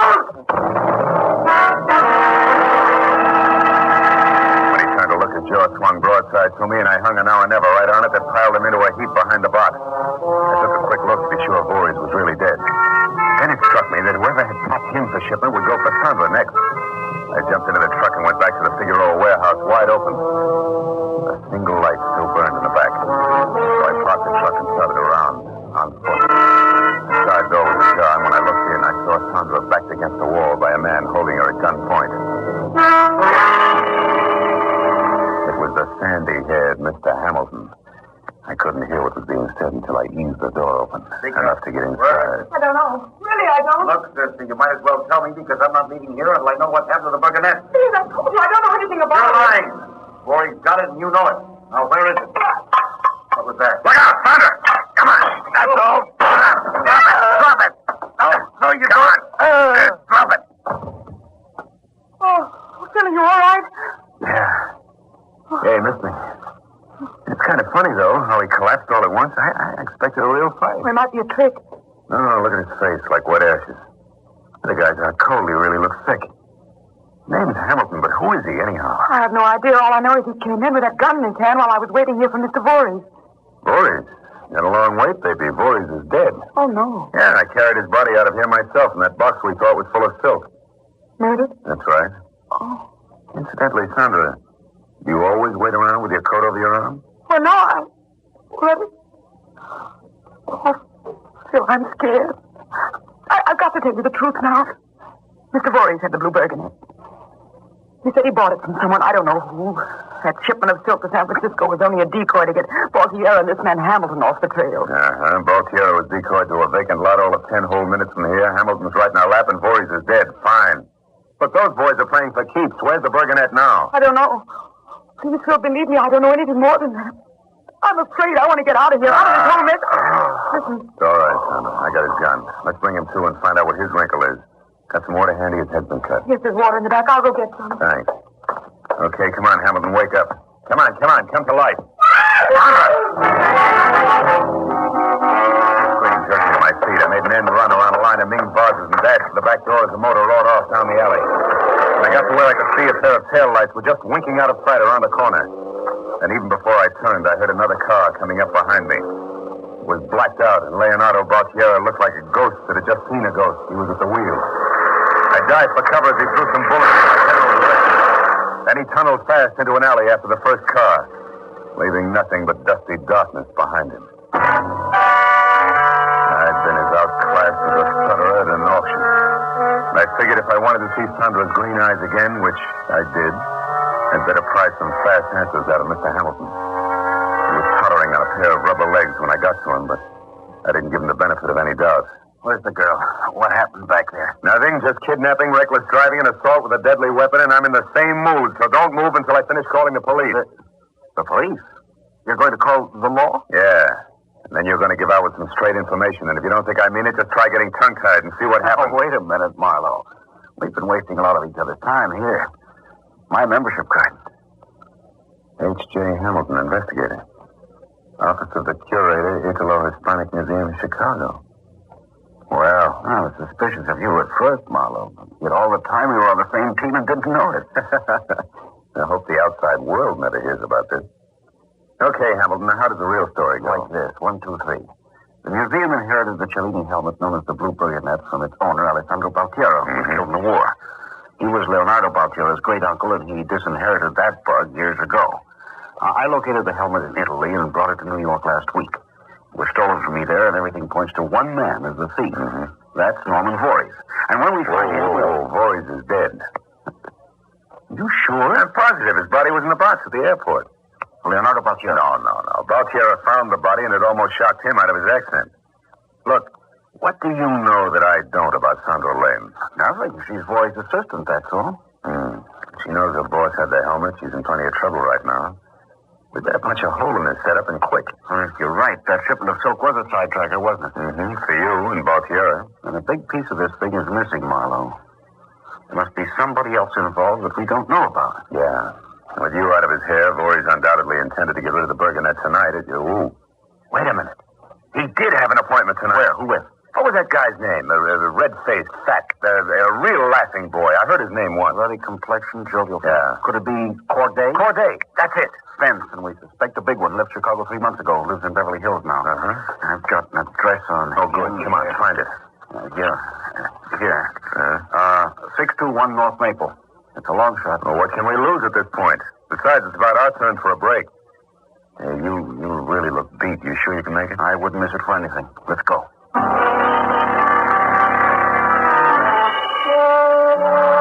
got into the black drive-it-yourself coupe Hamilton had rented and made for Beverly Hills. I drove because he was still slightly green from that crack on the head Baltier had given him at the airstrip. When we turned into North Maple Drive, only one of the half a dozen houses on the block had a light burning. As we got nearer, that blinked out. It was number 621. I went around a corner to be out of sight from the house and stopped the car. The light going out might have been a coincidence, Marlowe, but let's not count on it. In this tournament of button, I wouldn't count on my own father. Now, look, Hamilton, you're not too chipper, so I'll go in. All right. But as soon as I'm up to the door, you give me some close support from that big front window, or our brother act might get the hook before we get out of the wings. Now, remember, whatever I do, I'll bank on your covering me, okay? Yeah, okay, Marlowe. And for comfort, keep your collar open. You're liable to get a very warm reception. I walked around the corner, cut diagonally across the street, and went up the steps to the heavy panel door. I glanced back once and saw Hamilton moving slowly next to a high hedge that kept him hidden from anyone inside the house watching. I waited a moment and got a grip on my gun and then knocked good and loud. I waited again and listened, but nothing happened. From then on, I knew it was a trap, and I felt as comfortable as the last man in a round of Russian roulette. I was sure even before I touched the handle, the door was going to be unlocked. Yeah, it was. I ducked low and stepped into one side fast. Then I pressed my back against the wall and moved along the short hallway to the living room. Still nothing happened. Faint light that filtered in through the big front window fell across something on the floor. It took me several seconds to figure out that it was a body. I looked at the window again and saw Hamilton move outside, so it was time for light. I felt for a switch, found one, turned it on. The body on the floor was Baltier. He'd been shot. I walked clear across the room and bent over him before Corday made his move. You've got two choices, laddie. Drop your pistol and stand up, or hang on to it and lay down beside that fellow on the floor there. Thanks, I'll stand. You behave very well for a party crasher. And you throw rough parties. Did you do it, Corday? No, he didn't. Hello. I did, Marlowe. I had to. Sandra. A few minutes ago, my husband broke in here and tried to kill me. That's why I had to kill him. Your husband? Yes. I'm Mrs. Leonardo Baltiera. You're also a clumsy, hot-headed vixen. Oh, stop it. Could I help it? You sent me for water at the warehouse tonight, Marlowe. I took that opportunity to get away because I had the helmet in the trunk of my car. I practically fell over Leonardo outside. When he saw me there, he realized I'd been working with Voorhees right from the start. He was murderous. But you didn't have to lead him here and kill him on my living room floor. You're a real sweetheart, you are, baby. And you killed Voorhees, too, huh? Yes. I went in with him because that idiot husband of mine would let me starve rather than sell the Bergonet if he got it. But Voorhees was greedy. He double-crossed me by trying to sell it to Corday here without me. Once the jewels were stripped and the gold melted down, the trail would end, of course. I would be out. And that would have been fine by me. Norman Voorhees, at least, was a very deep, efficient little man. He's a very dead little man, so shut up about it. I'm getting nervous. Let's get rid of Marlowe here some way and finish our business. Not so fast. You made a fine mess of things. Murder on the floor, private dicks in the house. How can I stay in my business with things like that happening? And before we settle anything else, we're going to clean it all up. Here, girl, take my gun. You're handy with them. All right, Marlowe, take the dead man's shoulder. Oh, sure. We're going to carry him out back to my car. Oh, of course, anything to help out. Wait. Huh? I might have known it. That's what I get for dealing with amateurs. What's the matter now? Look at him. He wants to go outside. Well, don't you get it yet? He's got help out there. Hamilton? That's right, kid. You scatterbrained fool, Sandra. You got me into this. Stay back, Corday. Give me that gun. Now. Now, stay where you are. Both of you. Keep your hands up, Corday.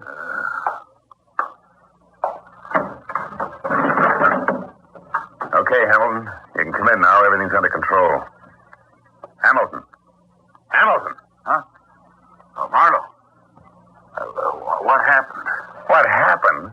where were you? Well, I guess the minute I got here to the window, I must have passed out. Oh, fine. I was in here making brave, and you were out there, passed out cold.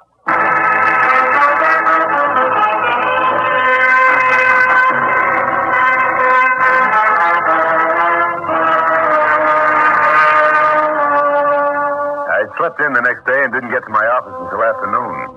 I found then that Hamilton had been calling all morning. When I returned his call, he said that on his recommendation, the museum would pay me $25 a day plus expenses to deliver the Blue Burgonet to Chicago. He added that I had nothing to worry about because it would be packed in a well-labeled box to look like a shipment of Hickok belts and garters. But Hamilton was calling from the hospital. He had a fractured skull from the blow Valtiera had given him at the airport. So I'm going to take the job, all right. But just as a safety measure, I'm not going to carry that helmet in any box. I'm going to wear it.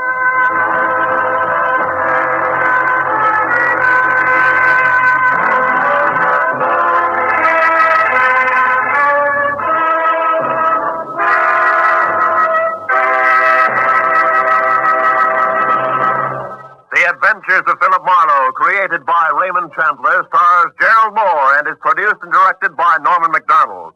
Featured in tonight's cast were Betty Lou Gerson, Hans Conried, Alan Reed, Louis Van Rooten, and Howard McNair. The special music was conceived and conducted by Richard O'Ront.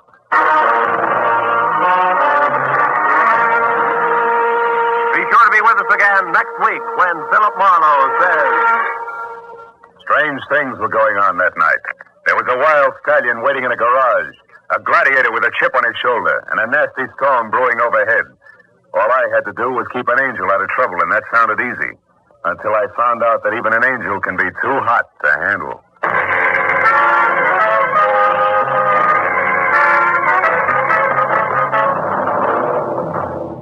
The Adventures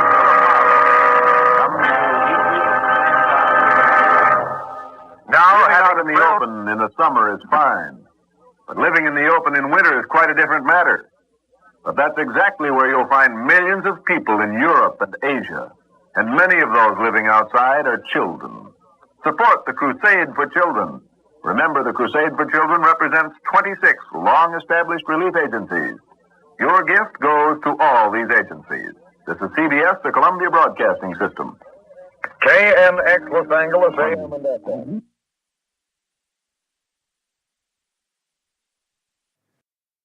When I started, I thought one man was in trouble and 3 were trying to help him.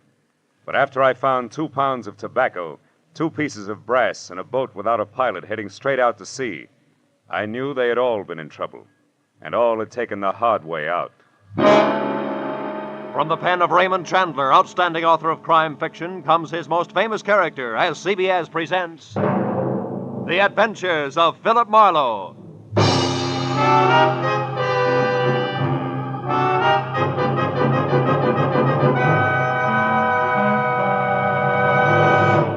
And now, with Gerald Moore, starred as Philip Marlowe, we bring you tonight's exciting story, The Hard Way Out.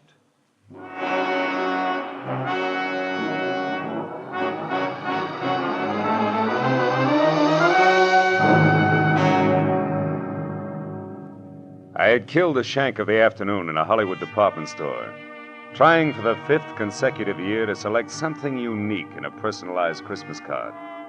A bright-eyed salesgirl finally suggested in desperation a smoking 38, spelling out Noel in delicate wisps of white curling smoke. Well, I gave up, settled for a reissue of last year's unoriginal message. An hour later, I was driving out toward Sepulveda and my new client, August Quigg, and I was glad to be away from the pre-holiday crowds and back to work. When I pulled up in front of the factory building, an immodest sign told me the man I was to meet inside was president and co-founder of Quigg & Slater, manufacturers of nothing but the best in construction materials. Come in, come in. Be with you in a minute. I'm on the phone. Listen, August Quigg does not change his policy overnight, Slater. Not after 25 years. You should know that, you of all people. Never mind the excuses, Slater. Those you always have, and they make me sick. Partnership trouble, Mr. Quigg? Oh, no, my partner is dead now 10 years. That was his son, Keith Slater. But he has nothing to say here. His father left it that way. Well, sit down, Mr. Marlowe, please. Slater is not what I want to talk to you about. All right, Mr. Quigg, who is the man and what's his problem? My general manager, Frank Emery. No? He has embezzled $60,000 of this company's money in the last year. Then isn't this a great time for you to climb the nearest rooftop and scream copper? No, because I want to save Frank Emery, not condemn him. Why? What's so special about a general manager who keeps dipping itchy fingers into the till? Mr. Marlowe, Frank Emery has worked for me for 7 years. And in that time, he has climbed from shop worker to plant foreman to general manager. And that is something which took me 15 years. Which proves what? That Frank can one day go right to the top. Here, to my job. The honest way. And that is just the path he was on until a year ago when he got married. Oh. Then he started to fill his pockets with company lettuce before he'd even gotten rid of the rice. Is that it? Yes. But don't leap to any conclusions, Mr. Marlowe. Because his wife, Sheila, is a very sweet woman. Everybody knows that. And if anything, she should be a good influence. Mr. Quigg, what's Frank Emery's salary? $175 a week. Oh. When'd you last see him? This afternoon, about 2 o'clock. I called him in here. But I didn't say anything about the shortage. We just talked. I asked him if he thought he needed a vacation. He only sulked. He said he'd be all right in a little while. Then he left. But when he got back to his desk, he only stopped there long enough to pick up his hat. That was 3 hours ago. You've called his house since? Twice, but I got no answer. Here's the number, Marlowe, and the address. Now we better stop talking, start moving. I must know what Frank Emery plans to do. Yeah, this is my private number. The plant will close in half an hour, but I'll be here working late. Okay. But before I get going, Mr. Quigg, one more question. Just so all this will make some sense to me. Were you ever in a jam like this yourself? A long time ago, maybe? And you know what it's like to be in Emery's shoes? You're a pretty alert fellow, Mr. Marlowe. I do seem to remember a rich man who once kept me out of a lot of trouble. But the details aren't very clear anymore, so good night and good luck.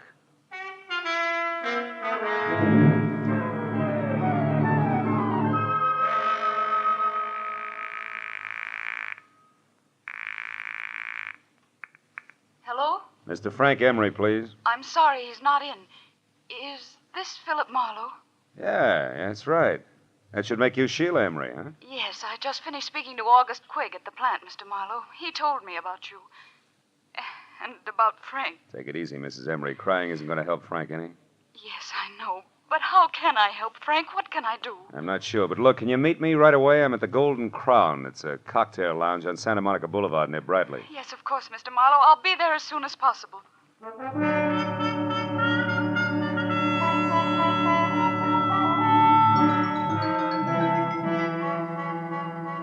Exactly 34 minutes later, a two-tone, sleek convertible about the size of a Pullman car glided to a stop in front of the Golden Crown.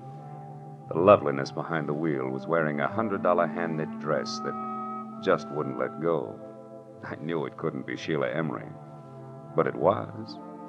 She was a tall, luscious blonde with blue-gray eyes that were set wide apart and a face that any angel would have gladly traded his wings for.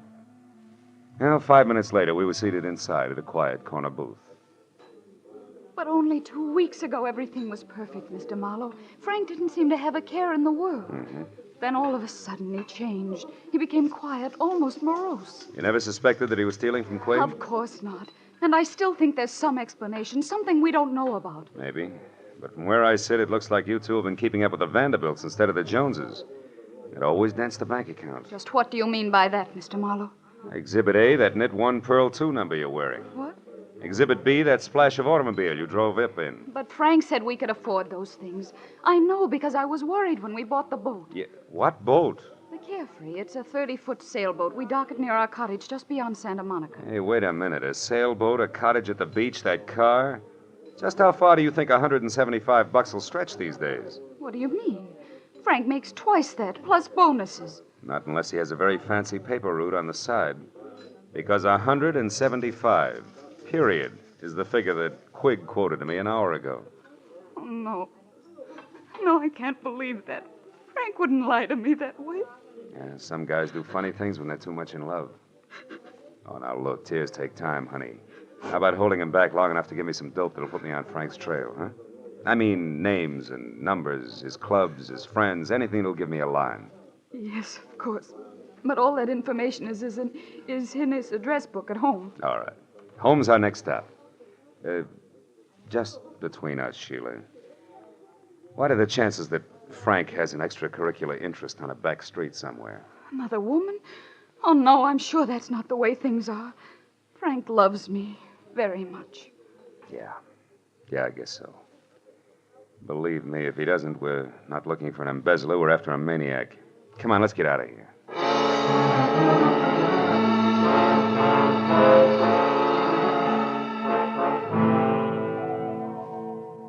When we left the Golden Crown, Sheila was still crying and in no shape to drive.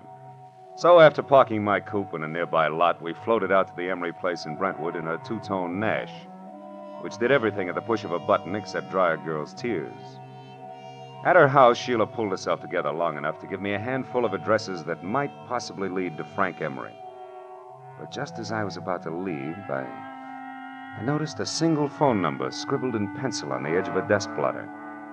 It was Crenshaw 2, 2131. And since Sheila couldn't explain it, I wrote it down on a slip of paper and filed it in my pocket and left. But once outside, I remembered that my car was still on Santa Monica Boulevard at the Golden Crown. So I started back to the house to call a cab. I stopped suddenly at the sound of somebody in the shadows alongside the house. When I moved toward the noise, a man darted out between two trees, and I went after him. Get your hands off me. Why? So we can play another round of hide and seek? No dice, brother. I'm getting too old for it. Now, who are you? What are you doing around the Emery place? Come on, let's have it. Say, wait a minute. Aren't you Marlowe? The man August Quigg hired? That's right. You still haven't answered my question. Oh, no, but I will now that I know who you are. I'm Keith Slater. Surely dear Quigg must have told you of me, the wastrel son of his late partner. He did, but you're still parrying, Slater. Why were you hiding behind those trees? Correction, Marlowe. I wasn't hiding. I was waiting for Frank Emery. All right, we won't argue terms. Why were you waiting? Because I wanted to get hold of Emery and help him before he goes too far. You see, Marlowe, he came back to the office after you left. What? Did he talk to Quigg? No, the place had just closed and the old man was out for dinner. Did you talk to Emery? Yes, and it wasn't much fun. That poor fella's just about out of his mind, Marlowe. Why, he raved on for an hour and a half about how unfair Quigg was. Said he knew that I was the one who'd get to run Quigg and Slater after the old man died. I don't follow that. When did you become the fair-haired boy around there? Oh, I'm hardly that. But I do own a quarter of the plant, unless, of course, Quigg fires me one day. Those are the terms of my father's will. But Quigg won't fire you, is that it? He wouldn't think of it. After all, that would keep my dear father from resting easy in his grave. Okay, let's skip it. Exactly what did Frank Emery tell you, Slater? He said that August Quigg was a two-faced liar and that he'd settle with him in his own way. I told Quigg that when he got back from dinner. And I also reminded him that Frank had a key to the office. That didn't faze Quigg, did it? No, he said he never worries twice. If Emery walked in on him, he'd think about what to do about it then. I tell you, Marlowe, we've got to get hold of Frank Emery and stop him before it's too late.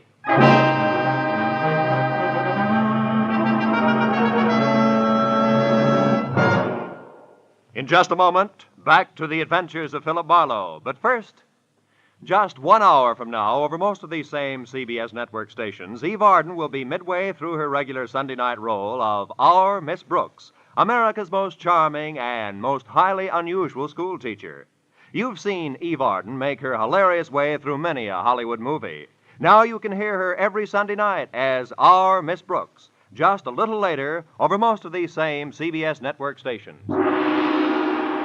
And now, with our star, Gerald Moore, we return to the second act of The Adventures of Philip Marlowe and tonight's story, The Hard Way Out.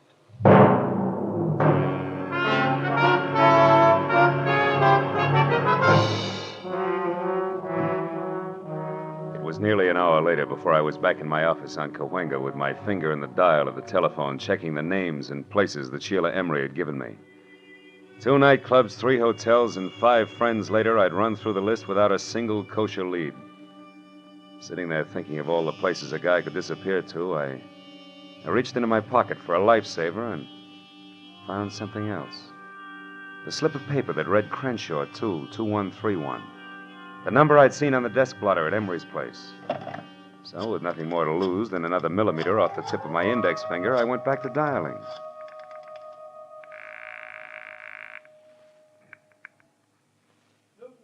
Pipe and tobacco shop, Sam Newton talking. Newton's what? Pipe and tobacco shop, what can I do for you? Not a thing, old-timer. My mistake. Pipe and tobacco shop. Marlowe speaking. This is Sheila Emery, Marlowe. I I think I know where Frank is. You do? Yes, at our cottage at the beach. It's closed up, but I was just going through some things in my desk when I discovered that the keys to the place were gone. And I clearly remember seeing them only yesterday. What's the exact location of that cottage? It's 2 miles north of Santa Monica and down on the beach, directly behind a large white frame house on the Pacific Coast Highway. Number 1221. You can't miss it. 1221. Okay, I'm leaving right now, and I'll call you as soon as I can, so try not to worry.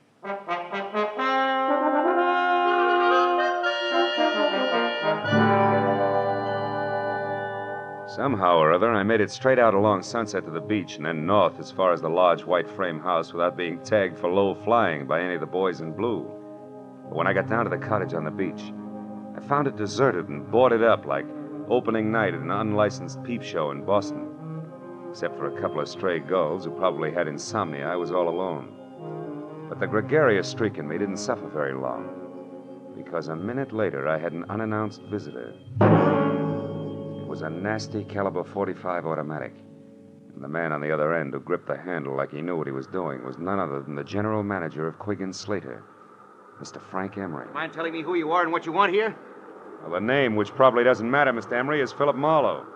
But my business with you is something else. I'm working for your boss, August Quigg, and believe it or not, he wants to help you. That's a lie, Marlowe. Nobody wants to help me, and you know that. This is a smart trick, but it won't work. It can't work. And I'll tell you why. When the police do get to me, Marlowe, they won't find anything but a corpse. Is that clear? Suicide. Don't be a fool. What about your wife? Marlowe, that's why I took the $60,000. So save your breath. And unless you're interested in joining me, do exactly as I say. Now here, pick up these keys and open that door. Go on. Now, throw the keys back gently. Please, Emery, listen to me. No, I've listened to too many people already. Now it's my turn to talk. But all I'm going to say is goodbye in my own way. You don't know what you're doing, Emery. Stop a minute. Think. This isn't the time to think, Marlowe. This is the time to act. Now, get in. Emery backed me into the cottage, stepped outside, and pulled the door shut. I waited a moment until I heard his car start. Then I tried the door and knew I was wasting my time. Emery had run a piece of pipe through the handle, and Gargantua himself couldn't have opened it from the inside. It took me 10 minutes to kick enough boards off one of the windows to wiggle out, and another 5 to get to a phone. When I told Sheila that her husband was on her way home in a very desperate frame of mind, she promised to hold him at all costs until I could get there. 20 minutes later, I was in Sheila's house on Bundy Drive. Marlowe, what happened? Where's your husband? I don't know. He hasn't been here. Oh, fine. After you called me, I waited, but he didn't come back. Marlowe, what did you mean when you said Frank was desperate? I'm afraid Frank intends to kill himself. Kill himself? Oh, no, he can't. Now, we still may be able to stop him. When he left the beach house, he was heading someplace to say goodbye. I figured for sure that meant you, but wherever he was going, he didn't want to be followed. He locked me in and... The gun. Holy smoke, where's your phone? Right over there. Oh. Well, what about a gun? Does Frank have one? Yeah, 45. Didn't come here to make his last goodbyes. That only leaves August Quigg. Do you know what you're saying? Come on, answer that phone. No answer on Quigg's private wire. You're accusing Frank of murder. He hates Mr. Quigg, yes, but I know he couldn't kill him. He couldn't. Now, you listen to me. Your husband's cornered, and he's decided to blast his way out of a hopeless situation. I'm going to Quigg's office. If Frank comes back, try to keep him here. But don't try too hard, because it might be dangerous now, even for you.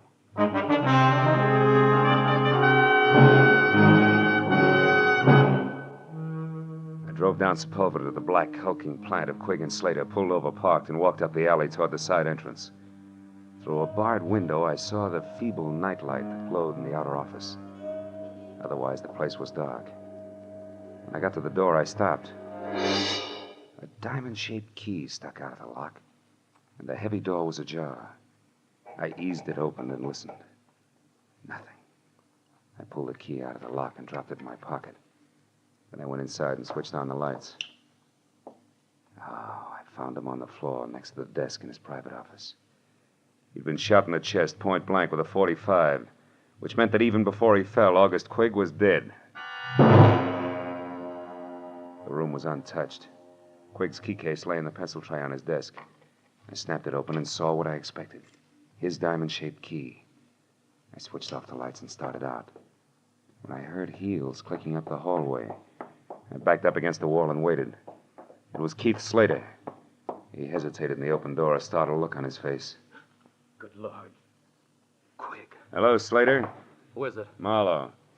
I wouldn't touch anything if I were you. The police will want to see it just as it is. Marlowe, he's been murdered. I had no idea Frank would go this far. Yeah, he's full of surprises tonight. Are you sure he's not carrying any grudges against you? Frank and I are old friends. That old man in there was different. He wasn't human. He was a machine, a rock crusher with a concrete heart. I'm only sorry it was Frank who did that to him because he'll never be able to get away with it. He doesn't intend to. Plans to commit suicide any minute now. Tell me something straight, Slater. How does he feel about his wife? Is he jealous? Jealous? Why, Marlowe, you don't think that he might kill Sheila? I'm going to call her right away. Wait a minute. If Frank is there, a phone call would only hurry things.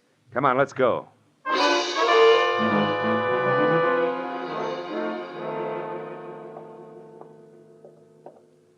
don't like the looks of this, Marlowe. Neither do I.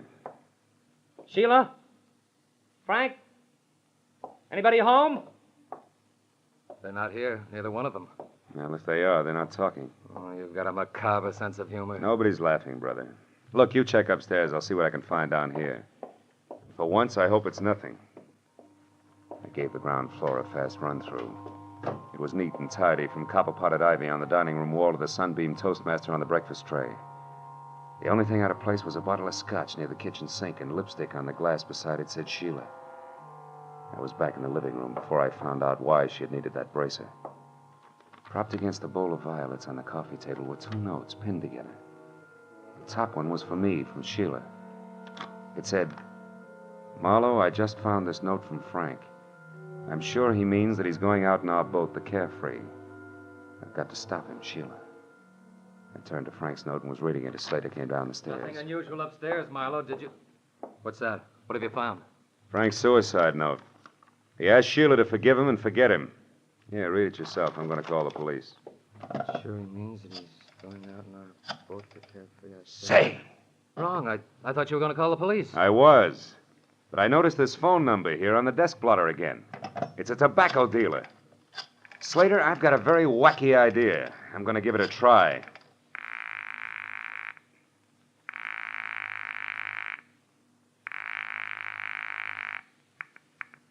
Hello? Newton Tobacco Shop? Yes, but we're closed. It's after midnight, you know. Yeah, I know. This is the police, Mr. Newton. We want some information. Police? What did you want it? Take it easy. Do you have a customer named Emery, Frank Emery? Yes, he was in late this afternoon. What'd he buy? Tobacco, a special blend I make up for him. I see. How much of it did he get? Oh, my. Let me think now. 2 pounds. Yes, that's right. 2 pounds. I'm sure of it. Man could lay quite a smokescreen with 2 pounds of tobacco, couldn't he? Thanks, Mr. Newton. You've been a big help. What's the matter, Slater? You look troubled. Are you thinking the same thing I am? I don't know what you're thinking, Marlowe. This. It's mighty weird for a guy who's planning suicide to go buy himself 2 pounds of tobacco a few hours before he blows his brains out. Put it succinctly, pal, I'm thinking that Frank Emery's suicide's a big fat phony. This is Lieutenant Ibarra. Marlowe, Ibarra. Catching you at this hour is the best break I've had all night. How so? What's up, Marlowe? Guy's been murdered, and his killer, one Frank Emery, is getting away by boat. Can you sell the harbor patrol on running him down for me? It's his own, a sailboat called the Carefree. A 30-footer with an auxiliary motor. He'll be out a ways, off Topanga Canyon. Well, that can be arranged, but where'll I find you? I'll need some particulars. I'm going to his beach place. It's in a little cove 2 miles above Santa Monica. There's a pier and a boathouse a couple of 100 yards beyond. Okay, Marlowe, we'll find it. Now, listen, don't get your feet wet. Wait till we get there.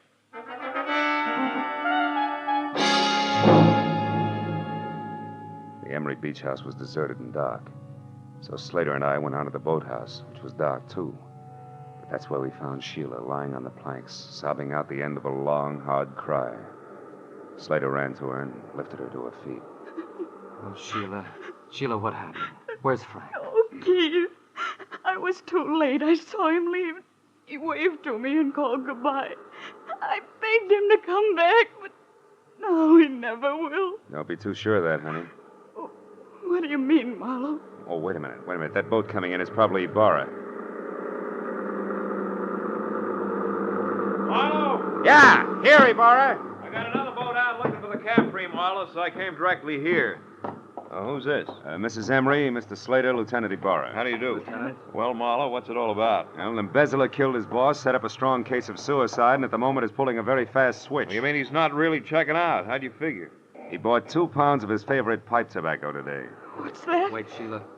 Well, that's interesting, Phil, but suicide's a peculiar people. Okay, but I'll bet you my Sea Scout insignia against a dead jellyfish that he's got a small boat aboard, and that he's going to get off the Carefree and row to shore. How about it, Mrs. Emery? Is there a small boat? There's a rubber life raft in one of the lockers. That'll do it. It's all he needs. Senator Barra. Yes, Mooney, what is it? We just got a call on the radio from the other boat. They've spotted the Carefree running without lights southwest about 2.5 miles offshore. She's holding a steady course, but there's nobody at the wheel. In fact, she seems to be abandoned. Well, tell him to stand by, but leave her alone. We'll be right out. Well, Marlowe, we'll know in a minute. Let's go, folks. Get aboard.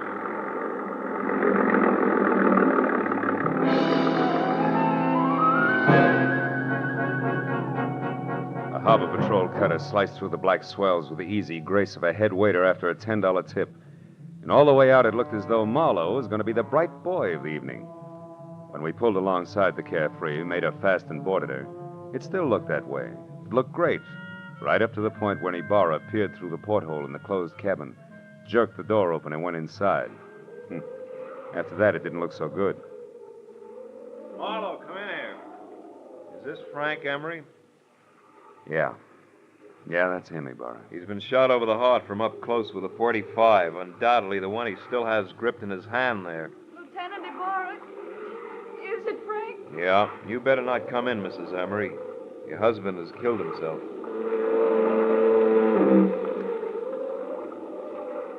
I walked back to the stern and sat down. Ibarra was going through his grim routine inside, and I felt lousy. I stared down vacantly at my feet and only gradually became aware of the little brass cylinder that danced across the deck with every roll of the boat. I picked it up. It was an ejected cartridge from a .45. I'd found an empty .45 cartridge. All at once, things began to take shape for me. Ibarra! Ibarra, hold everything! I was right. Emery didn't commit suicide after all. Phil, the man's body's right here, the gun in his hand. I know, but he was murdered. Now, look, I found this out on deck, and the door to this cabin was closed. Do you remember? When a man is shot with a .45, he drops. He doesn't walk in, close the door, and then fall. Well, that's... Did Emery have any keys on him? Yes, these are his. They're in the ignition by the wheel. Sure. Look, this diamond-shaped one. It matches one I've got in my pocket. Come on out on deck, Ibarra, and watch closely. Hey, Slater! Slater, can I see your key to the side door of the factory? Why, certainly, Marlowe. It's right here in my pocket. It's not in your pocket because it's here in my hand, Slater. You were so excited when you shot Quigg, you ran off and left it sticking in the lock. No. And here's one for you, Mrs. Emery. While the Carefree was still tied up at the dock, you stood right here, surprised your husband in the cabin door, and shot him. This little cartridge was ejected back to the stern. But you forgot about that, because after you shoved him inside and put the gun in his hand, you closed the door. Then you started the motor, locked the wheel, and cut the boat loose. I don't know what you're talking Look out, about. Ibarra! He's after your gun! That was nice, Ibarra. Marlowe, I wouldn't have believed this. Don't lose your place, because you'll have to go over it all again. Don't worry, I won't. You see, it's sort of like an equation. 2 pounds of tobacco and 2 pieces of brass added up to 2 bodies and 2 murderers.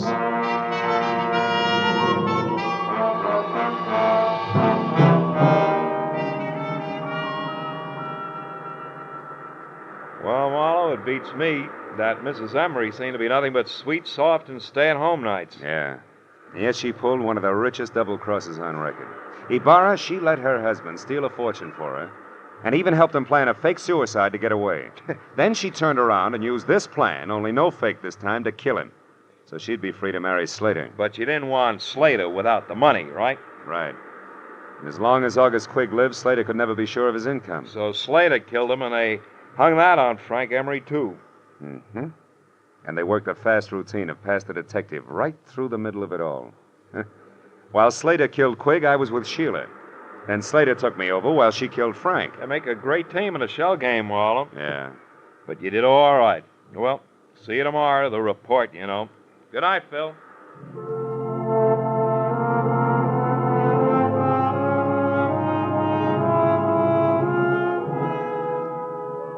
I sat alone on the pier for a long time.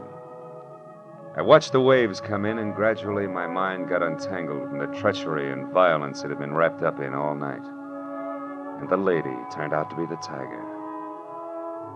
And then as my thoughts plowed back through the whole mess to the afternoon when I'd been shopping for Christmas cards, I made up my mind to cancel my order and have an entirely new set printed up. They say it pays to advertise, and if that's true, right across the top of my new cards in big block letters, I'm going to have the words, goodwill toward men. Who knows? Maybe it'll help. Anyway, I hope so.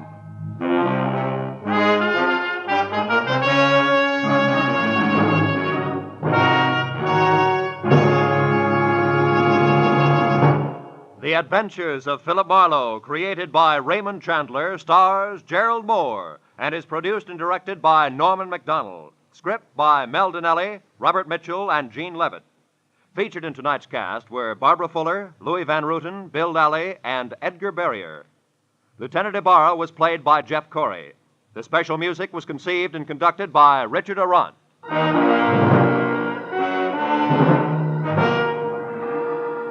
Be sure and be with us again next week when Philip Marlowe says... I walked into it smiling because it had all the corny elements. The weird doctor, the beautiful girl, the gloomy house on the windswept cliff, even the hulking menace. Only one thing was missing, the body. And that's when I stopped smiling, because I turned out to be the corpse myself, almost.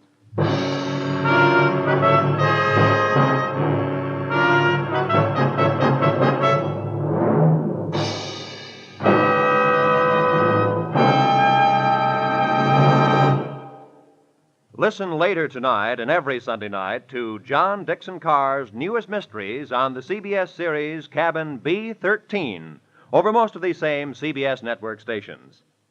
And now stay tuned for The Electric Theater starring Miss Helen Hayes in Angel Street, which follows immediately over most of these same CBS stations.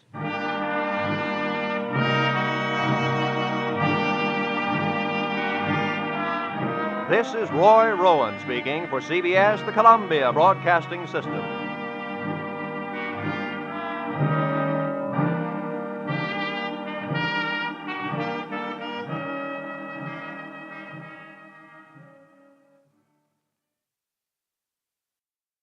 When it started, a girl's wedding and New Year's Eve were only 6 hours away, and I didn't think the bride-to-be would make either one of them. But that was before I ran up against the slot machine operator, the escaped convict, and above all, the old acquaintance. From the pen of Raymond Chandler, outstanding author of crime fiction, comes his most famous character as CBS presents The Adventures of Philip Marlowe.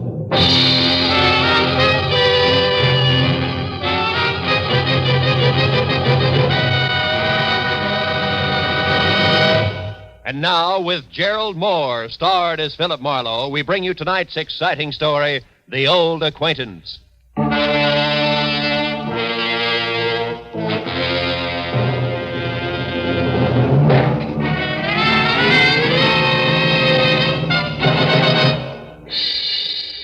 At 6 o'clock in the last evening of the year, I was sitting with my feet up on my office desk thinking of impossible New Year's resolutions and what the girl on my butcher's 1949 calendar would or would not be wearing. But at that present point, there was a soft, almost apologetic knock on my office door. I said, "Come in," and saw a quiet man in quiet clothes who extended a quiet hand. He introduced himself as Paul Riker, a Beverly Hills insurance broker. But the tremor in his voice said, "Very worried client," which on New Year's Eve was something I could do without. Mr. Marlowe, you've got to find Nancy Marshall for me. Just for a springboard, Mr. Riker, who is Nancy Marshall? She's my fiancée. We were to be married at my place in Beverly Hills tonight. On New Year's Eve? Yes, you see, it was at a New Year's Eve party a year ago that we met for the first time. Oh, when'd you last hear from her? 2 hours ago. She called and said that she was in terrible trouble, that nobody, especially the police, could help her, that the wedding was off. I see. You're sure it's not just a matter of your being left at the altar, huh? Another man? Oh, no, I'm certain that's not it. Now, please, Mr. Marlowe, will you help me?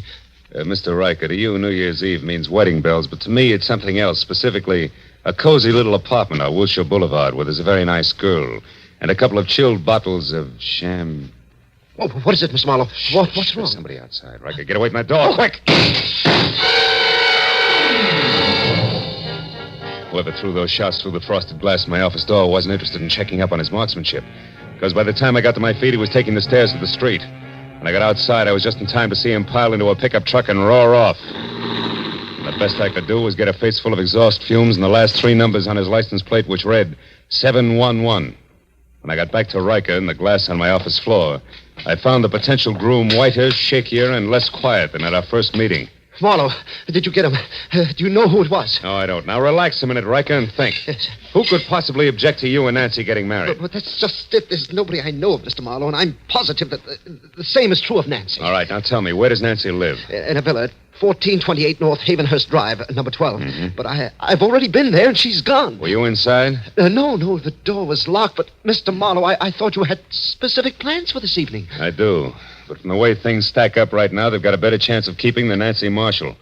Now, look, go back to your place in Beverly Hills, stay away from frosted glass windows, and wait till you hear from me. We're real lucky, Mr. Riker. It still might turn out to be a happy new year.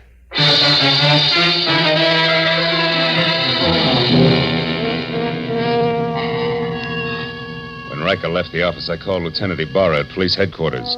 And after being told that it would take at least a half hour to get my kind of lead out of the 7-Eleven I had on the pickup truck's license, I headed for Nancy's villa on North Havenhurst, where it took me 10 minutes to outsmart the catch on the back door. Inside, except for a carelessly overturned box of old snapshots, which meant nothing to me, and a lot of half-open drawers and closets, I was no place. And in the kitchen, where there was a full cup of cold coffee next to an open newspaper, the setup was almost the same. But not quite. Because on the front page of the paper, there was a banner story complete with pictures that shouted the news of 3 men who had broken out of the state penitentiary that morning. And one of them, a man named Steve Doyle, had a face that I'd seen only minutes ago on one of the snapshots in the overturned box. I grabbed the paper and started back to check with the snapshot once again for good measure. But the second I stepped into the living room, I stopped. Hello. I don't believe I know you. Oh, the voice matched the lady perfectly. She was tall, beautiful brunette, about 30. Wearing a beige metallic wool jersey that covered more curves than a ride on a roller coaster. But the large monogrammed A on her purse meant that this was not the woman who had planned to marry Paul Riker. I said I don't believe I know you. The name is Arthur Murray. You're late for your rumble lesson. Oh, never mind the jokes, bright boy. It's a waste of your time and mine. All right, then we'll play it very straight. Name is Philip Marlowe. I'm a private detective, and I'm working for a very worried man. Now you, what's your connection with Nancy Marshall? I'm just, shall we say, an old acquaintance? That's all. Not enough. I'll prime the pump some more. I was hired to find Nancy, who seems to be in a lot of trouble. And coincidentally in trouble on the same day that Steve Doyle breaks out of stir. Now, once more, exactly where do you fit in? I don't think I'll tell you, Mr. Marlowe. If you don't mind. Well, pearl-handled, huh? How very chic. But deadly. Now get in that closet there, Marlowe. Go on. All right. But just so we don't go through this same routine when we meet again, and we will, who are you? Oh, you don't listen very carefully, Marlowe. I've already told you that I'm an old acquaintance. It's the season for them, remember? Now get in there and shut up.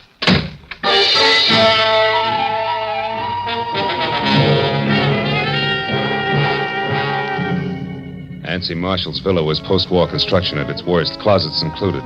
So I didn't stay tucked away with the mothballs any longer than it takes to say old acquaintance.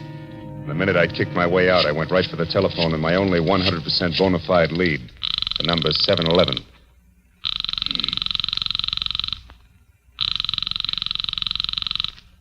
This is Lieutenant Ibarra.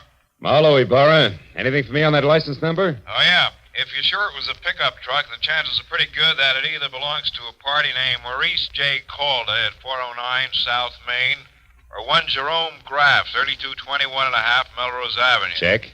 What's up, Phil? Anything I might be interested in? That depends. Ever hear of a guy named Steve Doyle? One of that gang that broke out this morning? The very same. Matter of fact, he's probably driving that pickup truck right now. Oh. But look, Ibarra, I think I know what I'm doing, so how about letting me run this end of it until I get stuck? Well, There's a girl named Nancy Marshall mixed up in this, and a delay at this time might cost her life. All right, I'll stay clear, Phil, for a while. Good. But just so you don't get too careless, remember, Doyle got out of jail this morning the hard way.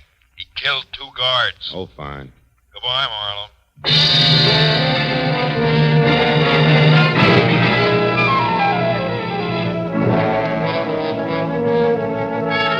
When I got to 409 South Main, I knew that my first choice had to be wrong, because Maurice J. Calder turned out to be a bankrupt junkman, and his pickup truck, which was loaded with everything including the kitchen sink, had 3 flat tires, and hadn't moved in a week. So if the numeral 711 were going to live up to their reputation, Jerome Graff had to be my man. And that made the time to be careful now.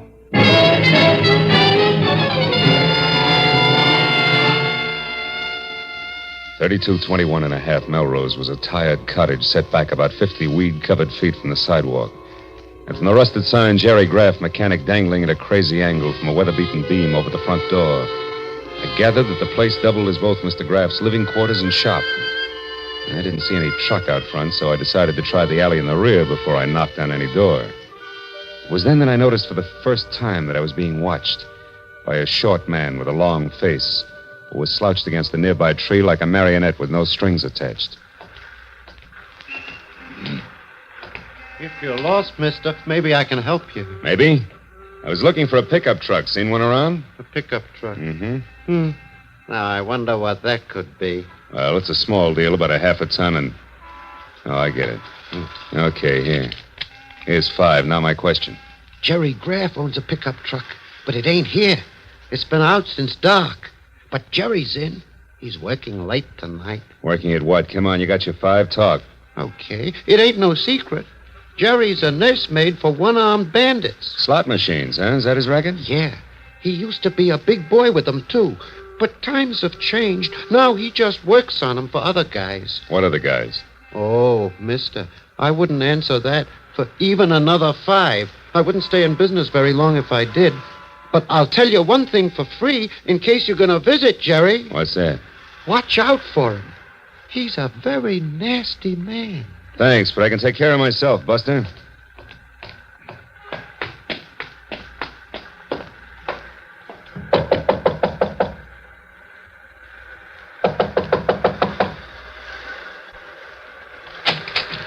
What do you want? Information. Where's your pickup truck, Graff? Somebody stole it, but he didn't leave his card. Why, what are you, a private dick? That's right, but one that works close to the law. So why don't we call the boys in blue and tell them all about it? The cops? No, wait a minute. I don't like the law pattern around here. Come on in, I'll tell you what you want to know. Let's not skip any of the details, huh? Like, for example, the name Steve Doyle? Doyle? I don't know. Well, okay, fella, you win. The story goes something like this. Want to try again? Maybe a monkey wrench will convince you. You don't throw any straight in your talk, Graff. Come on. What do you say? Do we play some more? Come on, talk. Come on. Come on. Wait on it. I'll talk. All right. I've had enough. So far, I know a girl named Nancy Marshall's in some kind of trouble because Steve Doyle broke out of the pen this morning. Now, you fill in the blanks. Oh, sure. Why not?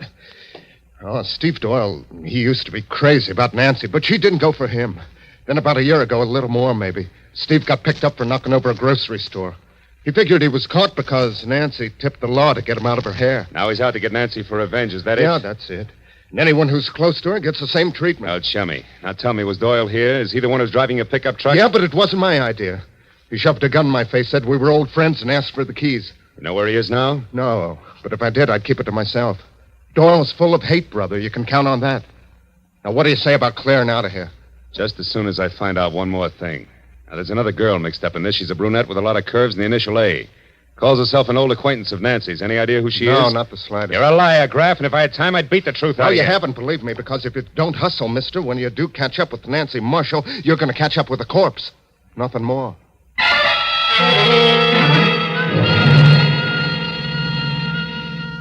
When I got outside, 2 things stood out in my mind like a pair of cleats at Carnegie Hall. First, my client's fiancée was not the most innocent dame in greater Los Angeles. And second, I wasn't going to get any place until I could locate the old acquaintance. But then, just as I started for my car, the slouch who had sold me the dirty thumbnail sketch on Jerry Graff came running toward me. Hey, mister. Did everything work out all right? I was called away on some other business, or I'd have been here waiting. Waiting for what? Well, you know, in my game, I now and again give a guy a little more dope than he bargained for, and in that case, I sometimes end up with a bonus, so to speak. Well, right now, we're about even. But if you can tell me anything about a beautiful brunette whose first name starts with an A, I'll give you a bonus that'll keep you in beer and pretzels from now until the 4th of July. A name that begins with an A? Yeah. Hey, she visited with Graff this morning, maybe? Yeah, it's possible. Come on, think hard. She's kind of tall, dresses like $1,000,000. That's right. Now, what's her name? Here, look. $20 bill. The name, what is it? It's, Yeah, I got it. Adrian Starr, 1312 Lookout Mountain Road. How do you know that? It was on the registration card in her car. I took a peek while she was...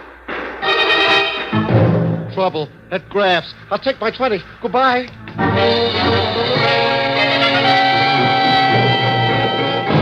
I beat it up the walk to Graff's, and when I got inside, I found exactly what I expected.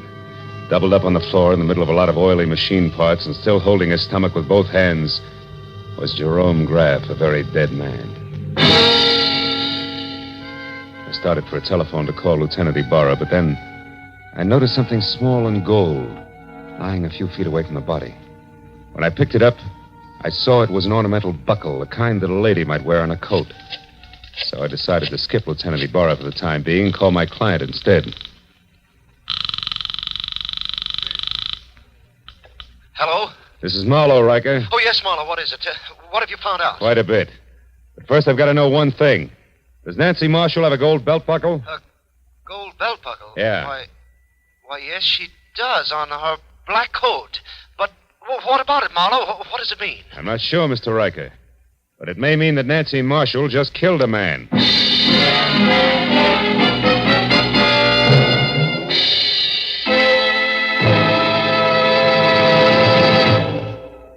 In just a moment, we will return to the second act of the adventures of Philip Marlowe. But first, by this time, a week from tonight, Jack Benny will have made his first broadcast exclusively on the CBS network.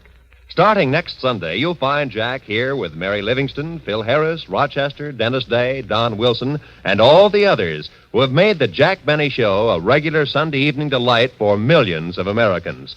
Just for fun, the Jack Benny kind of fun, make a New Year's resolution to hear the Jack Benny Show every Sunday starting a week from tonight, January 2nd, over these same CBS network stations. And now, with our star, Gerald Moore, we return to the second act of Philip Marlowe and tonight's story, The Old Acquaintance.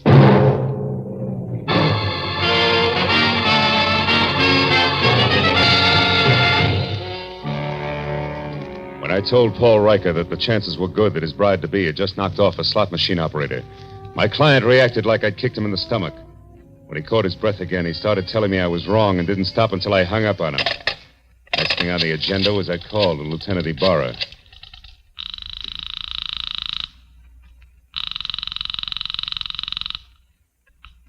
Lieutenant Ibarra speaking. Marlowe again, Lieutenant. Oh, did you find the owner of that pickup truck, Phil? Yeah, I found him, Ibarra. I'm calling from his shop now.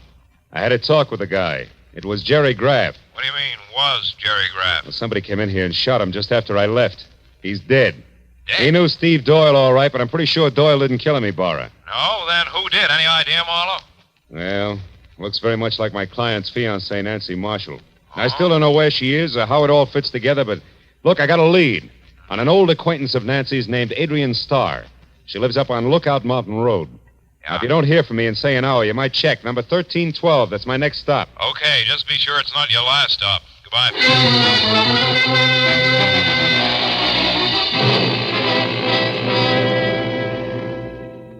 I drove up Laurel Canyon to Lookout Mountain. And the only sign of life was a young couple parked where they could look down at the city lights, if they wanted to. I backed into a bushy driveway across from Adrian Starr's bungalow and stopped. It was small, modern, and looked deserted, except for one dim light upstairs.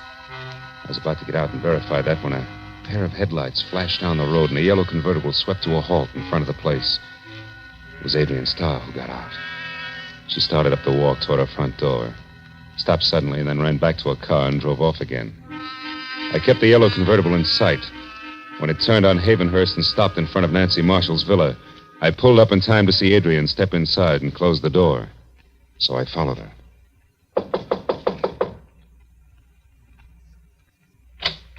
Marlowe, what do you want? I want to know what Jerry Graff means to you, Adrian. I don't know any Jerry Graff, so it means nothing. Come on, stop it. You went down to his shop to see him this morning. I thought you might like to know that he's dead. Dead? Mm-hmm. The cops are hungry for anybody who so much as knew his name. Maybe I better come inside and talk it over, don't you think? Yeah, maybe better. Just a minute. Thanks.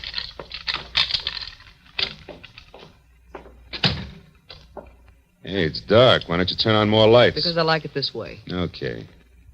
But, honey, if you've still got that pearl-handled popcorn of yours, let's leave it out of the conversation.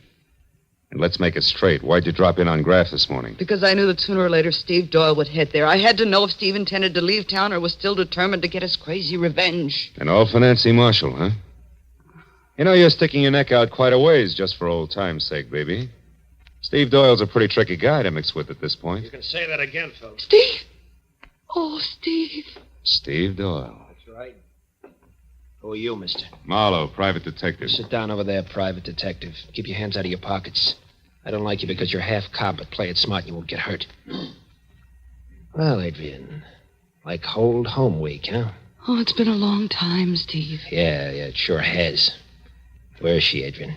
Where's Nancy? I don't know, Steve. You're lying to me. This is her place. You got in with a key. You've been down to see Graff.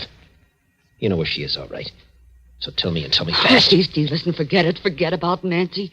This revenge will only get you in the gas chamber. Please, let's get away. We can still make it across the border. Please take me with you. I love you, Steve, just like I always have, even when you threw me over for Nancy. Shut up. Just tell me where Nancy is. Come on, Adrian. I don't know, Steve. Stop it, Doyle. Where is she? Steve, you're hurting me. Doyle! Don't move, Marlowe. All right, fella, I told you to behave. I've been through a lot, and I'm tired, and I'm running out of time. You're getting in my hair, and that's bad. Oh! Oh, no, Steve, don't! I won't shoot him. I can't afford the noise. I can give him something just as good. Oh! Now, Adrian, try again. Where's Nancy? I don't know, Steve. Come on, where is I she? don't know. Where's Please? Nancy? I don't know. Where's Nancy? Where's Nancy? Where's Nancy?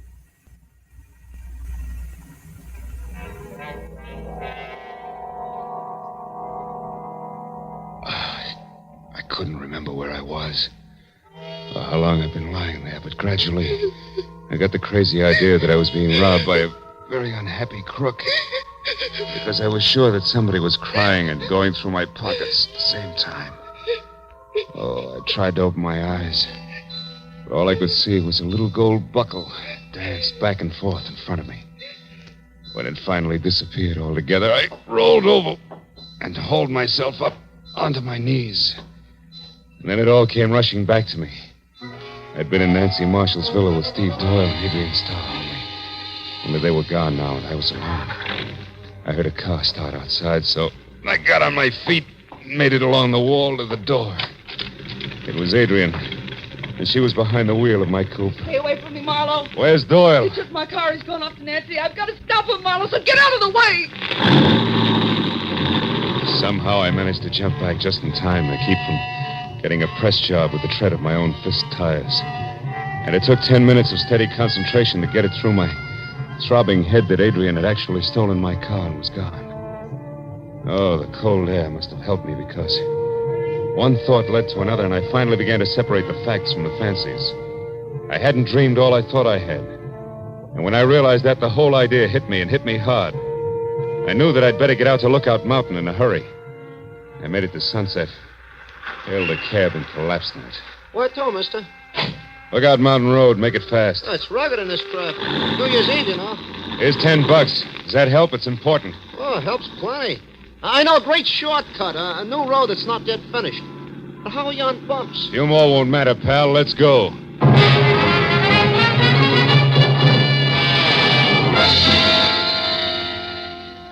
When it was over, I felt like I'd crossed the country on a pogo stick. But the cab driver was a genius, and with a shortcut, we made the distance to Lookout Mountain in less than 10 minutes. When we got near the place, I sent the cab back down the hill out of danger. Went the rest of the way on foot. As I got within sight of Adrian's bungalow, I saw Steve Doyle getting out of the yellow convertible.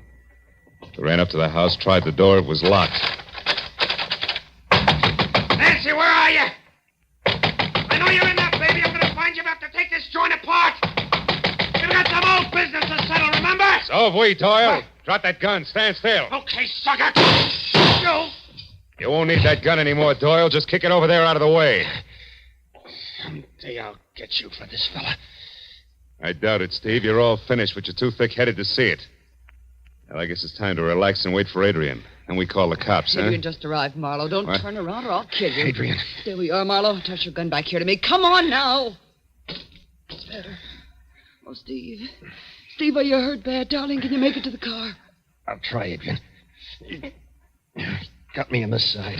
It's bad. Oh, Steve, hurry, darling, hurry. I'll be with you in a minute. I'll make it okay. Well, Marlowe? Yeah. Okay, Adrian. Tell me one thing first, Marlowe. Did Steve get to Nancy? No. You killed Graff in time to shut him up, too, huh? So Steve will never know the truth, will he, Adrian? Could be it was you who crossed him and sent him to prison. You'll never find out. Not now. And you'll never realize how much I love him either. That's why I did it, Marlowe. It was the only way I could hold him for myself. And I was willing to wait. Can you understand that? Yeah. I guess I can. Too bad a love like yours has to be wasted on a guy like Steve. You'll never get away, honey. Not with him. You'll never make it. Maybe not.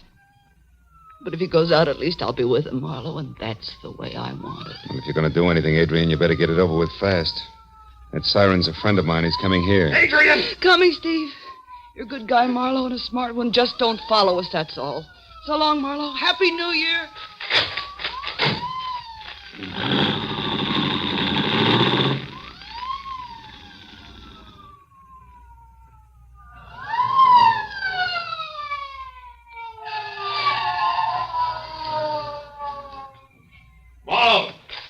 Marlowe, lad, come on, just pull out of here. Who was in it? Steve Doyle and Adrian Starr, Ibarra. That road makes a horseshoe turn. That'll bring them out down below us there, that junction.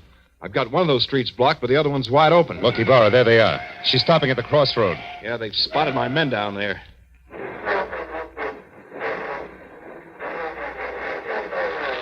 She's turning around. They're heading out the other way. She must be crazy, Marlowe. They'll never make that curve at that speed. They're not slowing down, Ibarra. She's heading straight for that stone wall.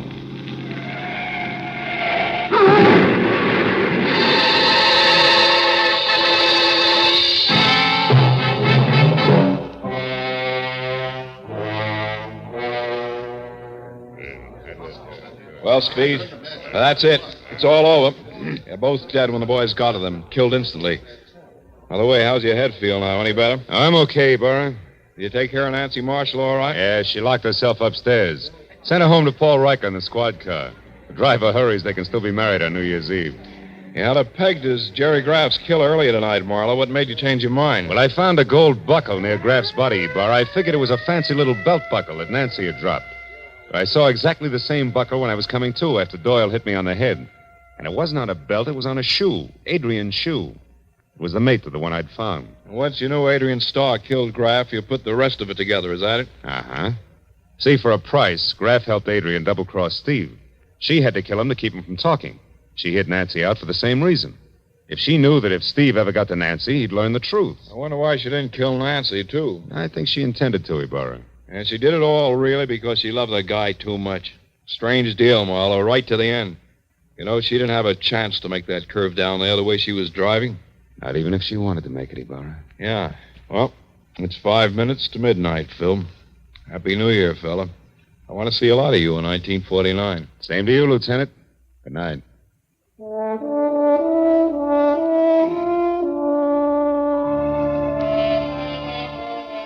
After Ibarra and the others left, I stayed up on Lookout Mountain and watched the new year come to Los Angeles. A new year. Didn't seem to change things much, at least on the surface. Somewhere down the road, a gang struck up Old Lang Syne. I thought again of Adrian Starr, a girl who loved not wisely, who had called herself an old acquaintance. Yeah, I'd never forget her. As I walked back to my car, the city was ringing out the old and ringing in the new. And I wished then that someplace on everybody's list of resolutions, they'd make room for that cup of kindness they were singing about. And then a guy could say, Happy New Year, and mean it.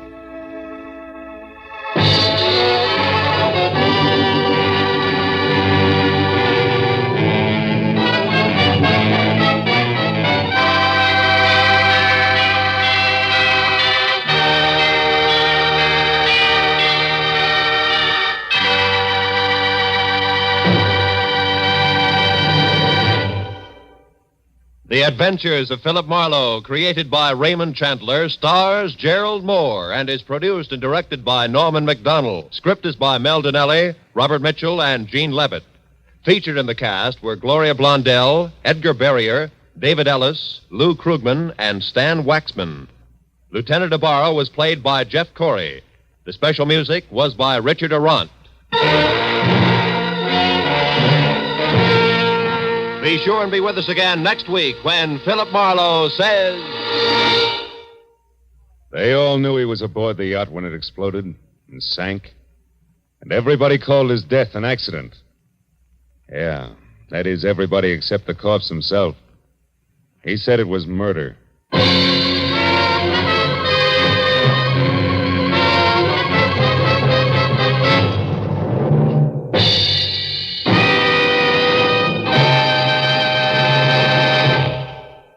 An hour of wonderful, delirious comedy is still to come to you tonight on CBS. You'll soon hear Hollywood's Eve Arden starring as the unusual schoolmistress, our Miss Brooks. Later, Lumet Abner will open the doors of the Jot 'em Down store in Pine Ridge, Arkansas, and let you stock up on the last from their never-failing supply of wisdom and good humor. Our Miss Brooks, starring Eve Arden, is heard at 9:30, and Lumet Abner at 10 o'clock, both Eastern Standard Time, over most of these same CBS network stations.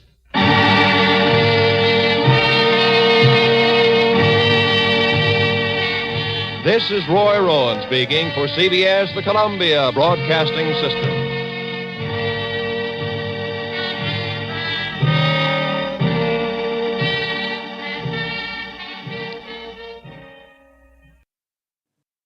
They all knew he was aboard the yacht when it exploded and sank. And everybody called his death an accident. That is, everybody except the corpse himself. He said it was murder. From the pen of Raymond Chandler, outstanding author of crime fiction, comes his most famous character as CBS presents The Adventures of Philip Marlowe.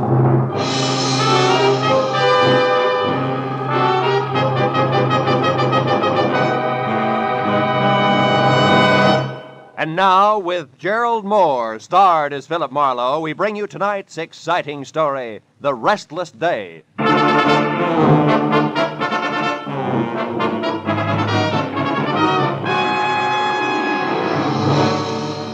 had been a long, hard Saturday night that topped off a long, rugged week. When I finally got to bed dog-tired at 5 a.m. Sunday morning, I was planning to stay there until I'd caught up on all the sleep I'd lost and gained a running head start on the coming week. And by 3 in the afternoon on the day of rest, I figured that job was only about half done. But whoever it was that started riding my doorbell had a different idea. I held out until the buzzer stopped, but it was only a change of tactics, so I gave up. All right, I know when I'm licked. Just a minute. Thank heaven you're in, Mr. Marlowe. I don't know what I'd have done otherwise. I'm sorry. It's all right. Here, read this story on the front page. What? No, down here. Oh, yacht explosion, death labeled accident, huh? Yes. Oh. Mystery blast which destroyed the Rollins yacht at Santa Monica Friday night, and in which Benjamin Rollins, noted cosmetics manufacturer, was killed, was established today by police investigators as accidental. I'm sorry I spoke too much. That's all right. The explosion which shattered and sank the 50-foot pleasure boat was caused by a leaking fuel line. Rollins, known to be a chain smoker, is believed by witnesses to have continued on page 7. Never mind, Marlowe. I'll tell the rest. Yeah. Think you'll make it? There are 2 frightening things wrong with that story. Well, go ahead. Frighten me. First, the explosion was no accident. That fuel line was repaired a week ago. Second, Ben Rollins was not killed. You're shaking my faith in the American press. How do you know all this? Because I am Benjamin Rollins. Yes. Well, look, fella, you better dial 116 on the phone and tell the police all about it, huh? No, that's exactly what I can't do. Someone's tried to murder me. If they find out I'm still alive, I'll be a target for a second attempt. Wait a minute. I need 2 things right now. One, a cup of coffee. Would you like some? No, milk, if you please. My doctor insists. Okay, come on. The other's a good, solid explanation of why everybody thinks you were aboard that yacht. Well, first, they believe my body was lost in the explosion. You see, I intended to spend the night there because Lucille, my wife, and I quarreled. Mm-hmm. But I got a call, and I had to go out of town on business at the last minute. I went out to the boat, but only to pick up some papers. I was in a hurry. I must have left the lights on. I'd lost my hat in the wind on the way back. It was found in the water. Apparently, I didn't secure the dinghy because that was adrift offshore. Mind you, I read all this in the paper when I got back this morning. Back from where? Phoenix, Arizona. Figures. I came in on the California Limited. You can check on that. Marlowe, I must know who tried to kill me before they know they've failed. That could be tough. Have you got any ideas? Yes, I have. It might be any one of 3 people. 3? For instance, Walter Pittman, my ex-partner, threatened to kill me less than a month ago in New York when I won another court decision from him. Mm-hmm. Then there's my business manager, a fellow named Slater. I almost fired him last week, the arrogant fool. It's always when I get cross this comes out. I see. And I'm sorry to say it, but Mrs. Rollins herself would no doubt rather have me dead than alive.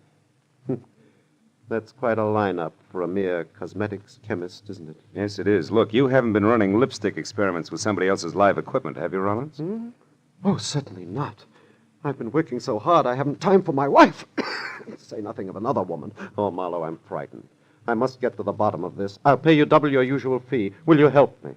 Okay, Rollins, it's a deal. If I hurry, I might get in on your funeral. Under the circumstances, that should make somebody due for a very big surprise.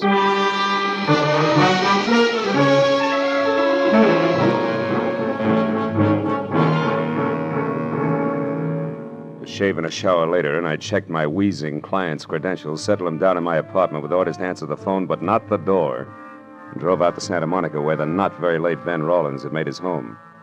I had a list of names, addresses, and phone numbers of people close to Rollins. That is, close enough to kill. I decided that Arthur Slater, the business manager, was my best bet for an opener. He had been described as soft-spoken, efficient, and somewhat arrogant. And after I found his cottage on Seaview Drive and walked up to the door, I heard someone inside offering a similar description, but with more color. Mighty routine, Arthur Slater. If you think for 2 minutes you can throw little Angie over any time you feel like it after all the promises you've made, you're wrong. That's just about enough, Angie. Not by half, brother. I know which way the wind is blowing, and it's a nice big wind. Nobody kicks me out, and I mean nobody. So think it over, Mr. Big. Oh, get out of my way. Yes, ma'am. Cute kid. Friend of yours, Slater? Who are you? Another insurance investigator? That's right. My name's Marlowe. May I come in? Yes, certainly. All the others did. Thanks.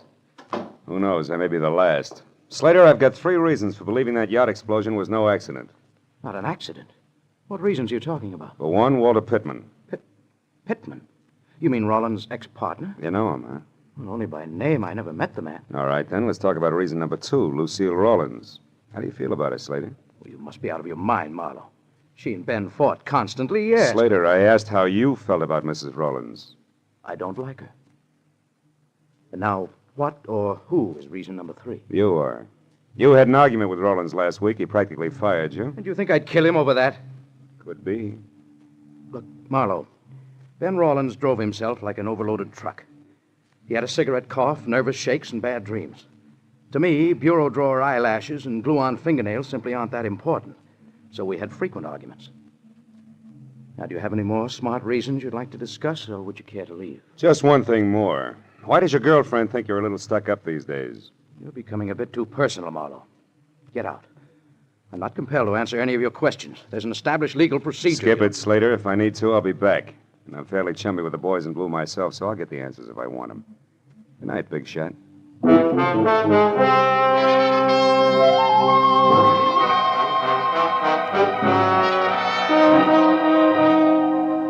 Arthur Slater was like a billiard ball, hard to rub the wrong way. And if he did have an angle, he was playing cagey. So as long as I was in the neighborhood and the trail was hot, I figured I'd have a talk with the Spitfire, Angie. It wasn't hard to trail her. A corner newsboy had heard her get into a cab. The cabbie swore he'd never forget her. Swore again. So finding her apartment was less trouble than unfolding a $5 bill. When I pulled up across the street from her place, I noticed a big car as big as the average garage and older than last year's college graduate parked in front. It was a black Pierce Arrow, and someone with a mouthful of cigar hulked behind the wheel. The cigar was pointed at me as I crossed the street. When I went up the stairs to Angie's door, it was still pointed at me. But I forgot about that when the apartment door opened. Angie was relaxed. There were little glints of gold in her green eyes. And the warm lights behind her shimmered on soft waves of hair, a shade of burnished copper. Maybe she was a Spitfire, but at the moment, her damper was down. Yeah? Well, Buster, you got your mouth open. You might as well say something. Angie, who do you think murdered Ben Rollins? Murdered. My mistake, chum. Good night. Just a minute. This is business, honey. Who are you, anyhow? Philip Marlowe. You ran over me on your way out of Slater's place a few minutes ago and dented my ego. Well, sue me. Who are you working for, Shamus? You wouldn't believe me if I told you. But I will tell you this, sweetheart. The explosion on that yacht was no accident. So I'm checking up on wives who'd rather be widows. Lucille Rawlins? Mm-hmm. Nuts. She was rolling in dough either way. She hated her job, but she sure didn't have to kill to quit. Get your compass fixed, Marlowe. Wrong way, huh? Well, suppose Lucille were in love with Pittman, maybe. Pittman? Who's he? Shot in the dark. Tell me something, Angie. Your boyfriend Slater has picked up a lot of push lately. How come? Some big deal they've been working on at the plant. And he makes me sick. Gets the first sniff of a success, and suddenly all his hats are too small. Especially his old hats, honey. And you can't blame the guy if he's really on his way up now, can you? Listen, Mac, I'll tell you, him, and the whole world something. Nobody is going to put little Angie on the skids. If there's a heave-ho pulled around here, Mr. Hotshot Slater himself will get it, and right in the neck. So if you happen to be snooping for him, Marlowe, you can putter right back and tell him so. Now beat it. That's not a bad idea. Oh, by the way, what's Angie stand for? Angelica? But don't count on it, brother. Don't count on it.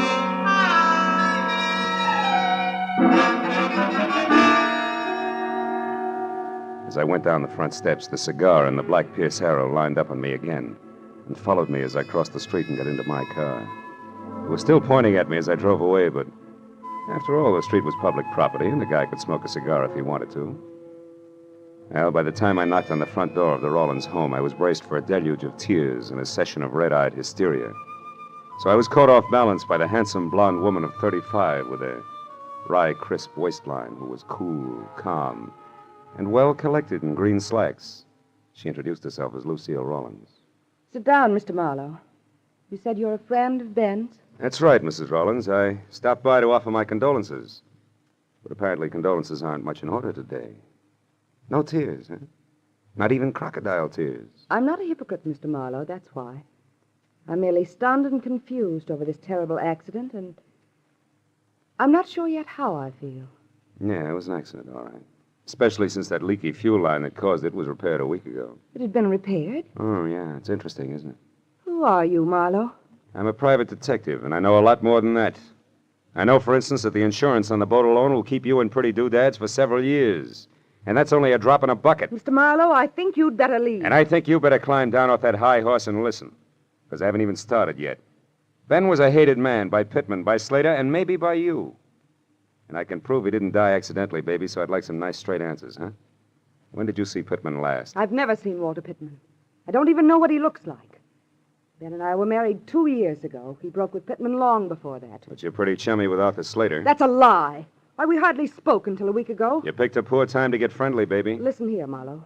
Mr. Slater, I ran into each other purely by accident one afternoon last week. I happened to stop in at a small bar in downtown Los Angeles. Mr. Slater was there at a table talking with some man, a stranger to me. When he saw me, he came over. He seemed upset. So upset, Wait a in fact, minute. that... Is there anyone else here now? Well, no. My maid went out to the movies.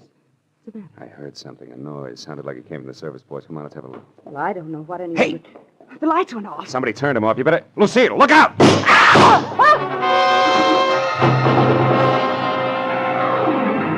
The bullets, which had been intended for Lucille, had only traveled the width of the kitchen, but miraculously both had missed.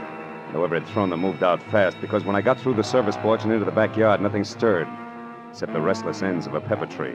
But a second later, a heavy, clanking motor roared on the side street, and I got to the fence just in time to see a boxcar on rubber tires skid around the corner. It was a black Pierce Arrow.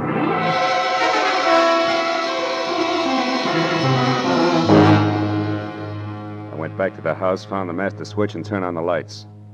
Lucille, her face strained and bloodless, stood in the kitchen door and watched me. A hole had been punched in the back screen door, and on the floor was a strange object which had been used to unhook the lock. It looked like an oversized bobby pin wearing rubber pants, which didn't mean a thing to me. But to Lucille, who stared at it like it was a centipede she just found in a cream puff, it meant plenty. Ben. What? It's like Ben himself was here. Like he wasn't killed at all. What are you talking about? What is this thing, anyway? I don't know. It's Part of some new invention he was working on. For the last month, Ben carried 2 or 3 of these things with him everywhere. Look, Lucille, where's your phone? Right there. Oh. But, Marlowe, you don't suppose... Who are you going to call? Friend of mine. He'd better be in, too. Oh, Marlowe. What's the matter, Marlowe? Busy? Yeah, busy. He's either talking to someone or he's gone out after leaving the phone off the hook. And either way, Lucy, that makes my friend very busy.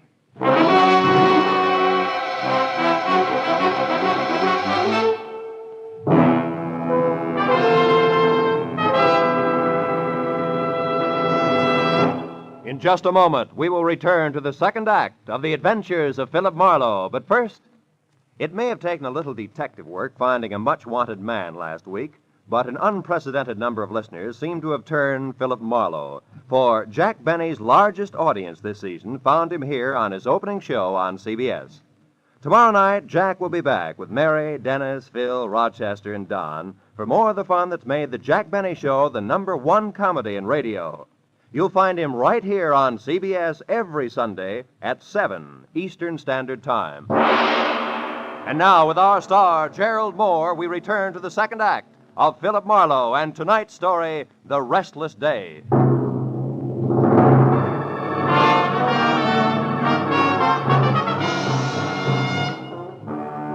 When I left Lucille Rawlins, the feminine target for tonight, I headed for Angie Gordon's, where I'd first seen the man with a cigar in his face, who I suddenly figured might be Walter Pittman.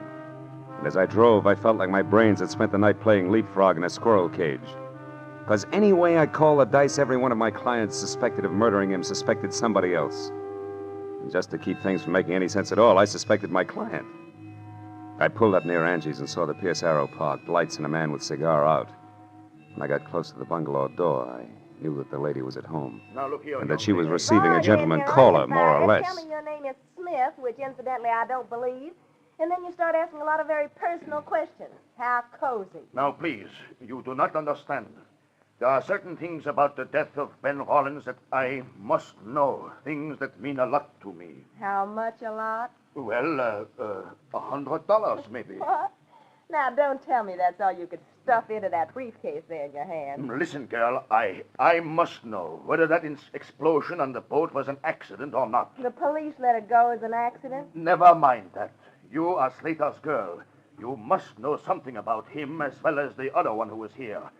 Now, you tell me. Quick. Stay away from me, you big lug. I don't know anything. Let me- Let go of me, let go. You heard the lady, Pittman. Let go. How do you know my name? I read tea leaves. And while we're all asking questions, do you mind telling me why you were throwing bullets at the chinaware on Mrs. Rollins? I did no such thing. I don't even know Mrs. Rollins. You're a liar, and it's dull as the sauerkraut. The gun in your pocket will prove it. I have no gun in my pocket. Here, look for yourself. All right, I will. But if it's all the same to you, I'll start with your briefcase. Give me that. Why, so you can get to the gun first? No, because All right, Mr. Smart Man. Go ahead and look.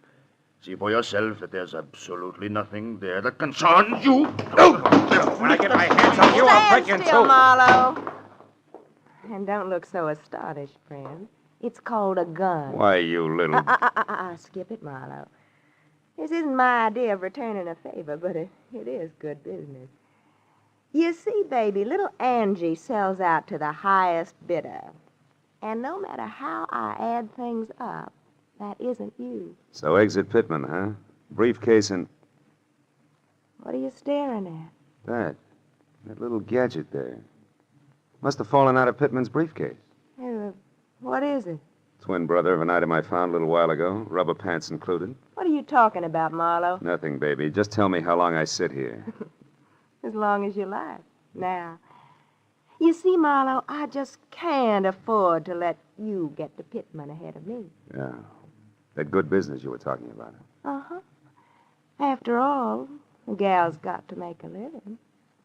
One way or another, Marlowe. Doesn't she? There was room to debate Angie's point, but no time.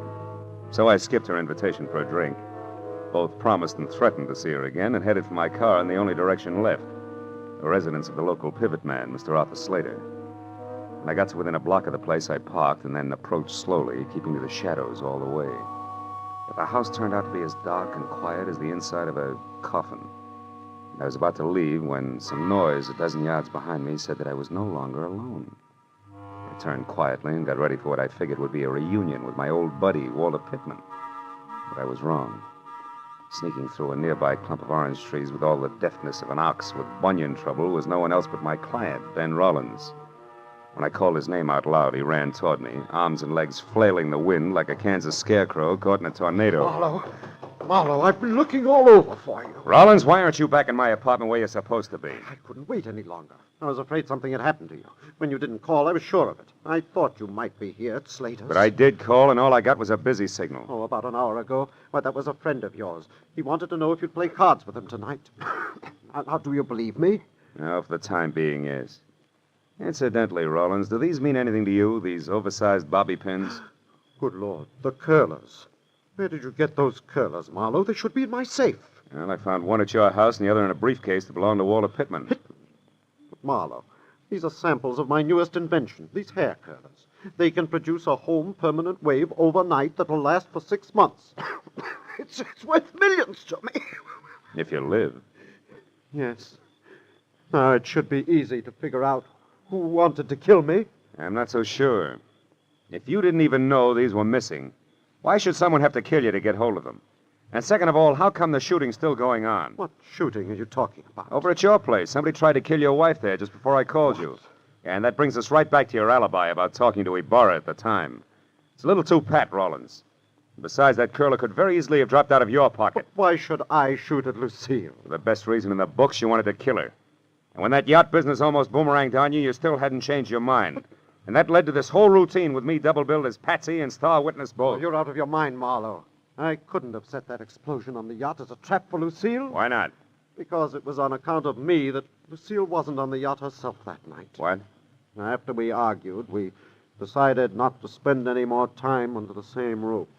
Lucille said that suited her fine and she'd sleep on the yacht. And we let it go at that till about noon on Friday. Then you got small about things and said the yacht was yours, maybe? That you'd sleep on it? Yes. I was just bickering. Just I know. a minute, Rollins. I've heard enough, and I think I finally understand this whole screwy deal. I'll know for sure just as soon as I can make one single phone call to your house. We'll get back to Slater. Come on.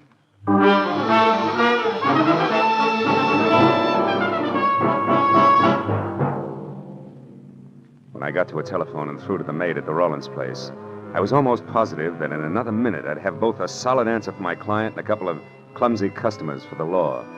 But when the shaky voice at the other end of the tube told me that Lucille had just left the house in high gear, after mumbling something about a place called Inspiration Point, I stopped being confident and started to worry.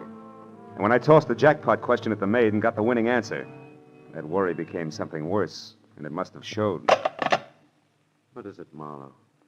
What did you find out? Too much to explain now. Where's Inspiration Point, Rollins? About a mile south of here, straight along the shore. Good. What kind of a car does your wife drive? A blue Nash. What's Inspiration Point got to do with Lucille, Marlowe? Everything. Now, look. You call the cops and tell them to get out there as fast as they can. Do you get me? As fast as they can.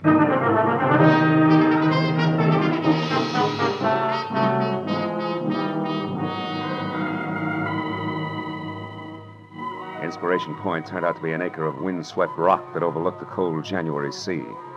After I saw Lucille's empty car, I crept, staggered, and fell down the narrow, winding trail that led from the road to the promontory itself. I was afraid that I was going to be too late to stop what I was sure was a hastily scheduled murder. But a minute later, when I rounded the last crazy turn in the trail, I felt better.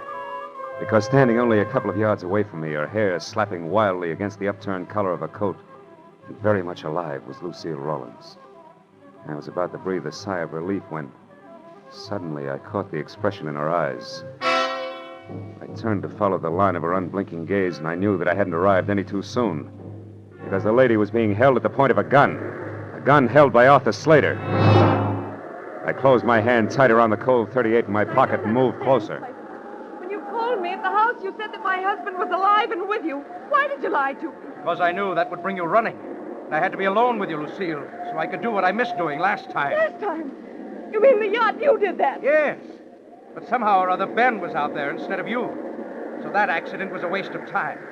But this one, The bereaved wife who jumped or fell to her death from the edge of Inspiration Point won't be. But why, Slater? Why do you want to kill me? There's no time to explain, Lucille. And we'll take time, Slater. Marlowe, you! Yeah, me. Marlowe! Marlowe, he's going to kill me. Yes, honey, I know. He had to. But why, Marlowe? Why? Because he stole your husband's invention to sell to Walter Pittman. He was going to go into business with him. Now, when the cops get here, he's going first to a hospital and then to jail. For grand larceny and attempted murder. Attempted murder? What about Ben, Marlowe? Ben was a near miss, honey, nothing more. You'll see what I mean in a minute.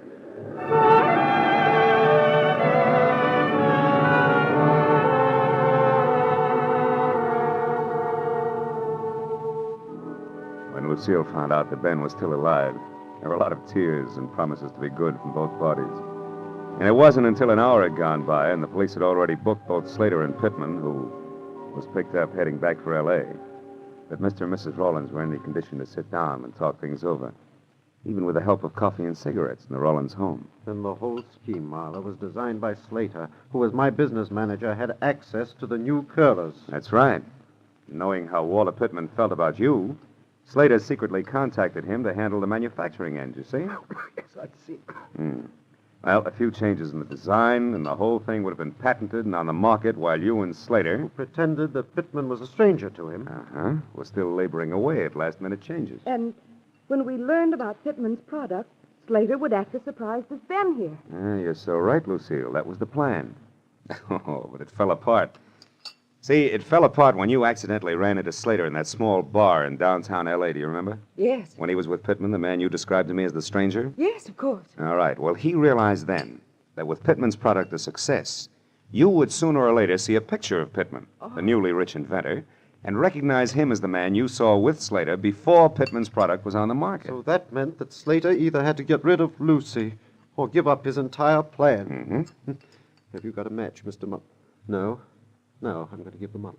Well, Marlowe, was Pittman involved in the murder attempt, too? No. He drew the line at the theft. See, when he found out that you had died mysteriously, he turned up here to check on Slater because he couldn't afford to be mixed up in your murder. I see. But how did you figure all this, Marlowe? Well, after I had tangled with everybody, I was no place. Angie Gordon was looking for an angle. You, Lucille, were getting shot at. Poor darling. Yeah, and Pittman and Slater were not on the same team. At least as far as the business on the yacht was concerned. Nobody seemed to have a clear-cut motive. But when I told you that Lucille herself was supposed to stay on the yacht that night, you had the answer. That was the time. After I called your house and asked the maid the jackpot question, which was, who aside from you, Ben, knew that Lucille was going to sleep on the yacht Friday night? And she said Slater, didn't she? Yeah. Said something else, too. She also said that you had left for Inspiration Point in a big hurry. Yes. Then Slater tried to kill me first on the yacht, second in the house here, and finally out on the point. But in the end, it worked out fine, darling. Because the third time was the charm. For us.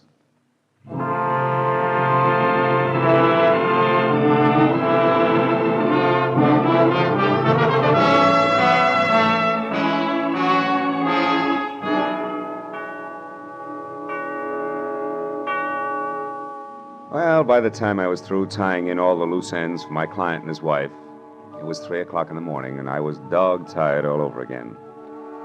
When I got into my car and started away from the place, Ben and Lucille were standing in the doorway waving at me and smiling. So as I drove back toward L.A., I forgot about the sleep I was missing and thought about them. A couple who couldn't get along until one or the other of them had been robbed, dynamited, and shot at. Yeah, I guess it's really so. As the old bromide has it. The path of true love never does run smooth. Smoothly. It's smooth.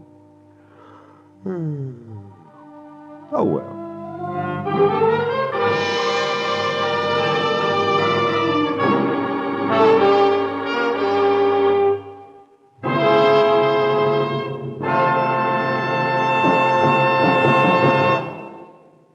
The Adventures of Philip Marlowe, created by Raymond Chandler, stars Gerald Moore, and is produced and directed by Norman McDonnell. Script is by Mel Donnelly, Robert Mitchell, and Gene Levitt. Featured in the cast were Lorette Philbrandt, Edgar Barrier, Virginia Gregg, John Daner, and Jack Moyles. The special music was by Richard Arunt.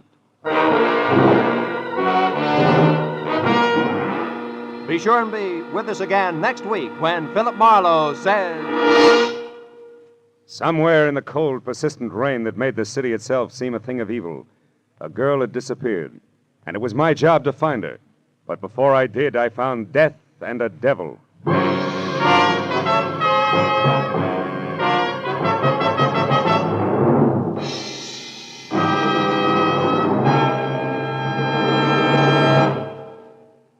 The Jack Benny Show's on CBS Sundays at 7 Eastern Standard Time and comes right in the middle of 90 minutes of wonderful comedy on CBS's new early Sunday evening lineup.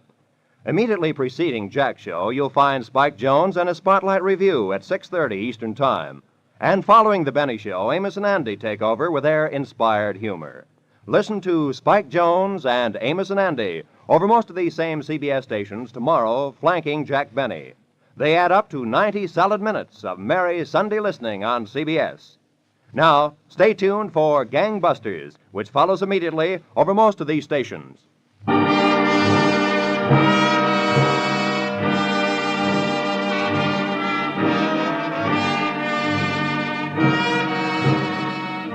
This is Roy Rowan speaking for CBS, the Columbia Broadcasting System.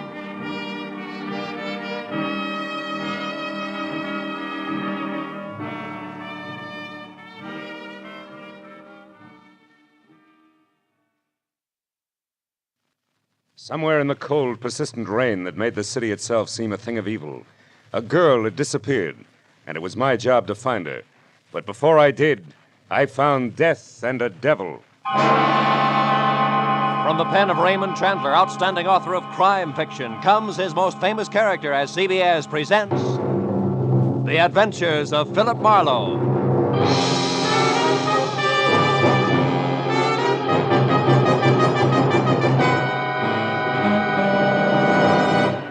And now, with Gerald Moore, starred as Philip Marlowe, we bring you tonight's exciting story, The Black Halo.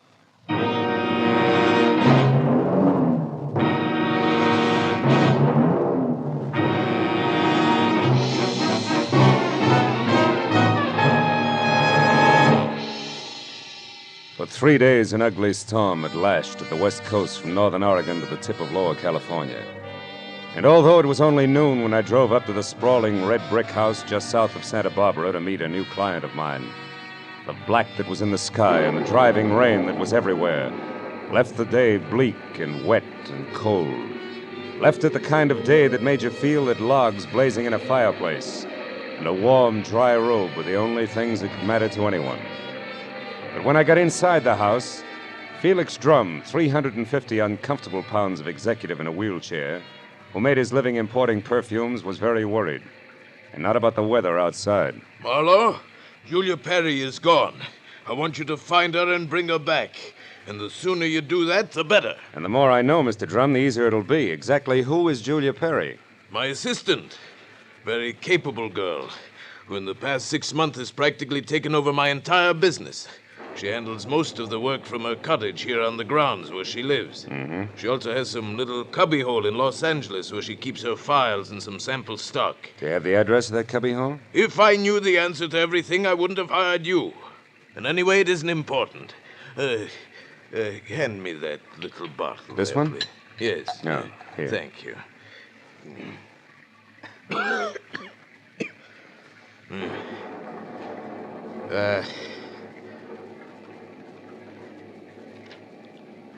When did you last see Julia, Mr. Drum?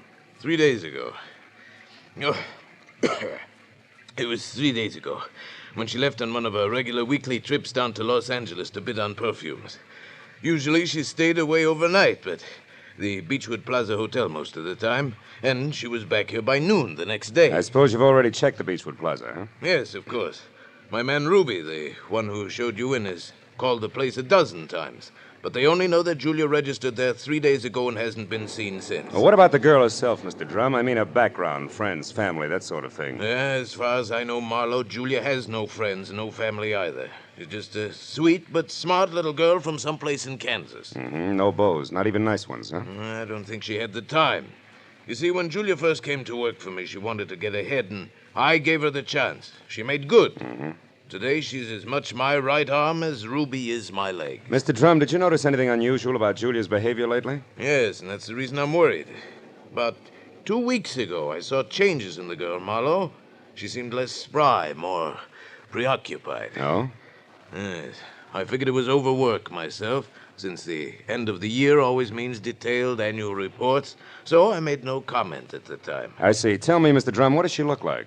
Well, I have no pictures, but she's a blonde of medium height and was wearing a plaid raincoat and a little circle of a hat when she left. Uh-huh. Altogether, she's sweet and simple, if that's what you mean. Yeah. Do you mind if I stop into the cottage on my way out? Marlowe, you turn the place inside out if it'll help any. Only since I'm certain that Julia's in some kind of bad trouble, you be quick and find her.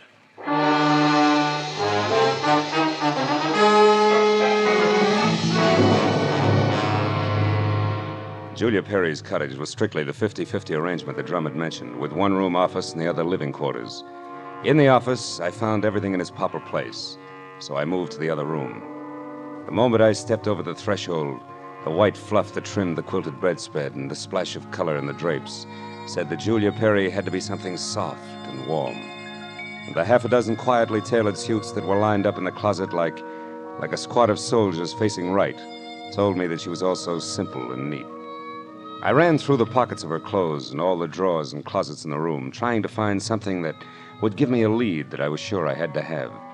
But after 20 minutes, I'd found only a leather cigarette case, a package of peppermint lifesavers, and a maroon and gold monogram book of matches, the cover of which was half torn off so that I could only be certain that the middle initial was a V and that an E or an F were on either end. But since the name and address of an L.A. novelty company was on the inside, I bought the matches as a starting point, dropped them into my pocket, and headed for the door. When I opened it, I was surprised to find Ruby, Drum's right-hand man, purple scar and all, standing in the rain, and staring at me like my ears were spinning. You seem to be a very thorough man, Mr. Private Detective. And you seem to be a very nosy one. What do you want? To help Julia, nothing else. So here's a postcard that came for her this morning. It was mailed in L.A. yesterday. Yeah? Dear Julia, tried to reach you at Santa Barbara 1181 both yesterday and today, but got no answer. I'm leaving town tomorrow. As one little girl who fled life in Haven, Kansas, to another, I would have enjoyed seeing you again. For a bit before I moved on to who knows where. Anne. Santa Barbara 1181, that the number here? Yeah. It's Julia's private business phone. Well, what do you think? The postcard any help? Possibly. Tell me, Ruby, why didn't you show this to Mr. Drum? I forgot about it until just now. You're a liar.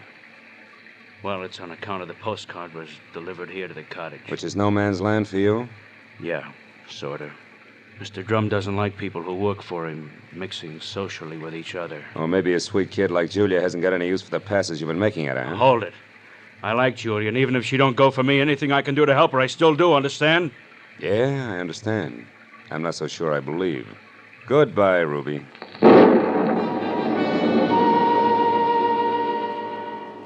It was pushing 5 o'clock and still raining by the time I got back to L.A. and over to the novelty company. Once there, I presented the torn book of matches that I had found at Julia's cottage to a bald man with horizontal question marks for eyebrows, and who, at the crinkle of a $5 bill, tore himself away from his racing form long enough to check the files for a set of maroon and gold initials that had a V in the middle. And it was 6 o'clock before I had the answer, which was EVE. And they weren't initials, but the front name of Mrs. Eve Bentley, who lived in a villa at the Swank Sunset Terrace Apartments. And according to the gentleman who said he knew his oats, was a very classy filly. An hour later, I was at Mrs. Bentley's front door, and while I made with the chimes and waited, I wondered just how much a guy who loves the ponies could know about women. But when the door opened, I had my answer. Yes? What is it? Mrs. Eve Bentley wasn't beautiful, but she was everything else, including a shimmering yard of gold hair piled high on her head and held in place by a knot of pearls that no Boy Scout ever tied. Her face was wide blue eyes and open red lips on a backdrop of soft, fair skin. She wore a black silk jersey dress that must have been sprayed on. She smiled when I said my name was Philip Marlowe and that I wanted to talk. Talk about what, Mr. Marlowe? Julia Perry, ever hear of her? No, I haven't. So I'll try again. What do you know about Ann somebody from Haven, Kansas? Absolutely nothing. This torn book of matches says otherwise. I found them in Julia Perry's cottage. Julia Perry's missing. I'm a private detective who was hired to find her, and the matches turned out to be yours. Now, may I come in? Why, yes. Thanks. Well, Mrs. Bentley, maybe we ought to start all over. No, wait just a minute, Mr. Marlowe. Hmm? I may be able to help you. Did this Julia Perry deal in perfumes? That's right. Now, how did you know that? Because I just remembered something. And now I'm sure I can explain why my matches showed up where Just they a did. minute. You know, whenever I'm talking to a beautiful woman, somebody's always creeping around in the kitchen. Who is it this time? Oh, really, Mr. Marlowe? There's a storm outside, and there are windows and trees. If you put those three things together, that noise could have been a branch scratching on a glass pane. Or somebody with squeaky shoes and a lot of curiosity. Somebody like Mr. Bentley, for instance. Huh? I doubt that, Mr. Marlowe. You see, Mr. Bentley's been dead now for 3 long years. Oh. Yes. Well, you were saying something about the matches. Oh, yes. This Julia Perry must somehow or other gotten hold of him through my fiancé, Marvin Whitaker. How does that figure? Like 2 and 2. Marvin is in the perfume business, ditto Julia. Also, I think he mentioned her name once. Said she was very clever for a girl who looked like somebody's kid sister. That fits all right. Where will I find said fiancé? At his favorite bar and grill. But won't you have a drink first, Mr. Marlowe? No, thanks, Eve. There isn't time. Now the bar and grill. The Blue Boar. Blue Witch? Boar, Mr. Marlowe. Yeah. It's a very English spot over on Wilshire, opposite Arthur Murray's studio. But before you dash, do you at least have a match? Yeah? Please. Whole book of them, honey. Torn cover and all. And I want you to keep them. After all, they brought us together, didn't they?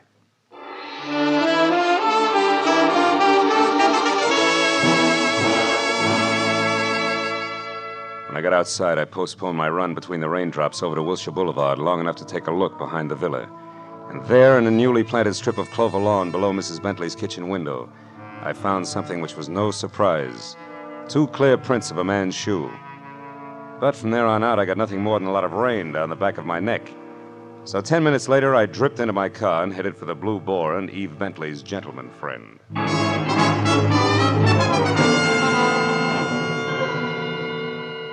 I located Marvin Whitaker, a handsome, hale fellow well met, in a white turtleneck sweater and riding breeches, behind a hot rum toddy in a corner booth that was pictures of steeplechase mounts against newly antiqued mahogany. And when I told him that I was looking for Julia Perry, he flashed a lot of glistening teeth at me, insisted that I join him in a warming glass of spirits, and started to talk, gesturing all the time with a riding crop. Why, yes, old man, I know Julia Perry. In fact, almost did some business with her today. You mean you were supposed to meet Julia someplace? That's right. At 1881 Selma Avenue, to be precise. But she called me this morning and postponed the whole transaction indefinitely. Could you stop projecting long enough to tell me why? She didn't say. Of course, it's of no bother to me on a day like this. No sane man should be any farther away from a toddy than we are right now. So drink up, old boy. It'll do you a world of good. Yeah, I bet it will. Look, Mr. Whitaker, one more question. Did Julia ever speak of a girlfriend named Ann? Someone she knew years ago in Kansas? No, I don't believe she did, Marlowe. Matter of fact, Julia never talked of anything but perfumes. Now drink your drink, fellow, before it's chilled through. Thanks, but no thanks, old bean. I do have to run, really. It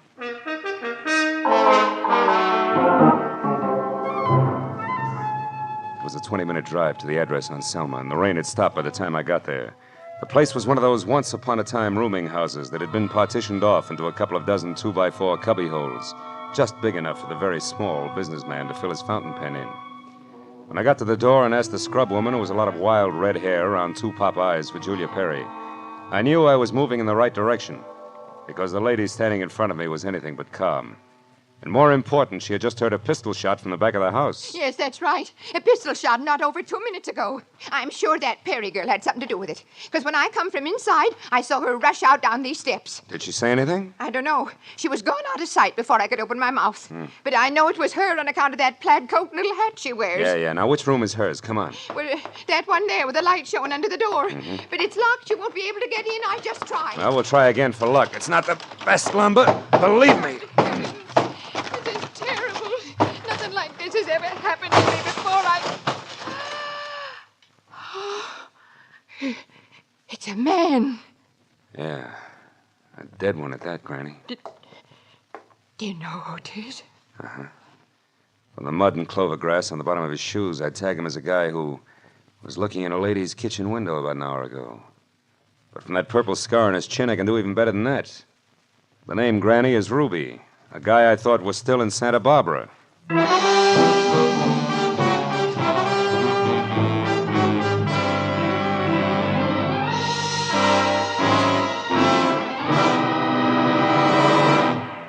In just a moment, we will return to the second act of The Adventures of Philip Marlowe. But first, given clues, even the newest of Philip Marlowe fans can deduce the characters in CBS's great new early Sunday evening comedy lineup.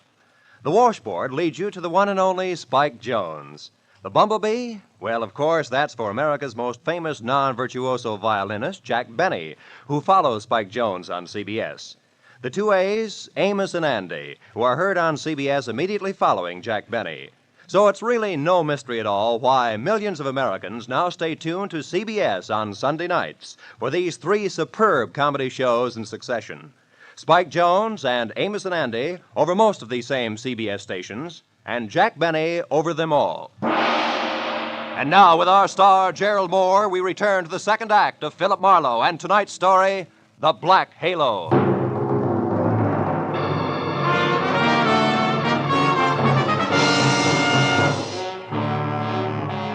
Ruby's body sprawled on the floor, and the girl in the plaid raincoat running away from it meant one thing. Julia Perry's trouble was important, like life, but more like death. A half sneer was congealed on Ruby's face, and his eyes, turned waxy, still held a look of mild surprise.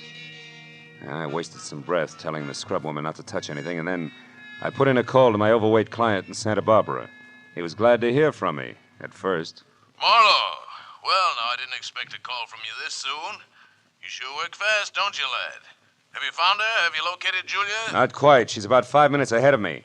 Incidentally, Mr. Drum, she works fast, too. What do you mean by that? Let me ask the questions, huh? Number one, what was your leg man Ruby doing in L.A. tonight? Ruby? Yeah. Why, I sent him in to pick up some medicine for me. Why? Come on, Drum, you can talk straighter than that, and you better. I just found Ruby dead. Dead? Ruby's dead? What happened to him, Marlowe? He was shot. So forget the gags and tell me why he was snooping around. All right. I didn't trust you. No. It's my policy to trust nobody until he proves himself. I sent Ruby in to follow you and check on your progress. That was brilliant. You only made 3 mistakes. First, I don't need to be checked on. Second, you got your man killed. And third, you forced Julia's hand. Because it was Miss Perry herself who pulled the trigger on Ruby. Julia? Marlowe, I don't believe that. Which proves nothing, Mr. Drum, but skip it. Tell me, do you know a man named Marvin Whitaker? Whitaker? Yeah. No, should I? Well, he says he's in the perfume business. Well, I know everybody on the coast who bought more than 2 bottles of perfume at one time in the last 40 years, and I don't recall that name. I think the man must be a liar. So do I. Thanks for the help. And Drum, if you've got any more expendable flunkies around, keep them out of my hair. I'll call you when I've got something.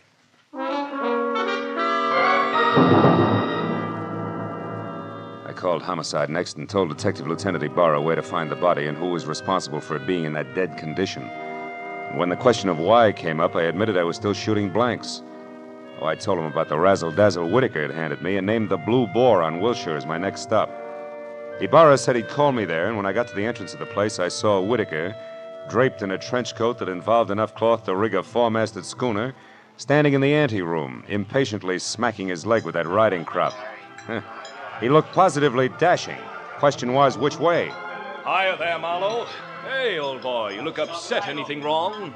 I may be upset, Whitaker, but you're the one that's going to spill. First, are you leaving or coming back? I'm just leaving. Been here all the time since I talked to you? That's right. You see, my coat is perfectly dry. Stopped raining half an hour ago. well, you see, if I'd been outside, I would have known that. But why this third degree, Marlowe? What's up? It's a long story. Maybe we better sit down and talk it all over from the beginning. Oh, I'm afraid I can't. Not just now. I've got a date. She'll keep. Not this one. It's something rather special. Special, huh? Like Eve Bentley? Now, look here, old boy. You're prying into my personal affairs. Whittaker, I'll rip the lid clear off your personal affairs if necessary to get a clean answer out of you. Now, what do you really know about Julia Perry? I told you once. Are you implying that I'm a liar? At least that. For instance, who puts out Amir? Come on, Whittaker, it's a well-known fragrance. Why, I don't recall offhand. That's strange, because any woman knows Amir's a Dana perfume. Just what are you trying to prove by all this? That as a perfume dealer, you stink. And try this for size. When I got to that address you gave me, I found a fresh corpse there with a bullet hole in it. A murder? Yeah, and your routine was pat, brother, so before homicide starts combing out the snags in your story, you better untangle it yourself right now. You lied to me. Now, why'd you do it, Whittaker? Why the double tone? All right, Marlowe, I'll tell you. I'll tell you this! Oh! He was as quick as a wounded cat. The riding crop slashed across my face even before I'd realized he'd moved. And by the time the red light stopped dancing in my eyes, Marvin Whittaker was gone. I turned as the head waiter walked up to me. He studied the hot red welt rising on my face for a moment and then murmured discreetly that if my name was Marlowe, I was wanted on the phone. It was Lieutenant Ibarra. Marlowe, you can stop beating the brush for Julia Perry. We found her. You did? Where is she, Ibarra? She's out in the alley here, behind the Beechwood Plaza Hotel, Marlowe. Exactly 8 floors down from the window of her room. She fell through the glass roof above the rear entrance. Oh. It's not pretty. Oh. She explained the whole thing, including that Ruby guy's murder, in a note we found in her room. I'll be right over, Ibarra. Okay, don't hurry.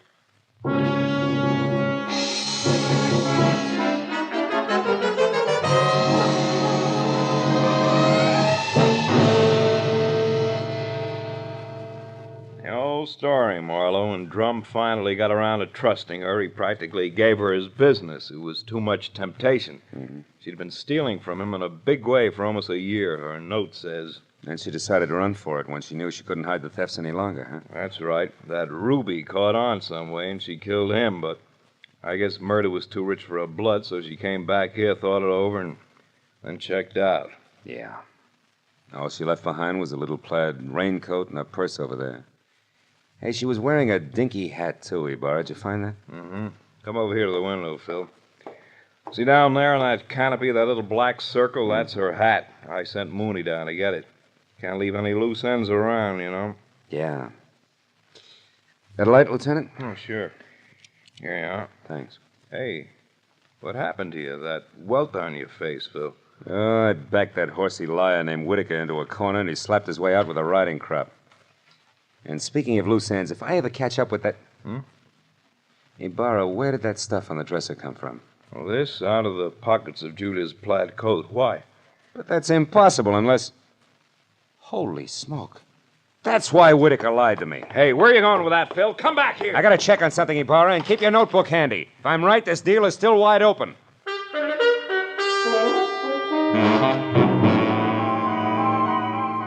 All the way from the suicide's room in the Beechwood Plaza out to the widow's villa in the Sunset Terrace, my mind juggled a jumble of facts, trying to beat them into a brand new pattern. A pattern that had to include an object Ibarra had found in the pocket of that plaid raincoat. It almost made sense, but I needed just a little more. Well, when I turned into the parking lot at the Sunset Terrace, rain began to fall again. Thin, cold rain. I walked to Eve Bentley's door and pressed the bell. Just as I expected, it was Marvin Whittaker, unsmiling and nervous, who answered the door. I didn't give him a chance to think. I just swung hard. Okay, horseman, that squares us up. Come on, Heavy, roll over. Let's see if you're carrying a gun. Okay, no gun.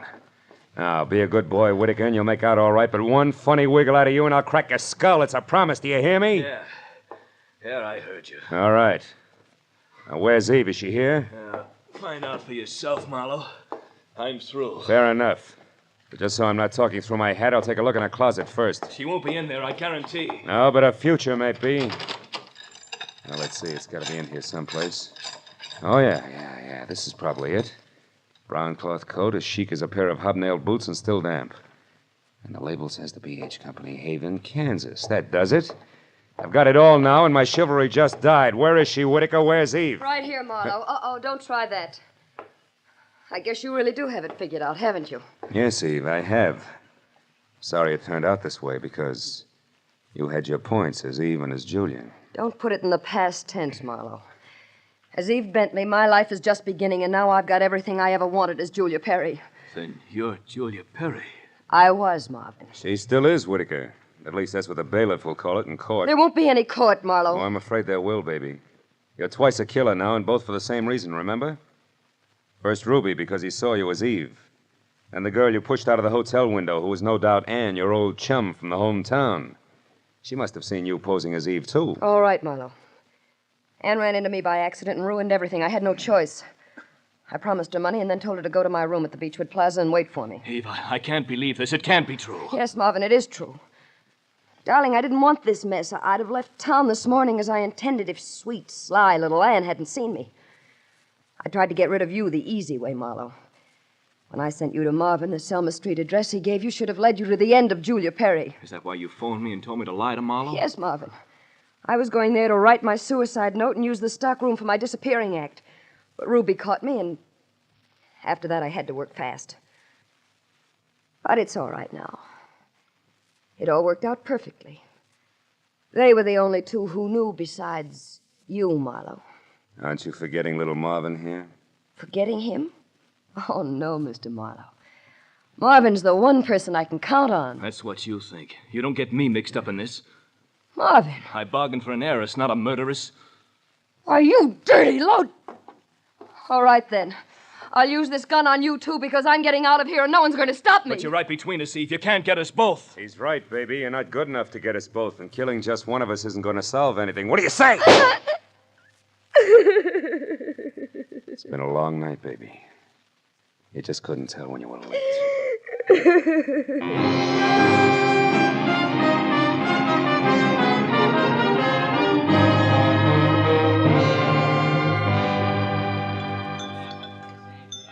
You want any more of this coffee, Marlowe? No, it's sludge, Lieutenant.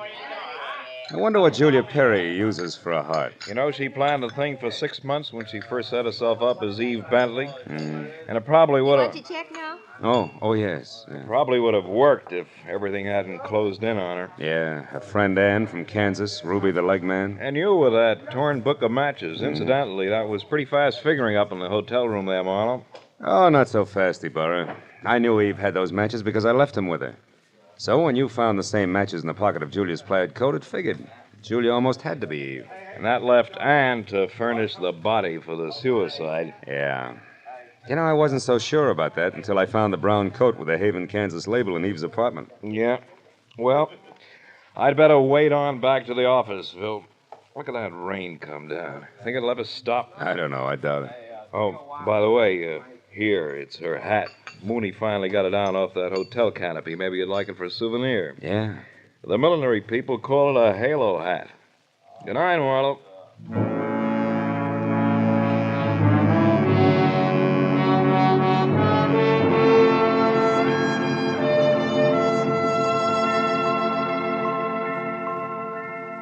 I sat there a while after Ibarra left, looking at the rain in the street, and the cold coffee in front of me, and Julia's little round halo on the table. And finally I got up and went outside. Dirty water scudded along the gutter and gurgled thickly into the sewer drain at the corner. For a minute I caught a glimpse again of the girl I'd figured Julia Perry to be when I went through her cottage in Santa Barbara. Yeah, that girl was an angel. But when I finally caught up with her, her halo turned out to be black, jet black, inside and out. I dropped the little hat into the gutter and watched it go as far as the drain at the corner. And then I went home.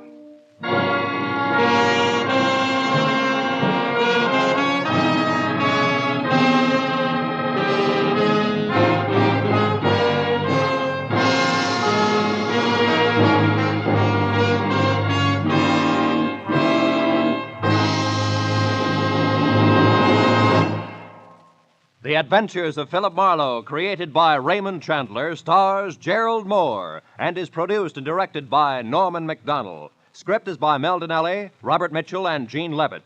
Featured in the cast were Joan Banks, Paul Frees, Peter Leeds, Jack Crucian, and Lois Corbett. Lieutenant Detective Abar is played by Jeff Corey. The special music was by Richard Orant. Be sure and be with us again next week when Philip Marlowe says... A startled corpse, a blue-eyed woman, and a cryptic message, scrawled by a dingy man with the pieces of a Chinese puzzle that wouldn't fit together, until I found out what was deadly about the orange dog.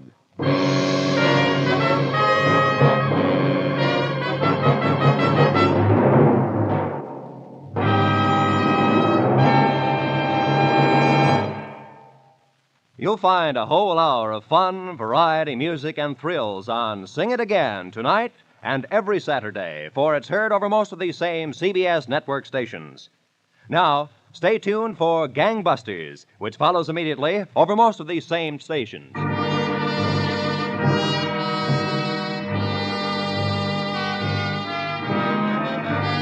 This is Roy Rowan speaking for CBS, the Columbia Broadcasting System.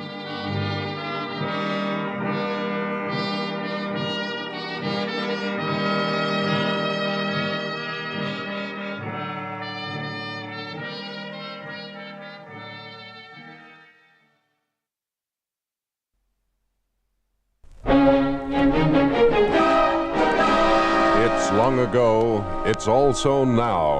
Radio's Mystery Theater.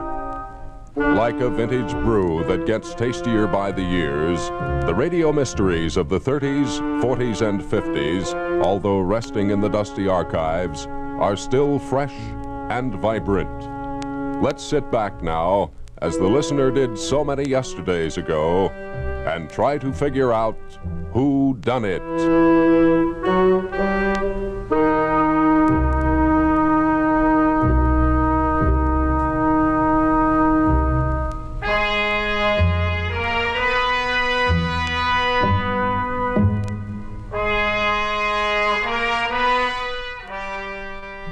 And now, with Gerald Moore, starred as Philip Marlowe, we bring you tonight's exciting story, The Orange Dog.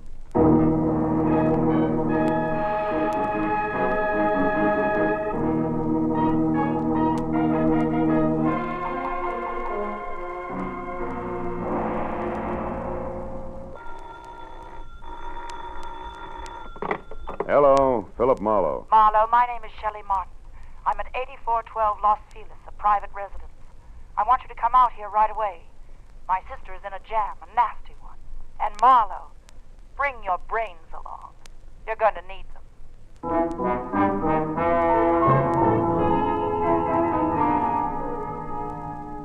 And that was the end of my quiet evening. But I just couldn't resist those government engravings of Mr. Lincoln. So I drove down to Weston, turned off on Los Feliz, and found the number 8412.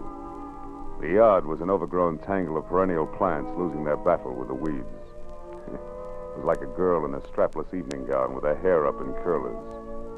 However, I could see a light through the Venetian blinds, and the doorbell worked with a resonant two-tone chime that caused the door to open just far enough to allow a pair of eyes so blue they were almost purple to peek out at me. Yes, what is it? I'm delivering that private detective you ordered. Oh, Marlowe, come in. Thanks. Sit down, won't you? Thanks again. All right, what's the next move? It's about my kid sister. Mm-hmm. She's involved with a man named Lou Horner, a San Francisco broker. She's quite deeply involved, I'm afraid. Oh? You see, some very strange things are going on, Marlowe, and my sister is a naive kid caught right in the middle of them. Yeah, I see. What sort of strange things, Miss Martin? Shelley. Sweet. Well, to begin with, when I arrived from San Francisco today, my sister called me and asked me to meet her here in this house. When I got here, the lights were on, the radio was playing, and the front door was open. But the place was deserted. Whose house is it, Horner's? No, I think she said it belongs to a friend of his who's in Europe now. This Horner person uses it when he's in Los Angeles. Well, couldn't they have stepped out for a while? Mm-mm. You know, you don't look the type, Shelley, but maybe you're just panicky, huh? No, I'm not being panicky. All right, all right. Where's the nasty jam? right behind the couch. Take a look. Okay. But you know, I see what you mean. Who is he, Shelley? How'd he get here? Maybe it's Horner. I don't know. I tried to search him, but I couldn't. Mm-hmm. Well, it wouldn't have helped anyway. Whoever shot him cleaned him out. No wallet, no papers, nothing. I found this magazine lying under his hand. Look here. Mm-hmm. He must have written this just before he died. Where's that? Here. Oh. It says, call Marion tonight about the orange dog, a foe. Orange dog, a foe. For what? That's why I called you, Phil. Marion is my sister. And whatever the orange dog of foe is, it must be awfully important. We've got to find out what it means, Phil, for Marion's sake. So far it means murder, honey, and that's for the cops. No. Well, all right, call them. But keep Marion's name out of it. A thing like this could destroy her. But look, maybe she pulled the trigger on our friend here. Maybe, but I don't think so. She's a sweet kid, Phil. Give her a break. If I'm wrong, I swear I'll help you bring her in myself. Is that fair enough? Okay, Shelley, it's a deal. It makes just as much sense as the orange dog of foe, but no more.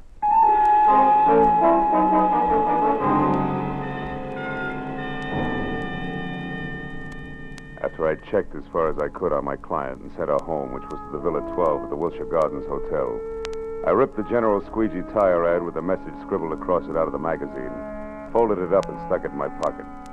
Next, I called Lieutenant Ibarra at Homicide and told him where I'd found a body, probably named Lou Horner, leaving out all the details about Shelley, Marion, and the orange dog. Then I started out the door, but got back as a shadow slid across the walk. I caught a glimpse of a large, ugly head of long, dirty hair set on a small, ugly body that was moving fast. By the time I got out on the walk, Longhair was already putting mileage on a green coupe with a broken tail light. It winked mockingly as it went out of sight. So I got in my car and headed for New Chinatown. It was the logical place to get some information regarding a Chinese dog. I saw a light filtering through a dingy window, illuminating the words James Tang, dealer in Oriental curios. Inside the musty shop, a little man, dressed in a black kimono, drifted forward, softly. Yes? I think perhaps you can help me, huh? I am honored. What is the dog of foe? The dog of foe? Why, this fantastic creature here is called the dog of foe.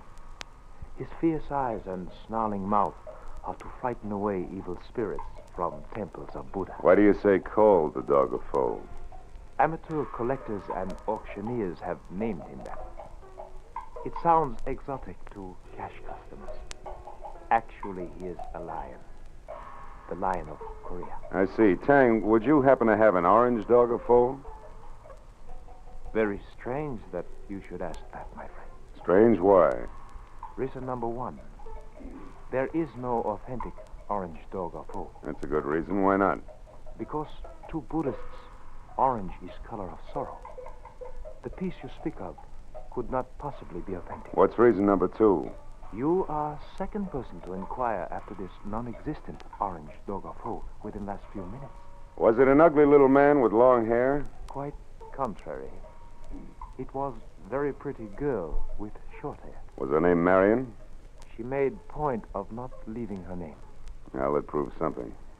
However, my friend, old Chinese proverb, loosely translated, says a little knowledge is the instrument of a fool.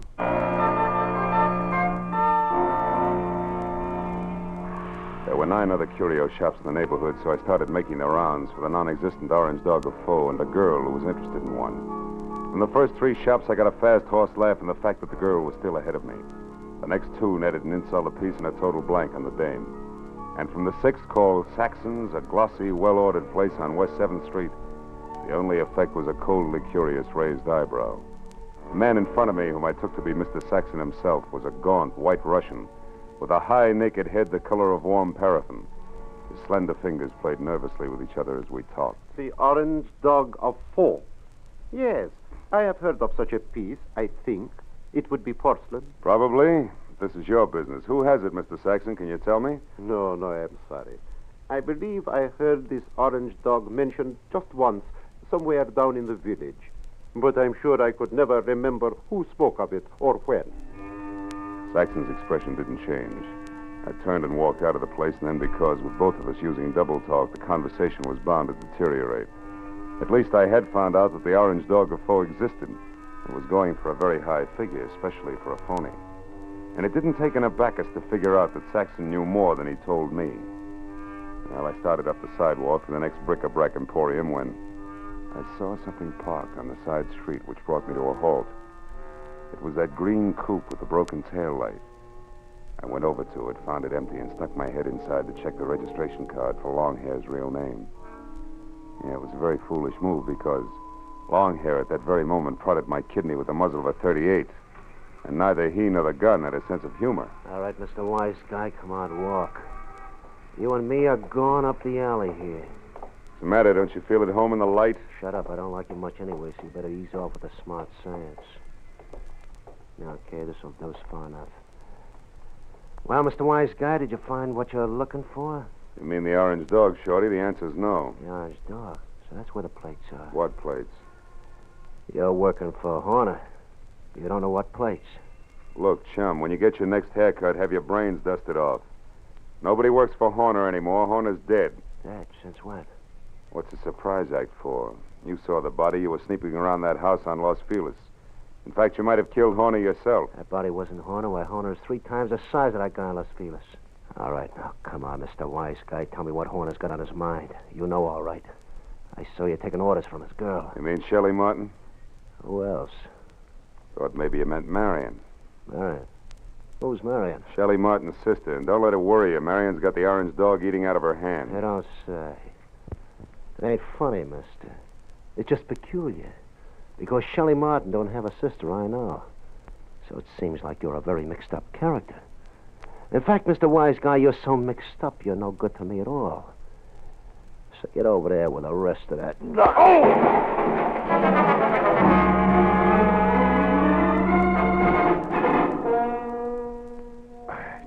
I took my time getting up.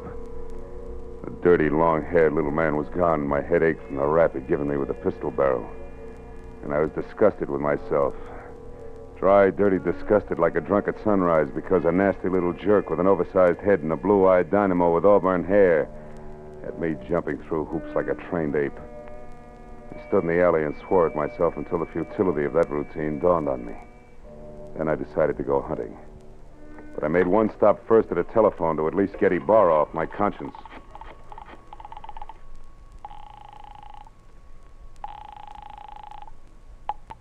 Lieutenant Ibarra. Marlowe, Lieutenant. I just found out that body on Los Feliz isn't Horner. I knew that an hour ago. Huh? The body isn't Horner's, and Horner is no broke. He's a counterfeiter, a big one. No.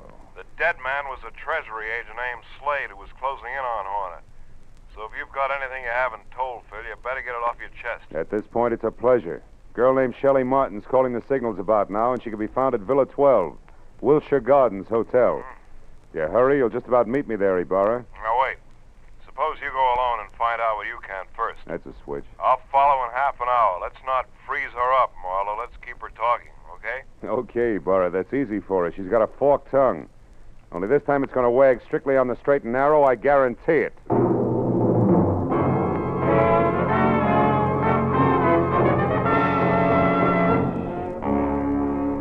When I pointed my car toward the Wilshire Gardens and a beautiful liar named Shelley Martin, I was sure of 2 things. The plates that Longhair had wisecracked about just before he piled me into a row of garbage cans were the engraved kind that counterfeiters use to make money the easy way. And second, both Longhair and Lou Horner were racing for the plates as well as the orange dog, which could be one and the same thing. But 20 minutes later, as I pulled up near Villa 12, which was strips of yellow light and raised voices drifting out of half-open Venetian blinds, I forgot about the gentleman involved and concentrated on a lady who didn't have a sister called Marion. I went around to the back of the villa where I found the service door unlocked and the kitchen beyond dark. And when I entered and quietly moved to a spot near the living room where I could see Shelley snapping at a pompous, excitable man with a red face, All right, I so figured that a little I'm eavesdropping might pay where I off. belong. I'm here in Los Angeles. Is there anything wrong with that, Mr. Horner? Yes, everything. Why, I wouldn't even have known you were in town if I hadn't gone back to the place in Los Feliz where I saw you and some man having a delightful little chit-chat over the body of that T-man. Treasury man? Yes, Is that who he was? a meddlesome fool I caught snooping through my papers. Then you killed him, Lou. Of course I killed him. I had to. Now stop asking questions and get out of here. Because this is business, not pleasure, Shelley. And that leaves no room for you. Or Marion? What do you know about Marion? Not enough. But what I do know, I don't like. Look, Lou, who is Marion and what does she mean to you? Marion means money to me, Shelley. Nothing more. So just leave me alone here so that I can make a call according to schedule. A call about... Lou, What's the matter, Shelley? behind you, Lou. They're in the garden. Lou! The bullet crashed through a closed window, didn't stop until it got to Horner, who grabbed at his chest and dropped to the floor even before the glass quit flying. And by the time I got outside to where the shot had come from, I found nothing but a little wind rustling a lot of trees. When I got back to Shelley and the blood over tweed on the carpet, Horner was already dead. Marlowe, the man out there was Henry Peel. Peel? Something in long hair and dirty clothes? Yes, I met him in Horner's office once. Lou said he was a broker from Chicago. Come on, both Peel and Horner are counterfeiters. What? Lou, a counterfeit? That's right. Never mind the carefully arched eyebrows, honey. They mean nothing. All right, here it is. Lou Horner's been my boyfriend And, checkbook? for the past year and a half. But about a month ago, he suddenly stopped being very attentive. And I couldn't figure out why. So you decided to keep your big blue eyes wide open, huh? Exactly. And it paid off. Because I found out that, one, he had taken better than $20,000 out of his bank account. Two, that he was coming down here to Los Angeles. And three, that an item named Marion might be beating your time. Yes. And that part of it upset me plenty. Until 10 minutes ago. But then I found out that Horner here was a murderer, and that, Marlowe, I don't buy. 3 cheers for the all-American girl. Oh, skip it, Marlowe. I'll live my way, you live yours. Don't worry, honey. Nobody wants to change places with you. Hey, look. Why does Horner wear a little rubber band on his little finger, do you know? Oh, he had a bad memory. Used every kind of gadget in the books to keep himself from forgetting things, especially numbers. Oh. Oh, for example, that rubber band might mean 10 o'clock. How do you figure? Like 5 and 5. The fingers on each hand, reading from left to right. He used things like that. Oh. Wait a minute. Hmm? Horner was going to make a call to Marion just now, and the message the T-man left was... Call Marion tonight about the orange dog of foe. Shelley, baby, where's your phone? Fast. Come on, it's 10:15 already. Oh, it's out there in the hall, Marlowe. Oh. What are you talking about? A line, honey, a line on your ex-sister, Marion.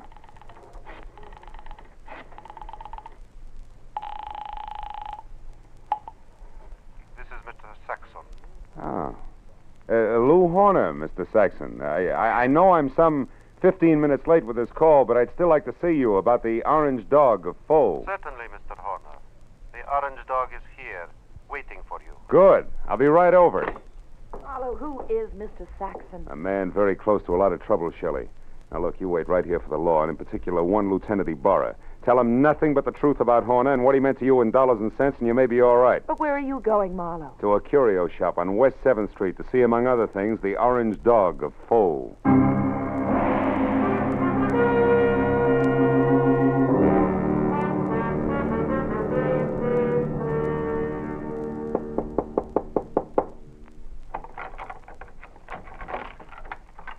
You are the Mr. Horner who called? Yeah. Also the one who was here this afternoon, you remember? Oh, yes. Well, I'm sorry I didn't call you at 10, Mr. Saxon, according to schedule. I hope it hasn't inconvenienced you. No, that's quite all right, Mr. Horner. One moment, sir. What's the matter? Is anything wrong tonight? Seem on edge, Mr. Saxon. I am. So please, Mr. Horner, don't make a single stupid move. What? Wait a minute. Why the gun, Mr. Saxon? I promised not to bite the orange dog. You won't even touch the orange dog. Now, who are you? Oh, we've been all through that. I'm Horner, Saxon, Lou Horner of San Francisco. No, you're not. Horner would have had no reason to wander around curio shops as you did this afternoon, asking any and everybody about the orange dog. Now, once more, who are you, and where is the real Lou Horner? All right, we'll take them in that order. I'm a private detective named Philip Marlowe, and Lou Horner's a corpse.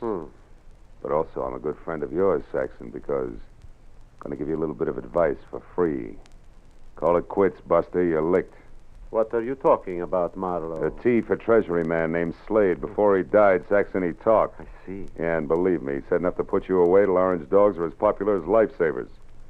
And what do you say, Saxon? Do we play it smart? Very well, Marlowe. We will play it smart. My kind of smart. Now, turn around and walk through that curtain there. I want to show you something. Orange dog, maybe? Yes. The orange dog of Foe. I want you to see it for yourself before you die. Saxon said die like it already happened. And after he relieved me of the comforting bulge of the gun in my pocket and marched me to a large, windowless room that was a little darker than the lining of an 8-ball, he told me to stand very still. Then he turned on a single lamp that rested on a large, scarred table, and next to it an ordinary shipping crate and cushioned on all sides by white wrapping paper. I finally saw the orange dog of Foe. It was a porcelain lion, pop-eyed and majestic in a crazy way. And also it was colored orange, bright and clear. But now that I'd seen it, I knew that the next move was Saxon's. I turned to face him. It was then that I noticed the black curtain behind him move slightly. And Longhair quietly stepped into the room. This Mr. Saxon did not know about. Well, Marlowe, now that you have seen the orange dog for your first and last time, what do you think of it? He thinks it's just Jim Dandy, mister. Now drop your gun before I blow the top of your head off. Go on, drop it. It's better. Now sit down there and stay put. And you, Marlowe, get across the room. Okay. Thanks for showing up, Peel, before Saxon here ran out of small jokes. Don't kid yourself, Marlowe. I didn't just show up. I've been right behind you all the way. That's how I work. So what do you want, Peel? A couple of very fine engraved plates that I've been after for 6 months now. Plates which could be in the orange dog of Foe? No place else but. Or did you think that maybe the late Mr. Horner wanted as an ornament? But that's all it is. There are no plates in the orange dog. It is only a collector's item. And you're a liar, Saxon. And I know the best way to prove that.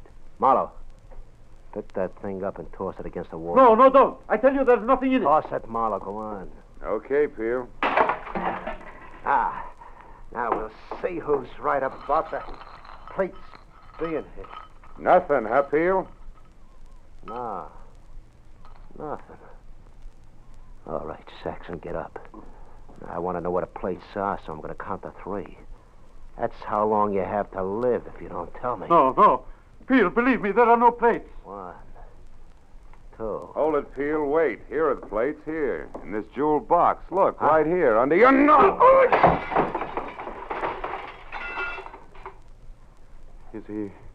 Is he out, Marlowe? Yeah, he's out, all right. He took the light with him, too. Is there another lamp in here? No, there isn't. Nor is there another gun. Why, you stinking little... Wait a minute, those sirens, Saxon, they're heading this way. Police? Yeah, the police. Looks like sooner or later everybody gets together in the back room at Saxon's, But not everybody stays here, so I'll take this wrapping paper and leave now. Wrapping paper? The stuff that was around the orange dog? Yes, a sample of the best grade of counterfeiting paper made, Marlowe. And that's what Horner was supposed to buy, not plates. Those he got a month ago. Still makes you a crook, Saxon, and one who'll never get past the front door. Oh, no, we'll see about that. Marlowe! Keep shooting, Saxon, in the dark. You got 4 shots left. You filthy murderer! Only 1 now, Saxon. That's number 6. You're through, Saxon.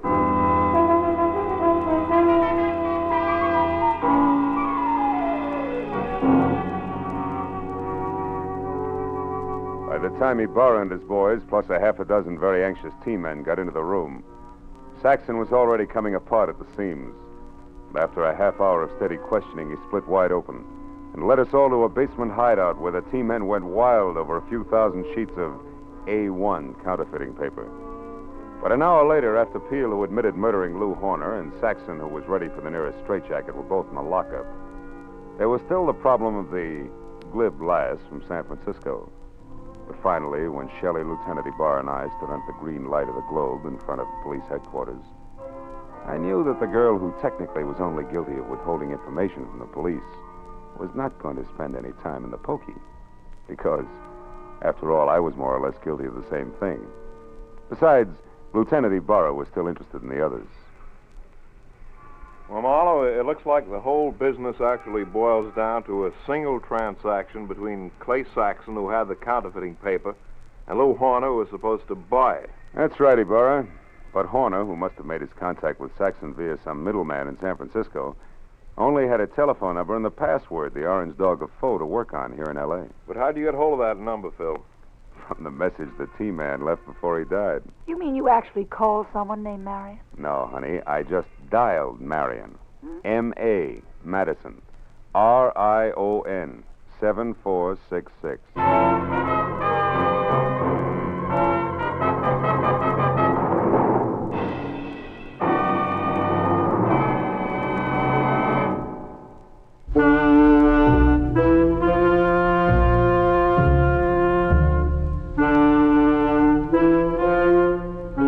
And that's Mystery Theater. Every week, we'll reach into the dusty file, brush it off, and present a still up-to-date replica of a whodunit of yesterday.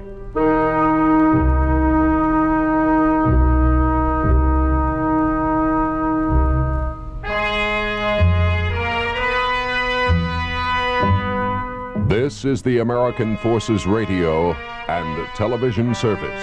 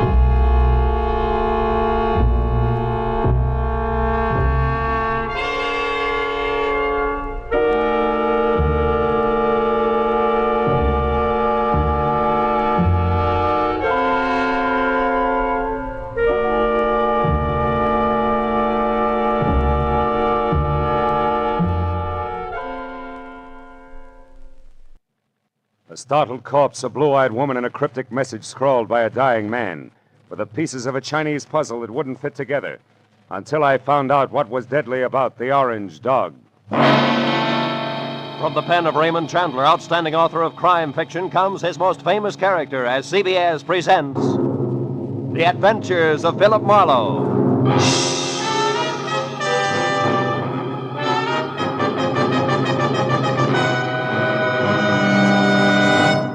And now, with Gerald Moore, starred as Philip Marlowe, we bring you tonight's exciting story, The Orange Dog.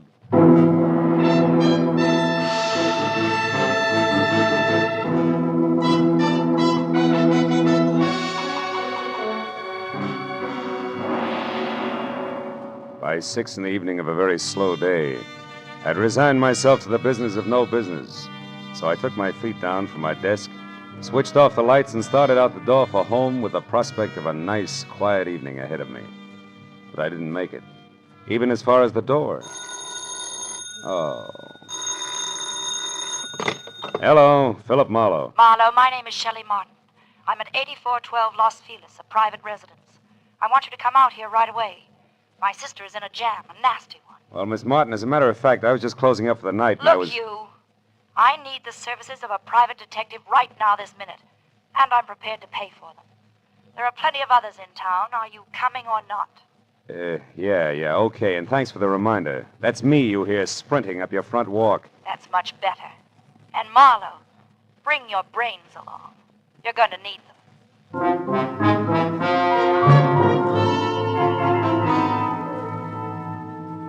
and that was the end of my quiet evening. But I just couldn't resist those government engravings of Mr. Lincoln. So I drove down to Weston, turned off on Los Feliz, and found the number 8412. The yard was an overgrown tangle of perennial plants losing their battle with the weeds. It was like a girl in a strapless evening gown with her hair up in curlers. However, I could see a light through the Venetian blinds, and the doorbell worked with a resonant two-tone chime that caused the door to open just far enough to allow a pair of eyes so blue they were almost purple to peek out at me. Yes, what is it? I'm delivering that private detective you ordered. Oh, Marlowe. Come in. Thanks.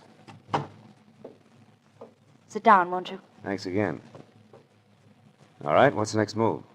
It's about my kid sister. Mm-hmm. She's involved with a man named Lou Horner, a San Francisco broker. She's quite deeply involved, I'm afraid. Oh? You see, some very strange things are going on, Marlowe, and my sister is a naive kid caught right in the middle of them. Yeah, I see. What sort of strange things, Miss Martin?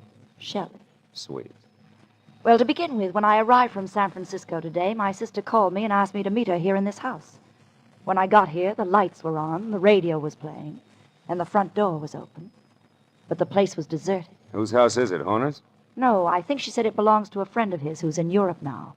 This Horner person uses it when he's in Los Angeles. Well, couldn't they have stepped out for a while? Mm-mm. You know, you don't look the type, Shelley, but maybe you're just panicky, huh? No, I'm not being panicky. All right, all right. Where's the nasty jam? Right behind the couch. Take a look. Okay. But you know, Oh, I see what you mean. Who is he, Shelley? How'd he get here? Maybe it's Horner, I don't know. I tried to search him, but I couldn't. Mm-hmm. Well, it wouldn't have helped anyway. Whoever shot him cleaned him out. No wallet, no papers, nothing. I found this magazine lying under his hand. Look here. Mm-hmm. He must have written this just before he died. Where's that? Here. Oh. It says, call Marion tonight about the orange dog, a foe. Orange dog, a foe. For what? That's why I called you, Phil. Marion is my sister. And whatever the orange dog of foe is, it must be awfully important. We've got to find out what it means, Phil, for Marion's sake. So far it means murder, honey, and that's for the cops. No. Well, all right, call them. But keep Marion's name out of it. A thing like this could destroy her. But look, maybe she pulled the trigger on our friend here. Maybe, but I don't think so. She's a sweet kid, Phil. Give her a break. If I'm wrong, I swear I'll help you bring her in myself. Is that fair enough?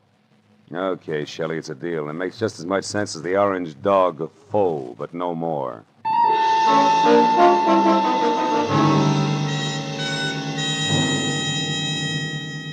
After I checked as far as I could on my client and sent her home, which was to the Villa 12 at the Wilshire Gardens Hotel, I ripped the General Squeegee tire ad with a message scribbled across it out of the magazine, folded it up and stuck it in my pocket.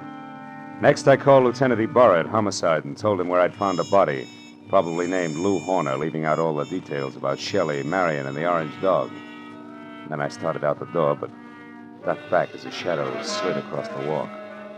I caught a glimpse of a large, ugly head of long, dirty hair set on a small, ugly body that was moving fast. By the time I got out on the walk, Longhair was already putting mileage on a green coupe with a broken tail light. It winked mockingly as it went out of sight. So I got in my car and headed for New Chinatown. It was the logical place to get some information regarding a Chinese dog. I saw a light filtering through a dingy window, illuminating the words James Tang, dealer in Oriental curios. Inside the musty shop, a little man, dressed in a black kimono, drifted forward, softly. Yes? I think perhaps you can help me, huh? I am honored.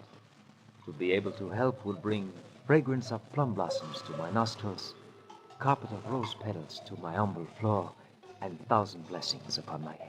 Oh, that's very pretty. Tell me, what is the dog of foe? The dog of foe? Why, this fantastic creature here is called the dog of foe. His fierce eyes and snarling mouth are to frighten away evil spirits from temples of Buddha. Why do you say called the dog of foe? Amateur collectors and auctioneers have named him that. It sounds exotic to cash customers. Actually, he is a lion.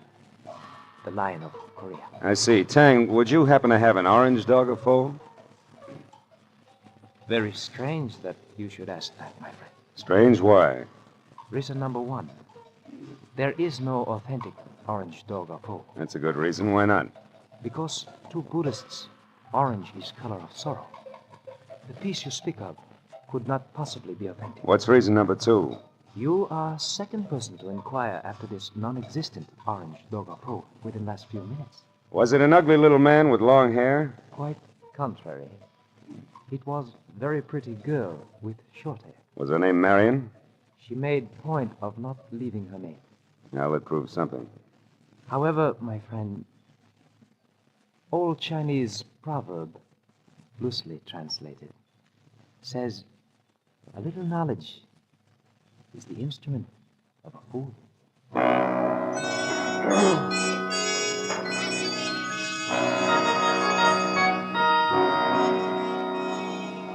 There were 9 other curio shops in the neighborhood, so I started making the rounds for the non-existent orange dog of foe and a girl who was interested in one. From the first 3 shops, I got a fast horse laugh in the fact that the girl was still ahead of me. The next 2 netted an insult apiece and a total blank on the dame. And from the 6th, called Saxon's, a glossy, well-ordered place on West 7th Street, the only effect was a coldly curious raised eyebrow. The man in front of me, whom I took to be Mr. Saxon himself, was a gaunt white Russian with a high, naked head the color of warm paraffin. His slender fingers played nervously with each other as we talked. The orange dog of foe. Yes, I have heard of such a piece, I think. It would be porcelain. Probably. This is your business. Who has it, Mr. Saxon? Can you tell me? No, I'm sorry.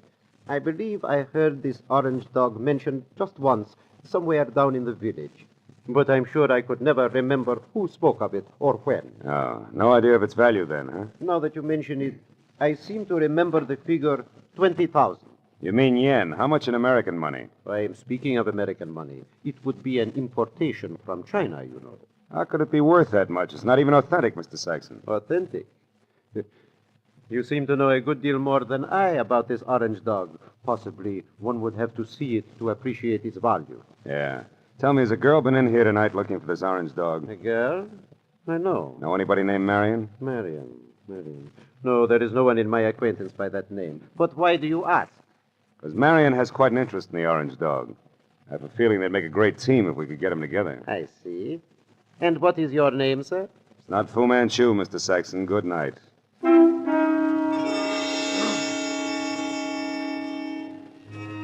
Saxon's expression didn't change. I turned and walked out of the place, and then because, with both of us using double talk, the conversation was bound to deteriorate. At least I had found out that the orange dog of foe existed and was going for a very high figure, especially for a phony. And it didn't take an abacus to figure out that Saxon knew more than he told me. Well, I started up the sidewalk to the next bric-a-brac emporium when I saw something parked on the side street, which brought me to a halt. It was that green coupe with the broken tail light. I went over to it, found it empty, and stuck my head inside to check the registration card for Longhair's real name. Yeah, it was a very foolish move because Longhair at that very moment prodded my kidney with the muzzle of a .38, and neither he nor the gun had a sense of humor. All right, Mr. Wise Guy, come on, walk. You and me are going up the alley here. What's the matter? Don't you feel at home in the light? Shut up. I don't like you much anyway, so you better ease off with the smart science. Okay, this'll do us far enough. Well, Mr. Wise Guy, did you find what you're looking for? You mean the orange dog, Shorty? The answer's no. The orange dog. So that's where the plates are. What plates? You're working for Horner. You don't know what plates. Look, chum, when you get your next haircut, have your brains dusted off. Nobody works for Horner anymore. Horner's dead. Dead? Since when? What's the surprise act for? You saw the body. You were sneaking around that house on Los Feliz. In fact, you might have killed Horner yourself. That body wasn't Horner. Why, Horner is 3 times the size of that guy in Los Feliz. He's bald. Also, he's so dumb he can't remember his own phone number. Oh, hold it. I'm looking for Vera Street where they sell those enchiladas. I'm sorry, gentlemen. I don't want to intrude. Hey, quiet. I'll blow your brains out.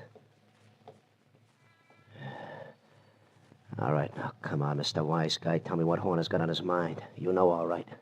I saw you taking orders from his girl. You mean Shelley Martin? Who else? Thought maybe you meant Marion. Marion? Who's Marion? Shelley Martin's sister. And don't let it worry you. Marion's got the orange dog eating out of her hand. I don't say. It ain't funny, mister. It's just peculiar. Because Shelley Martin don't have a sister, I know. So it seems like you're a very mixed-up character. In fact, Mr. Wise Guy, you're so mixed up, you're no good to me at all. So get over there with the rest of that.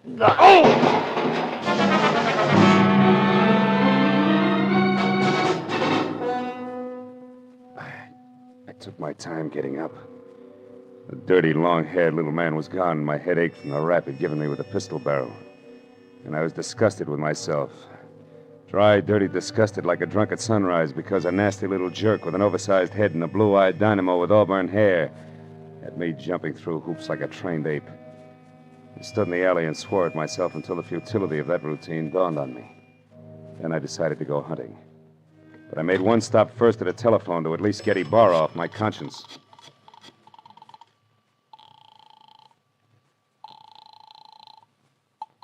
Lieutenant Ibarra. Marlowe, Lieutenant. I just found out that body on Los Feliz isn't Horner. I knew that an hour ago. Huh? The body isn't Horner's, and Horner is no broke. He's a counterfeiter, a big one. No. The dead man was a treasury agent named Slade who was closing in on Horner. So if you've got anything you haven't told, Phil, you better get it off your chest. At this point, it's a pleasure. A girl named Shelley Martin's calling the signals about now, and she can be found at Villa 12, Wilshire Gardens Hotel. You hurry, you'll just about meet me there, Ibarra. Now, wait. Suppose you go alone and find out what you can first. That's a switch. I'll follow in half an hour. Let's not freeze her up, Marlowe. Let's keep her talking, okay? Okay, Ibarra, that's easy for her. She's got a forked tongue. Only this time it's going to wag strictly on the straight and narrow, I guarantee it.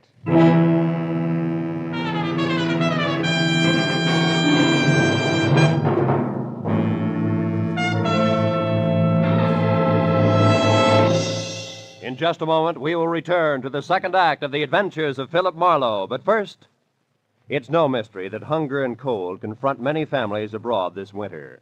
CARE will help feed and clothe these needy people. CARE, the safe, sure, non-profit way to send supplies to Europe and Asia.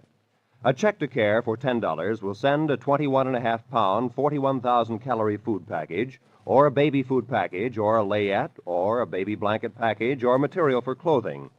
CARE guarantees delivery. You get a signed receipt that your package has reached its destination. Write your check tonight. Mail it first thing in the morning to CARE, C-A-R-E, 50 Broad Street, New York City. And now, with our star, Gerald Moore, we return to the second act of Philip Marlowe and tonight's story, The Orange Dog.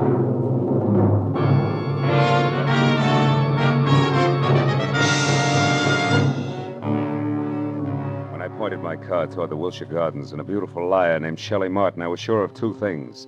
The plates that Longhair had wisecracked about just before he piled me into a row of garbage cans were the engraved kind that counterfeiters use to make money the easy way.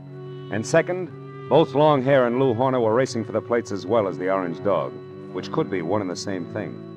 But 20 minutes later, as I pulled up near Villa 12, which was strips of yellow light and raised voices drifting out of half-open Venetian blinds, I forgot about the gentleman involved and concentrated on a lady who didn't have a sister called Marion. I went around to the back of the villa where I found the service door unlocked and the kitchen beyond dark. And when I entered and quietly moved to a spot near the living room where I could see Shelley snapping at a pompous, excitable man with a red face, I figured that a little eavesdropping might pay off. I'm here in Los Angeles. Is there anything wrong with that, Mr. Horner? Yes, everything. Why, I wouldn't even have known you were in town if I hadn't gone back to the place in Los Feliz where I saw you and some man having a delightful little chit-chat over the body of that T-man. Treasury man? Yes. Is that who he was? A meddlesome fool I caught snooping through my papers. Then you killed him, Lou. Of course I killed him. I had to. Now stop asking questions and get out of here. Because this is business, not pleasure, Shelley. And that leaves no room for you. Or Marion? What do you know about Marion? Not enough. But what I do know, I don't like. Look, Lou, who is Marion, and what does she mean to you? Marion means money to me, Shelley. Nothing more. So just leave me alone here so that I can make a call according to schedule. A call about... Lou. What's the matter, Shelley? Behind you, Lou. They're in the garden. Lou! The bullet that crashed through a closed window didn't stop until it got to Horner, who grabbed at his chest and dropped to the floor even before the glass quit flying. And by the time I got outside to where the shot had come from, I found nothing but a little wind rustling a lot of trees. When I got back to Shelley and the blood over tweed on the carpet, Horner was already dead. Marlowe, the man out there was Henry Peel. Peel? Something in long hair and dirty clothes? Yes, I met him in Horner's office once. Lou said he was a broker from Chicago. Come on, both Peel and Horner are counterfeiters. What? Lou, Lou a counterfeit? That's right. Never mind the carefully arched eyebrows, honey. They mean nothing. But, Marlowe, I swear I never knew that Horner was anything but a broker. A broker maltreating poor Sister Marion? You're a liar, Shelley. About Marion, yes. I haven't even got a sister. But from there on out, I'm telling the truth, Phil. Then tell some more and fast. All right, here it is. Lou Horner's been my boyfriend. And, checkbook? For the past year and a half. But about a month ago, he suddenly stopped being very attentive. And I couldn't figure out why. So you decided to keep your big blue eyes wide open, huh? Exactly. And it paid off. Because I found out that, 1, he had taken better than $20,000 out of his bank account.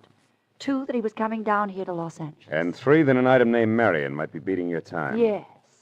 And that part of it upset me plenty. Until 10 minutes ago. But then I found out that Horner here was a murderer, and that, Marlowe, I don't buy. 3 cheers for the all-American girl. Oh, skip it, Marlowe. I'll live my way, you live yours. Don't worry, honey. Nobody wants to change places with you. Hey, look. Why does Horner wear a little rubber band on his little finger, do you know? Oh, he had a bad memory. Used every kind of gadget in the books to keep himself from forgetting things, especially numbers. Oh. Oh, for example, that rubber band might mean 10 o'clock. How do you figure? Like 5 and 5. The fingers on each hand, reading from left to right. He used things like that. Oh. Wait a minute. Hmm? Horner was going to make a call to Marion just now, and the message the T-man left was... Call Marion tonight about the orange dog of Foe. Shelley, baby, where's your phone? Fast. Come on, it's 10:15 already. Oh, it's out there in the hall, Marlowe. Oh. What are you talking about? A line, honey, a line on your ex-sister, Marion.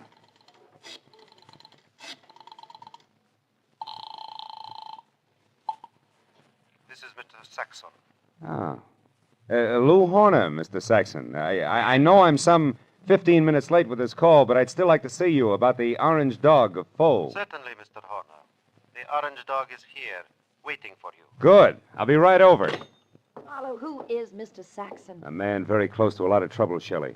Now, look, you wait right here for the law, and in particular, one Lieutenant Ibarra. Tell him nothing but the truth about Horner and what he meant to you in dollars and cents, and you may be all right. But where are you going, Marlowe? To a curio shop on West 7th Street to see, among other things, the orange dog of Foe.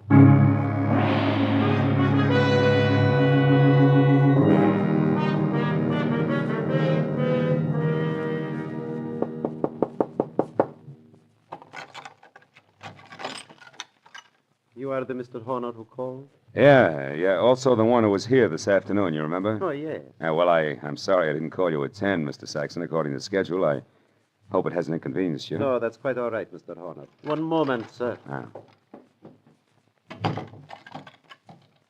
What's the matter? Is anything wrong tonight? Seem on edge, Mr. Saxon. I am. So please, Mr. Horner, don't make a single stupid move. What?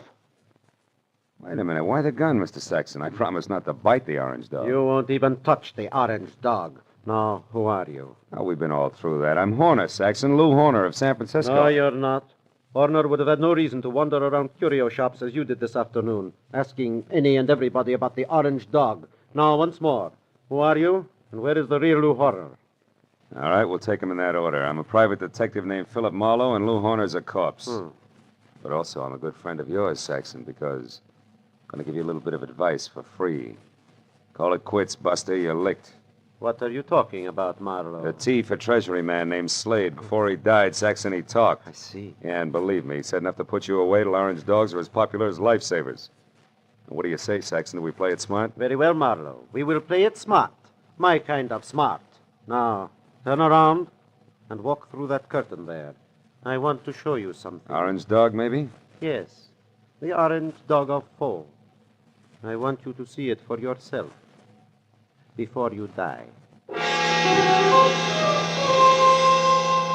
Saxon said die like it already happened.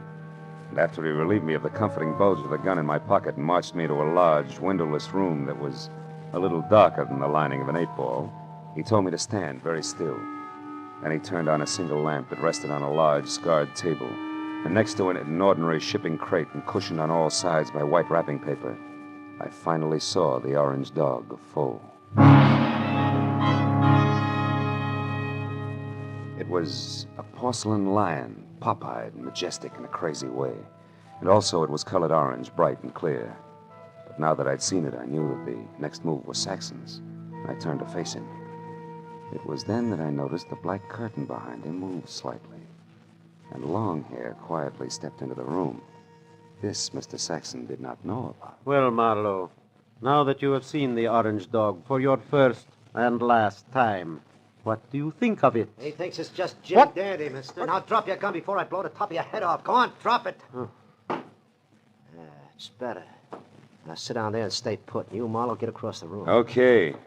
Thanks for showing up, Peel, before Saxon here ran out of small jokes. Don't kid yourself, Marlowe. I didn't just show up. I've been right behind you all the way. That's how I work. So what do you want, Peel? A couple of very fine engraved plates that I've been after for 6 months now. Plates which could be in the Orange Dog of Foe? No place else but. Or do you think that maybe the late Mr. Horner wanted as an ornament? But that's all it is. There are no plates in the orange dog. It is only a collector's item. And you're a liar, Saxon. And I know the best way to prove that. Marlowe, pick that thing up and toss it against the wall. No, don't. I tell you, there's nothing in it. Toss it, Marlowe. Go on. Okay, Peel. Ah, now we'll see who's right about the plates being here. Nothing, huh, Peel? No, nothing. All right, Saxon, get up. Now, I want to know what the plates are, so I'm going to count to 3. That's how long you have to live if you don't tell me. No. Peel, believe me, there are no plates. What? 2. Hold it, Peel. Wait. Here are the plates. Here. In this jeweled box. Look, right here, under your nose. Is he out, Marlowe? Yeah, he's out all right. He took the light with him, too. Is there another lamp in here? No, there isn't. Nor is there another gun. Why, you stinking little... Wait a minute, those sirens, Saxon, they're heading this way. Police? Yeah, the police. Looks like sooner or later everybody gets together in the back room at Saxon's, But not everybody stays here, so I'll take this wrapping paper and leave now. Wrapping paper? The stuff that was around the orange dog? Yes, a sample of the best grade of counterfeiting paper made, Marlowe. And that's what Horner was supposed to buy, not plates. Those he got a month ago. Still makes you a crook, Saxon, and one who'll never get past the front door. Oh, no, we'll see about that. Marlowe!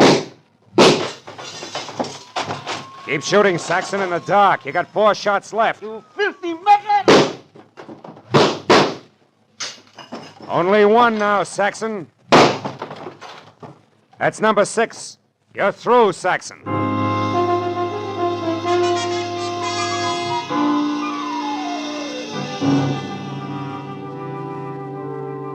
By the time Ibarra and his boys, plus a half a dozen very anxious team men, got into the room, Saxon was already coming apart at the seams.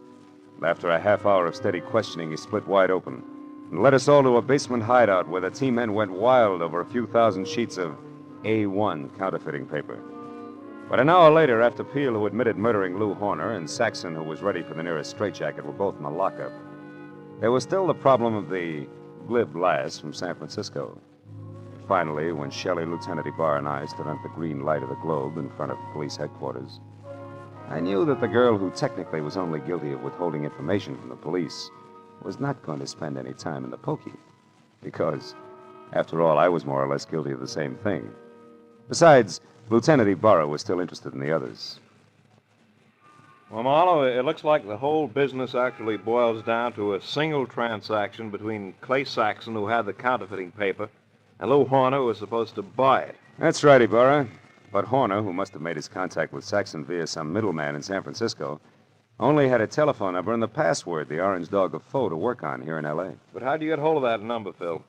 From the message the T-Man left before he died. You mean you actually called someone named Marion? No, honey, I just dialed Marion. M.A. Madison. R-I-O-N. 7466. Madison 7466. You get it? Yeah. Another one of Horner's screwy memory tricks, like the rubber band on his 10th finger. Hey, that's pretty good, Phil. Ah, it's an old gimmick, really. I read it in a dozen detective stories. What do you know? Maybe I ought to read some of those. Well, good night, Philip. Look for you tomorrow. Good night, Lieutenant. Well, Shelley, do I show you the way home? No, Marla. Aren't you hungry or thirsty or something? Yeah, guess I am at that. Well, I know just the place for us, darling. Oh? It's a cute little place right smack in the middle of Chinatown.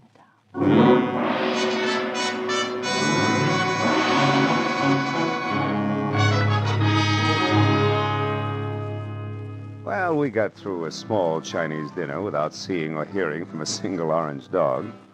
And when it came time to leave, I was thinking that Shelley wasn't really too bad a kid at that. So when she left the table to powder her nose, I started to make plans. But when she got back, I forgot about them because in the meantime, she'd run into an old friend. Yeah, a rich old friend who was all alone in the big city.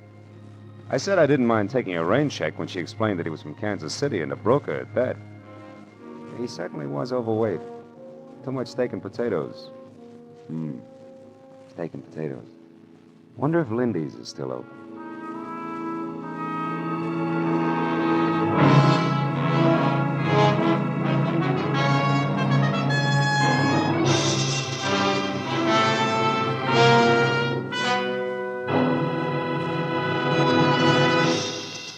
The Adventures of Philip Marlowe, created by Raymond Chandler, stars Gerald Moore and is produced and directed by Norman MacDonald. Script is by Mel Donnelly, Robert Mitchell, and Gene Levitt. Featured in the cast were Francis Robinson, Edgar Barrier, Tony Barrett, Lou Krugman, and Ed Begley. Lieutenant Detective Ibarra is played by Jeff Corey. The special music was by Richard Orant. Be sure and be with us again next week when Philip Marlowe says... I was hired to find a blackmailer, and I did. But first I found a badly beaten Adonis, a Jezebel with an accent, and a man who had been an easy mark for murder.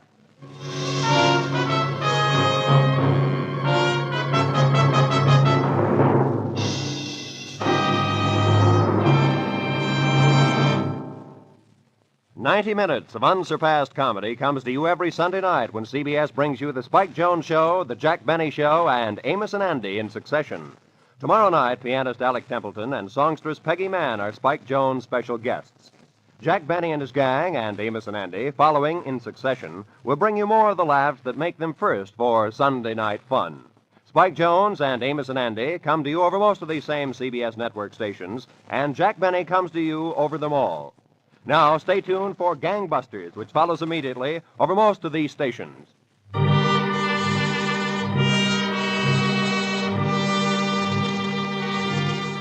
This is Roy Rowan speaking for CBS, the Columbia Broadcasting System.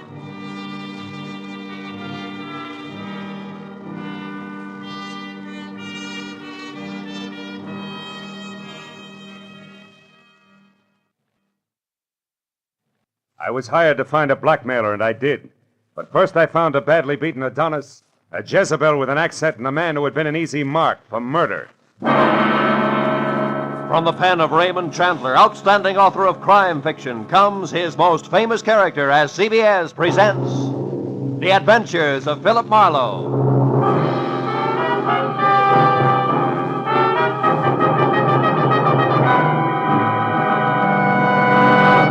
And now, with Gerald Moore, starred as Philip Marlowe, we bring you tonight's exciting story, The Easy Mark.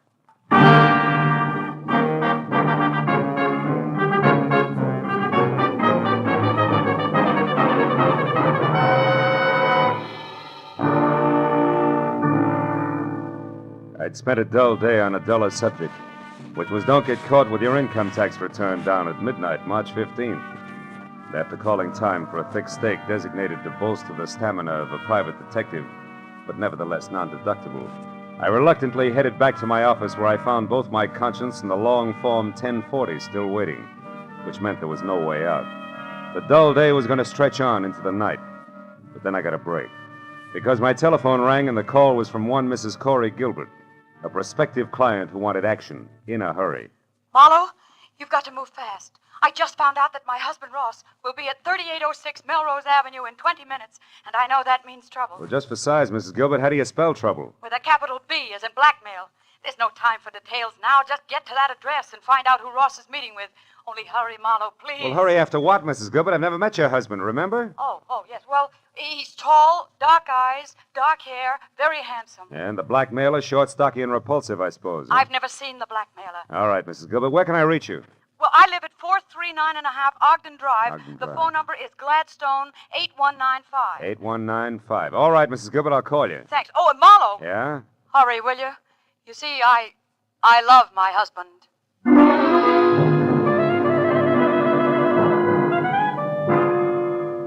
I was a little more than 20 minutes finding the address on Melrose. But when I finally pulled up and parked away from the place, I figured being late didn't matter because number 3806 turned out to be an unfinished house set deep in an acre of building materials.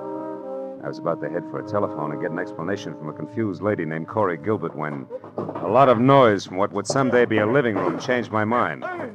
Then I knew that my client had the right address after all, because there in the pale light of a slice of moon, taking the last of an awful beating from a thin man with a thick beard and a lot of muscle, was Ross Gilbert. Dark eyes and dark hair, like she said, but no longer very handsome. Don't hit me again. Stop worrying, Gilbert. I'm almost through with you except for this. A present from Nanette. And just one more from Nanette.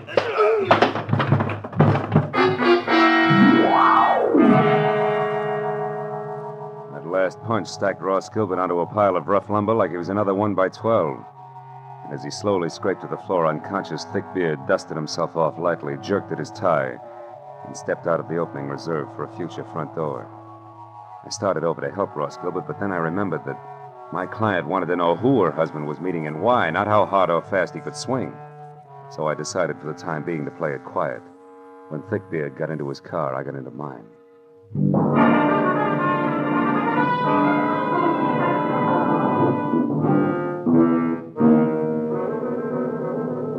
I followed him all the way to Beverly Hills, where he pulled to a stop in front of the Camden Arms Court.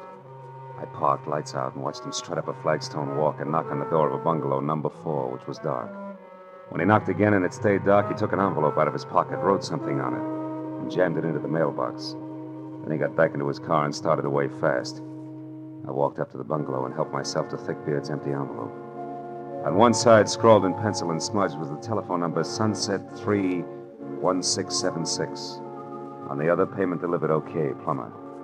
Plummer, huh? I shoved the message into my pocket, struck a match, and started looking for a name on the front door. But then a cab pulled up, and a moment later I had help. I can be of some assistance, perhaps? Yes, I was just... Oh. Nanette? Oui. Nanette Lamarck. But I do not know you, monsieur.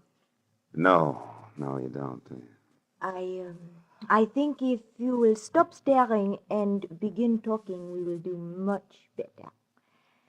Who are you? Philip Marlowe.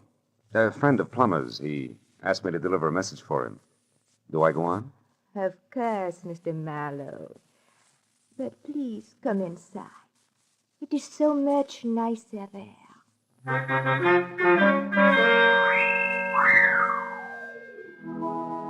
Nanette was so right about it being nicer inside. There were lights. And that made it easier to see that the lady with the thick French accent and the gorgeous waistline was something that could have mustered her own foreign legion.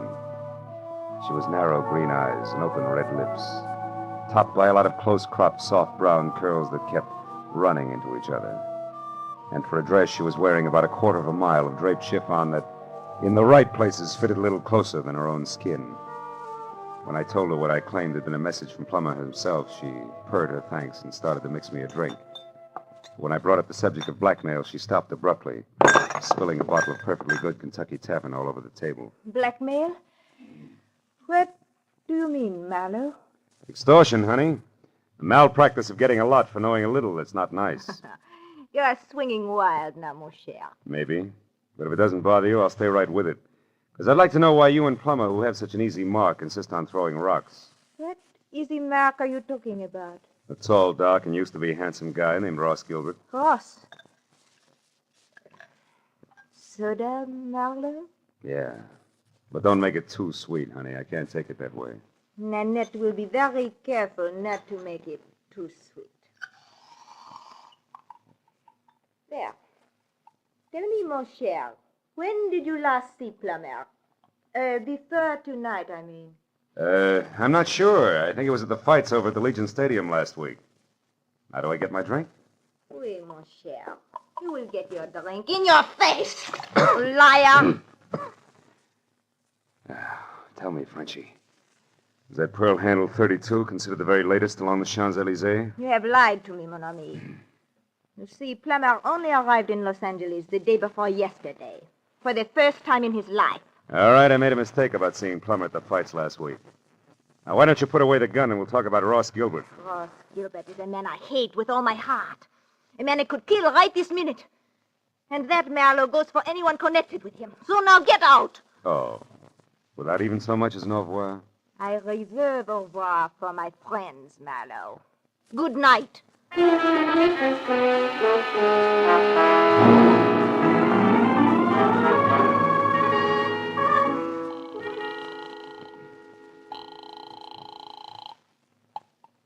Hello? Marlowe, Mrs. Gilbert, is Ross all right? Ross isn't here, Marlowe. What happened to him? He ran into an ugly beating at that address on Melrose. And something nasty from out of town named Plummer is responsible. Ever hear of him and/or an imported Jezebel called Nanette Lamarck? No, I haven't. But what about Ross? What's wrong with him? Nothing that a pound of beefsteak and enough liniment can't cure. But before we worry about Ross, Mrs. Gilbert, one more thing.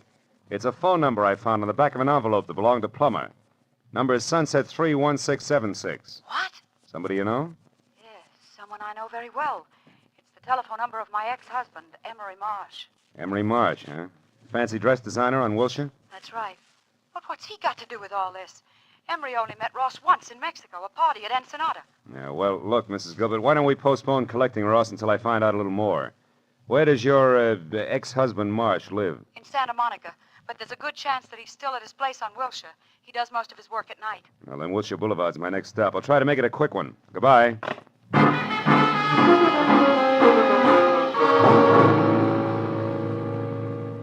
Emery Marsh's place on Wilshire was an expensive shop with a single velvet-lined show window that was home for a beautiful mannequin wearing an evening gown that would drop at the first sneeze.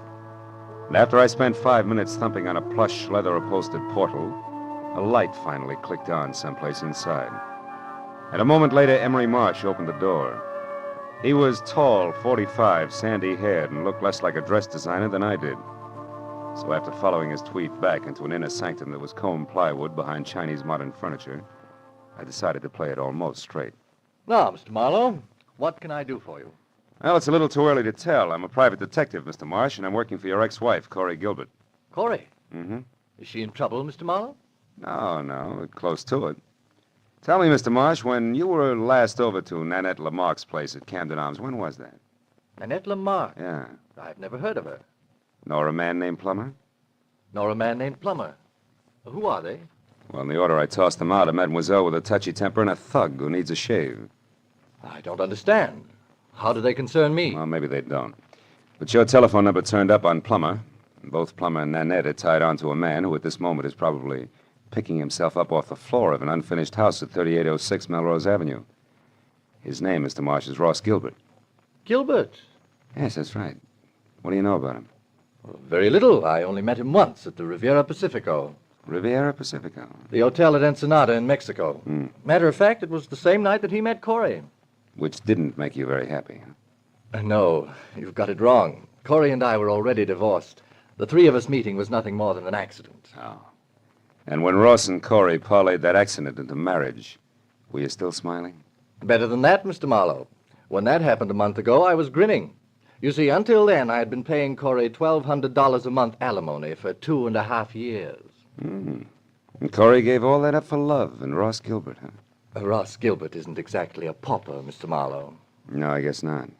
Blackmailing a pauper doesn't add up. What did you say, Mr. Marlowe?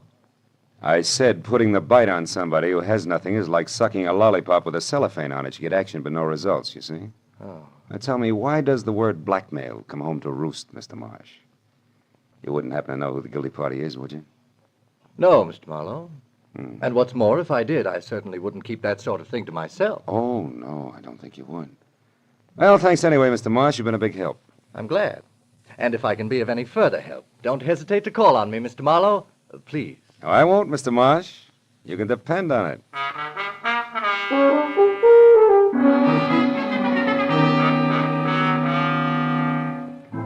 All the way from Wilshire Boulevard to Mrs. Gilbert's place on Ogden Drive, I kept wondering who wanted how much out of Ross Gilbert and why. About 20 minutes later, when I pulled up in front of the house, I started concentrating on my client, who had to be the woman standing next to a green coupe in the driveway and waiting in double time.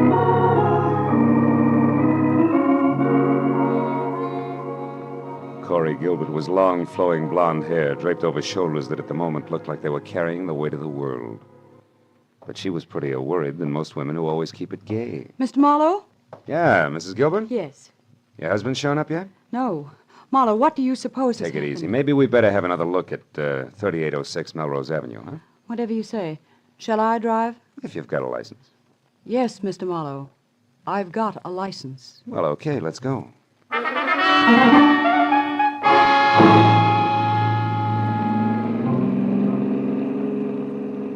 The way we took off in Corey's Nash, I wasn't sure whether her license was for driving a car or an airplane. And while she kept its 83.5 AAA on the accelerator, she talked about her husband and why she was worried. By the time we were near the place, I knew all about the party in Ensenada, their whirlwind courtship, and what a fine guy Ross Gilbert was. When we got out of the car and started over the last 100 yards toward the unfinished house, I'd learned everything Corey knew about the blackmail angle, which wasn't very much. It started last week, Marlowe, when we got back from our honeymoon. Ross wasn't himself at all. He was worried. He forgot how to laugh. He argued with me over any and everything. Where does the blackmail come in? I don't know. He wouldn't tell me what was wrong. Then this evening, just before I called you, I overheard him talking on the telephone. That's when I caught the word blackmail and this address. Now, maybe Ross will be able to fill in a few of the blanks for us. Oh, he was over here in this room on a pile of lumber when I...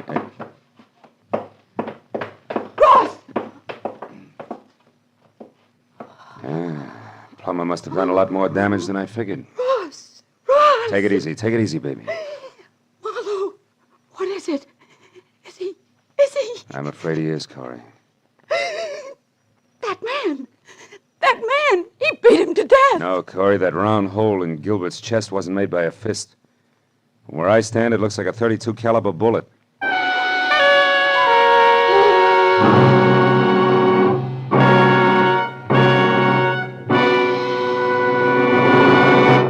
In just a moment, we will return to the second act of The Adventures of Philip Marlowe. But first, for some new wrinkles in the mystery field, look on the face of Mr. Jack Benny, eminent producer of the mystery comedy The Lucky Stiff, which opened in New York today.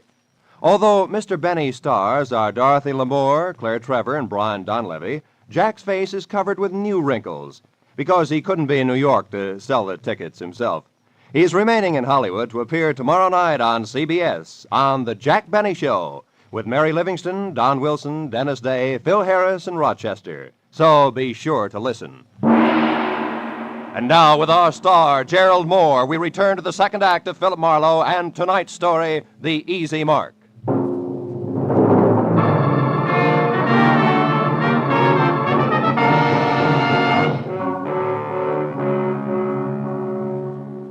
Corey Gilbert's face went sickly white, and her mouth twisted on the brink of hysteria as she stared at the dead man. I turned her away from it and led her to a window. She did the fastest job of pulling herself together I'd ever seen. And I went back to the body. On the way, I noticed a folded scrap of paper on the floor.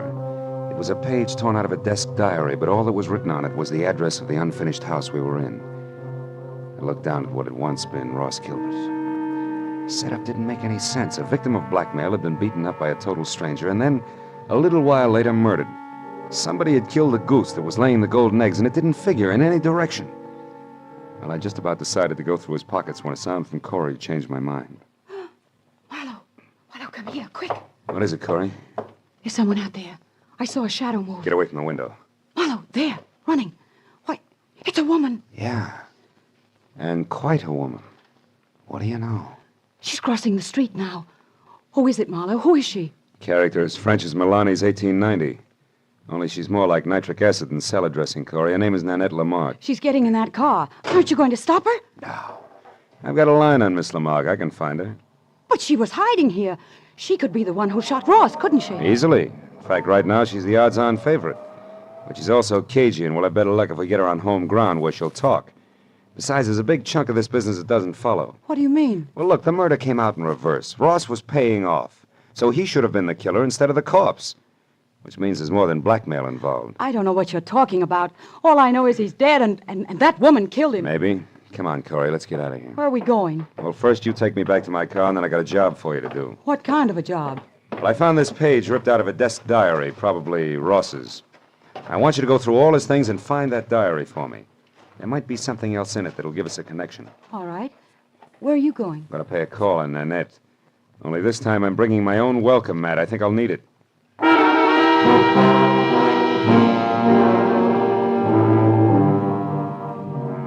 After Corey dropped me off, I called Lieutenant Ibarra at Homicide, reported the body, and then I got into my own car and drove out to Beverly Hills again, to the Camden Arms court. Nanette's bungalow had lights on. I parked down the street and made tracks back through the landscaping to a side window. Nanette was playing pin-up girl on the arm of a divan. She watched someone pace back and forth across the room. When I got close enough to hear what was being said, that someone turned out to be Corey Gilbert's first husband, Emery Marsh. Like chickens with their heads off. So Ross Gilbert was shot to death. But I've got to know the truth about one thing, Miss Lamarck. My entire life's work is at stake. Can't you understand? All right, Monsieur Marsh. Do not break out into tears, I will tell you. Plummer is merely a private investigator I hired to locate Ross Gilbert for me. Now, are you happy? No. Why did such a person have my telephone number? That's what I want to know. I'll be ruined if I'm involved in this mess. My reputation means everything to my business, and, well, things aren't going too well just now. If I'm connected with a scandal, I'll be wiped out. Well, stop worrying. I saw you with Ross Gilbert 3 or 4 times before he disappeared. So I gave your name to Plummer as a possible lead to Ross. That is all. Why did you want to find Ross Gilbert? That, mon ami, is none of your business. You found out what you wanted, so good night. All right. I'll go. But can I count on you to keep my name out of this? Listen, I am counting on me to keep my own name out of it. And I will be very busy doing that. Good night.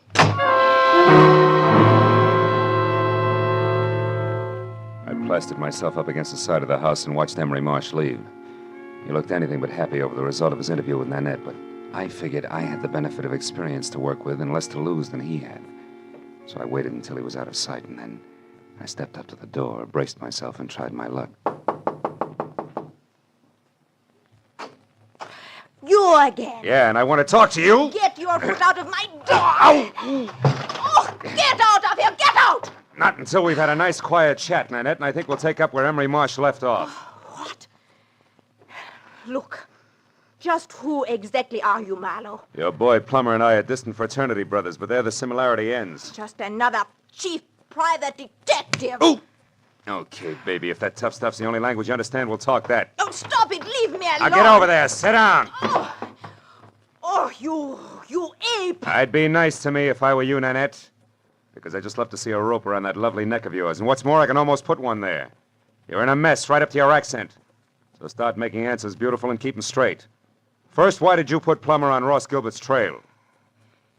Because he double-crossed me, that is why. Double-crossed you? How? He ran away from me. He was mine, all bought and paid for, you understand? Not exactly. When I met him, he was flat broke. I bought him every decent stitch of clothes that he had. Gave him everything he needed to be a gentleman because we were going to be married. And then he ran out on me and took everything with him that he could lay his hands on. Go on. Nobody does that to Nanette Lamarck. Nobody. So you hired that licensed thug Plummer to find him and beat him half to death, right? Exactly. Well, go ahead, baby. The story doesn't end there. Tell me the rest, the good part. About how you waited until Plummer got through with him, and then you went down to that unfinished blueprint out of House and Gardens and killed him. No, that is not true. I did not do that. Why, I could not. It's no bigger lie than the rest of it. Where's that pearl handle 32 of yours, Nanette? And don't reach for it. Just tell me. What do you want with I me? want to see if it's been fired. Now, where is it? Call it, Jack. Oh, fine. Plummer. Miss Lamarck might not like for you to see her gun. Oh, I thought you would never get here. Who's this character, Miss Lamarck? Another private detective. Marlowe by name. No kidding. Well, we got a lot in common, haven't we, Jack? Yes. We've each got 2 arms and 2 legs. And the name is Phil. Oh, that's the way it is, huh? Well, listen, Jack. You got no business here in the first place. For 2 cents, I'll chop you down. You're even cheaper than I figured. Why, and you you can put big- away that big, nasty gun, too, because I got you cold. That envelope you stuck in Nanette's mailbox tonight had a slip of paper inside from one of your old clients. Huh? What are you talking about? Can't you guess? Hey, you want to see it? Well, yeah, let's have a look at that. Okay. Take a good look. Come on, drop the gun, Plummer. Come on, drop it. My arm! All right, now, fold up. There's your bargain basement detective, Nanette. You didn't get your money's worth, did you? Now, shall we take a look at that pearl-handled gun of yours? It is over there in my bag. Thanks. Clip's full, and that smell sure isn't gunpowder. Of course not. I did not kill Ross. Why, I was not even inside of that building where he was. Yeah, I know, but you... Wait a minute, say that again. I said I was never inside that unfinished house where he was found. When I drove up, you were already there, so I left. Yeah, I know. And Plummer's gun is... fully loaded. Hasn't been fired either. Baby, you've just given me a great idea. An idea? But I do not understand. Never mind, I'll explain it to you later. And incidentally, you better be around. Right now, I've got to find out one more thing, and then maybe I'll pop this whole shebang wide open.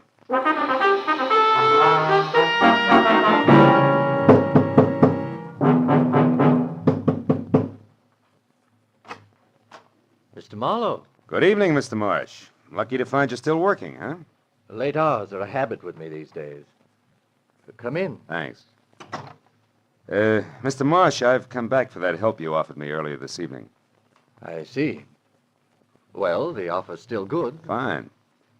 I think your ex-wife, Corey, is lying to me. She claims you didn't know Ross Gilbert, that you only met him once at that party in Ensenada, but you did know him, didn't you?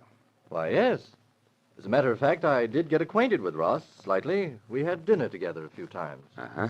And you really did favor his marriage to Corey because it freed you automatically from that alimony load you were carrying.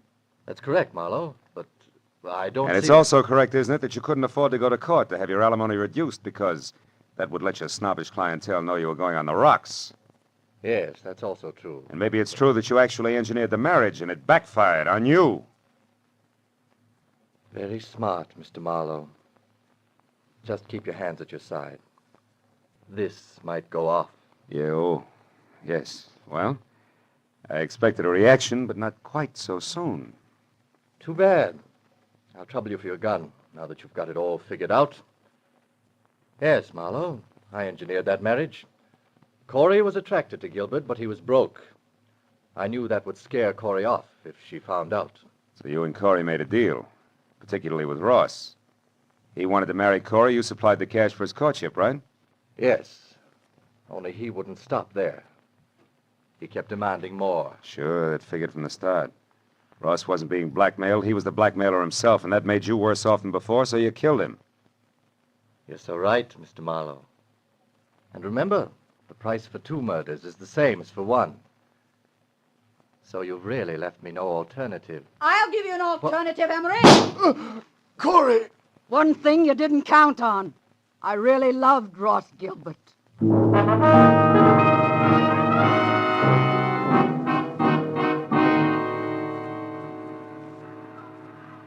Well, I guess that winds it up, Corey.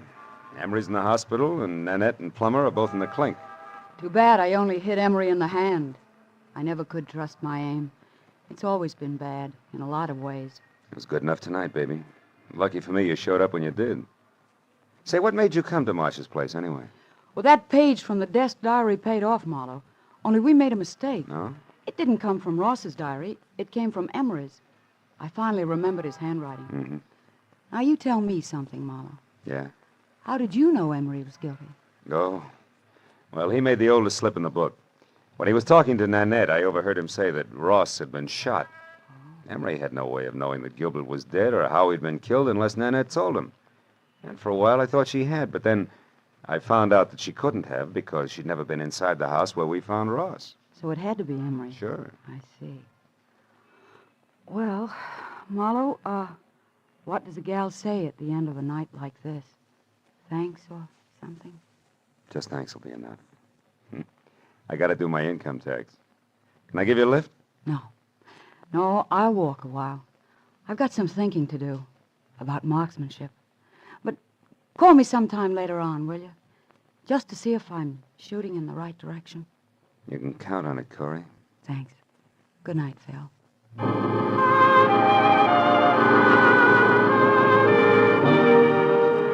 I watched her for a moment as she walked down the street all by herself, deep in her own thoughts, and it looked to me like she was playing it strictly square. I almost wanted to follow her. The first time in a long time, I felt like I wanted to get to know a client better. But March 15th can slip up awfully fast, and that long Form 1040 was still unfinished and waiting for me in my office. So I decided to go back and work on my income tax and play it strictly square, too. After all, that's really the easiest way in the long run. Yeah, I keep telling myself.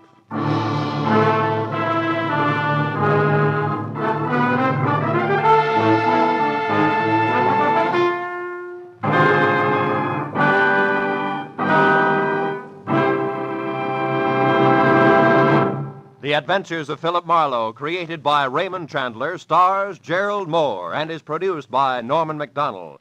The script by Mel Donnelly, Robert Mitchell, and Gene Levitt was directed by Ralph Rose. Featured in the cast were Sylvia Sims, Laurette Philbrandt, Ken Harvey, and Paul Duboff. The special music was by Richard O'Runt. Be sure and be with us again next week when Philip Marlowe says... There was a man with a bad heart, a telephone number scribbled on a cash register receipt, and a corpse on the other side of town. But I couldn't see the connection between them until I realized they were all tied together by the same long rope, worth $30,000.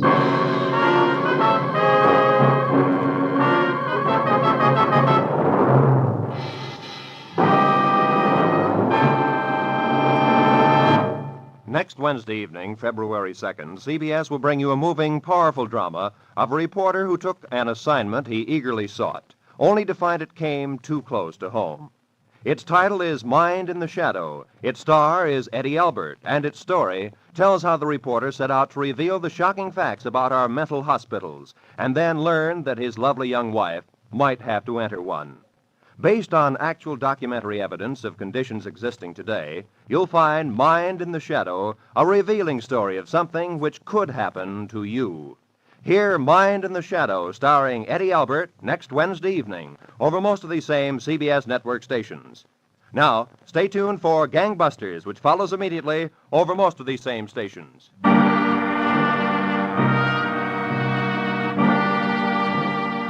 This is Roy Rowan speaking for CBS, Jack Benny's new address, Sunday night on CBS, the Columbia Broadcasting System.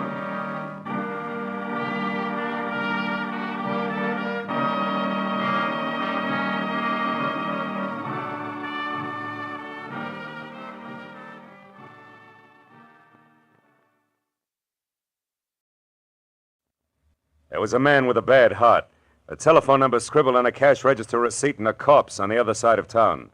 But I couldn't see the connection between them until I realized that they were all tied together by the same long rope, worth $30,000.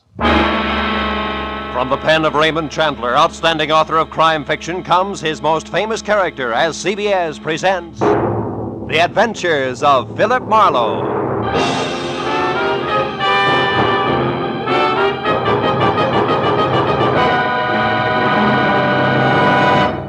And now, with Gerald Moore, starred as Philip Marlowe, we bring you tonight's exciting story, The Long Rope.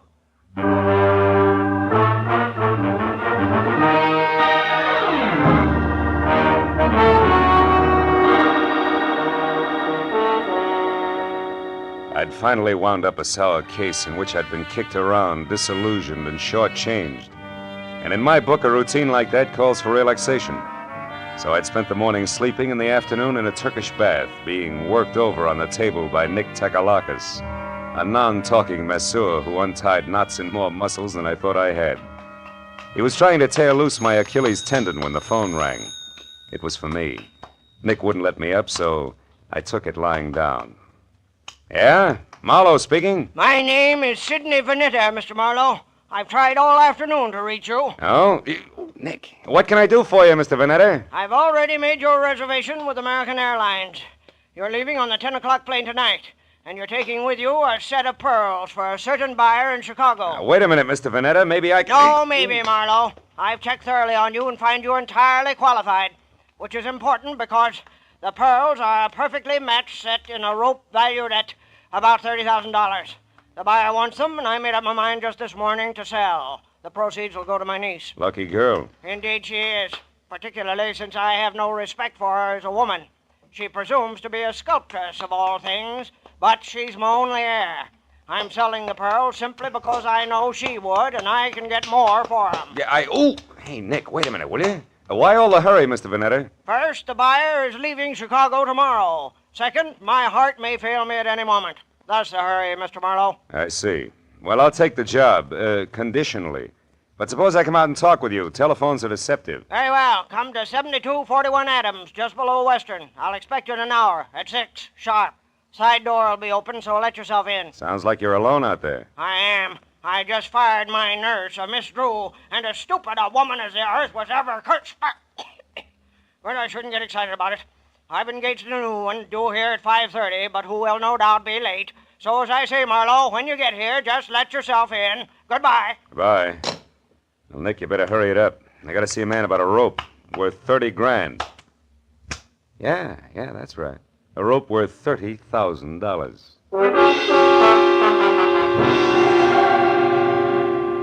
Vanetta's place on Adams was a big, fancy, and dirty gray place. 40 years ago, it had been a proud, expensive house. But now it squatted at the back end of a rundown yard like a bitter old man too tired to move. I found the side door unlocked and went in. The hallway was dusky and had the odor of moldy wool. I called Vanetta's name but got no answer. So I poked on in until I heard the snapping of an open fire. It came from the library. A big chair was drawn up in front of the fireplace, and there Vanetta sat, his chin sunk deep in his chest and his eyes closed. I coughed, but he didn't hear me, so I stepped close and shook him gently by the shoulder. All it took was a gentle shake. He sagged forward and poured out of the chair like stiff syrup. Mr. Vanetta was dead. I started for the phone to report the body, but then I heard gravel crunch in the driveway. Someone else was coming in that side door, so I stepped out into the hall and waited. Mr. Vanetta, it's... Oh. Who are you? Philip Marlowe, who are you? Steve Temple. I'm Mr. Vanetta's business agent. Here on business now? Yes, I am. It's all the same to you. I came to see Mr. Vanetta regarding some pearls. So if you'll excuse... Oh. Yeah, the pearls can wait. Their owner's dead. So it finally happened, huh? You're taking the news very well, Temple. I've been expecting it every day for 5 years.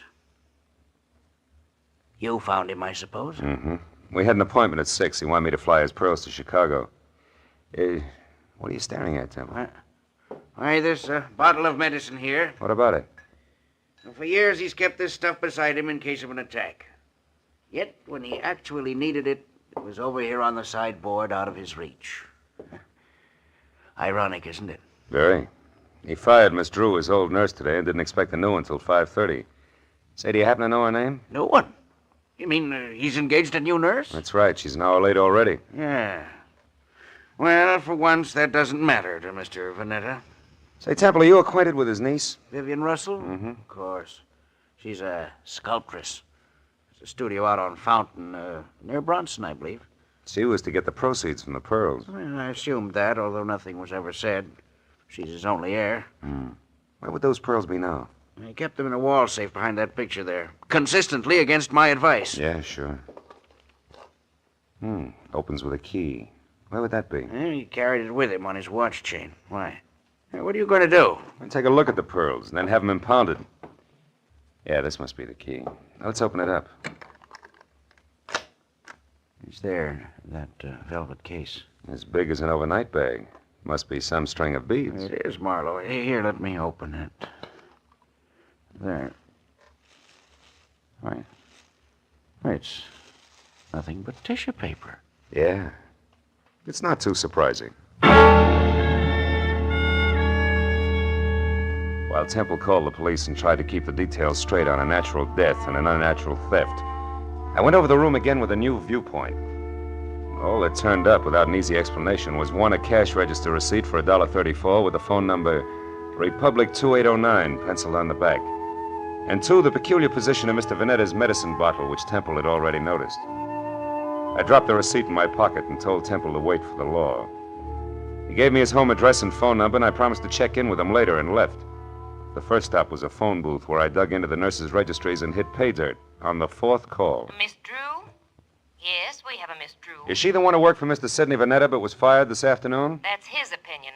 Actually, Miss Drew quit. All right, have it your way. Where can I get in touch with her? She's right here where she's been since 3 o'clock this afternoon. What is the nature of your business, sir? Never mind. You've already answered my question. But look, Mr. Vanetta hired another nurse to replace Miss Drew. Is the new girl one of yours? Absolutely not. Mr. Vanetta will never get another nurse from this registry or from any other that I know of. You're so right. He's utterly impossible to please in any way, and we're through trying. Goodbye. Well, Miss Drew was in the clear, and Vanetta began to focus as a pretty odd Johnny. But I was still trying to figure why the new nurse hadn't shown up. when I reached for a cigarette and brought out the cash register receipt with the phone number on the back. So I tried it. Republic 2809. It rang, but nothing happened. I got in my car then and drove up to Hollywood and out Fountain to Bronson, where the only Vanetta heir, Miss Vivian Russell, had a studio. It was a converted double garage with a lot of north windows, so her new close-to-the-ground Hudson sat outside in the driveway. The adjoining four-room apartment looked cozy enough, if you liked wading through chunks of marble and eating off of last week's newspaper. Yeah, I was braced for a dowdy Amazon with broken fingernails as I rang the bell. That's why the dainty 118 pounds of taboo-scented blonde, who was clad in 10 chartreuse yards of whispering silk cut like lounging pajamas, caught me as flat-footed as a duck when she opened the door. Hi. Did you want something? Yes. Yeah. My name is Marlowe. I'd like to speak to Miss Vivian Russell. You are. So go ahead and enjoy yourself, Marlowe. May I come inside? I have some bad news, Miss Russell. Oh, sure. Come on in. Now, shall I sit down or just hang on to something? Suit yourself. Your uncle, Mr. Vanetta, died this afternoon. Oh, his heart finally gave up, did it, huh? Yeah, but you shouldn't go all to pieces like that, Vivian. Now, wait. He meant nothing to me, but I'm glad his suffering is over. The pearls are missing, too. Well, really? What happened to them? They were stolen, and don't tell me that means nothing to you, because you're getting the money, $30,000 worth. What? Uncle Sidney intended to give me the money from those pearls? How do you know that? I'm a private detective, he told me. He was my client. Oh, then you're out of a job. Say, how would you like to work for me, Marlowe? I'm serious. Now I want those pearls back, you know. Now, for $25 a day in expenses, it's a deal. Now, you tell me something. Who did your uncle hire today to replace Miss Drew? The nurse? Hmm. Why, I didn't even know Miss Drew had been fired. How did you know she didn't quit? With Uncle Sidney? Try me again. Republic 2809. That doesn't mean a thing. Hmm. You know, Marlowe, you've got an awfully good head. Are you speaking as a sculptress or just an ordinary chiseler? And what is that crack supposed to mean? You didn't know you were getting the money legally. You might have taken the pearls yourself. Oh, stop it, Marlowe. Okay, client.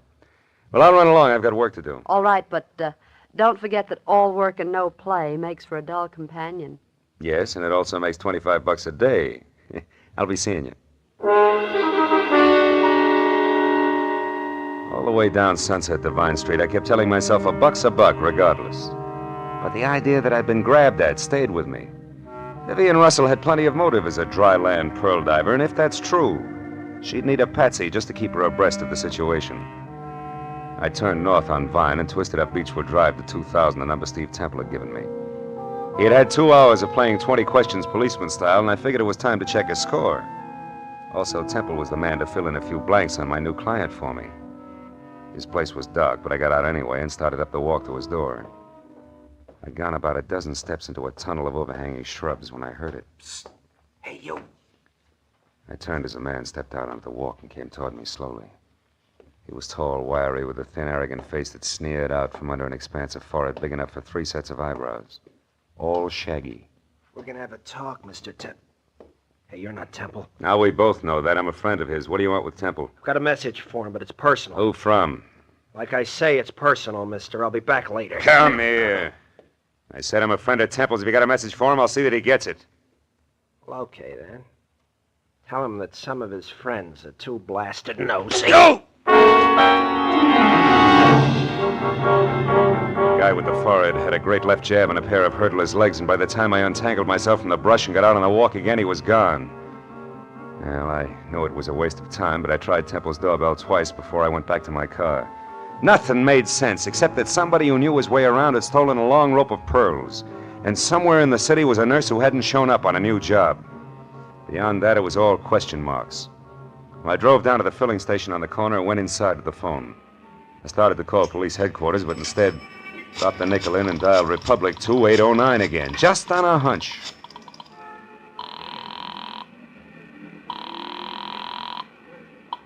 Attorney Ibarra speaking. Ibarra? I didn't dial you, Ibarra. What? This is Marlowe. Well, you got me anyway. Now, listen, Phil, I hear you're on that Vanetta case. Yeah. If it'll help you any, the coroner says definitely he died of a heart attack. No homicide involved. Thanks, Lieutenant. Hey, but look, where are you now? In a flat on the corner of Union and 59th Street. Why? Well, is that phone number there Republic 2809? Well, that's a great piece of deduction. You just called it. Ibarra, listen, I found that number at Vanetta's place this afternoon. What's going on down there? There's a girl here named Betty Larson. Yeah, she's a nurse, right? No, wrong, Phil. She's a corpse. Before that, she was a waitress. Just a waitress. Somebody came to her door and killed her for no apparent reason whatsoever.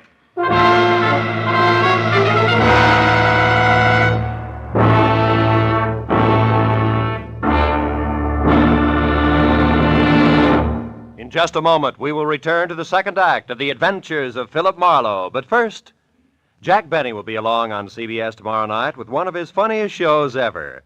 In addition to his regular hecklers, Dennis, Don, Phil, Mary, and Rochester, Claudette Colbert and Vincent Price will pay a call on Jack.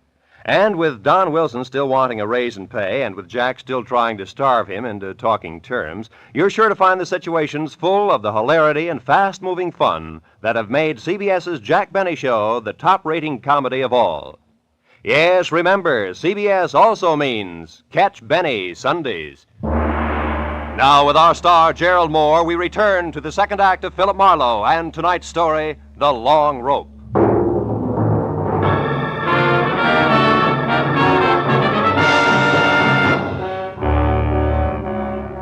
It was 40 minutes of thick stop-and-go traffic from the time I quit talking to Ibarra until I pulled up near the 4 stories of faded, sagging tenement on the corner of Union and 59th. But even then, the crazy question that had been weaving in and out of my mind like a 2 a.m. drunk looking for the way to go home was still with me.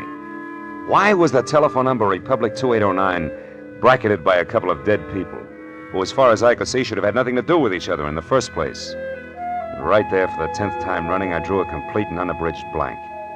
But a minute later, when I climbed out of my coupe and over the bumpers of the half-dozen squad cars that were jammed into the narrow street like so many toy autos that a kid had forgotten about, I quit asking myself riddles and started looking for Detective Lieutenant Ibarra, a quiet man who always preferred fact to fancy. I found him in a cheap but clean uniform-crowded room on the second floor, standing a few feet away from the body of Betty Larson, a girl in a bathrobe who had once been something pretty in her early 20s. Well, Phil, the coroner says she was shot twice in the chest at close range, died instantly. Is that where she fell, Lieutenant, there near the door? Yeah, looks like she just gotten home and into her robe and someone she didn't know knocked on the door. The safety chain was still on when we got here, and the windows lead no place. Those chains let a door open just wide enough for the barrel of a gun, is that it? Yeah, but how does all this add with those missing pearls and the rest of that business over on Adams, Marlowe? Not like 2 and 2, believe me. So far, Ibarra, the only question is the telephone number. Tell me, where did this Betty Larson work? Well, we haven't gotten that far yet. So long, Lieutenant. Yeah, so long. Right now, we only know that she was a waitress who stayed here with her brother, who was some kind of a student. They got along pretty well together. She was single, too. Lived here since... Oh, wait a minute. Tiny Bar. Oh, yeah, Mooney.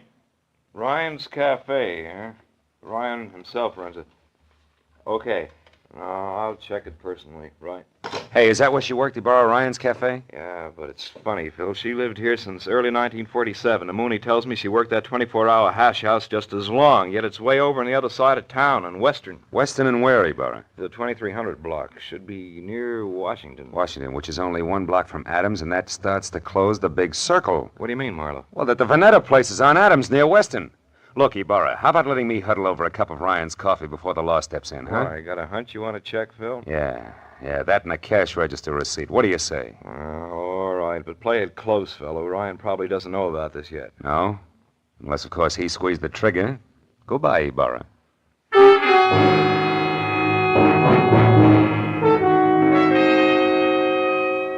I was a half hour getting over to Ryan's Cafe on Western, which turned out to be a lot of steamed-over plate glass, bragging about a 40-cent hot roast beef sandwich in 2-foot-high white chalk letters.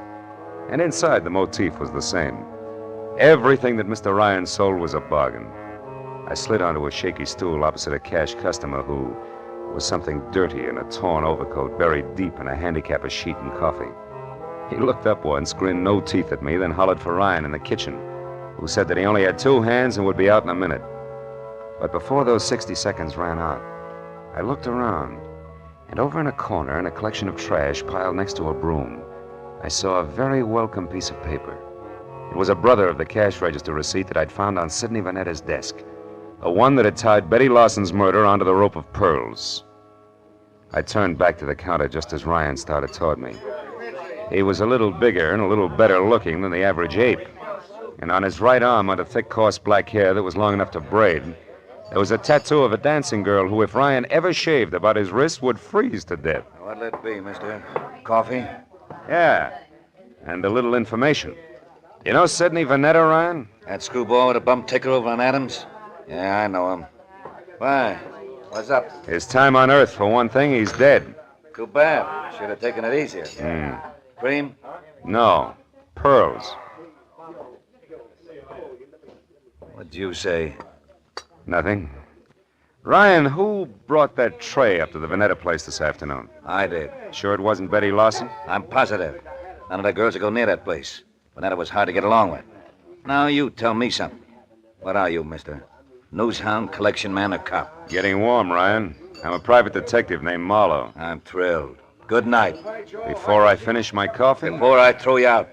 I don't like too many questions. Not even easy ones, huh? Like who murdered Betty Lawson? Betty's dead? Yeah. Over in her flat on 59th Street, shot twice with a .32. When'd you last see her, Ryan? Why, a couple of hours ago when she quit for the night. Marlowe, the cops got any idea who did it? I don't know. Right now they're looking for a boyfriend. You're crazy. Betty didn't have a boyfriend. Outside of you? Outside of me. So I'm going over to straighten them out now. Mitzi! Mitzi! Yeah? Get out here and take over. Okay. I gotta move fast. No, you don't, Ryan. Betty's dead, remember? Yeah, but whoever did it ain't. Now, don't try to stop me, Marlowe. You'll get hurt. Look, Ryan, why don't you play smart and... what's the use? Go on, start running. You won't get very far.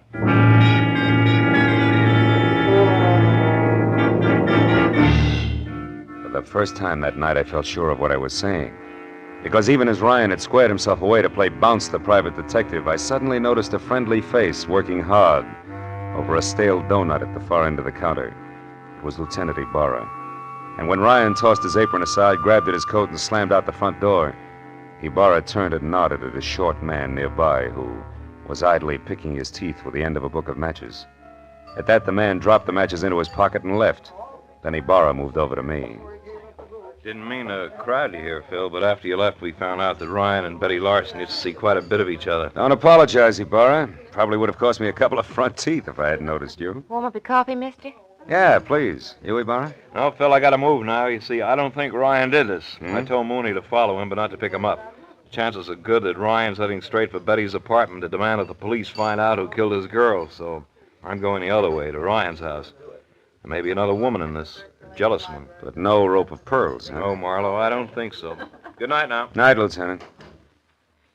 Well, Mitzi, how long have you worked here? Couple of days. But I don't know nothing about Mr. Ryan. I'm a married woman, and Hey, what do you think you're staring at, mister? Maybe something wonderful, Mitzi. Tell me, baby, do you always wear that kind of a uniform when you're working here? Sure.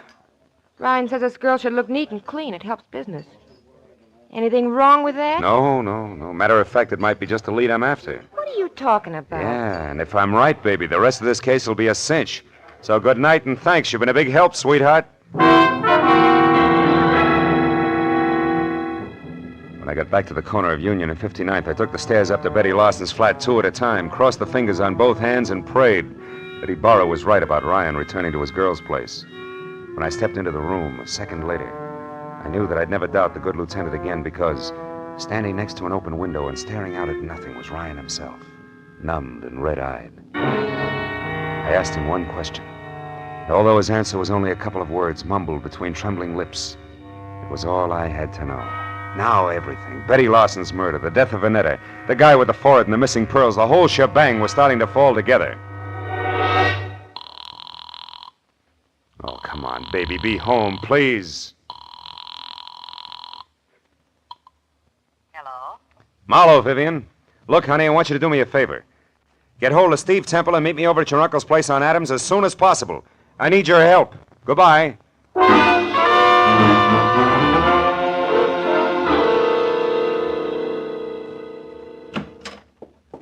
Marlowe, what took you so long? I understood you needed our help and in a hurry at that.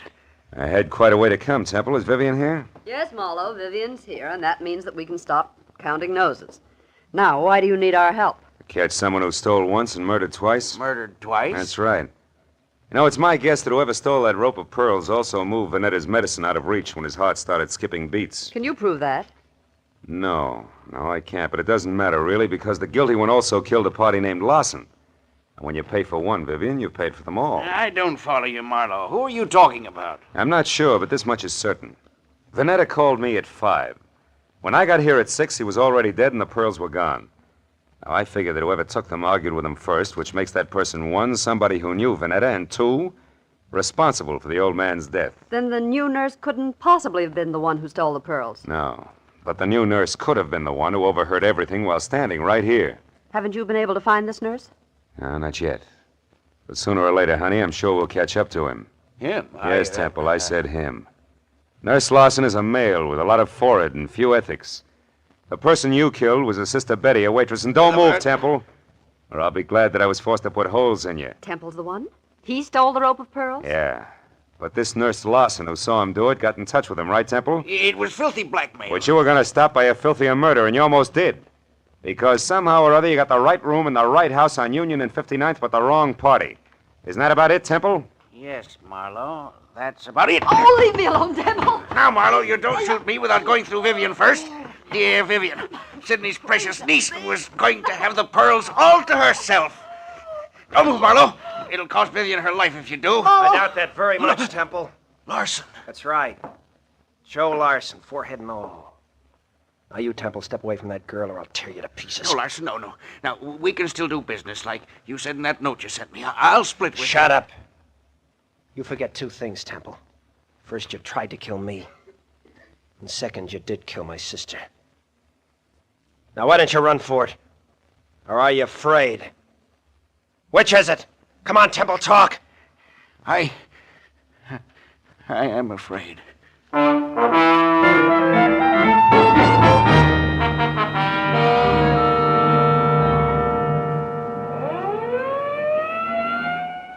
Marlowe, that just about winds things up. Yep.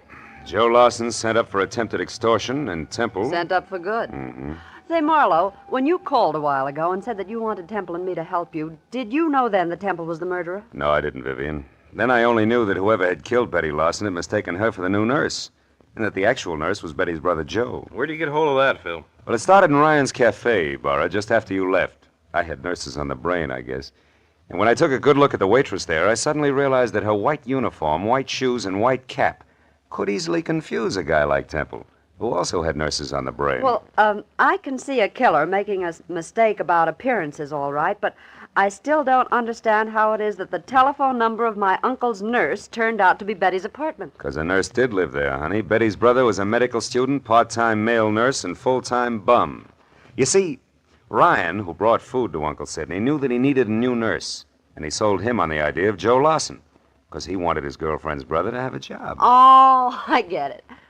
Say, I know what I'm going to do with those pearls. Sell them? To the highest bidder. Oh, no, I'm going to break up that set. Break up the set. Yeah, I'd like very much to get a pair of earrings out of them. Oh, and for each of you, a set of cufflinks. Good night, gentlemen.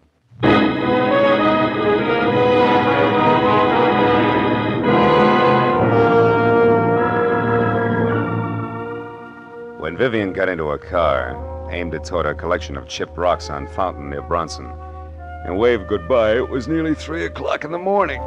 No. After I said so long to Ibarra and started back to my apartment on Franklin, an idea hit me for the first time. A pearl is the result of the irritation of an oyster, a disease. And when you string a lot of diseases together, the result is frequently a plague. But it's from plagues like that I make a living. That's what I get for reading books. I wonder if I'll ever go any place where I can wear pearl cufflinks.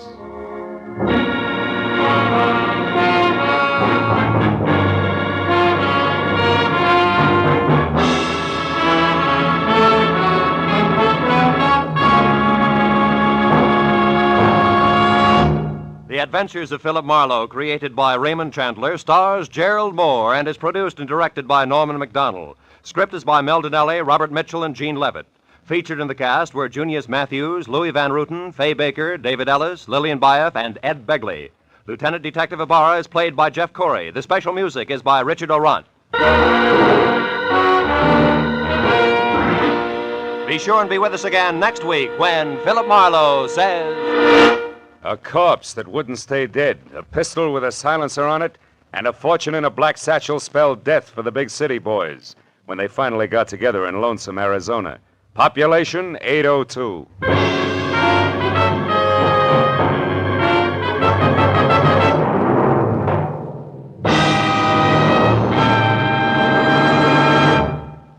Stars light, stars bright, and that's no optical illusion. The brilliant gleaming list of stars on CBS tomorrow night. Van Johnson's the star on the Prudential Hour drama. Spike Jones will positively appear in a sketch getting the war paint off Bob Hope's latest movie. Jack Benny will have Claudette Colbert and Vincent Price as his special guests. Amos and Andy, Dashiell Hammett, Sam Spade, and Lum and Abner are the next bright stars in line.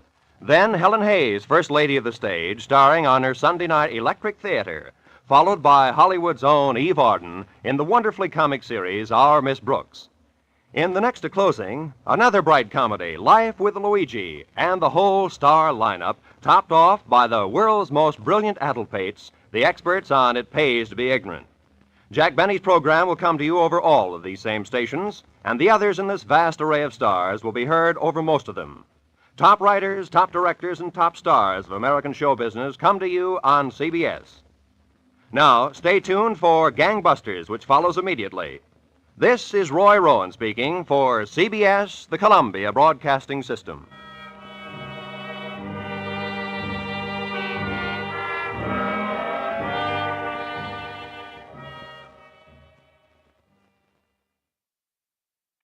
A corpse that wouldn't stay dead, a pistol with a silencer on it, and a fortune in a black satchel. Spelled death for the big city boys when they finally got together in Lonesome, Arizona. Population 802. From the pen of Raymond Chandler, outstanding author of crime fiction, comes his most famous character as CBS presents The Adventures of Philip Marlowe.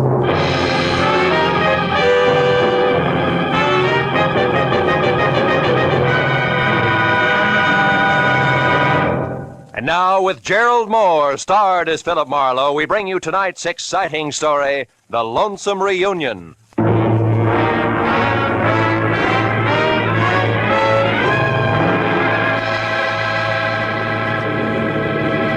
At 8,000 feet on a clear afternoon, you can see enough Arizona real estate to become an authority on the subject. And as I huddled around a circle of window aboard an American Airlines flagship and gaped like a 2 weeks with pay vacationer at the carpet of sand, stone, and cactus unrolling a slow inch at a time below, I was impressed. Also, I was thinking about a job which was providing both the switch and scenery and 2 crisp $100 bills, less the cost of a round-trip ticket from L.A. to the capital city of Phoenix. But then, at the thought of money, I stopped sightseeing and started to think about the work ahead and how easy it had sounded that morning in my office when Kay Gordon, who was something pretty and blonde but slightly tarnished for 28, had hired me, all in one breath. Marlowe, my brother Joe Gordon is in a room at the Granada Court Hotel in Phoenix, Arizona. In one hand, he no doubt has his usual smelly cigar. In the other, a small suitcase filled with a mess of papers, all legal, all proper. You fly there, pick up the suitcase, fly back. For that, $200 cash. Yes or no? Yes, on one condition. The papers, do I get to see them? If I look, I go. All right, you look. Good, I go. Goodbye. That was the way it had started an hour after breakfast. Lunch was alone and at the airport. Dinner would wait until I'd seen Mr. Joe Gordon, a man who was willing to pay a lot for a little. My plane dropped out of the sky over Phoenix gently at 3. At 3:15, I was in room 111 of the Granada Hotel and only 36 smelly inches away from the usual cigar. The man behind it was heavy, pale, and maybe 40. And like his sister, Joe Gordon was overbearing in a hurry. This, Marlowe, is the bag. These, the papers. Stocks, bonds, and mortgages. In themselves, worthless to anyone else. They're non-negotiable. But as information to my competitors, they're priceless. Satisfied? More or less. Meaning what? Exactly what is your line, Mr. Gordon? Oh, I'm a broker. One who bets on long shots. When they come in, I don't like to split with the boys who sit on their hands. Anything else? Yeah. I've got some time to kill before I fly back. Do I take the bag now or later? You take the bag now, Marlowe. Okay. And don't let go of it until you're with my sister in L.A. I'm paying you money to stay away from my enemies, not to shop for trinkets. Oh. Oh, and incidentally, My enemies also play rough, so watch your step and act smart. Real smart.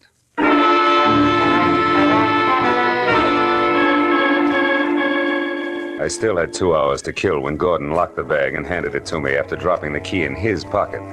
So I decided to take a room there at the Granada Hotel, shave, shower, and stretch. The sleepy clerk in the lobby was not in a hurry, nor did he hear anything I said the first time. So when I finally got to my suite on the second floor, which had as much elbow room as the inside of a lifesaver, 30 of the idle minutes were already gone. I locked and bolted the door, checked all the windows carefully, and then peeled off my shirt, broke out my shave master, and reached for the knob on the bathroom door. But I never made it. Because as the door swung open, I caught a glimpse of a fist the size of a cantaloupe starting from my jaw. Oh! Now stay right there, Buster. The first time I swing, the second time I shoot, and I do both good. Equal nice, huh? Everything all figured out ahead of time. Yeah, but it ain't very hard, Marlowe. Especially when the guy you're after shouts it all to a desk clerk. My error. Yeah, which leaves just the three of us. Real cozy like. 3. You, me, and 120 grand here in this bag. You're way off pace, brother. This bag's got papers in it, nothing more. They belong to a businessman. I said something? Yeah, sure. Very funny. Look, Buster, Joe Gordon's no more a businessman, and his real name is Joe Gordon. So after I leave, you go back to Sam Dietrich in room 111 and tell him that Marty Stopka says thanks. For what? For the $120,000 I've been waiting 2 long years for. And also tell him and Gigi Ganther, who might still be around, that Stopka had it all figured. Like you say, Marlowe, ahead of time. I don't follow you, bud. You're not supposed to. Just turn around, face the wall, and listen carefully.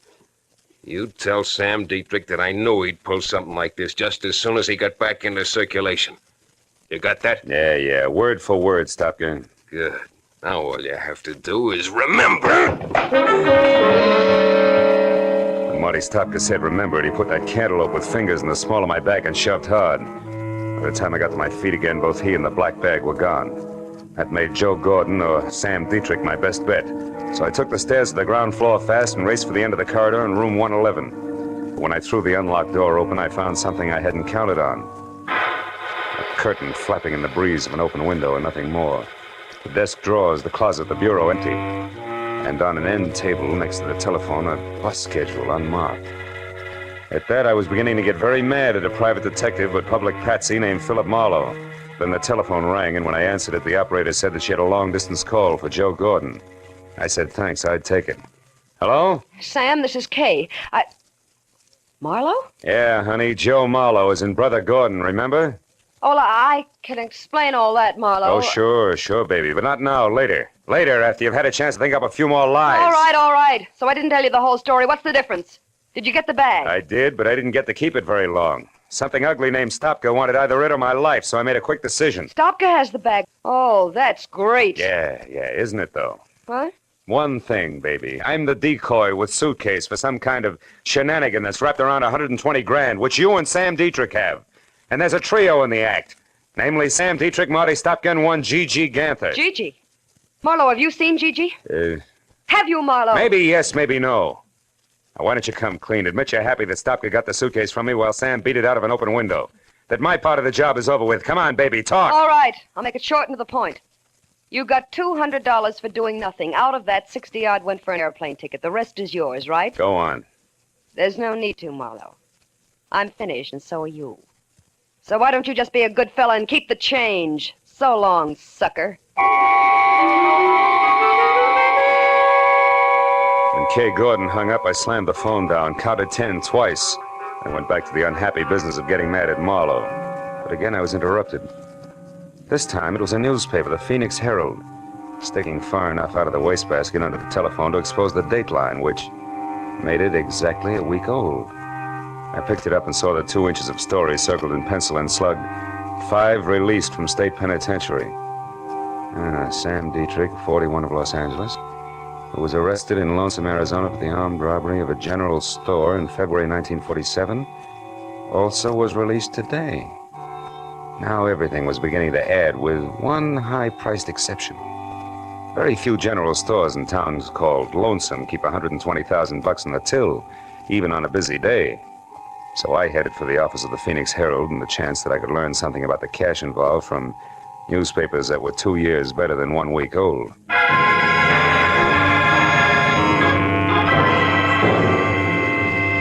Minutes later, I was in the back shop of the Herald receiving facts willingly supplied by a sandy-haired linotype operator with a sad face who had never heard the word forget. That's right, mister. It was the Second National Bank and Land Company here in town. Held up at 1:10 p.m., February 7, 1947, by 3 men who took $120,000 in unmarked 10s, 20s, and 50s. One was badly wounded in running a gunfight, but they all got away clean. No arrests, no suspects? Other than the usual rigmarole of trying to pin the job on every two-bit stick-up man hauled in the next 6 months, no. Anything else? No, thanks. I don't think... Say, wait a minute. Lonesome, Arizona, that unmarked bus schedule.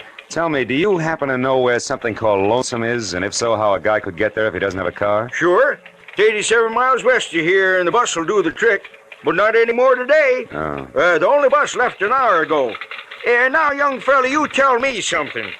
What in Sam Hill is Lonesome and a bus departure got to do with a bank robbery was pulled 2 years ago? Where I stand right now, Dad, I can't say. But when I get to Lonesome, ask me again. I may have the answer for you.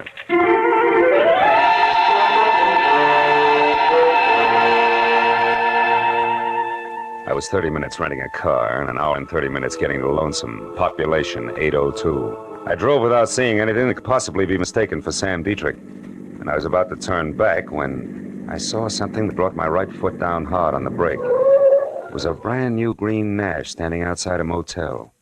California license plate. I got out of my car and got a look at the registration card wrapped around the steering wheel. It said Catherine E. Gordon. The motel only had 3 cabins that showed any light. The first belonged to the manager and the second to Kay. Close to an open window, I saw the man Kay was talking to. He was an ex-convict and part-time broker named Sam Dietrich. All right. So Marlowe knows he was set up for Marty Stavka. Who cares? We're here, and so far Stavka isn't. And if and when he does show, we'll be gone. But the real black bag's safe in our hands. Yes, but what about Gigi, Sam? I told you Marlowe mentioned his name. And I told you to forget it. Marlowe must have been swinging in the dark. Gigi can't be alive, Kay. He was badly hurt when Stavka and I got clear of the bank. But why wasn't his body found? I don't know, Kay. I've told you that 1,000 times. Now, look, honey, why don't you just relax and think of us a little, huh? Gigi's dead, baby. There's only you and me. Sam, you know how I feel about that. I love Gigi. It's the only reason I'm helping you. I don't want anything to do with this money. I only want to know for sure about Gigi. Okay. Hey, did you get a line on Leland Mills, the name that was on that mailbox 2 years ago? Yes. He owns the place and lives there alone. A once-upon-a-time small ranch on the last block in town, coming apart at the seams. Mm-hmm. What about Mills himself? He's an old duffer, maybe 50. Lives close to the fireside, day in and day out. Good. That means I can handle him without any trouble. And now, look, baby, it's 7 now. At 9, this town will be fast asleep, and at 10, I'll take care of everything.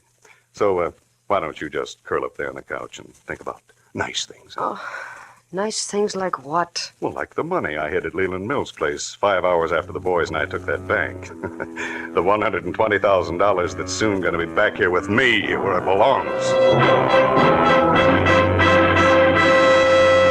Dad, I took my cue and left because one Leland Mills was a man to be forewarned while 10 o'clock was still 3 hours away.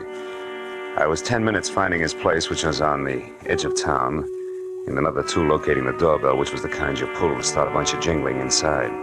It was 3 pulls later before the door creaked slowly open, and what had to be Leland Mills stood in front of me. He was shaggy, gray hair curling on the sides of his neck, a face with 1,000 crisscrossed wrinkles and dirty old clothes. Everything I'd expected with one exception. Gripped firmly in both hands and pointed directly at my head was a long rifle. Who are you? Mr. Mills? Maybe. Well, I'm a private detective named Philip Marlowe, also someone who knows that there's $120,000 in cash hidden here on your grounds. $120,000? To the penny, yes. 2 years ago, Mr. Mills, a Phoenix bank was robbed by 3 toughs named Dietrich, Stopka, and Gigi Ganther. Gigi? That's a queer name. It's not important, old man, but this is. Now, somehow or other, that stolen money was hidden here, in or around your place. And tonight, one of those men is due back to collect. That, of course, means trouble for you. You think we should call the law? No, not yet. If we play it smart, we can get the dough spotted first in at least one of the 3. All right, Mr. Marlowe. If you're sure of what you're saying, I only hope you are. Oh, I'm sorry about this gun here. I don't like poachers on my land. Yeah, we all have our pet peeves. Now, Mr. Mills, I want you to sit tight till I get back, and no matter what happens, don't open that door for anyone. Have you got that? Mm-hmm. Yep. Where are you going? To town. To check on the only two things that can possibly give us any unexpected trouble. One, a nasty man named Marty Stopka, and the other, a guy I've never even seen. The elusive Mr. G.G. Ganther.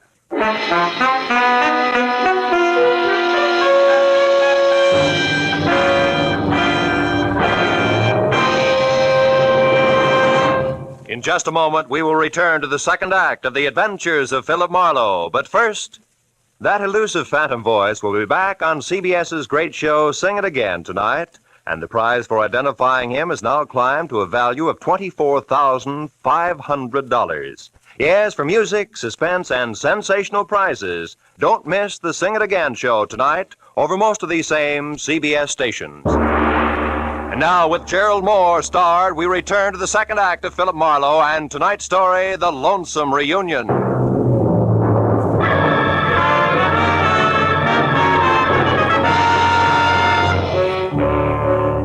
I left Leland Mills standing in the doorway and worried my way back to town.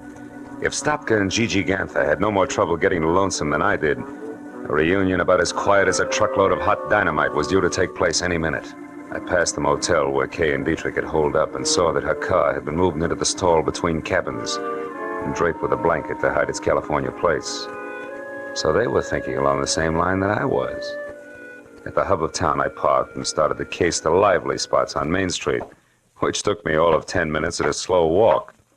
But a short side-of-the-mouth conversation with a couple of resident sports revealed that the local underground stemmed from the Red Dog Cafe, a warped wood two-story wiki-up on the one side street in town. It was operated by a hard-bitten blonde, 160 pounds of Western motif, complete with Stetson, red flannel shirt, Hickok belt, blue jeans, and the name, Flora.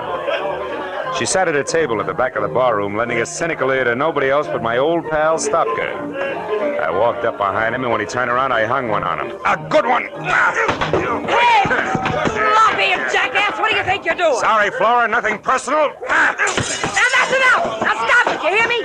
No rough hustling in my joint. Come on, handsome, I mean you. Me? Why, Flora, how can you say that? I just came in to ask my old pal here some questions, that's all. Here we go, pal. Come on, sit up in that chair.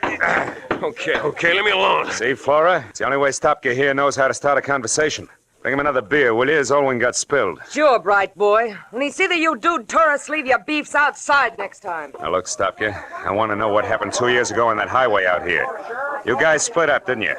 You better talk, Stopka. All right, we split up. The heat was on bad, and Gigi was half dead already from a cop slug in his back. Dietrich had all the dough, right? What do you think? I left him and Gigi off outside of town. I took the car to try to suck the cops away from him. We were supposed to meet later. But you kept going to save your own hide, didn't you? Certainly. It's gonna pay off, sucker. You'll see. Uh-huh. Since the money was never found, you figured Dietrich hid it around here, and he's coming back to dig it up. Is that it? Keep guessing, Shamus. Maybe we ought to loosen your jaw again, Stopka. That's all, you two! Now turn loose of him, handsome, and by Sadie, I'll plug you. Well, a real genuine 44. What museum just swiped that from, Flora? Never mind. Got a legal right to defend the peace and quiet of my joint, and after 22 years in this dodge, I know how to do it. Now, I asked you nice once, now I'm telling you. You, get out. That back door there. Yeah, sure, I'll go, sister. Thanks for nothing. Hey, wait a minute, Flora. Don't let that lug get away. Shut up. Now, you sit down right there and count up to 50. Then you leave by the front, quietly. Okay, you win.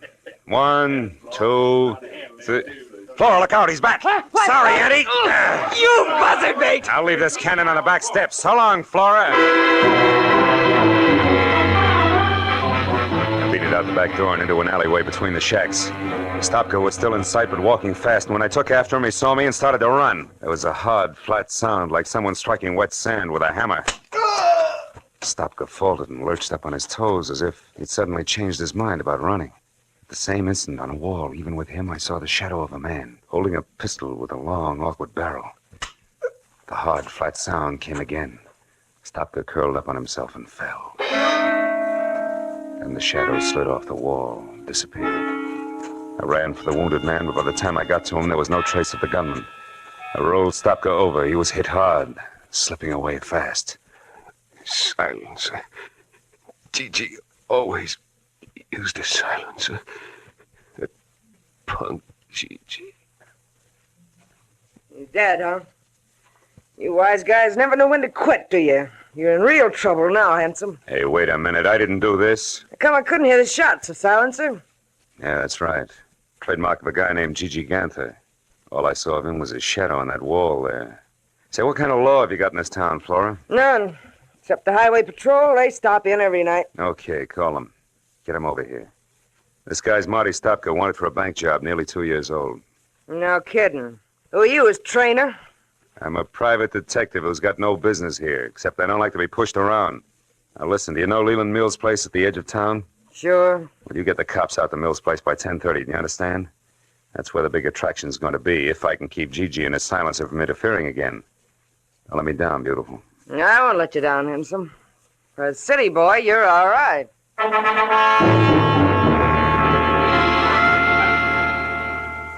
I stuck to a back road and drove with my lights out until I was a good, safe distance beyond Leland Mills' ranch. Then I hid the car in a dry gully and walked back. The house was dark and still. I thought once of what might have happened to Mills if Gigi had gotten there ahead of me. I kept in the shadows and worked my way across the yard to the back door.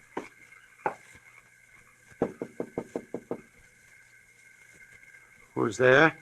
Marlowe, open up. I was beginning to worry. It's pretty near 10 o'clock. Yeah, I know. Seen anybody so far? No. Nope, not a soul. Been watching close, too. Did you find them men, that G, that Stopka? Yeah. Stopka's dead and his killer's due to show up here any time now. Oh. We're going to have our hands full. Wait a minute, is that a car? Sure sounds like one. Yep. There, you can just make it out. Turned in down by the culvert and stopped. Yeah. I think a man got out. Yeah, there he goes, across the field there behind your shed. It's Dietrich. I'm going out now, Mills. You stay here. No, I'm going too. That fellow's heading right for my water tank. All right, he's heading for your water tank. Don't get excited. You'll tip our mitt. Now get this, Mills. You've got to stay here and watch for Gigi. He's bound to show up, and when he does, you better have that rifle of yours handy because he's a killer. Do you understand? Yep. Sure, I understand. Don't worry, Marlowe. I'll keep my eyes open. Don't you worry about a thing.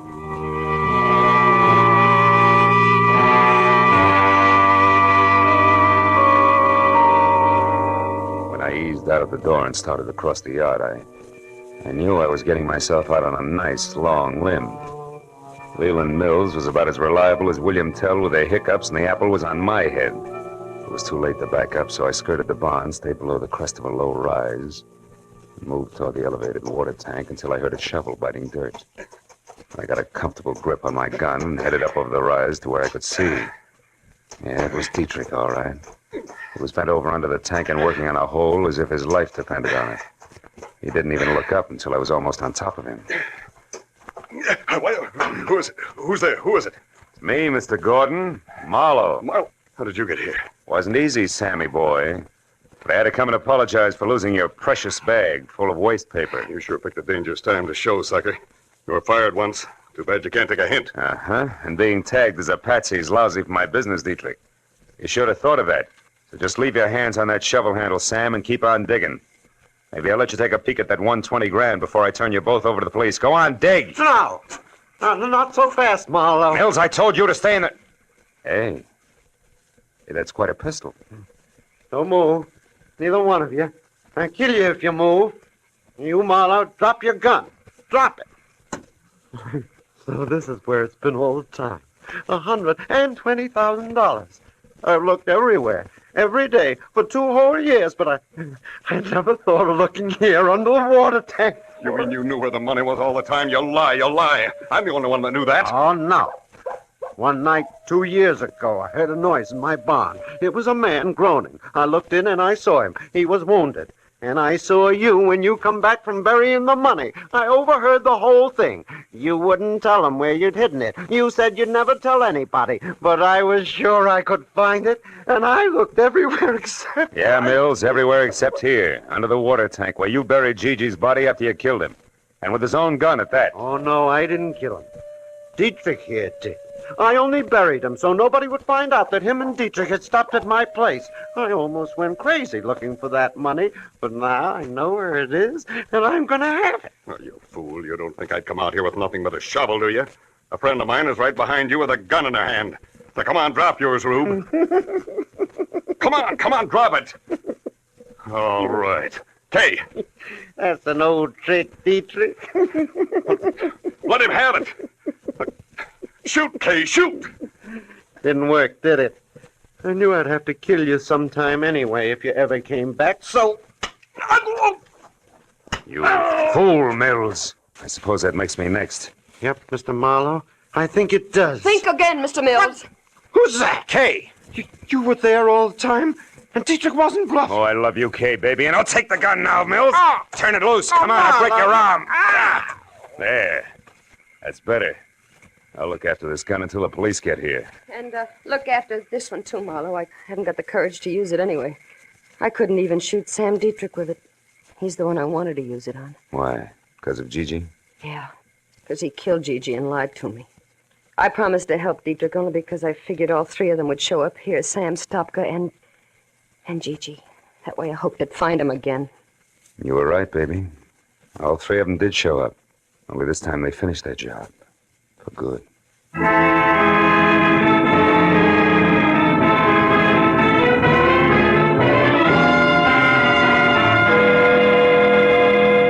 It was 10:30 on the nose when we got back to the house. And the highway patrol had just pulled up. So the question and answer period started, and by the time it was over, all the field work finished up. 4 hours plus had gone by. It took some fast conversation, a lot of promises to stay handy, but finally, Kay was left with me. After all, her only real mistake had been falling in love with the wrong kind of a guy. When the last patrol car drove away, the desert was suddenly very still.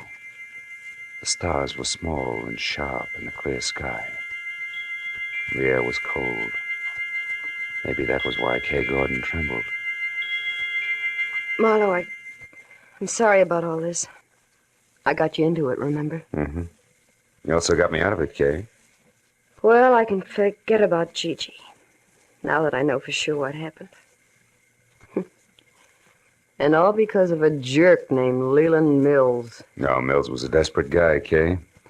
After he buried Gigi, he just about went nuts trying to find the money.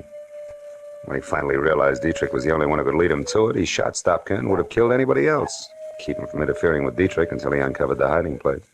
You know, in a way, Marlowe, it was a horrible trick of fate. They both picked the same place to bury things. Not really. Mills and Dietrich had the same jobs to do, under the same conditions. They each had to bury something in a hurry and in the dark. So both of them picked a spot where the ground was soft and one that was clearly marked at the same time, under the water tank. Yeah. And Marlowe, I'm kind of scared. I don't like this place. This spooky little town. It's the end of nowhere. Yeah. I wouldn't be caught dead here myself. Let's go, baby. I walked Kay to her car, started her safely on her way. So long, sucker. She waved once, then drove down the road and out of sight without looking back. Soon even the sound of the motor was gone. A long night, and a strange reunion.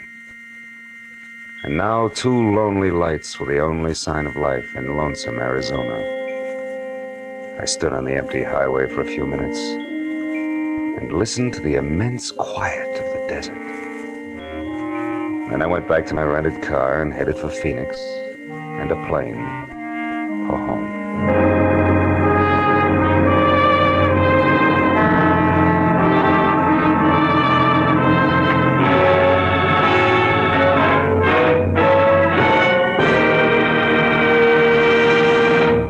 The Adventures of Philip Marlowe, created by Raymond Chandler, stars Gerald Moore, and is produced and directed by Norman MacDonald. Script is by Mel Donnelly, Robert Mitchell, and Gene Levitt. Featured in the cast were Joan Banks, Edgar Barrier, Virginia Gregg, Jeff Chandler, Bill Boucher, and Jack Crucian. The special music is by Richard O'Runt. Be sure and be with us again next week when Philip Marlowe says... It was a weird racket that mushroomed in a world of gaudy canvas. And the man with purple hair, the inquisitive midget, and the lady with strong hands each played a part. But all that was only a sideshow when death got into the act.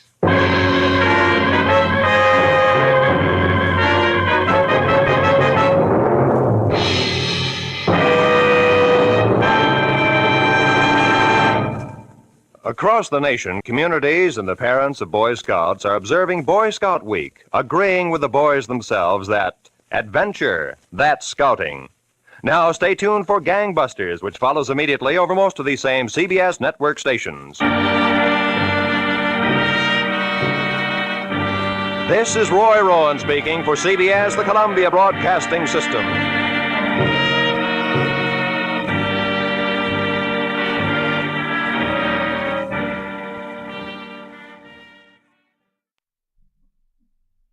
When my telephone rang, it jerked me out of one nightmare and right into the middle of another, where a woman with a secret, a worried man, and a shadow out of the past met with fear and fury in the dead of night.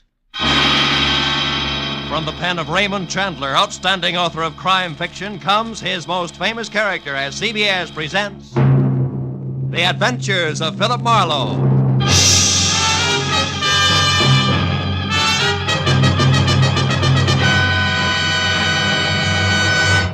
And now, with Gerald Moore, starred as Philip Marlowe, we bring you tonight's exciting story, The Friend from Detroit.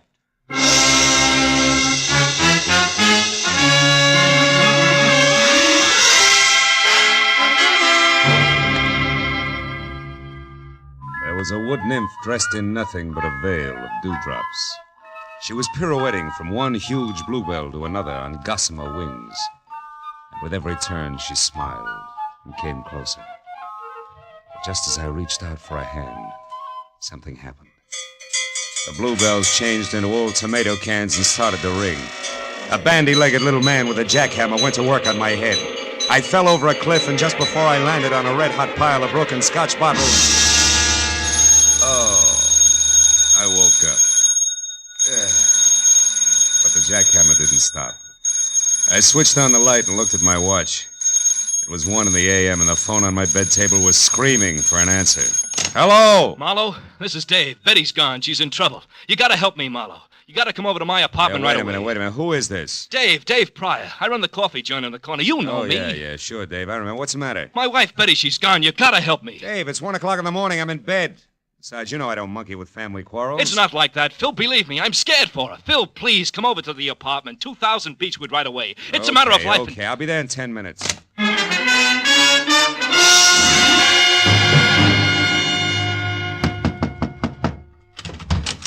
Marlowe, I thought you'd never get here. Look, somebody fired a shot through the door, and when I got back with the aspirin, Betty was gone, and that wait guy a minute, with the... Dave, hold it! I'm not even awake yet. Look, sit down. Take it from the top, slow. Yeah, okay. Maybe it started this morning at the coffee joint when a fancy guy came in and talked to Betty. She waits on the table. Yeah, I know. What do you mean, fancy? Well, a slick dress, a cufflink, stick pin, all that. I didn't know him, and Betty tossed him off to me as a masher. Maybe he was, but she seemed upset. Slower, huh? Oh, yeah, sure. Well, tonight about 9, another guy came in, a chunky bird with a deep voice. Betty had just got back from shopping, and I was in the kitchen. See, when I heard a tray of dishes fall and Betty came back, white as a sheet, she was scared, Phil, scared stiff. Hey! Oh, I'm sorry. All right. Go ahead. I looked out, and that chunky guy was leaving. Betty insisted he had nothing to do with it, that she was just nervous. Was somebody else in the place at the time? Let's see. Yeah, some Tribune reporter that comes in every night was up at the counter. He was the only one. And Betty stayed on the job till you closed, huh? Yeah, till midnight. But, Phil, she was in a bad shape. Mm-hmm. After we got home here, she sent me out for some aspirin. I was only out for 15 minutes, Phil. When I came back, she was gone. And look, this bullet hole in the glass door to the backyard. Somebody out there shot at her and maybe hit her or something. All right, Dave, steady. Now take it easy. You and Betty have a gun? No. Why? Well, in the first place, the bullet went out through this glass. It didn't come in. Another thing, Dave, who did you call tonight after you phoned me? Why, nobody. Phone directory on the dresser here is open to the B's. Boone to wardrobe. Mean anything to you? No, I didn't even realize it was over there. I looked you up in the classified. Mm-hmm. Okay, come on. Let's take a look in the backyard. Any light out there? Yeah, I rigged one up for the barbecue.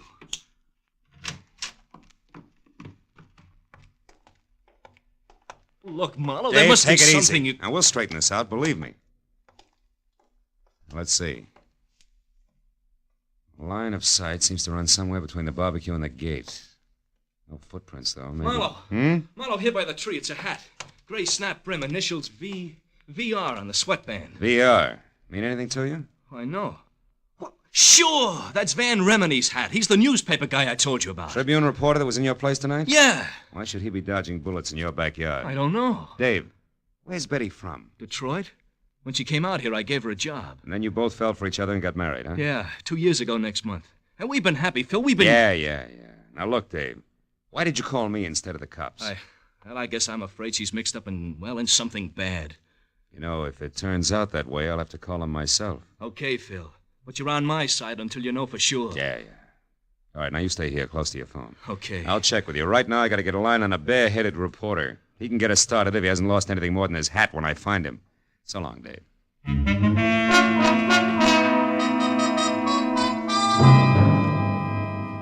A reporter's hat, 2 strangers, and a bullet hole somehow added up to the fast fate of a hard-working kid named Betty, whose husband's only claim to fame was selling the best cup of coffee in town. It made no sense, but as I walked up the street toward my car, I figured that through Van Remeny, I could get to the first answer. I was wrong. The first answer got to me. A thick hedge suddenly sprouted arms. One jerked me around while the other held the cold throat of a .45 against my throat. Your car registration tag says your name is Philip Marlowe. No kidding. How do you suppose that happened? But it doesn't mention your racket. Shamus, maybe? Could be. And you? I'm a tourist. Oh, sure. Just out to see the sights. That's huh? it. One in particular. $25,000 that belongs to me. I don't want any interference from you or that square inside there. You mean Dave Pryor? I mean Dave Pryor. I'll go back in there and tell him to cool off. The little woman is all right. She's just helping an old friend, you might say. Might I say you're the friend? Never mind. Unless Mr. Jitters in there kicks up a fuss, everything will be fine. Betty knows what she's doing, and she's got a lot of talent for it. Too much to waste slinging hash. And remember what I said, Marlowe. Lay off. I'll remember more than that about you, Foghorn. Just remember to count 10 before you move, boy. Well, there's no point in trying to outsmart a .45. And with 3 steps, Foghorn vanished in the night. Also gone was a big chunk of my respect for a doll named Betty Pryor and her taste in old friends. Just so I wasn't jumping to conclusions, I went to my car and drove down to Hollywood Boulevard. At the first all-night gas station, I stopped and put in a call to the Tribune. A guy on the desk told me, through a mouthful of mangled cigar, that unless Remeny was at Bungalow 24, Beverly Crest Hotel, covering the murder of an ex-Detroit hood, he was fired. And he hung up. But the one word Detroit made the call a jackpot, so I headed for the hotel on the double. It was pink and Spanish and squatted in a grove of well-behaved palm trees at the edge of a domesticated jungle, which gave the illusion of privacy to a string of bungalows that weren't. But number 24 had all the privacy of a glass-faced cutaway beehive when I pulled up in the middle of 2 squad cars and an ambulance and went inside. Sprawled on the floor in front of a desk was the very well-dressed Exhibit A, complete with cufflinks and stickpin, and presiding as usual was Detective Lieutenant Ibarra, who didn't see me until I walked up beside him. What are you doing here, Marlowe? I can smell blood clear across town. What's the story, Ibarra? The name is Spec Willard, a gambler from Detroit. Retired out here to California a few years back to play horses and women. He was shot to death at about 8 o'clock tonight by a person or persons unknown. Another gang job? No, I don't think so. Looks more like armed robbery that'd get out of hand. How so? We found a currency wrapper from a local bank that read $25,000 in an open drawer in the bedroom. And one of the bellhops saw a woman, unidentified so far, run out of here about the time the coroner says that Willard was shot. A woman? Yeah. That fits because he was known to be quite a nightclubber and general playboy. You wouldn't happen to know something about this woman, would you, Marlowe? Me? Certainly not. No, I'm after a man, a live one, I hope. Mm-hmm. Well, look, Marlowe, take this nickel. In case you should just happen to hear something, I want you to spend that on a phone call to the police department. Now, who is it you're looking for? A Tribune reporter named Van Remeny, you know him? Unfortunately, that's him over there, the sticky-fingered one by the window, swiping that book of matches just now, the one without a hat. Oh, yeah, I know. Thanks, Lieutenant. I'll see you. Hey, Remeny, can I talk to you a minute? Yeah, sure. What's on your mind? I'm Philip Marlowe, private detective. Don't apologize. What's up, Marlowe? Know a girl named Betty Pryor? Pryor? Mm-hmm, yeah. Yeah. She and her husband run a one-arm joint on Franklin, don't they? That's right, Remeny. I understand Betty got into a little trouble tonight. Heard about it? Nope. Wouldn't worry, though. Trouble's not new to Betty. Yeah, that's one popular school of thought. Incidentally, you seem to be going a long ways out of your way on this run-of-the-mill murder story, Remini. You're taking a long way around to the point, pal. Get with it. I'm in a hurry. Okay, pal. But keep it under your hat, won't you? The gray one, I mean. Oh, so that's how Yeah, that's the way it is. Yeah. Now, do you mind telling me what you saw in Pryor's backyard tonight? You name it. Shall I play dumb or lie? Suit yourself. See, my press card's just as good as your license, sweetheart. It gets me in, gets me out again. In my dodge, that's called reporting. Remini, I'll squeeze the truth out of you eventually. Sorry, I can't wait. Got a deadline. Anything else? Yeah, one thing, a match. Yeah, sure, Marlowe. Anytime. Thanks. Mm-hmm. And, Remini. Yeah? Don't hang on too long, huh? Liable to singe your pinkies. The reporter blew out the match and looked at me steadily for a moment. And his lips shaped a word I ignored. Then he walked away. I had seen enough of the book of matches he'd stolen to know it was from the star-kissed room, a glossy, glass-roofed dine, dance, and drink emporium near Arthur Murray's studio on Wilshire Boulevard. So I made like I was in for the night and watched Remini leave. All the way to his car, he kept looking back over his shoulder as if he expected to be followed. I waited till he was out of sight, and then I headed for Wilshire in the star-kissed room. But when I got there, it was closed. Remini's car wasn't in the neighborhood, and the only thing that kept the trip from being a total loss was a spotlighted picture. 10 feet square of a sultry, svelte chanteuse labeled Carla Borden. Whose come-on-in smile and almost costume was a cinch to increase the accident rate of the block by 20%. But then I took another look at her name and got back to business. It started with a B, as in phone book, opened to Boone and Bordeaux. I found a directory, got it open to Boone and Bordeaux, and halfway down the page was Borden, Carla, 2840 North Lucerne. It took 10 minutes to get there and 2 more to find out that she had an apartment, number 17, at the end of the first-floor hall. The door was open and I started for it, but ducked back close to the elevator when a woman came out and ran down the corridor toward me. It was Betty Pryor. Hold it, Betty! Whoa! What? Mr. Marlowe, what are you... Never mind the stall, Betty. I've been in a long time. Why, I don't know what you're talking Now, look, about. you left a pretty worried guy at home. Dave, did he send you after me? That's right. Why can't you fools leave me alone? Why does he have to be so stupid? Hey, you've got a few ideas mixed up, kid. Oh, sure, I'm wrong. I'm the one who's all mixed up. Let go of Not me. You... until I've got a couple of things straight. Now, what happened? Did life in a hamburger stand get a little stale? Yes, you two-bit snoop. Okay. Dave thinks you're in trouble, I think you're in trouble, and I think somebody waved a few bills at you and you lost your grip. Why, and you you're in crummy... so deep now you can't get out, and it's no more than you deserve. Now, come on. We're going right back down the hall of Carla's apartment. We're going to have a little chat, just the three of us. No, I won't. Let Come on! Take your hands off, Marlowe. Stand still. Well, my 2 chums, the Foghorn and his .45 caliber equalizer. Easy does it. You were lucky the first time. Well, Betty, did you get it? No, something went wrong. Something terrible Shut went... up. Marlowe isn't deep. We'll talk after he's out of the way. All right, you. Get in that elevator, chum. And we'll wait right here to see you leave. Come on, here. That .45 makes you awful brave, chum. This way we don't offend a lady by being uncouth. You get a chance to go up in the world. Just put your finger on a button. Now, wait a minute. Come on. All right. Now, all you have to do is push.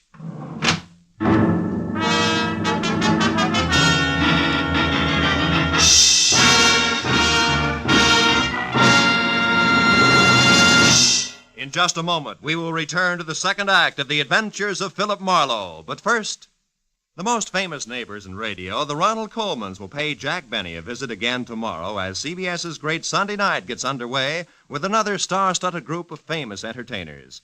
Amos and Andy, Lum and Abner, Eve Arden as the gay schoolmistress, our Miss Brooks, and Helen Hayes as a hillbilly. These are only 4 more of the 10 great entertainments which will come your way tomorrow night. Go visiting with the Colemans on all of these same stations on The Jack Benny Show, and hear the rest of CBS's Great Sunday Night 10 as they come one by one over most of these stations. And now, with our star, Gerald Moore, we return to the second act of Philip Marlowe and tonight's story, The Friend from Detroit.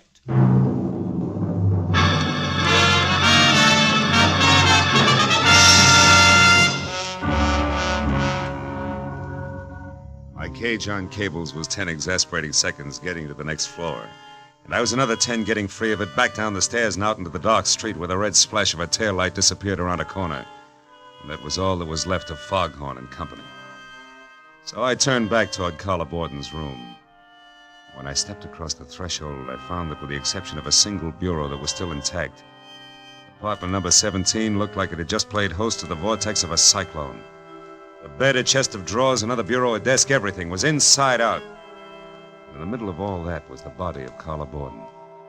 Blood from a deep, ugly cut on her head, staining the snow-white front of her Angora sweater. I saw something else, which reminded me that this was not the first corpse of the night. The plush leather frame was shaped like an oversized lifesaver, and in it was the picture of a handsome man, all smiles, inscribed, "With love to my very best girl, Speck Willard." It was 10 minutes before I got through to Lieutenant Ibarra, who was still up at the Beverly Crest Hotel.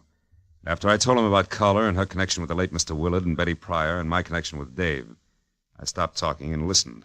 Marlowe, we just learned that Willard had some kind of a $25,000 caper going with one of his old mobster friends from Detroit, named Joe Lazar. Well, maybe it's something with a voice an octave below bottom? The same, Phil. Anyhow, it looks like they worked out a gambling deal for old time's sake. At the last minute, Willard tried to welch on Lazar and got killed for his trouble. Then Lazar searched the place until he found the $25,000. No. That part doesn't fit, Ibarra. How so? Well, I've run into Lazar twice tonight. I know he and the money are still strangers. Oh? After what happened here with the team of Betty and Lazar getting to the singer Carla, I figured they're still looking for it. Also, I figured Carla was somewhere near when Lazar killed Speck Willard, and that she took the money and... Call you later, Ibarra. I got clumsy company in the hall outside. All right, ballerina, get your foot out of that bucket and come on in with your hands up. Well, the man with the very long nose for news. What brings you around, Remini? For one thing, the fact that you got no corner on brains, Marlowe, and for another... Who did that to her? Our mutual friend, Betty Pryor, and her running mate. I believe they were looking for $25,000. Did she and Joe Lazar get the money, Marlowe? No, they... Remini, how did you know the man with Betty was named Joe Lazar? Haven't you heard? I'm a good reporter, Marlowe. The kind that keeps eyes and ears open and mouth shut. It isn't until I know the whole story. Which, as far as you're concerned, is precisely what? That I happen to be... You happen to be? That I happened to be in Dave's restaurant early this evening, where I recognize the only other cash customer is Joe Lazar, an out-of-work mobster from Detroit. He said something to Betty that scared her right out of a tray of dishes, so I figured I'd find out what was going on. I've been in on the show ever since. Yeah, including a corny blackout up at 2000 Beechwood Drive where you lost your hat running away from a bullet. That's right. Yeah. And just so you don't toss and turn when you get around to going to bed tonight, I'll fill in the rest. I followed Betty and Dave from the restaurant to their apartment. I watched her get rid of Dave, and then when I saw Lazar come in, I moved up close to the window. And stayed there until Lazar spotted you and threw a bullet your way? You're very clever. Yes, I am, man. But before that happened, I heard him tell Betty that Speck Willard had talked about a girl singer at the Starkiss room named Carla Borden. And that since he didn't know Carla on sight, she could have been the lady he'd seen running out of Speck's apartment with a 25 gram. Oh, now that phone book of Dave's open to the bees ties in. I'm so glad. Now, Marlowe, lest we digress too far, how come this one bureau here hasn't been turned upside down along with everything else? I don't know. Any more than I know why you're holding back so much from the law. Well, maybe it's because I don't like cops, Marlowe. Oh, black ones. Or maybe it's because I'm in the same kind of racket as you. Chin way out and a lot of fast talk just so papers can know what's going on an hour ahead of the rest of the world. Well, there's no 25,000 in here. I got to blow. Before Ibarra shows? Before Ibarra shows. He always arrives with an entourage, Marlowe, one that includes other news hounds. So it's me for a fast cab and downtown to my paper with his story. So long, fella. I'll see you around. Hey, wait a minute, Remini. Yeah? I'll give you a lift. I'm going that way myself. Okay. I got a story, too. A lousy story I've got to tell a nice guy named Dave. Come on.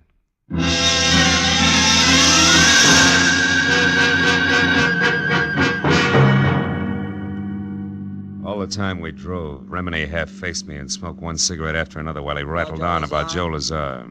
The great story he had and a lot of other things I didn't hear because I was busy trying to find the right words with which to tell Dave Pryor that his wife was no good. So when we were about halfway Hey, to I got a Beechwood deadline. Drive and Remini, who I'll was call it pushing in. close to his deadline, decided to get out and phone his story in from a drugstore, I was glad. So long, Marlowe. Second after that, I knew I was kidding myself. Because even with just silence for company, I was still no place with the right words.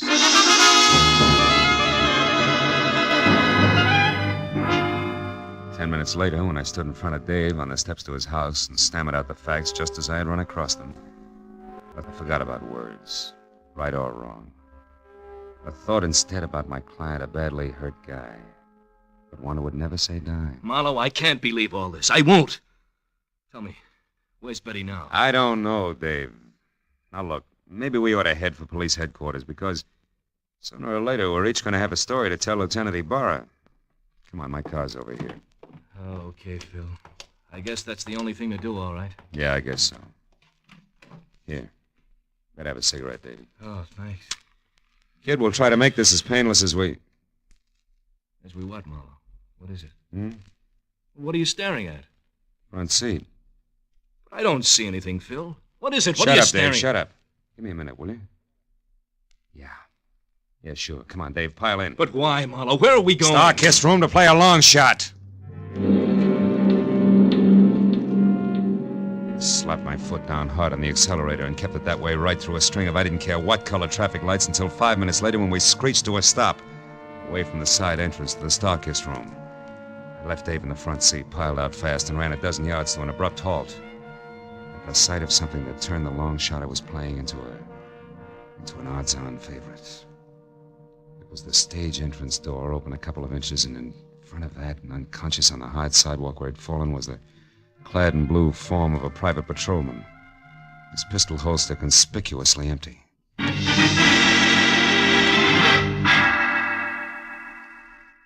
Inside, I slowly picked my way along an L-shaped corridor until I saw a shaft of bright yellow from a flashlight that was moving away from a door marked Carla Borden. It brought me up short and flat against the wall. But then as the man on the other end of the beam of light moved away from me, I got a very steady grip on the .38 in my pocket and started after him. A minute later, he entered the main room of the club, and it was there, as he started across the glass-ceiling dance floor, that I recognized the very self-confident gait of a very self-confident guy. That made the next move mine. Bar's closed, Remini, and don't move, Buster. I'll blow your head off. Ah, looks like you're making news this time, good reporter. Or isn't that package in your hand the 25 grand you just found in Carla Borden's dressing room, huh? The same Carla Borden you murdered not an hour ago in an apartment on Lucerne, where you first thought the money was, where Betty Pryor surprised you before you could finish searching, where you later returned in the role of an all-American newsboy so you could get to that last bureau. All right, I've heard enough, Marlowe. But I'm not going to stick around for more details. You make a break and I'll shoot, Remini. Try it, Eagle. Stop, Remini, stop! Marlowe! Nice shooting, Marlowe. But don't turn around because where I'm standing it's dark, and where you're standing it's light. Now throw your gun away, fella. Come on, toss it! That's better. All right, Betty. Get over to that dead newspaper guy and get the money. And we'll take care of the private detective here. What do you mean, take care, Joe? I can't go along with murder. Spec Willard's death didn't seem to bother you any. Shut up, Marlowe. Spec Willard. Joe, you killed... Yes, I killed Spec, that Welcher. 8 o'clock tonight. And I had to stay undercover, but still get my hands on the money. So I came to you for help. I didn't tell you about the killing because I didn't think you'd play ball if you knew about it. Now, all that's history now, and I'll still go to your dear husband, Dave, and talk lots about the kind of cheap kid you used to be in Detroit if you don't get moving. Now, what do you say, Betty? I say no, Joe. I also say I made a mistake in the first place, letting you use me to run your filthy errands, just so the guy I love wouldn't have to know about the kind of people I once ran around with, before I had any brains. All right. That's the dumb way you want it. That's the dumb way it'll be. Taking care of 2 years isn't much harder than taking care of 1. What about 3, Lazar? Dave, stay back! No, Marlowe, no. I've stayed back too long already. I've stayed back while Betty has been risking her life to protect what we've got. If you take another step, I'll shoot, kid. I warned you for the last time. Stay back. No, Lazar, I won't. You stinking scum, Lazar! Oh, Dave, you're hit. Yeah. But I'll be all right. I'll be all right now, Betty.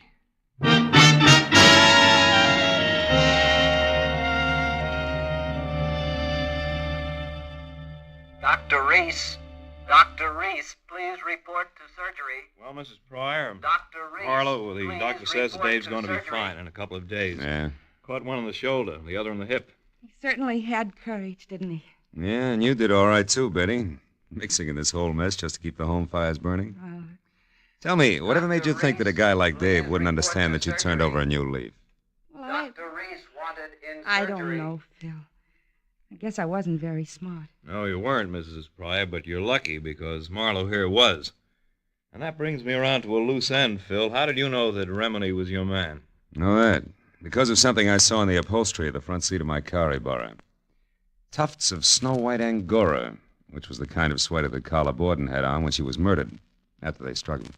And since you didn't touch the body yourself, they couldn't have come from your suit. No. And Remini was the only other one who had been in my car. So I figured that the Angora fuzz had gone from Carla's sweater to Remini's suit to my upholstery. All of which means that Remini must have been in Carla's room before I got there as well as after. See? And then once I thought back about his getting out of my car to phone his story in, I realized that when I dropped him near a drugstore, he had also been near the Star-Kissed room. Yes. That's exactly where he'd headed. Mhm. You see, Phil, Joe and I followed both of you from Carla Borden's place because, well, after Joe put you in that elevator and we ran, Joe said we had to return and wait for Remini, who was sure to come back and finish his search. And the whole business because Lazar, after he had murdered Speck Willard, was afraid to publicly go after Carla Borden. And the money he felt was his. Yes. He knew about me and Dave because Speck Willard accidentally dropped into our place this morning. Correction, baby. What? Yesterday morning. Oh. It's now 9 a.m. Oh, and a good time to call quits, huh? Good night, kids.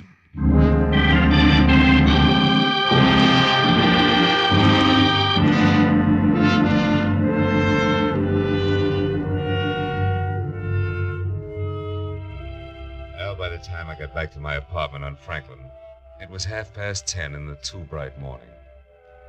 I was sporting sandpaper eyelids and a knot in the small of my back that felt like a wet dish rag. Oh, but once I had all the shades down and was undressed and in bed, I forgot about that. And I thought instead of the wood nymph dressed in nothing, with a veil of dewdrops. But then suddenly I stopped. The telephone. I got out of bed. I picked it up with both hands, opened the dresser drawer, and jammed it deep under all the socks I owned. And then I got back to bed. And the wood nymph, in her veil of dewdrops, she was pirouetting from one huge bluebell to another. Oh, my. On gossamer wings.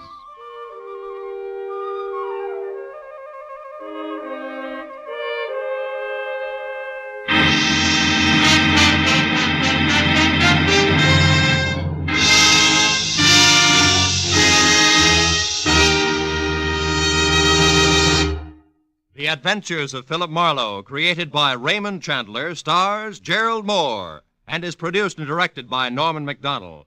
Script is by Mel Donnelly, Robert Mitchell, and Gene Levitt. Featured in the cast were Virginia Gregg as Betty Pryor, Peter Leeds as Dave Pryor, Harry Bartell as Van Remini, and Ed Begley as Joe Lazar. Lieutenant Detective Ibarra was played by Jeff Corey. The special music was by Richard Orant. Be sure and be with us again next week when Philip Marlowe says... It was a hunt through a jungle of city streets, with danger waiting at every intersection, until halfway through, when the hunters became the hunted, and death brought an end to the game.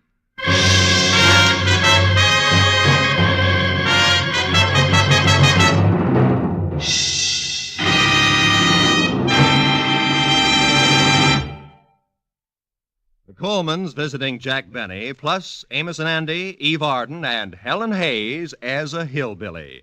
Yes, that earlier announcement about CBS programs tomorrow night sounded great, didn't it? Except you Philip Marlowe fans may have been wondering, isn't there a mystery show among that great Sunday night 10 on CBS? Of course there is. one of the great detectives in the mystery world, Dashiell Hammett's one and only Sam Spade. Sam will be here, hard-hitting, fast-moving as always, tomorrow night on most of these same CBS network stations. This is Roy Rowan speaking. Now, stay tuned for Gangbusters, which follows immediately over most of these same CBS stations.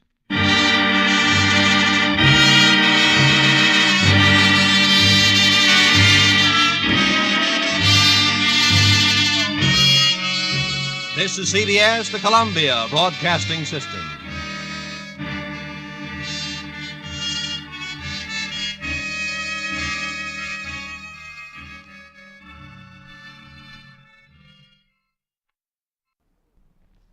It was a hunt through a jungle of city streets, with danger waiting at every intersection, until halfway through when the hunters became the hunted, and death brought an end to the game. From the pen of Raymond Chandler, outstanding author of crime fiction, comes his most famous character as CBS presents The Adventures of Philip Marlowe.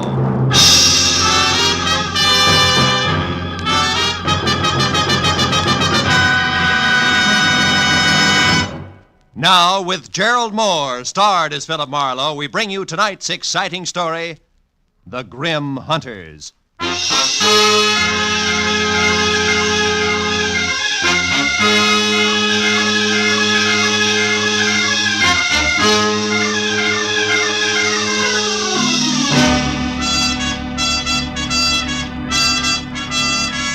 The morning paper had headlined prices rising.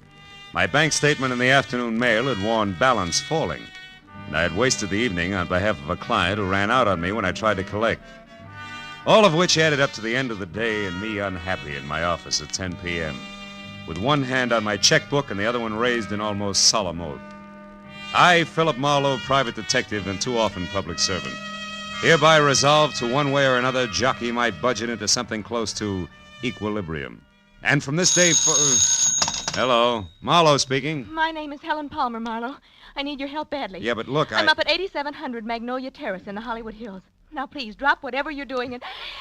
No!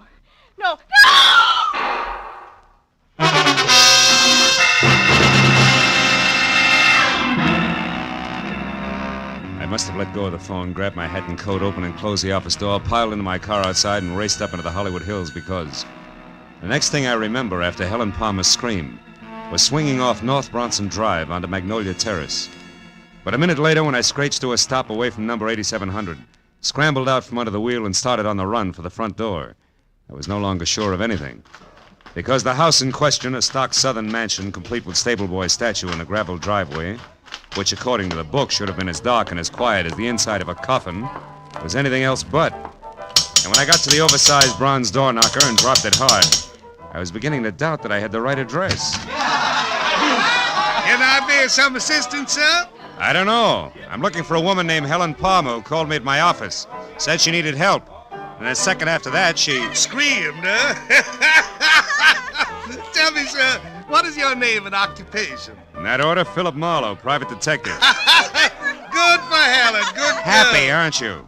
What's going on here? What is this? Why, it's a party, sir. A scavenger hunt. And it looks like Helen Palmer's the winner. Now, wait a minute, laughing boy. I had a call that was interrupted by pistol shots, and I... All just part of the play, sir.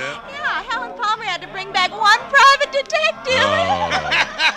Yeah, you see, Marlowe, each list, aside from the usual hard-to-find objects, had a human being on it. That's right. I had to bring back a Hoover vacuum cleaner salesman, and believe it or not, he's already sold our good host, Thaddeus Grover, the deluxe model. Yes, sir, he did at that. You see, Mr. Marlowe, Helen Palmer wasn't permitted to actually hire you. That's why she had to pretend to be in trouble. With the net result that I nearly broke my neck getting up here. Mr. Grover, where is Miss Palmer? Well, I don't know for sure, Marlowe. She called just a bit ago and said that she only had to catch on to you and one other item and would be back after that. Which makes her the winner, Mr. Marlowe, because none of us did better than half our list. By the by, you don't happen to have the breech lock of a 57mm anti-tank gun with you. At the moment, no. Nor do I have time for scavenger hunters. Not even when they most cordially invite you in with the finest serving of party-style Southern fried chicken imaginable? Come on, Mr. Marlowe. No, I'm sorry. Come on. Well, come on. It's delicious chicken. Well, okay, the chicken did it. The inside of Thaddeus Grover's house was also stock southern mansion from a giant cut glass punch bowl. Belonged to my mother, sir, First Lady of Atlanta, Georgia, sir, to a wide and winding colonial staircase. It left you expecting the descent of Scarlett O'Hara at any moment. There was one strange note in the soft southern surroundings. Piled 3 feet high in the middle of the room were the crazy quilt results of the evening scavenger hunt, including a wooden cigar store Indian, a pair of Hickok suspenders from the local fire chief, 1 red motorcycle, a stuffed owl, a set of antlers, and more. And behind all that, my counterparts, the bring 'em back alive items from each list. A streetcar conductor in uniform, a waiter bald and under 40, a school teacher red-headed and over 50. But I was the center of attention. But Thaddeus introduced one after another of the guests to the genuine, 100% non-shrinkable private detective. And now, Mr. Marlowe, sir, a very special friend of mine. At 31, sir, the president of Sample and Claiborne, best building contractors in the city of Los Angeles. Oh, that's so very interesting, Mr. Grover. Yeah, moreover, Mr. Marlowe, Sample made it right to the top in the past 2 years. Uh-huh. Yeah, ever since old Joshua Claiborne got killed falling off a scaffold. He did. Cause between you and me and the gatepost, some folks say it was suicide. Oh, Larry, boy, I'd like you to meet Mr. Marlowe, private detective. Mr. Marlowe, Larry Sample. How do you do? Hello, Mr. Marlowe. Glad you're with us. Thaddeus, has Rhonda called in yet? Last time I heard from her was when we split our list in two, and she headed out after a Latin American rumba team. Well, if she went after a boy, she'll bring her back. That's Rhonda Langley we're speaking of, Mr. Marlowe, Larry's lady friend. Oh? Nicest person I know. Except, of course, my fiancée, Helen. Helen is in Palma, my patron, Mr. Grover. Yes, sir, one and the same, sir. Well, we certainly have a lot of fun, even if we don't make much money, huh, Marlowe? Yeah, you certainly... Mr. Grover, did you say money? Most surely did, boy. You know, dollars and cents. Yes. Well, gentlemen, you'll excuse me, please, but I do have to run. Good night, Mr. Sample. And Mr. Grover, sir, it's been a distinct pleasure, sir. I bid you goodbye, sir. Goodbye, sir. You're a card.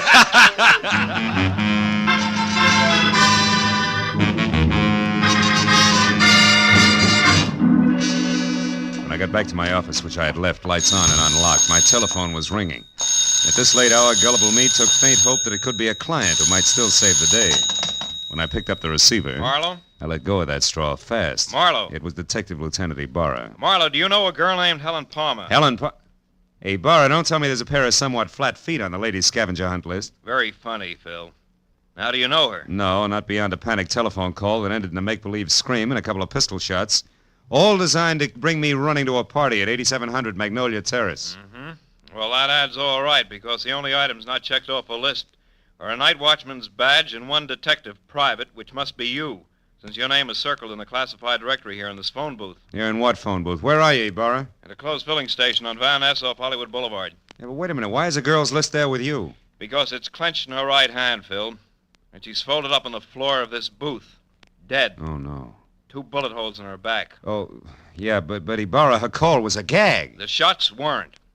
Anyhow, it looks like a stick-up since the lady's purse is gone, and a wino we picked up saw what he calls a curly-headed guy with short legs do it and run. Also, the wino says that the murderer had been hanging around for a couple of hours like he was looking for a well-to-do prospect. Yeah, I know, but it's still kind of strange. Me getting that call, I mean. Well, I'll drop around to headquarters tomorrow morning, Lieutenant, if you need any statement from me. I think you'd better make that tonight, Phil.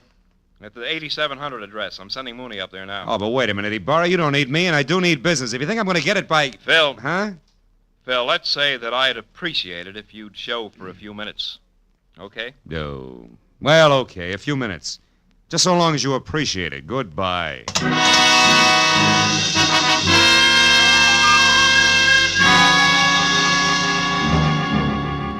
Driving back to Magnolia Terrace, I used Detective Lieutenant Ibarra as an oversized whipping boy for the day's disappointments. So when I finally braked to a stop behind a half-parked squad car, which meant that Police Officer Mooney was already on hand, I was about back to normal. But then in the next quick moment, I forgot all about Ibarra because in the shadows ahead, sneaking away from a side entrance to number 8700, and looking as guilty as Lucretia Borgia leaving a corner pharmacy, was a young lady, brunette and beautiful. She hurried directly to a gray Nash parked in the rear and, without looking back, climbed in and took off. Following her had to be more fun than conversation with Mooney.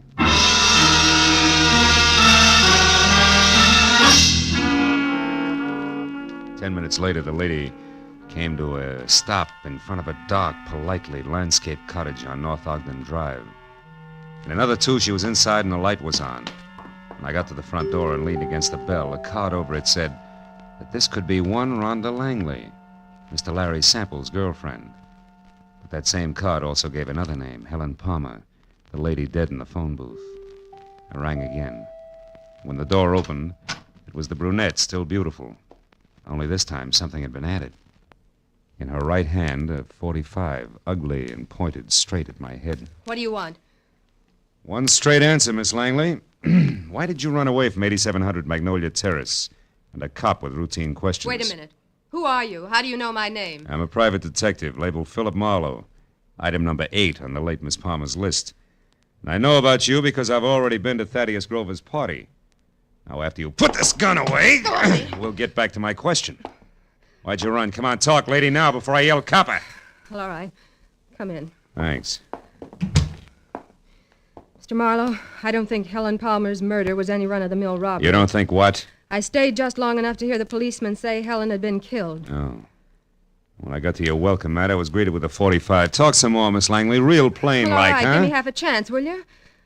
I didn't say anything to the police about this because I don't want to do any damage before I'm sure about a few things. Like what? Like the kind of a mess that Helen was in.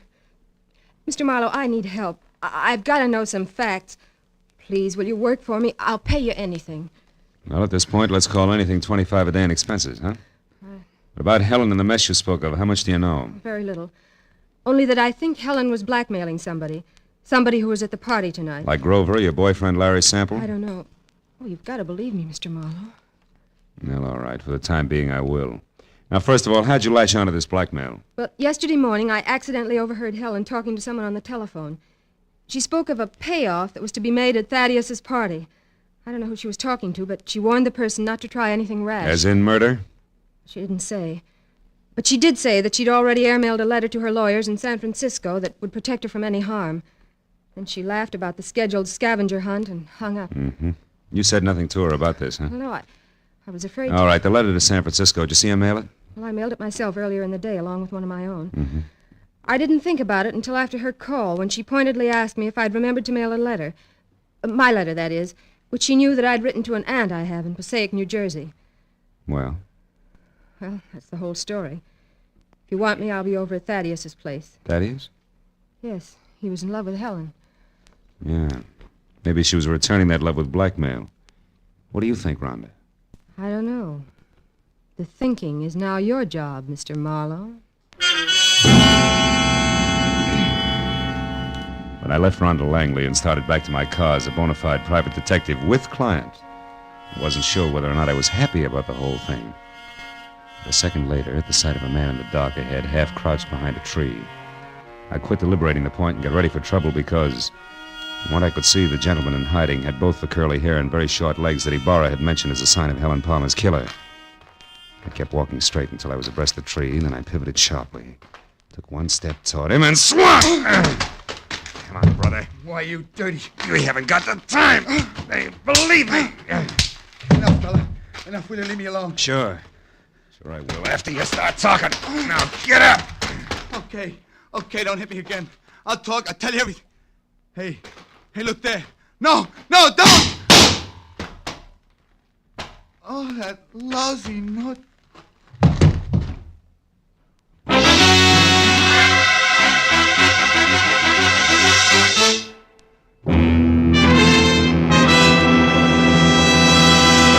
In just a moment, we will return to the second act of The Adventures of Philip Marlowe. But first, you can do a lot of singing for $14,500, so they say.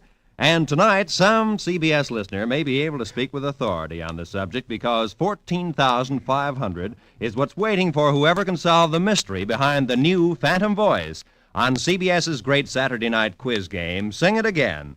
Listeners from coast to coast will be quizzed by telephone about the new Phantom's identity. And they'll also be given a chance to win one of the other famous prizes for solving the riddle songs which feature Sing It Again's hour of Saturday night fun. Here's Sing It Again on most of these same CBS network stations tonight and every Saturday night. Now, with our star, Gerald Moore, we return to the second act of Philip Marlowe and tonight's story, The Grim Hunters.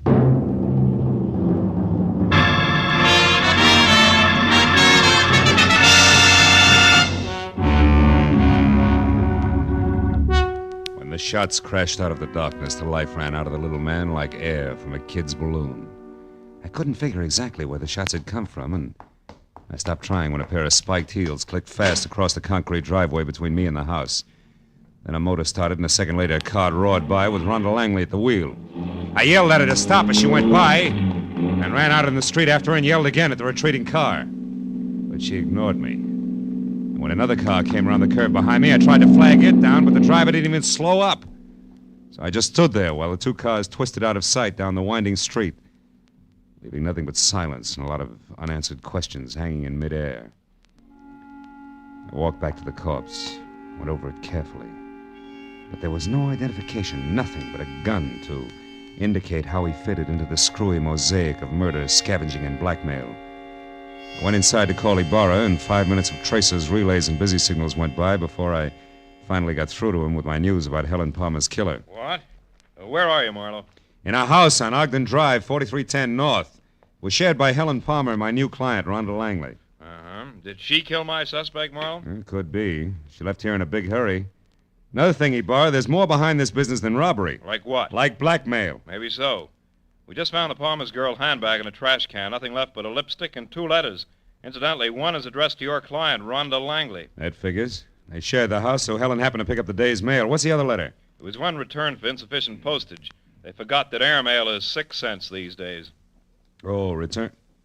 Wait a minute. Is that letter addressed to a law firm in San Francisco? No, it's addressed to Sophie Kilberty. Sophie Kill who? Kilberty of Passaic, New Jersey. Why? Well, Ibarra, listen. Helen was blackmailing somebody, and she covered herself by mailing a letter to her lawyers in San Francisco. Mm-hmm. If that letter was returned for insufficient postage and the blackmail victim knew it, he'd have no qualms about killing her, right? Sure, but the letters were in Helen's purse. Oh. Don't you think she'd have known her protection was gone?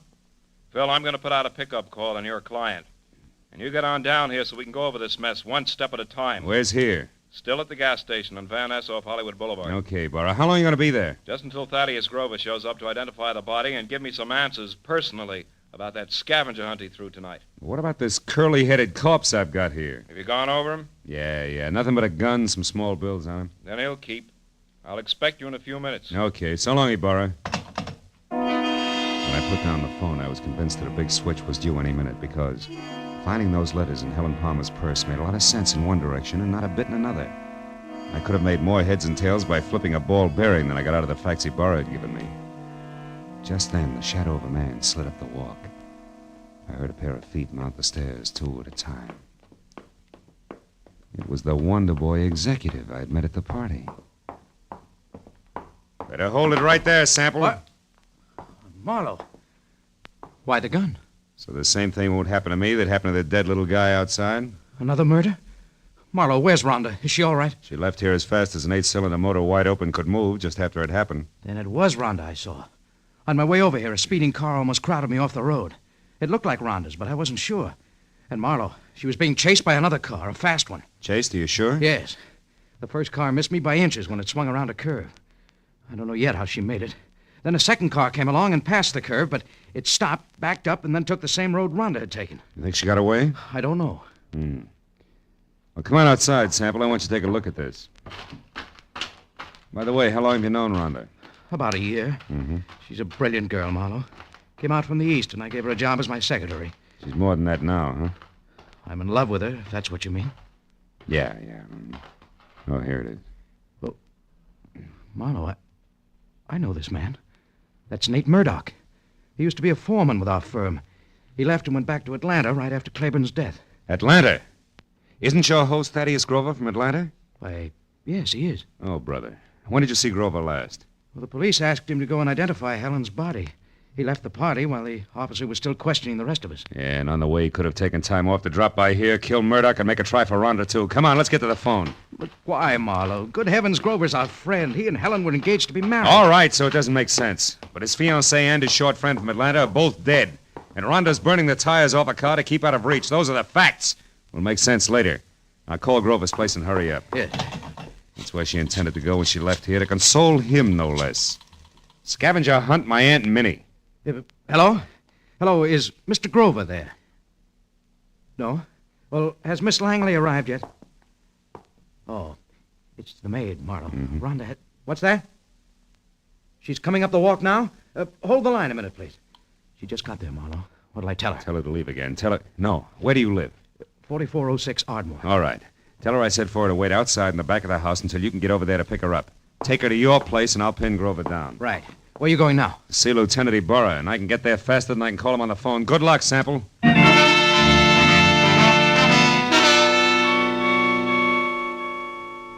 Sample was repeating my name over to Grover's maid on the phone as I left. And a few minutes later, at the Mobile gas station off Hollywood Boulevard, I found Ibarra looking sardonic in the blinking light from a flying red neon horse above his head as he flipped through a stack of papers on top of an oil drum. It's about time, Marlowe. Where's that client of yours? Now, wait a minute, Ibarra. I had her pegged all wrong. She's a pigeon. Has Thaddeus Grover been here yet? Just left. He's quite a character, that guy. You didn't let him get away alone? Yes, he was... What do you mean, get away? Ibarra, there's a big connection between Thaddeus Grover and Murdoch, the guy who killed Helen. Now, Grover might have hired him for the job, and now he's trying to get Rhonda. Now, Marlowe, how does that figure? It doesn't, but so help me, Ibarra, that's the way it is. Well, Grover was heading for his friend Larry Sample's house when he left. Happened to know where Sample... Holy smoke, that's exactly where I told Sample to take the girl. 4406 Ardmore. Well, that's great, Marlowe. They'll all be together in one place. I'll pick up the whole crew and right now. You're going to pick up the pieces, you mean? You think there'll be a showdown? Any minute, Ibarra, it can't miss. Okay, so we'll take some firepower along. Hey, McAuliffe, Gray, let's go. Come on, Phil. Now, look, Ibarra, maybe Sample hasn't gotten home with Rhonda yet. I'll go up to Grover's and try to head them off, okay? Okay, Marlowe. But if you get them before I do, bring them in, and no alibis. I'll see you.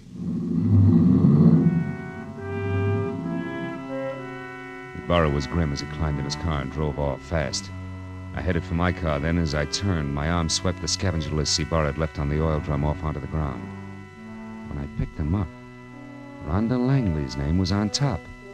Her list was as goony as the others, but near the bottom was an item strangely familiar to me, which hadn't been checked off. It was a canceled ticket from Woodhaven Ballroom. All at once, I realized why it was familiar. The sign I'd been half conscious of on top of the big squat building across the street read, Woodhaven Ballroom, closed tonight. On a hunch, I dug for Helen Palmer's list. Yeah, Ibarra was right.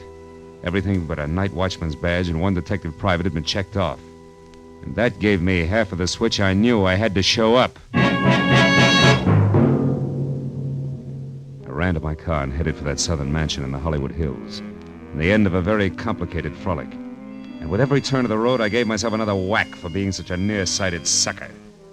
When I got there, the big house on Magnolia Terrace was dark, except for a light in the servants' quarters. I stepped down the block, walked back, and edged around to the patio where the garage, the hothouse, and the king-size barbecue loomed only as shapeless lumps of shadow. I stood still and watched. Then I saw him move, walking slowly, gun in hand along the fence toward the hothouse. I started toward him quietly, just as he found out what he was looking for. Oh, you're clever, my dear. But it's all over now. I know you're in there, so come on out with your hands up. Oh, no. You're hanging yourself for murder right now, Larry Sample. I've got all the proof I need. I don't know what good it'll do you, Rhonda. I'll never pay you a cent for it, you blackmailing tramp. I'll kill you first. And that protection letter you wrote to your lawyers was returned, darling. I found it accidentally in Helen's purse tonight at the party. So no one will know. Now come on out or I'm going in after you. I wouldn't try that if I were you, Sample. Marlowe's due here any minute now. He called me and told me. That was I, dear.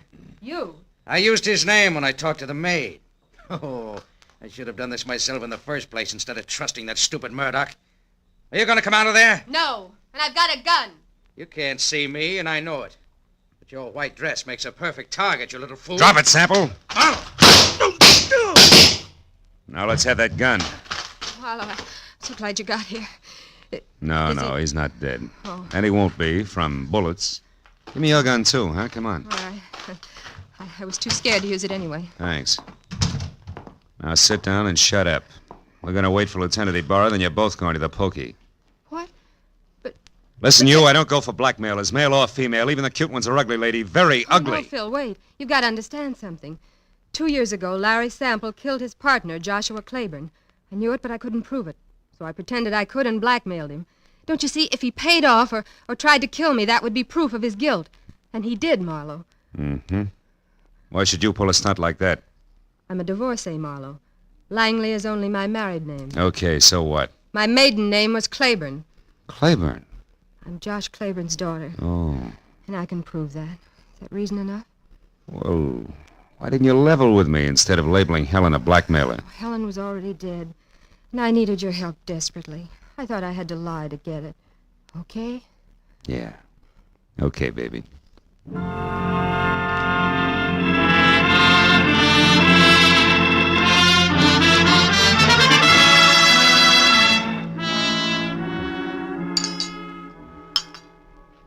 Anyone care for more coffee? How about you, Lieutenant? Oh, no thanks, Mr. Grover. Well, Marlowe, you got it all to come out even anyway. Frankly, that's more than I expected when I left you at that gas station. Yeah, we were lucky, Burra. I guess I owe you an apology, Mr. Grover. Oh, shucks, that's all right, son. It was a shock to me to be accused of poor Helen's murder, but, well, it's over now. Yeah. You said it was the scavenger list that set you straight. How'd you figure that, boy? Well, there was a Woodhaven ballroom ticket on Rhonda's list, so she had to go there for the ticket, you see. Now, Sample knew that. And he told his killer, Murdoch, who incidentally he hired to murder Claiborne 2 years ago, that the girl who went to the Woodhaven ballroom was his target. Uh-huh. But Helen happened to go there after the night watchman's badge. Which he could have picked up any place in town. Yeah. What a terrible coincidence for Helen. That was all that saved my life, really. That's right, honey. Murdoch made the mistake, and when he and Sample discovered it, they made another try at Rhonda's house. But I caught Murdoch there, so Sample shot him before he could talk. And when I left, he followed me in his car. I knew they were after me, and I thought for sure they'd killed you, Phil. That's why I ran. Yeah, that threw me for a loop. Then Sample came back to make sure that Murdoch was dead and sold me a great big bill of goods at the same time. Oh, it's a terrible, terrible thing. Yes, Mr. Grover, it is. Lieutenant, I want to thank you personally for your participation. Thank you very much. Well, I've got everything I need, so I'll say good night. Yeah, me too. Oh, Phil. Yeah? Shall I mail you a check? Why, yes, I think... No, wait a minute. Yes? You know, honey, with your knowledge of postal rates, why don't you just deliver it in person, maybe? Huh? Love to. Count on it, Mr. Marlowe. Good night.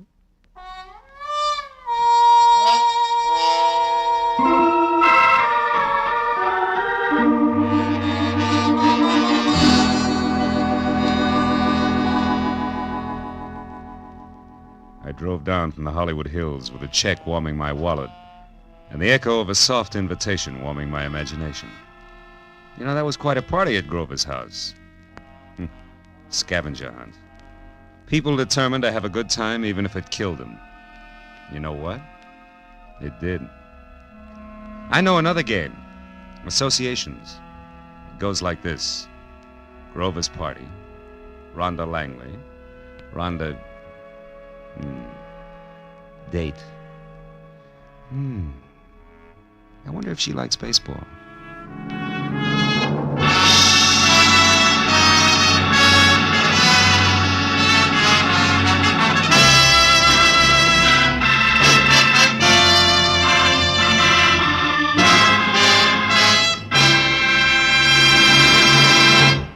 The Adventures of Philip Marlowe, created by Raymond Chandler, star Gerald Moore, and are produced and directed by Norman McDonald. Script is by Mel Donnelly, Robert Mitchell, and Gene Levitt. Featured in the cast were Ellen Reed, Mary Shipp, Jack Moyles, Richard Benedict, and Lorette Philbrandt. Lieutenant Detective Ibarra is played by Jeff Corey. The special music is by Richard Orant. Be sure and be with us again next week when Philip Marlowe says... They were born on the same hour on the same day of the same parents, and they were identical in beauty and talent. Only one was deadly, and the other was not. And I couldn't tell which was which until I found a green purse, a fresh corpse, and a pair of dancing hands.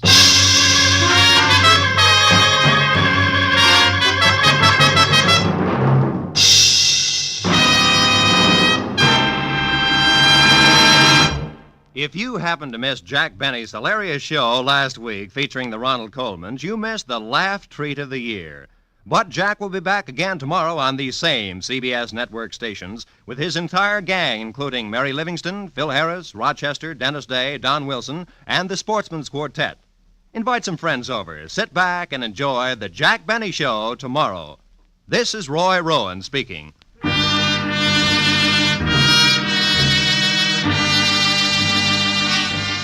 This is CBS, where 99 million people gather every week, the Columbia Broadcasting System.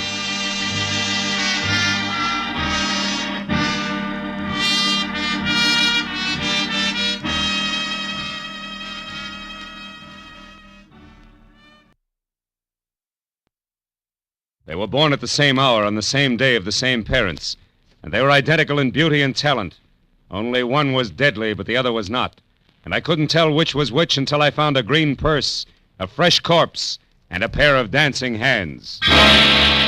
From the pen of Raymond Chandler, outstanding author of crime fiction, comes his most famous character as CBS presents The Adventures of Philip Marlowe.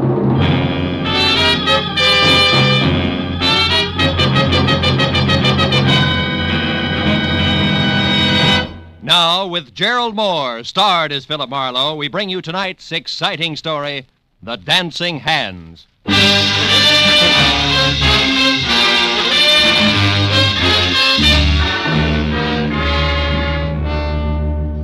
telegram I found stuck in the mail slot when I got back to my office after a long and roundabout day read. Enclosed, find a $50 money order. I want you to investigate a man. The table is reserved for you at the Saddle Club where I work. Come in time for the second show at 11, important. It was signed Beth Tyler. So at 11:15, with $50 worth of inspiration behind me, I drove over the Cahuenga Freeway and out Ventura to the Saddle Club, which pretended to be Old English by showing its beams through a flagstone facade.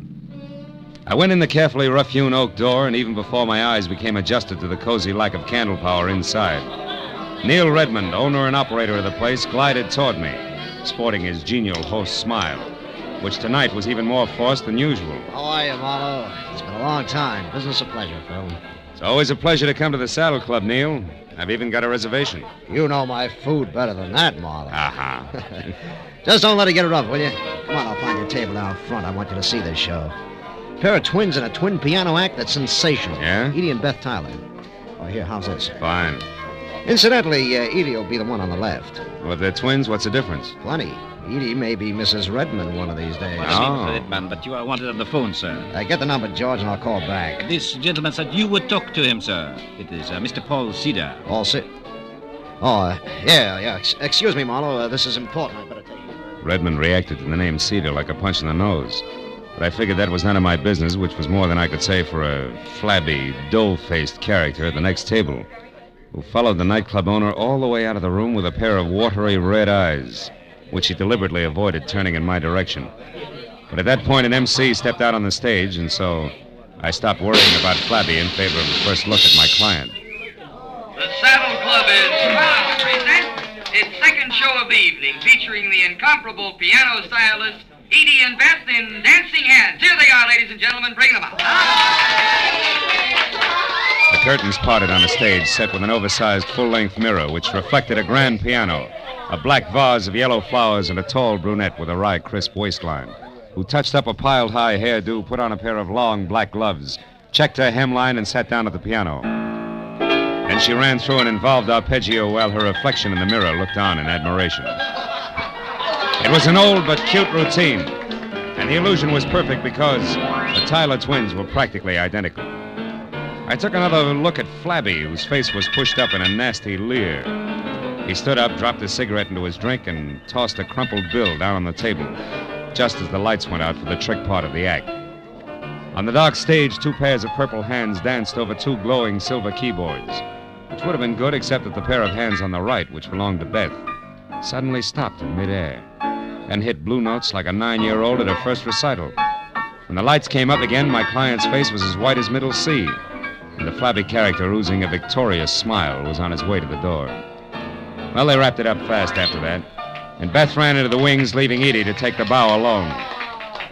The band took over in a hurry and brought things down to normal, so as couples moved down to the dance floor and George the waiter headed for my table, I sat back and waited for that message from my client. Here you are, sir. Compliments of the house. Oh, thanks. Any message with this? No, sir. Just that Mr. Redman had to leave. Oh, thanks, George. I sipped the double scotch and wondered if I should take the initiative and contact my client, when the message I'd been waiting for came, good and loud. I jumped up, shoved my way through the gaping dancers to the dressing room hallway behind the stage. A gang of club personnel was bunched in front of a door, obviously locked, labeled Edie and Beth Tyler. It was one of the twins, wasn't it? Hey, what's the matter? It's one of the twins. She screamed. We got to get in. That door's locked. Well, break it down. But Get out of the way. Hey, it's Edie. It's Edie. All right, now, wait a minute. Hold it. She's all right. Clear out and give her a chance. Come on. Outside, everybody. Beat it. That means you two. Come on. Out. Here, Miss Tyler, take it easy. You're all right now. Come on, sit down. Tell me what happened. I don't know for sure. I was worried about Beth. I came back and didn't see her anywhere. Then I heard a noise in here. It was dark. I came in and someone grabbed me. A man? Yes. I don't know who it was. Mm-hmm. I screamed. He knocked me down, then locked the door and got out through the window there. Who are you? Well, I'm Philip Marlowe, a private detective. Your sister hired me to investigate a guy. I was to meet her here after your number and find out about it. Any idea what's up? No, I can't imagine. But gee, Beth has been terribly upset ever since last night. Oh? What happened last night? Well, for one thing, my purse was stolen. Mm-hmm. But I don't see why that should upset her. Gee, there was nothing in it but $12 and my makeup stuff. Where's Beth now, do you know? No, I haven't seen her since she ran off the stage. I'm not even sure she came in here. No, she was here, all right. She dropped one of her gloves. You're still wearing both of yours. Where do you girls live? Maybe she went home. Well, Beth has a cottage out on Hazeltine, 4179. You don't live together? How come? Well, gee, Mr. Marlowe, just working with Beth is hard enough. She's so sarcastic. Okay, I'll wear my thick skin. One more thing, Miss Tyler. Do you happen to know where Neil went? Neil's gone? Mm-hmm. Gee, that's funny. He always stays till the place closes. Oh, he must be coming right back. I'll take a look. Then I'm going out to see your sister. Sarcasm and all.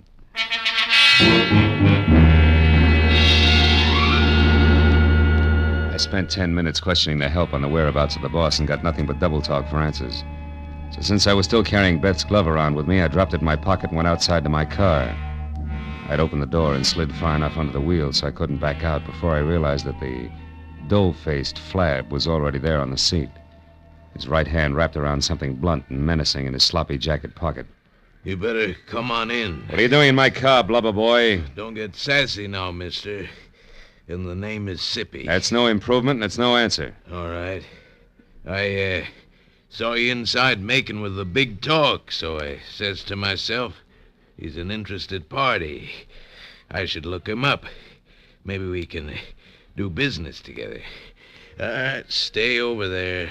What kind of business? I'm particular about the gutters I crawl in. It has to do with the twins inside there. You can get in touch with me later for further details. I got an angle, mister. You'll see when I leave. Yeah? When you tried to work that angle, you got to the wrong twin in the dressing room. Did you know that? I don't know what you're talking about. Mm-hmm. Okay, Sippy, where can I reach you? You'll find out if you really know what's up. Don't try to follow me, though.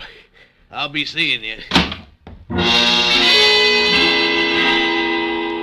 When Sippy slid out of the car and beat it, I made one move after him and then stopped cold. Because lying on the seat where he'd been sitting was a green leather handbag with the name Edie etched on it. I snapped it open. It had been stripped of everything but the scent of Amir and a smudged slip of paper that read, Number 9 Arrow Motel, Lancashire Boulevard. So that was Sippy's address, and he had the stolen purse. But the why of all the commotion over 12 missing bucks was still the number one question mark. And I figured the best place for an answer to it was at Beth Tyler's. So I drove out to Hazeltine. But even before I stopped at number 4179, I heard the piano. I walked to the door and stood there a moment, listening. I eased it open, slipped inside. Soft, indirect lighting accented the figure of the girl at the piano. The little waves of iridescent crimson chased themselves over the smooth satin gown as she played. Glossy blue-black hair fell to her shoulders. Beside her, a burning cigarette sent a single plume of smoke into the still air. Just for a moment, I found it difficult to remember that she was my client. Oh? You're looking better, Beth. You're Philip Marlowe, I suppose. Yeah. I dropped by to return your glove, among other things. Just put it there on the table with the other one. Where did you get it, Marlowe? In your dressing room at the club. Your sister tangled with an unidentified man who was hiding there after you left. While we were on that, why'd you shove off so fast? I was scared. How'd you know I'd find you? You're a detective.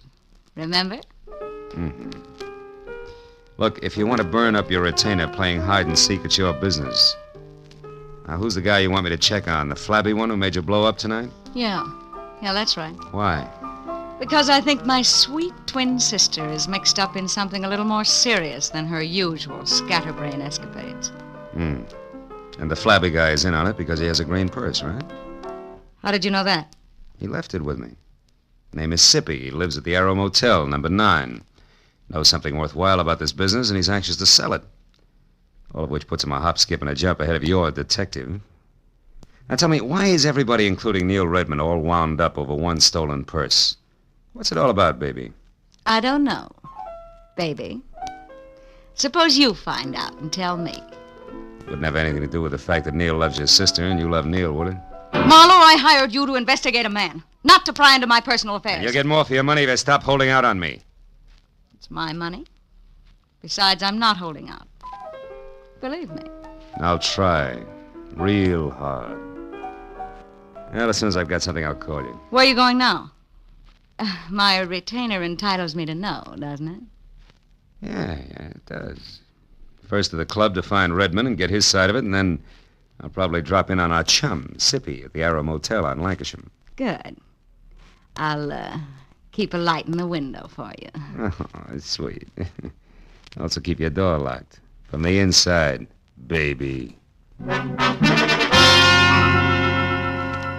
As I drove down the dark, winding street toward Ventura Boulevard, I caught a flash in the rearview mirror of a station wagon behind me. Looked like a tail, so I opened up. But it stayed with me. When it swung out into the left lane to pass, it suddenly cut in front of me. I jammed on the brakes as a spotlight slashed at my eyes, and when my front wheel banged against the curb, I was already half out of the car. Stop right where you are, fella. Don't come 1 inch closer, I'll drop you. I switched off the spotlight, and I saw a face the texture of a doormat over an embroidered purple shirt and orange tie. He had hand-tooled, high-heeled boots on and was topped off by a 10-quart cream-colored Stetson. But the doormat face was grim, and the silver-barreled Colt pistol in his hand looked right at home. I followed you up here from the Saddle Club. I don't know what your game is or why you're messing around in what don't concern you, but I aim to find out mighty quick, so start talking. Okay, first I resent being crowded off the road. Second, I resent a spotlight in my face. And third, I don't like pistols pointed at my stomach. So cool off, Jesse James. You're wasting your time and mine. You got it wrong there, friend. Paul Cedar don't waste his time, and you're going to find that out. Paul Cedar, huh? Yeah. Don't tell me you're all excited over a stolen purse with $12 in it. $12? Yeah. Listen, clown, there's 30 grand missing somewhere between Redmond and me, and I'm going to get it. 30,000? Yeah. Redmond's a high roller, and that's okay with me. But he lost it fair and square in my joint over in Nevada, and I've been holding his markers much too long. So if I have to chalk that dough off to experience, it's going to be a pretty unpleasant experience for a certain party. Get me? Yeah, I get you. But you're shoving the wrong way, Longhorn. Somebody's trying to make a fool out of me, bright boy, and I don't stand for that. I'm liable to shove a lot of ways, and hard. So don't get underfoot. You're sure to get stepped on. So long, dude.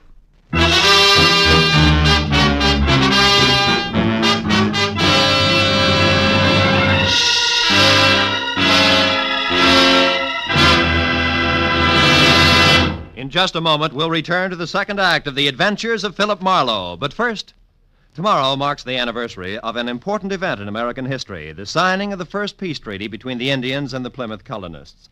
In commemoration of these events, CBS's Sunday night stars, Amos and Andy, will be found with a kingfish burying the hatchet deeper than ever in their hopes and dreams. And CBS's own Jack Benny will be back again tomorrow with his special guest, Van Johnson. Invite some friends over. Sit back and enjoy the Jack Benny program. You can hear Amos and Andy every Sunday on most of these same CBS network stations, and Jack Benny over them all. Now, with our star, Gerald Moore, we return to the second act of Philip Marlowe and tonight's story, The Dancing Hands.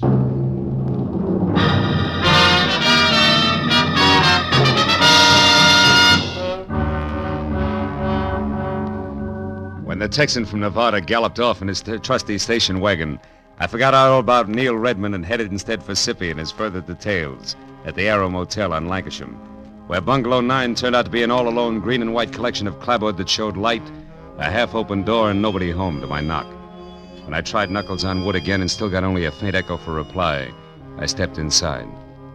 There in the center of an ivory white throw rug and clamoring for attention like an only child at a family reunion was a wide and wet circle of red. From there, the ugly splotches that narrowed as they got farther away trailed off until, finally, in the next room, the path ended where I expected it to. The quiet form of Skippy, sprawled over an upset chair and holding his hands tight against the red on his left side.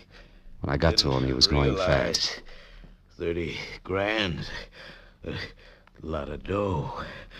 Didn't know I was shooting that high. And the twins. One what, Sippy? One of them. Did one of them do this? He's dead, isn't he, Marlowe? Yeah.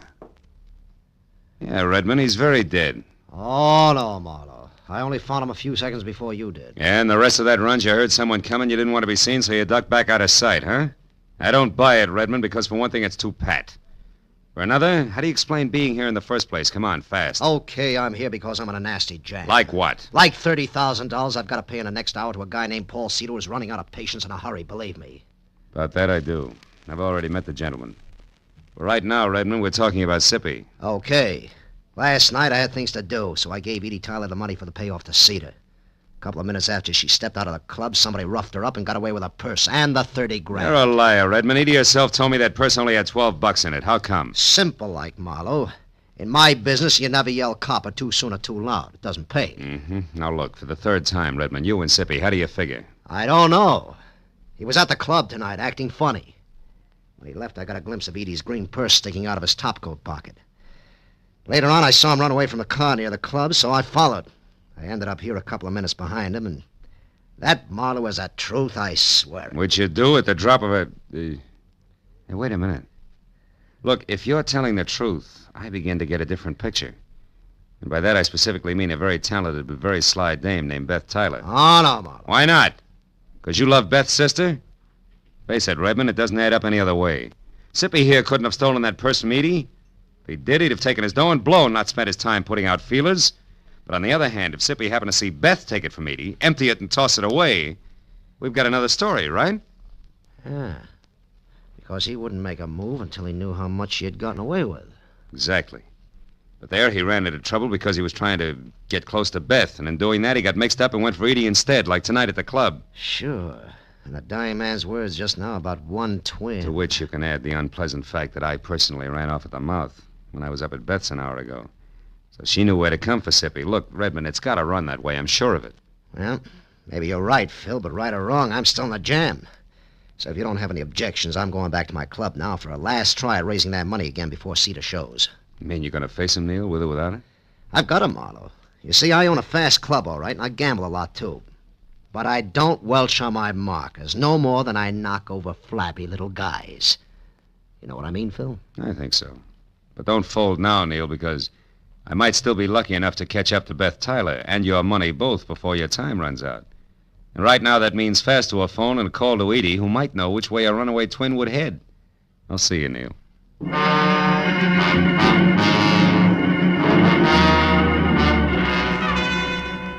The nearest phone was at an all-night mobile gas station a block away. As I dialed Edie's number, a thought hit me. Maybe Beth wouldn't head anywhere.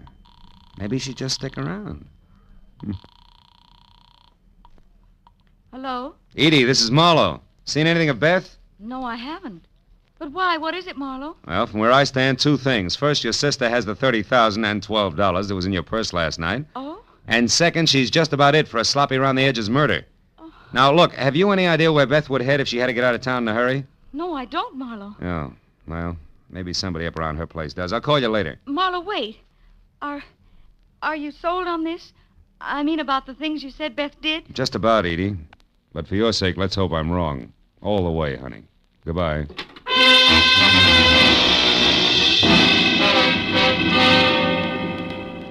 Driving fast back toward Beth's place on Hazeltine still left me enough time to think about a not-too-small detail that I'd completely overlooked. Thanks to me, the entire Los Angeles Police Department knew nothing about what was going on in and around the Saddle Club. 5 minutes later, when I'd parked away from the dock and obviously deserted number 4179, and I'd walked back and around to a pair of uncurtained French doors at the side, I knew that oversight is what is generally called a blunder. But the next second, I knew it was nothing compared to the one I was making currently. If you so much as turn your head again, Marlowe, I'll kill you. Not like you did Sippy, please, Beth. I'd hate to go that way. Sippy was a mistake, Marlowe, believe me. I was rushed. So you shot and ran, huh? Yes. But I didn't run too far, because from where I stood, I could hear and see both you and Redmond and talking the whole thing over. And when you knew that we'd caught on to your act, you decided to follow me and see where I was going before you made your next move. Is that it? Exactly. Now get inside. Go on, the door's unlocked. All right. Now get over there, near that closet, and don't turn around. Why not? Afraid of the look on my face when you shoot? Shut up, Marlowe. And stop being brave, because unless I have to, I'm not going to kill you. After all, you've already served your purpose. Which I presume was getting mixed up in this mess just long enough to find out about Sippy for you. You presume correctly. Also, you talk too much. Now open that closet and get inside. All right. Go on. As you say. But first, baby, one question. Did you do all this for the 30 grand alone? Or does it tie in with Neil Redmond and the way he feels about your sister Edie? It's a little bit of each, Marlowe. But as I said, you talk too much. So get in there and shut up.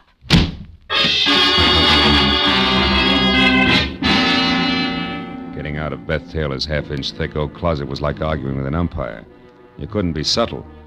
So 20 tiring minutes went by and the heels on both my feet were numb before the paneling finally gave in and I was out and over to the telephone to put in a call to the police. It should have been made a long time ago. But then, even as I was halfway through dialing the numbers, I saw something on an end table nearby that made me slowly change my mind. It was the 2 black gloves that Beth wore in the Dancing Hands act. And while I stared at them like they were alive and beckoning, I thought hard for what must have been a full minute.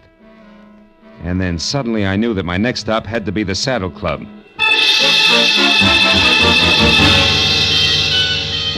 As I parked at the Saddle Club, I saw light drifting out of Neil's office, which was something I had expected. Inside, I moved along a dark hall toward what I knew would be the trio of Neil Redmond, the Nevada Texan, and Eddie Tyler. All right, Redmond. The raucous voice of Paul Cedar was anything but happy. Just how stupid do you think I am? But Cedar, I'm telling the truth. Edie had the 30 grand, but somebody got it from her when she was on her way to you. That's a stinking line. You know it, Redmond. You never had the money. This whole thing's been a frame to stall me. And one way or another, I'm going to get you to admit that. No, you're not, Cedar. And if you don't drop that gun now, you're never going to do anything ever. Come on, let it go. All right.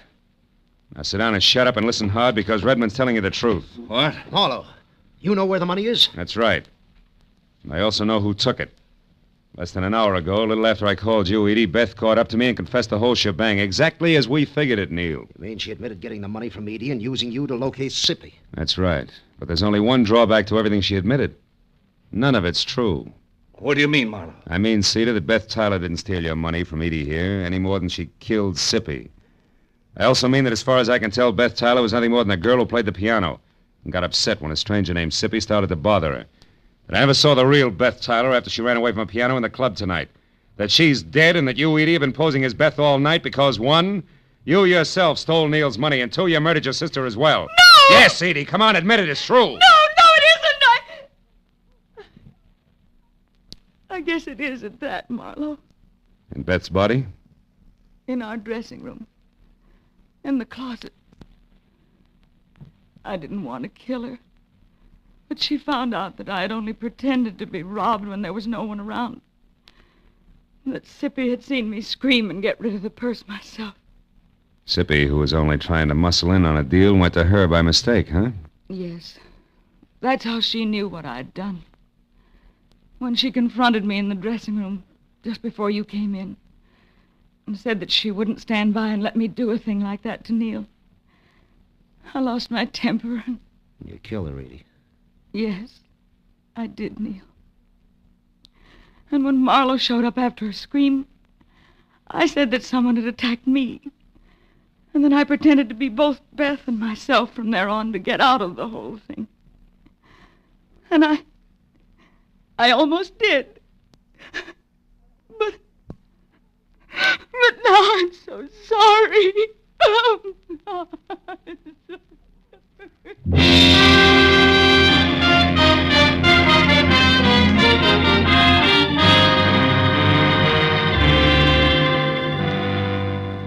A couple of bad hours went by before the police had everybody's story, and Paul Cedar and the 30,000 was gone for Nevada, and Edie was gone for good. That left just Neil Redmond and me alone and standing near the main bar in the club.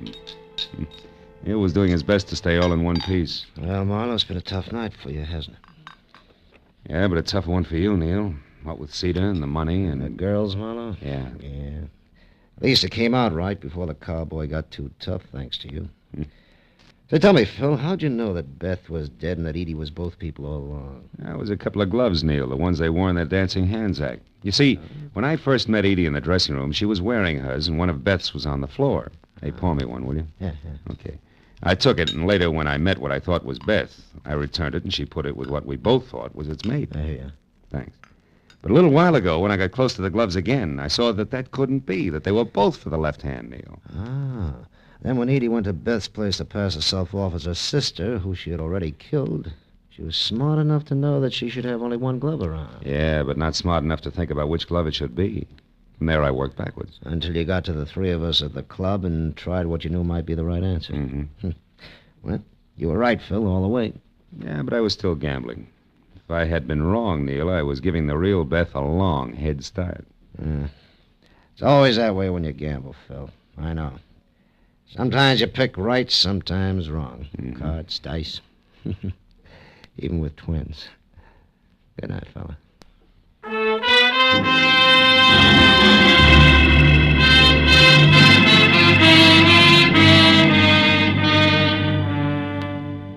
When I finally got to my car, started out of the valley and back toward Hollywood, it was better than 8 o'clock in the morning. And here and there as I drove, I saw people who I'd never heard of and who'd never heard of me, stumbling outside after their morning papers. And I got to wondering what they were going to think when they read about a girl who had killed both a twin sister in a nightclub and a flabby guy in a motel who wasn't much good. Oh, well, it was hard to say. And for myself, I was too tired to think. Or maybe I just didn't want to.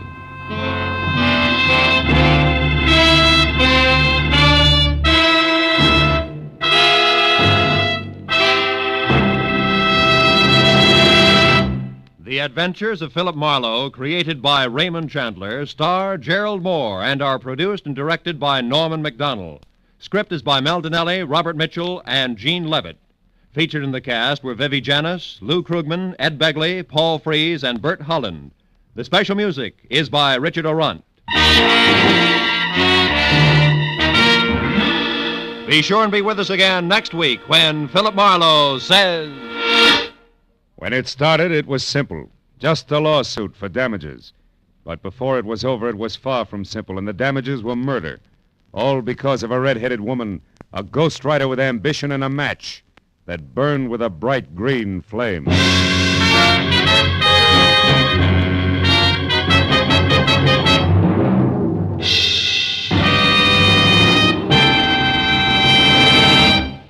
With part of its star-studded Sunday nights devoted to shows named after great personalities such as Jack Benny, Lum and Abner, and Amos and Andy, CBS also goes to famous fiction for one of the brightest, most dramatic of its Sunday galaxy, The Adventures of Sam Spade.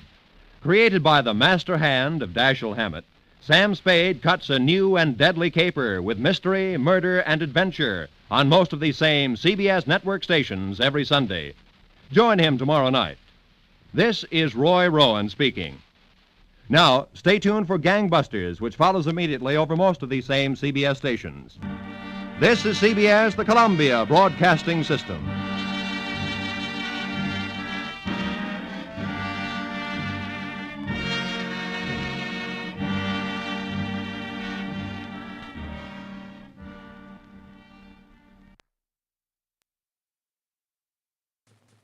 When it started, it was simple, just a lawsuit for damages. But before it was over, it was far from simple, and the damages were murder. All because of a red-headed woman, a ghostwriter with ambition, and a match that burned with a bright green flame. From the pen of Raymond Chandler, outstanding author of crime fiction, comes his most famous character as CBS presents The Adventures of Philip Marlowe.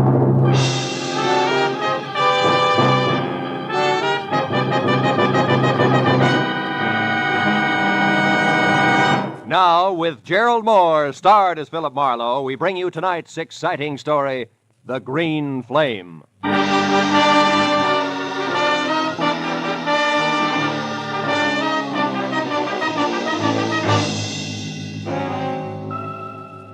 It had been the kind of early start, late finish crowded in between day that had made breakfast coffee, lunch a ham sandwich on the run, and dinner nothing. So by the time it finally ended, it was pushing 9 o'clock, and I was both a little tired and a lot hungry. All of which made the feast I could imagine spread out in front of me over an emerald green tablecloth something better than good enough to eat. Blue Point oysters on a half shell, a Caesar salad, veal scallopini topped with mushrooms the size of silver dollars. Oh, I was ready for it. Yes, well, the oysters once again became a blue ashtray. The scallopini a notebook. The green cloth underneath all, my desk blotter. Hello, Marlowe speaking. Dodie Whitmore, Marlowe. Ever hear of me? I have. I've also heard you own half a dozen screen magazines, a local radio station, and a daily published for the motion picture industry called the Hollywood Trades. Does that cover it? Not quite. Today I acquired something else. A libel suit for $100,000 that was just slapped against the trades by a has-been actor named Bradford Colby, which, Marlowe, is the reason I'm calling you. Oh? So drop whatever you're doing, boy, and get over here to the Whitmore building. Whitmer building? We're on El Centro near Gower, and closed tomorrow Sunday, no addition. Figures. When the night watchman lets you in, turn left, keep walking till you get to an office numbered 116. You got that? Yeah, 116. But if you don't mind, Miss Whitmer, I'd like to do something. I'd like to eat first. Make it coffee and a ham sandwich at the outside and get over here fast. Coffee. Look, Miss Whitmer, I'm starving. Would you- Marlowe, how much do you get a day? 25 in expenses. Why? I'm willing to pay 125, and you keep track of the expenses. Now what do you say, boy? Boy says coffee and a ham sandwich will leave him stuffed. Goodbye, Miss Whitmer.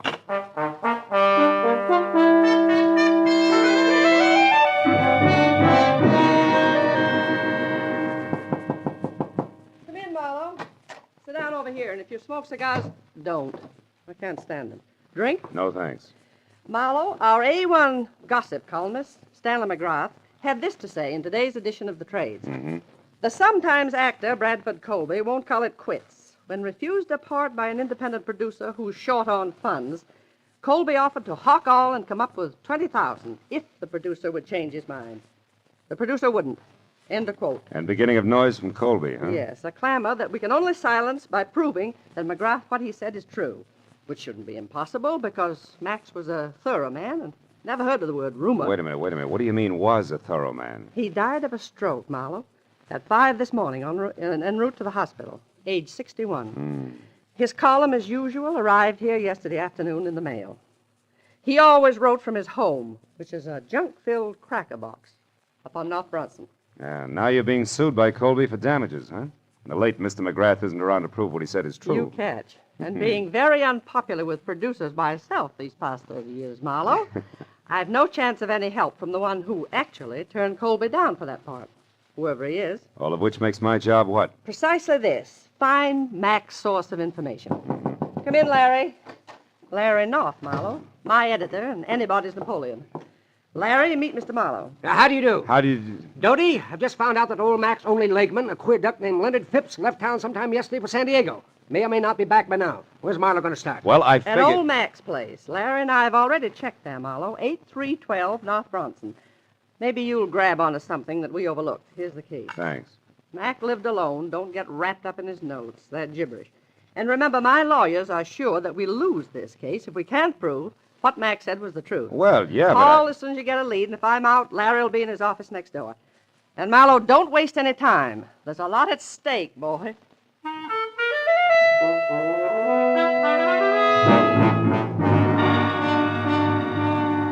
What Dodie Whitmer had labeled a cracker box turned out to be a 5-room, slightly beat down, almost square house set back some 50 carelessly landscaped feet from a high stucco wall that said the late Mr. McGrath had lived alone and liked it.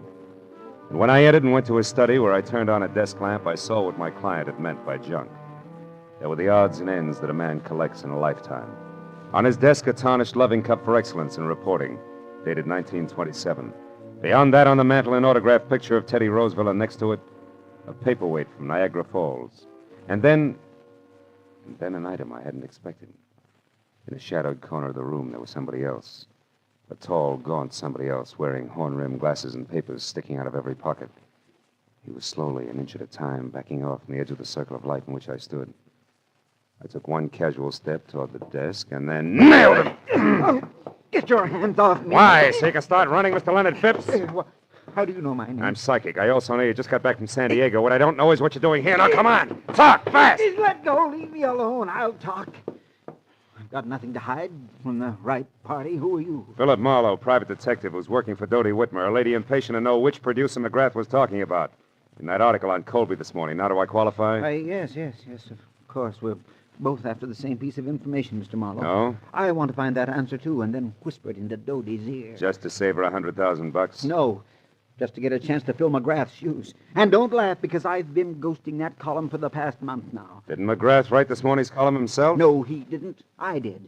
But the piece on Colby was not mine. McGrath must have added that himself, the fool. Well, you don't sound like you're happy in your work, Phipps. I wasn't. Mac was a tyrant. I put up with him because he promised sooner or later to let Dodie Whitmore know that I was doing his work. Don't be too bitter, Phipps. Mac couldn't have known exactly when he was going to die. Well, what if he But to could? get back to the subject, have you any idea where we can get a hold of something real to go on? Yes. Yes, I do.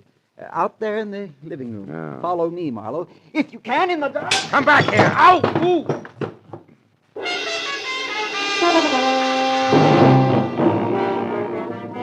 By the time I got to my feet, Phipps was gone. I found another lamp in the dark, turned it on, and started for the telephone. But then I stopped. In the center of the floor, where it must have fallen when the leg man made his wild break, was a wrinkled piece of paper. When I picked it up and turned it over, I was suddenly glad that Mr. Phipps had gotten away because, in his hurry to leave, he had dropped his checkoff list for Operation Bradford Colby. There were a half a dozen producers crossed off above the notation Mac's Place, but below that, and not yet discounted, was a name I'd never heard before, Sherry Sheldon. At that, I called Dodie Whitmer, gave her a quick rundown on what had happened with Phipps, and then tossed the name Sherry Sheldon in. She talked it over with Larry North before she answered. But when she did, I knew that finally we were all getting someplace. Marlowe, this is good. Larry tells me that Sherry Sheldon is the ex-Mrs. Bradford Colby. Oh? And better than that, a redhead with temperament to match. That kind'll talk. Mm-hmm. Any idea where this item lives? Yes, a bungalow on Cherimoya, 5800. 5800, huh? Larry says it's a quiet, dead-end street, but not to let that throw you. Because from what he's heard about the lady herself, she's very much alive. So play it smart, boy. You're probably in the big time now. Good luck.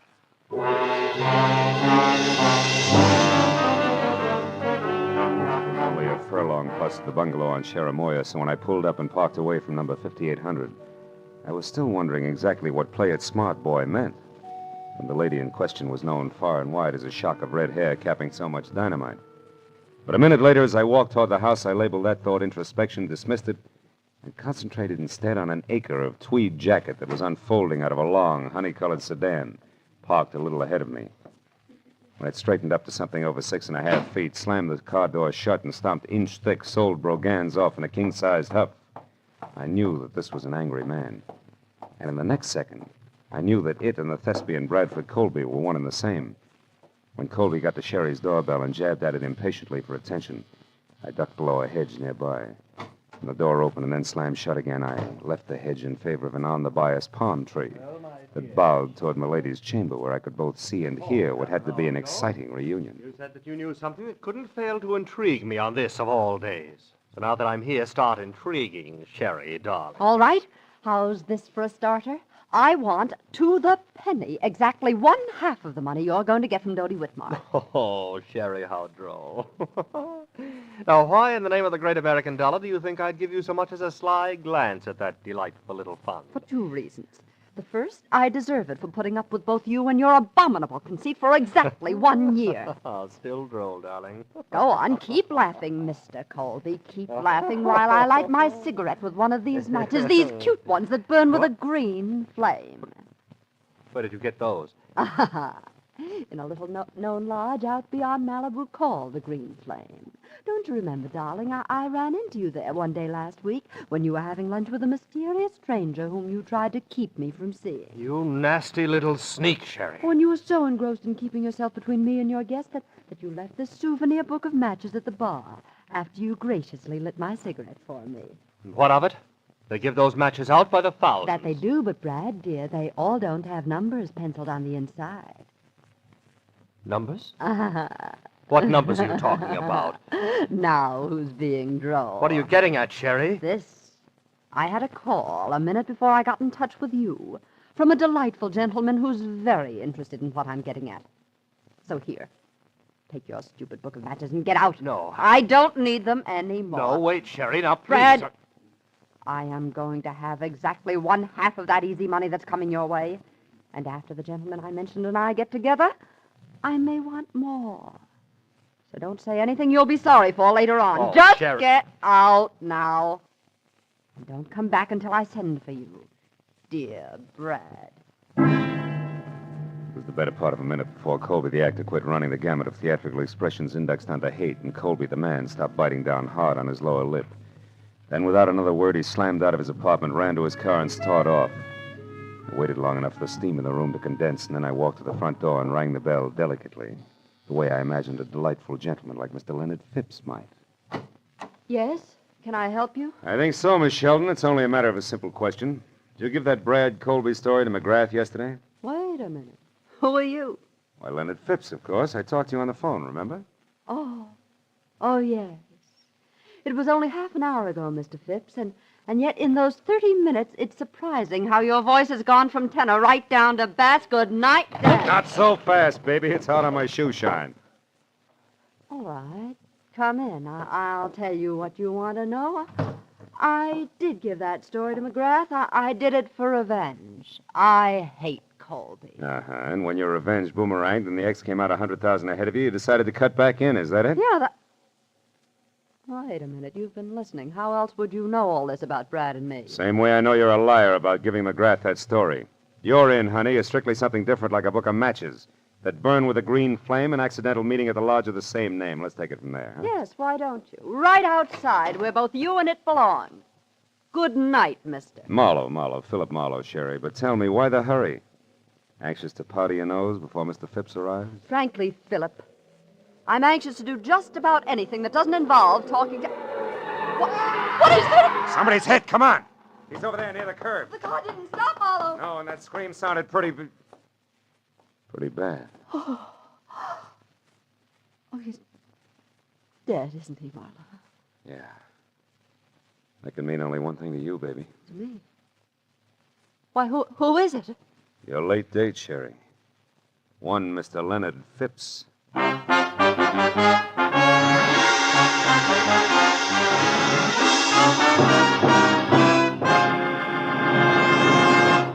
In just a moment, the second act of The Adventures of Philip Marlowe. But first, on a special program, One Great Hour, later tonight on CBS, President Harry S. Truman will be joined by Gregory Peck, Ila Lupino, and Quentin Reynolds to tell the story of what American religious groups are doing to